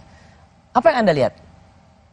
Ya, ini pertama-tama kejaksaan itu satu atap, Mbak Rosi ya.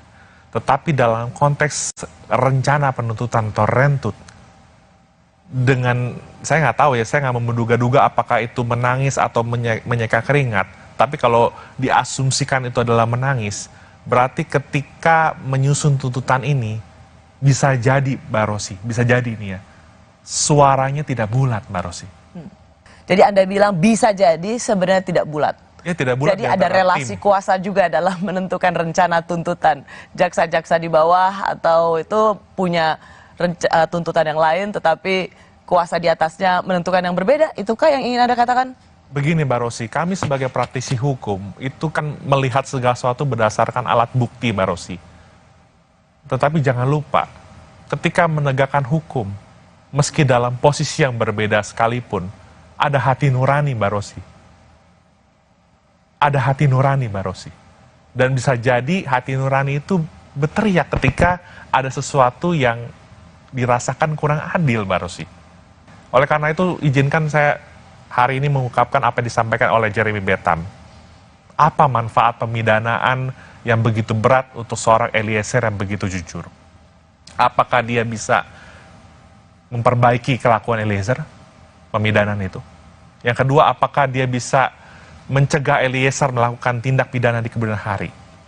Dan yang terakhir, Mbak Rosi, apakah ada manfaat yang diterima oleh keluarga dari korban? Sedang yang saya dengar, keluarga korban Yosua sendiri karena melihat kejujuran Eliezer, mereka mengapresiasi sikap dari Eliezer tersebut, Mbak Rosi. Tuntutan hukuman Ferdy Sambo seumur hidup, tapi sang istri hanya 8 tahun, lebih ringan dari Richard Eliezer. Benarkah pengaruh Ferdy Sambo masih kuat? Kami kembali sesaat lagi.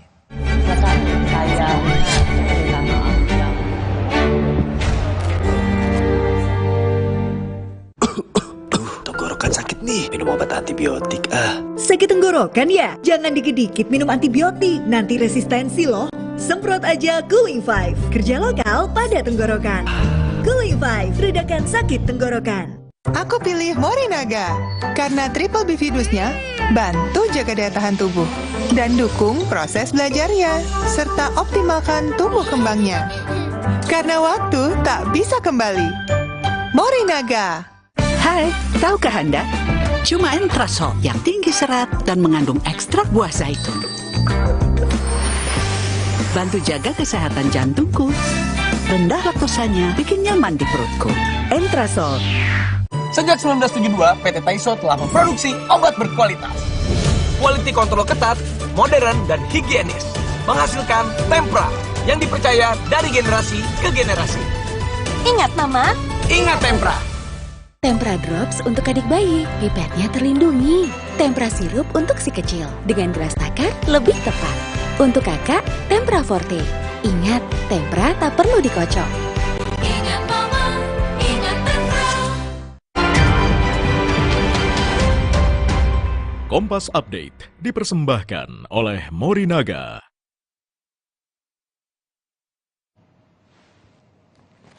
Pukul 21 waktu Indonesia Barat, kami perbarui informasi Anda di Kompas Update. Bersama saya Francisco Donasiano. Polisi menangkap 72 pelaku kejahatan jalanan yang kerap mengganggu keamanan dan ketertiban masyarakat di Kota Bandung. 15 diantaranya terpaksa mendapatkan timah panas karena melawan petugas. 72 orang yang ditangkap merupakan pelaku pencurian dengan kekerasan, pencurian baik dengan pemberatan maupun premanisme. Selain mengamankan para tersangka, petugas juga menyita barang bukti berupa belasan kendaraan roda 2 dan senjata tajam. Para tersangka yang diamankan umumnya merupakan pelaku yang aksinya beredar di media sosial.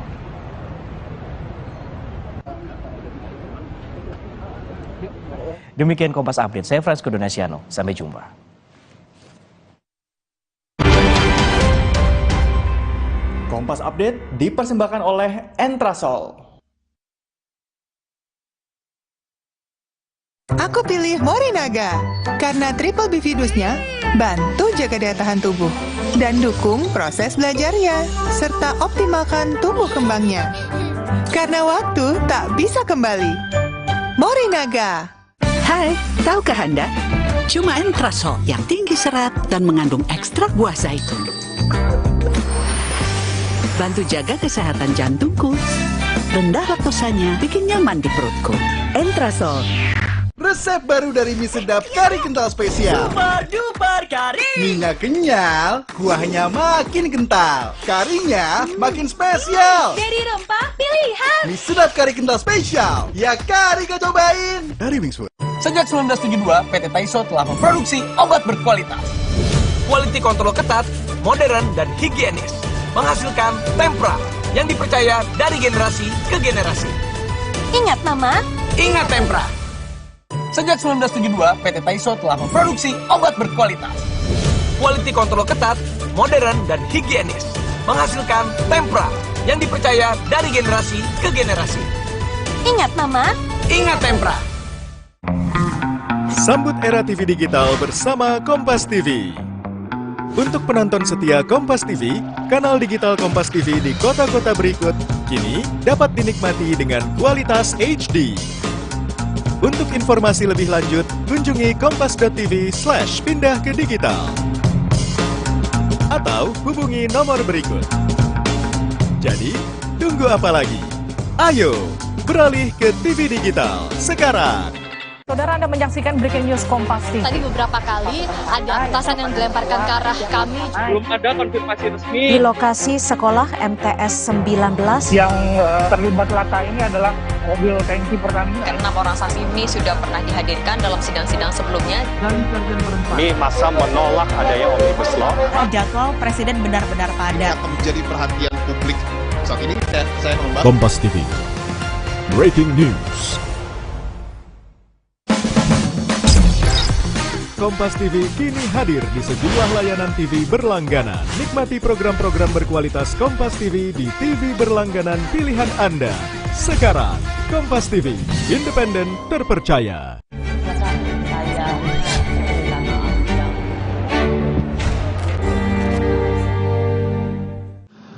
Perbuatan terdakwa telah mencoreng institusi Polri di mata masyarakat Indonesia dan dunia internasional. Perbuatan terdakwa telah menyebabkan banyaknya anggota Polri lainnya turut terlibat. Hal-hal yang meringankan tidak ada. Bersama saya pakar hukum pidana Universitas Trisakti Albert Aris. Tadi dikatakan oleh jaksa dalam tuntutannya, perbuatan terdakwa telah mencoreng institusi Polri di mata masyarakat Indonesia dan lain sebagainya dan lain-lain. Pertanyaannya adalah, apa sih pertimbangan tuntutan itu biasanya, ya? Kenapa nggak hukuman mati? Kenapa seumur hidup? Kalau apa yang dilakukan, dampaknya atau impactnya sudah sedemikian rusak, mengapa pilihannya seumur hidup dan bukan mati? Ya, kalau secara normatif, Mbak Rosi, tuntutan pidana seumur hidup itu adalah poena proxima morti, yang artinya paling dekat dengan pidana mati, yang paling terberat ya, ultimum ya. Artinya yang bersangkutan itu kalau memang hakim mengabulkan, berarti dia harus mendekam di lembaga pemasyarakatan hingga sampai ia tutup usia. Tetapi tentunya begini Mbak Rosi, kita nggak boleh melupakan bahwa perkara ini bukan hanya perkara tindak pidana pembunuhan berencana, tetapi ada juga perkara obstruction of justice. Berarti ada gabungan, ada konkursus, ada beberapa perbuatan pidana yang berdiri sendiri-sendiri dalam hal ini. Saya tentu tidak mau mencampuri independensi penuntut umum dalam hal ini, terlepas dari perdebatan yang pro pidana mati dan kontra pidana mati. Tadi saya ingin mempertanyakan pada Anda, tuntutan ini ya menjadi seolah ada banyak yang menganalisa ini mencerminkan bagaimana pengaruh Ferry Sambo sesungguhnya masih kuat. Karena apa yang dikatakan oleh Ferry Sambo dalam persidangan, satu, dia akan bertanggung jawab, dua, istrinya jangan dilibatkan, dia begitu kecewa ketika istrinya oleh tim sus itu ditersangkakan padahal dia sudah bersedia untuk mengatakan yang sejujurnya. Tapi ada yang dikatakan oleh Ferry Sambo bahwa ia juga tidak mau tanggung jawab sendirian. Ini katanya. Kalaulah saksi menyampaikan bahwa saya minta menghajar, kemudian saksi melakukan atau menerjemahkan itu perintah penembakan dari saya akan bertanggung jawab. Tapi kita berdua yang bertanggung jawab. Kuat, Ricky, istri saya jangan kau libatkan. Saya akan bertanggung jawab terhadap lakukan. Tapi tidak, saya akan bertanggung jawab terhadap apa yang tidak saya lakukan. Tuntutan jaksa ini seolah menjawab apa yang selalu dikatakan oleh Ferry Sambo di persidangan. Dia akan bertanggung jawab, tapi yang tanggung jawab berdua loh ya. Dirinya dan Richard Eliezer. 3 orang yang dikatakan tidak ikut bisa dibilang hukuman yang paling ringan. Apakah menurut Anda memang pengaruh Sambo masih sangat kuat dan tercermin dalam tuntutan ini? Kalau dilihat dari statement dia ketika menanggapi keterangan saksi atau ahli tadi ya, itu dilihat bahwa Sambo ingin memisahkan perkara ini dari KM, Ricky, dan PC. Kalau pertanyaannya adalah apakah masih punya pengaruh yang kuat, jelas dia secara... Benar, Sambo ingin memisahkan perkara ini biar dia dan Ricky, maka yang 3 lagi sendiri. Betul. Dan itu tercermin dong di tuntutan. Anda sendiri kan mengatakan tadi di awal perbincangan kita bahwa jaksa dengan terlihat dari tuntutannya memisahkan itu. Berarti ini menjawab harapan Sambo. Tuntutan ini mencerminkan apa yang menjadi keinginan Ferdy Sambo. Ya, secara tidak langsung kalau dalam konstruksi penyertaan, bentuk-bentuk penyertaan seolah-olah demikian tergambarnya seperti itu. Meskipun penyertaan itu harus dipandang sebagai suatu kesatuan untuk mewujudkan tindak pidana. Ya, itu argumentasi Anda. Karena pertanyaan saya begini, jadi benar ya? Benarkah menurut Anda pengaruh Sambo seolah-olah seperti itu, Mbak Rosi, seolah-olah. Karena tadi kalau pertanyaannya adalah apakah masih memiliki kekuasaan, ya kita nggak bisa memungkiri. Seorang Kadif Propam itu memiliki jabatan, kewenangan, kekuasaan yang begitu luar biasa. Polisinya polisi. Artinya selama menjabat sebagai Kadif Propam, tentu Pak Ferdy Sambo juga memiliki banyak sekali pengetahuan dan juga pengalaman yang mengenai kasus-kasus yang sudah terjadi selama ini yang mungkin saja memiliki keterkaitan dengan oknum penyidik yang pernah dilaporkan ke Propam tersebut. Kecewa dengan tuntutan jaksa, Ibunda almarhum Yosua meminta hakim memberikan keadilan bagi Yosua. Kami kembali sesaat lagi.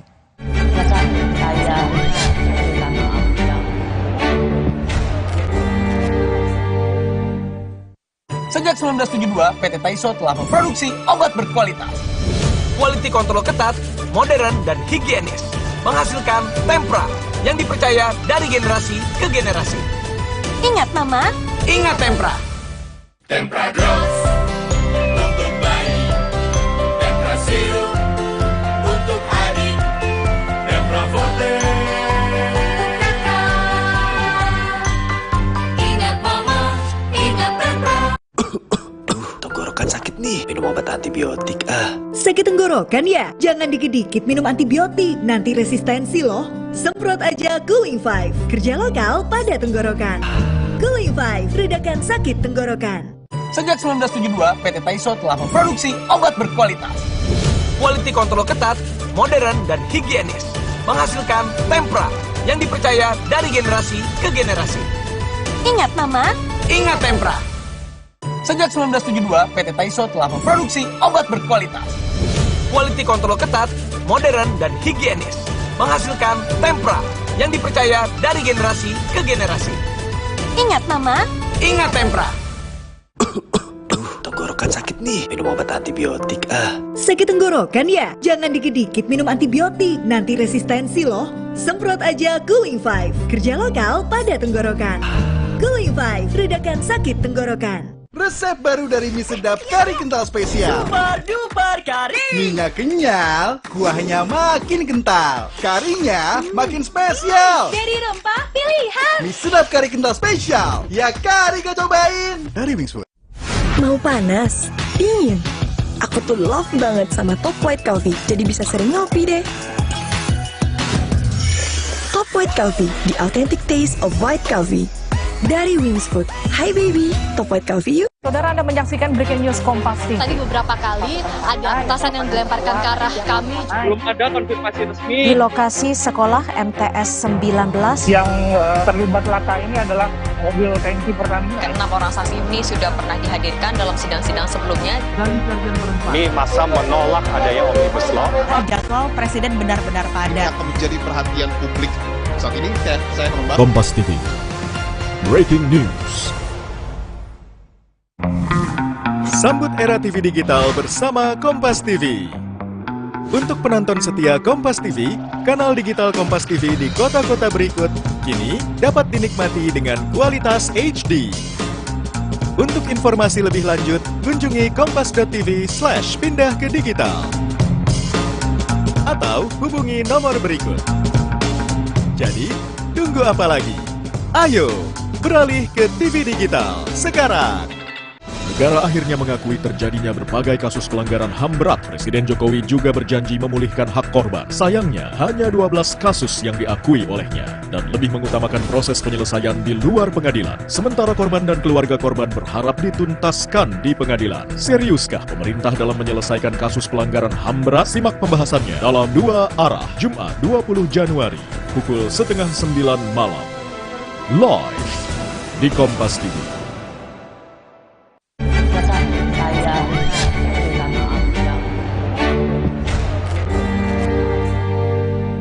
Jadi betul-betul tidak adil buat kami, orang tua rakyat yang kecil ini, di tuntutan ini.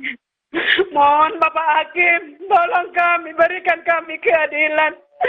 Berikan keputusan semaksimal mungkin buat putri yang mengetahui semua perencanaan pembunuhan ini. Harapan kami Pak Hakim yang mulia utusan Tuhan. Tolong kami diberi keadilan yang seadil-adilnya Bapak. Masih bersama saya Dr. Albert Aris yang merupakan ahli hukum pidana Universitas Trisakti. Ia pernah menjadi saksi ahli yang menguntungkan Richard Eliezer bersama Romo Magnis Suseno. Bung Albert, lagi-lagi kemudian harapannya hanya tinggal di vonis hakim berat nih, tugas hakim. Karena begitu kemudian semua mengatakan hanya tinggal di hakim saja. Pengalaman Anda ya melihat banyak perjalanan kasus, kalaupun vonis hakim berbeda dengan tuntutan jaksa, bedanya bagaimana besar sih? Misalnya, tadi permintaan Ibu Rosti, dari 8 tahun menjadi seumur hidup. Emang itu pernah terjadi? Sangat mungkin, Mbak Rosi. Karena mungkin, ini perkara... Tapi pernah terjadi nggak? Pernah terjadi juga. Pernah terjadi kalau kasus korupsi dengan Hakim Agung Artijo Alkostar. Misalnya hanya 4 tahun, bisa jadi 15 tahun. Rasanya hanya Artijo yang berani begitu. Ya, kita mungkin terinspirasi oleh almarhum Artijo Alkostar ya, Hakim Agung yang berani dan juga bersih gitu ya. Tetapi kita juga harus meyakini bahwa hakim yang mengadili perkara ini juga memiliki rasa keadilan dan juga kebijaksanaan untuk menjatuhkan pidana yang setimpal buat orang-orang yang memang terbukti secara sadar meyakinkan melakukan tindak pidana pembunuhan berencana ini. Pernah nggak ada dalam sejarah, dalam kasus pembunuhan, orang dari 8 tahun kemudian seperti, jadi langsung 2 kali lipat, atau misalnya, rasanya nggak pernah ya? Iya, kalau secara, meskipun tadi hakim nggak terpaku pada tuntutan, tetapi rasio desidendinya itu sulit untuk tidak dikaitkan dengan tuntutan tersebut. Gitu. Sulit untuk tidak dikaitkan dengan tuntutan. Jadi tetap saja ada semacam... Ada range-nya. Gitu ada range-nya. Jadi kalau misalnya jangan, kita sering sekali kemudian kita mengharapkan sesuatu harus bisa dilakukan oleh hakim gitu. Tapi pada kenyataannya tetap saja harus berada dalam range-nya. Jadi kalau 8 tahun misalnya, range sebesar apa sih untuk diberatkan biasanya? Ya artinya begini, kalau kita bicara ekstrim Mbak Rosi, nggak mungkin dari 8 tahun menjadi pidana mati, itu rasanya nggak mungkin. Ya pastilah. Tapi kalau misalkan dalam range menjadi sekian tahun di atasnya, itu masih sangat mungkin, masih sangat possible untuk terjadi Mbak Rosi. Berapa range-nya biasanya? 2/3 biasanya? Ya kalau berkaitan dengan pasal 340 itu kan maksimal 20 tahun. Berarti kalau dikurangi sepertiganya ya dari 20 tahun, paling sekitar berapa 20 tahun, kurang lebih ya di bawah 15 tahun mungkin atau apa, itu masih sangat mungkin terjadi Mbak Rosi. Dan kalaupun Richard Eliezer mendapat keringanan, saksi yang Anda untungkan gitu, seberapa bisanya? Tidak mungkin seperti yang waktu itu banyak orang mengatakan 4, 2 atau bebas, tidak mungkin. Rasanya ya. Dari literatur yang saya miliki, Mbak Rosi, kalau kita mau kembali pada hakikat perintah jabatan Amtelk Bevel, rumusan pasal 51 itu jelas sekali Mbak Rosi. Niet strafbaar, tidak dipidana. Artinya sebenarnya meskipun semua unsur-unsur terbukti, idealnya bagi seorang Richard Eliezer, kalau dia memang dapat dibuktikan secara psikologis tidak mampu untuk menolak perintah tersebut, dia harus lepas dari segala tuntutan hukum. Ontslag van alle revolving. Harusnya idealnya. Apakah Anda juga melihat emosi publik, rasa yang terusik di publik, keadilan yang rasa terganggu di publik itu adalah melihat 2 perbandingan tuntutan ini. Putri Chandrawati 8 tahun dan Richard Eliezer 12 tahun. Jadi membandingkan ini yang rasanya membuat keadilan itu terusik. Ya. Wajar saja ya ketika publik menunjukkan reaksi sedemikian rupa. Karena tadi saya sudah sampaikan adalah Vox Populi Vox Dei, kan suara rakyat adalah suara Tuhan Mbak Rosi. Ketika netizen itu memberikan suara, sekalipun mungkin ini bukanlah trial by the mass, pengadilan itu harus independen, nggak boleh terpengaruh suara publik. Tapi paling tidak ini adalah suara paling jujur yang harus dilihat. Oleh karena itu, tanpa mendahului putusan hakim nanti, kita semua berharap Mbak Rosi, bahwa hakim akan bijak dan juga objektif dalam menjatuhkan pemidanaan yang adil nanti buat setiap terdakwa yang ada dalam perkara ini. Sebuah tugas yang sangat berat bagi majelis hakim mengadili satu kasus yang menyita perhatian luar biasa. Terima kasih Dr. Albert Aris. Welcome. Sudah bersama Rosi di Kompas TV. Saya Rosyana Silalahi, terima kasih sudah menyaksikan Rosi. Kita akan ketemu lagi Kamis depan. Tetaplah di Kompas TV, independen, terpercaya.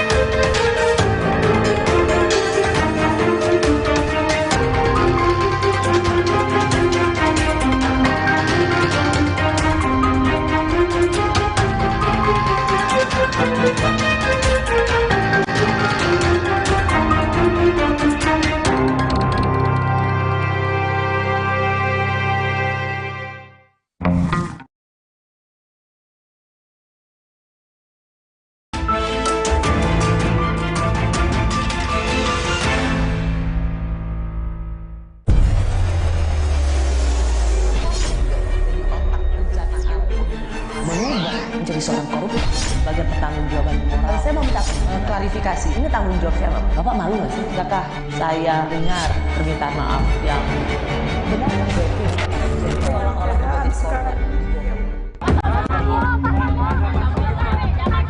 8 tahun dikurangi selama terdakwa menjalani tahanan sementara dengan perintah terdakwa tetap ditahan.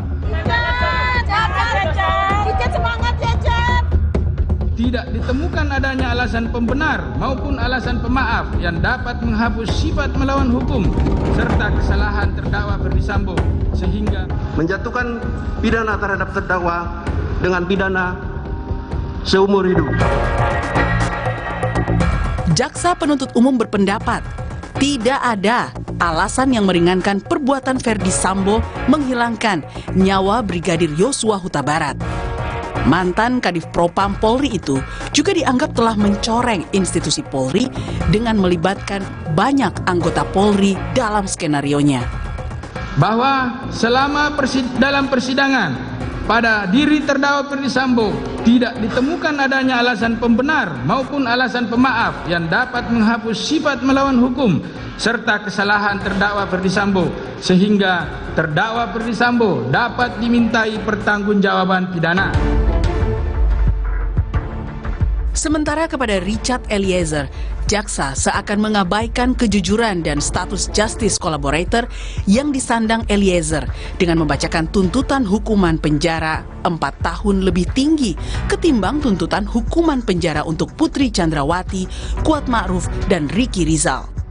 Menjatuhkan pidana terhadap terdakwa Richard Eliezer Pudium Lumiu dengan pidana penjara selama 12 tahun dengan perintah agar terdakwa tetap ditahan, dipotong masa penangkapan. Petugas keamanan mohon kami bantuan untuk mengeluarkan para pendukung. Tolong dikeluarkan pada mereka yang nggak bisa tenang. Sidang tuntutan Richard Eliezer sempat diwarnai kericuhan oleh pengunjung sidang yang tidak terima dengan tuntutan jaksa. Istri Sambo, Putri Chandrawati, dan 2 mantan anak buahnya, Ricky Rizal dan Kuat Ma'ruf, dituntut hukuman penjara yang sama oleh jaksa penuntut umum. Memutuskan menjatuhkan pidana terhadap terdakwa Ricky Rizal Wibowo dengan pidana penjara selama 8 tahun. Memutuskan menjatuhkan pidana terhadap terdakwa Kuat Ma'ruf dengan pidana penjara selama 8 tahun. Menuntut menjatuhkan pidana terhadap terdakwa Putri Chandrawati dengan pidana penjara selama 8 tahun. Tuntutan jaksa terhadap Sambo, Putri, Ricky, dan Kuat kontan saja dikecam keluarga almarhum Brigadir Yosua. Itu kan ada pilihan di pasal 340, diancam dengan hukuman pidana paling lama 20 tahun, penjara seumur hidup, atau hukuman mati. Dalam hal ini, Putri Chandrawati sudah terbukti dalam fakta persidangan bahwa dia adalah salah satu aktor intelektual yang menghendaki dan mengingini hilangnya nyawa Joshua ataupun perampasan nyawa Joshua. Masa orang yang memiliki niat jahat membunuh secara berencana, yang mana membunuh itu adalah hak absolut milik Tuhan, hanya dihargai tuntutan 8 tahun. Kelima terdakwa memiliki waktu sepekan untuk membuat nota pembelaan atau pledoi sebelum hakim memutuskan vonis. Keluarga Brigadir Yosua berharap majelis hakim menjatuhkan hukuman seadil-adilnya karena tuntutan jaksa dianggap tidak sesuai dengan kejahatan yang telah diperbuat Sambo dan istrinya. Itu bukan manusia, dia itu memang manusia, perempuan betina yang penuh dusta. Dengan kelicikan mulutnya dia memutar-mutar semua fitnahan buat anak saya yang sudah dirampas nyawanya. Putri bukan manusia, manusia tidak manusia, betina yang bukan manusia, yang tidak memiliki hati nurani.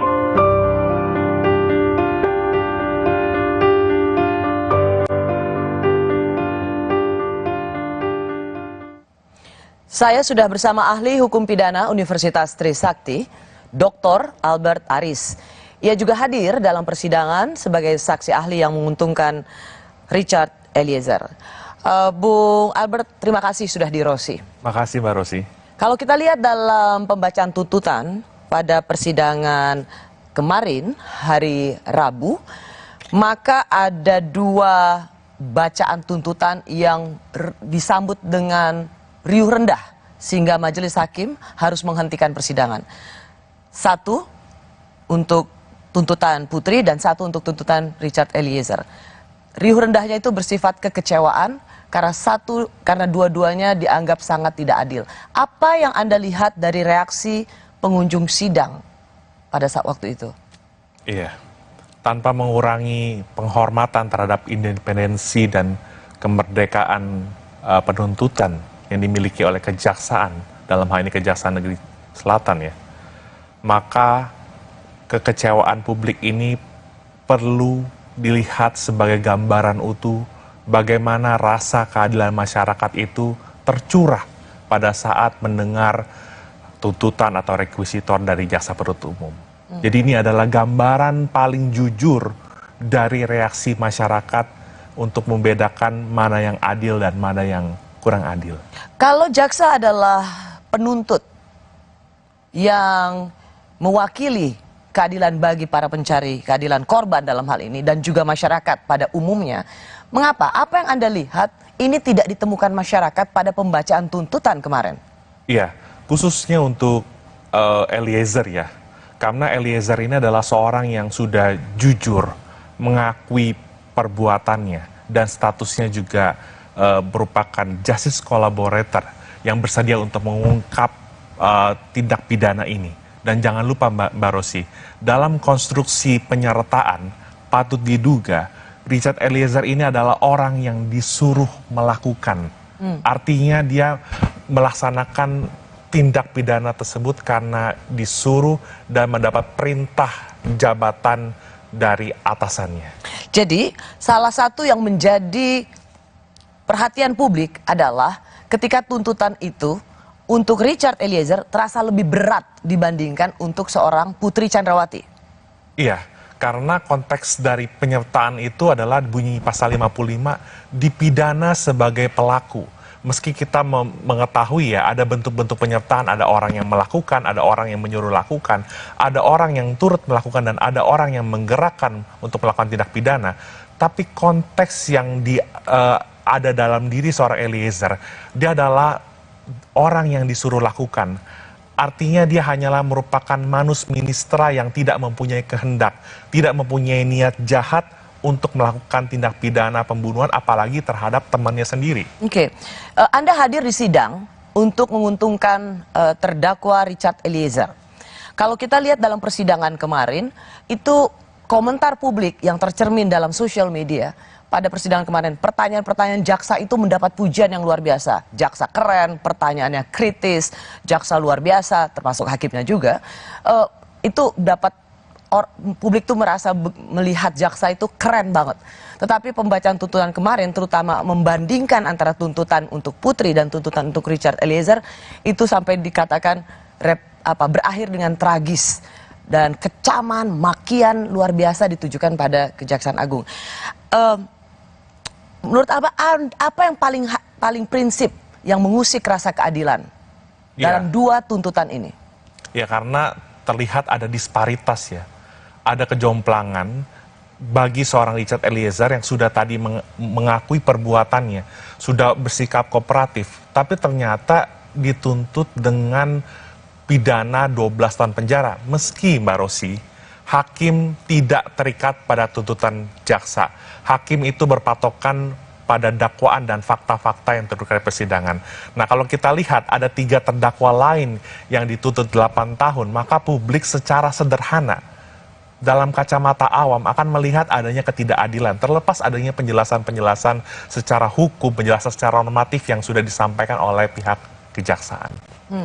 Saya ingin mengajak Anda juga untuk melihat salah satu apa yang dikatakan oleh jaksa. Jaksa menyebut PC terbukti mengetahui dan ikut merencanakan pembunuhan itu, tetapi hanya kemudian 8 tahun. Coba kita lihat sama-sama apa kata jaksa dalam tuntutannya.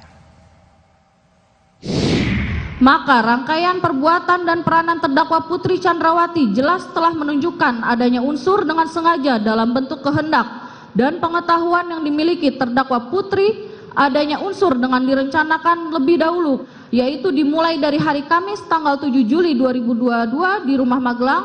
Terdakwa Putri meminta saksi Riki Rizal Wibowo melucuti senjata api jenis HS milik korban Nofriansah dan senjata api jenis Steyr Selanjutnya pada hari Jumat tanggal 8 Juli 2022 sekira pukul 15.40 di Rumah Saguling, terdakwa Putri tetap tidak ada niat untuk mengembalikan senjata api dinas jenis HS dan senjata api jenis Steyr yang sudah diamankan dan dijauhkan selama 1 hari dari korban Nofriansah oleh saksi Riki Rizal Wibowo, sehingga peran fisik terdakwa Putri Chandrawati dengan sengaja tidak mengembalikan senjata api dinas jenis HS milik korban Nofriansah yang disimpan di dalam dashboard mobil Lexus LM nomor polisi B1MAH menjadi petunjuk kuat adanya kehendak dan rencana terdakwa Putri Chandrawati terhadap senjata api jenis HS akan digunakan dan sudah dipersiapkan untuk mendukung skenario tembak-menembak di rumah dinas Duren 3 nomor 46 yang disusun oleh saudara Ferdi Sambo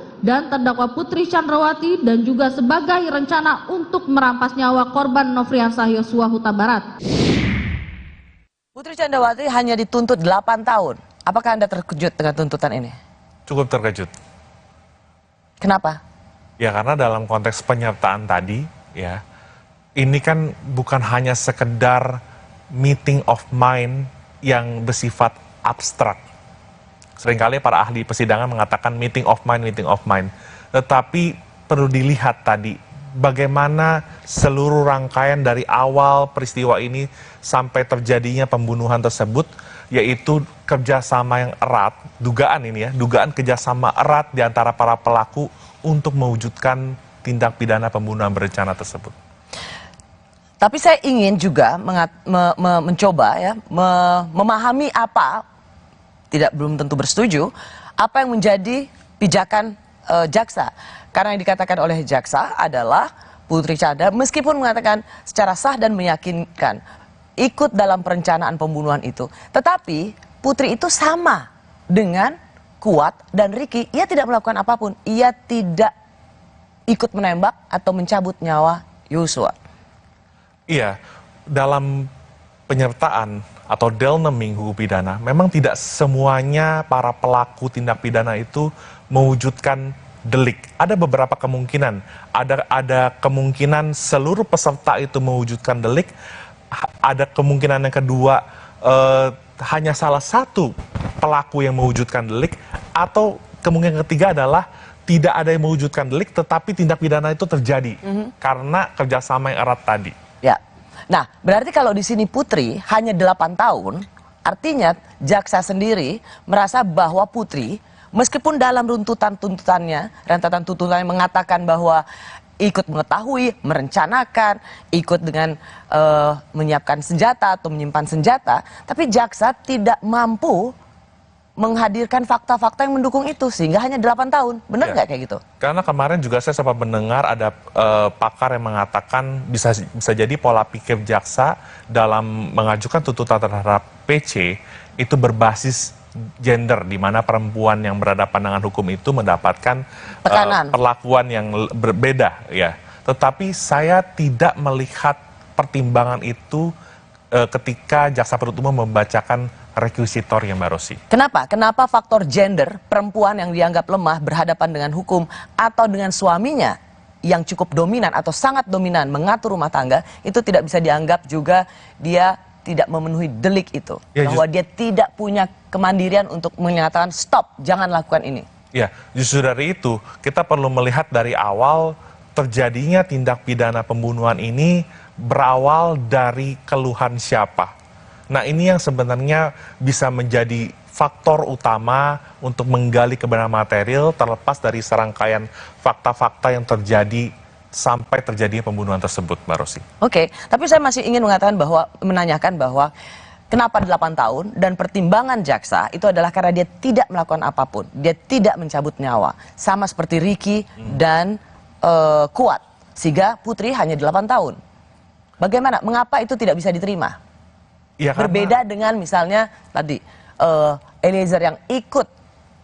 Ya, karena bisa jadi ada anggapan bahwa PC ini patut diduga merupakan aktor intelektual dari peristiwa pembunuhan ini. Dari mana? Dari mana Anda bisa melihat bahwa ia bisa menjadi otak dari perencanaan pembunuhan ini? Segala sesuatu kan bisa terjadi. Tapi kalau saya nggak mau menyimpulkan terlalu jauh, tapi saya mengambil kesimpulan yang disampaikan oleh jaksa penuntut umum terakhir dalam tuntutannya, bahwa ada dugaan-dugaan yang terjadi antara PC dengan Yosua. Tetapi itu sekali lagi adalah kesimpulan daripada jaksa gitu loh. Oleh pengacara Sambo, almarhum Joshua dikatakan melakukan kekerasan seksual, bahkan perkosaan, pelecehan seksual dan perkosaan. Tapi kemudian oleh jaksa disebut juga ada perselingkuhan. Sebuah label yang sangat menyakitkan bagi orang yang sudah meninggal karena dibunuh. Kalaupun jaksa mengatakan tidak ada perkosaan, menghilangkan peristiwa itu, dan kemudian memasuk dalam perkosaan, yang mana kita juga tahu ini tentu sangat tidak menyenangkan, ini menimbulkan juga kesedihan bagi keluarga. Tapi menurut Anda, sebenarnya apa sih yang ingin dikatakan oleh jaksa soal perselingkuhan itu? Iya, kalau soal adanya perselingkuhan itu kan sebenarnya menjadi suatu motif ya. Artinya, ada atau tidak adanya peristiwa tersebut tidak mengurangi esensi pembuktian dari suatu tindak pidana pembunuhan berencana. Tetapi paling tidak itulah fakta yang paling mendekati kebenaran material yang disimpulkan oleh jaksa penuntut umum, Mbak Rosi.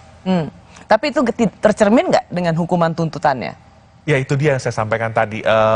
Jadi disamaratakan antara PC, KM, dan RR yang menurut masyarakat itu rasa-rasanya kok seperti itu gitu loh. Kurang pas gitu. Tapi sebaliknya orang yang mau berlaku jujur, orang yang mau mengungkap, mau kooperatif justru lebih berat, dan disandingkannya justru dengan tuntutan Sambo yang 20 tahun penjara tadi. Itu yang menurut saya nggak apple to apple. Padahal ini adalah satu rangkaian utuh, terlepas penyertaannya ini ada yang bentuknya turut melakukan, ada juga yang menyuruh lakukan. Tuntutan 12 tahun penjara untuk Richard Eliezer mengguncang rasa keadilan publik. Kenapa orang yang sudah jujur dituntut lebih berat ketimbang mereka yang terus berbohong? Apa gunanya jujur? Kami kembali sesaat lagi.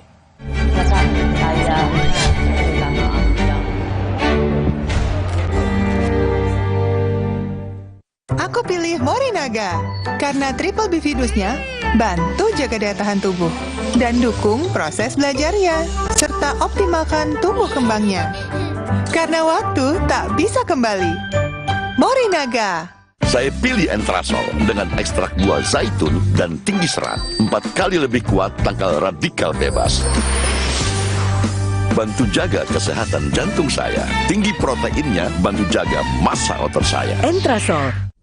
Mau panas? Dingin? Aku tuh love banget sama Top White Coffee, jadi bisa sering ngopi deh. Top White Coffee, the authentic taste of white coffee. Dari Wings Food. Hai baby, Top White Coffee yuk. Buat kesehatan, aku percaya Sido Muncul. Sido Muncul suplemen dibuat dengan bahan yang baik, riset yang panjang, quality control ketat, dalam bentuk soft capsule dengan varian vitamin dan herbal. Sido Muncul natural. Good health, better life. Piring bersih masih bau. Ada yang histeris, guys. Bau terasi, bawang, sadis. Nih, ekonomi power liquid serai baru. Formula ekonomi serai yang mampu hilangkan bau. Cukup setetes, bersihkan semua bau sadis. Lemak dan bau bersih tuntas. Gimana wanginya? Surdur. Ekonomi power liquid serai. Bau sadis hilang, bersihnya gak ada lawan. Sehat itu penting, biar aktivitas lancar, agar mata sehat bantu jaga dengan minum iFit. I need you iFit, iFit. Formula iFit membantu memelihara kesehatan mata. iFit, iFit. I love you iFit. Minum iFit. Dari Lapi. Aku pilih Morinaga karena triple bifidusnya bantu jaga daya tahan tubuh dan dukung proses belajarnya serta optimalkan tumbuh kembangnya. Karena waktu tak bisa kembali. Morinaga. Saya pilih Entrasol dengan ekstrak buah zaitun dan tinggi serat, 4 kali lebih kuat tangkal radikal bebas. Bantu jaga kesehatan jantung saya. Tinggi proteinnya bantu jaga massa otot saya. Entrasol. Selamanya kita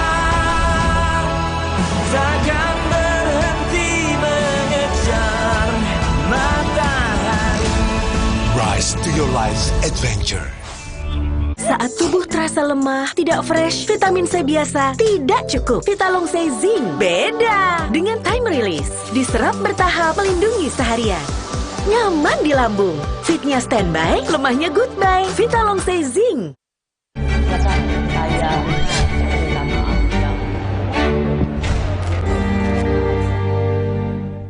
Sejak awal kami sampaikan bahwa klien kami tidak mempunyai niat mens rea, sudah terungkap di persidangan. Kami pikir bahwa status dia sebagai GC tidak diperhatikan, tidak dilihat oleh jaksa penuntut umum. Bahwa kami melihat bahwa perjuangan dari awal bagaimana Richard Eliezer yang coba konsisten dan ketika dia harus berani mengambil sikap, kemudian dia berani berkata jujur dari proses penyidikan sampai proses persidangan itu ditunjukkan. Dan di dalam hal ini ketika Richard Eliezer sudah berani jujur dan kemudian tuntutannya juga pun harus tinggi di antara terdakwa yang lainnya yang menjadi otak dari perencanaan pembunuhan ini, biarlah publik yang menilai. Kami berharap hakim sebagai wakil Tuhan bisa menerapkan keadilan bagi Richard Eliezer.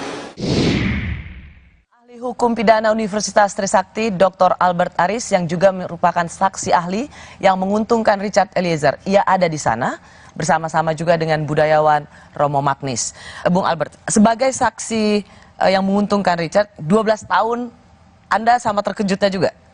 Ketika mendengar Putri 8 tahun? Terkejut, Mbak Rosi. Mana lebih kaget? 8 tahun apa 12 tahun? 12 tahun, Mbak Rosi.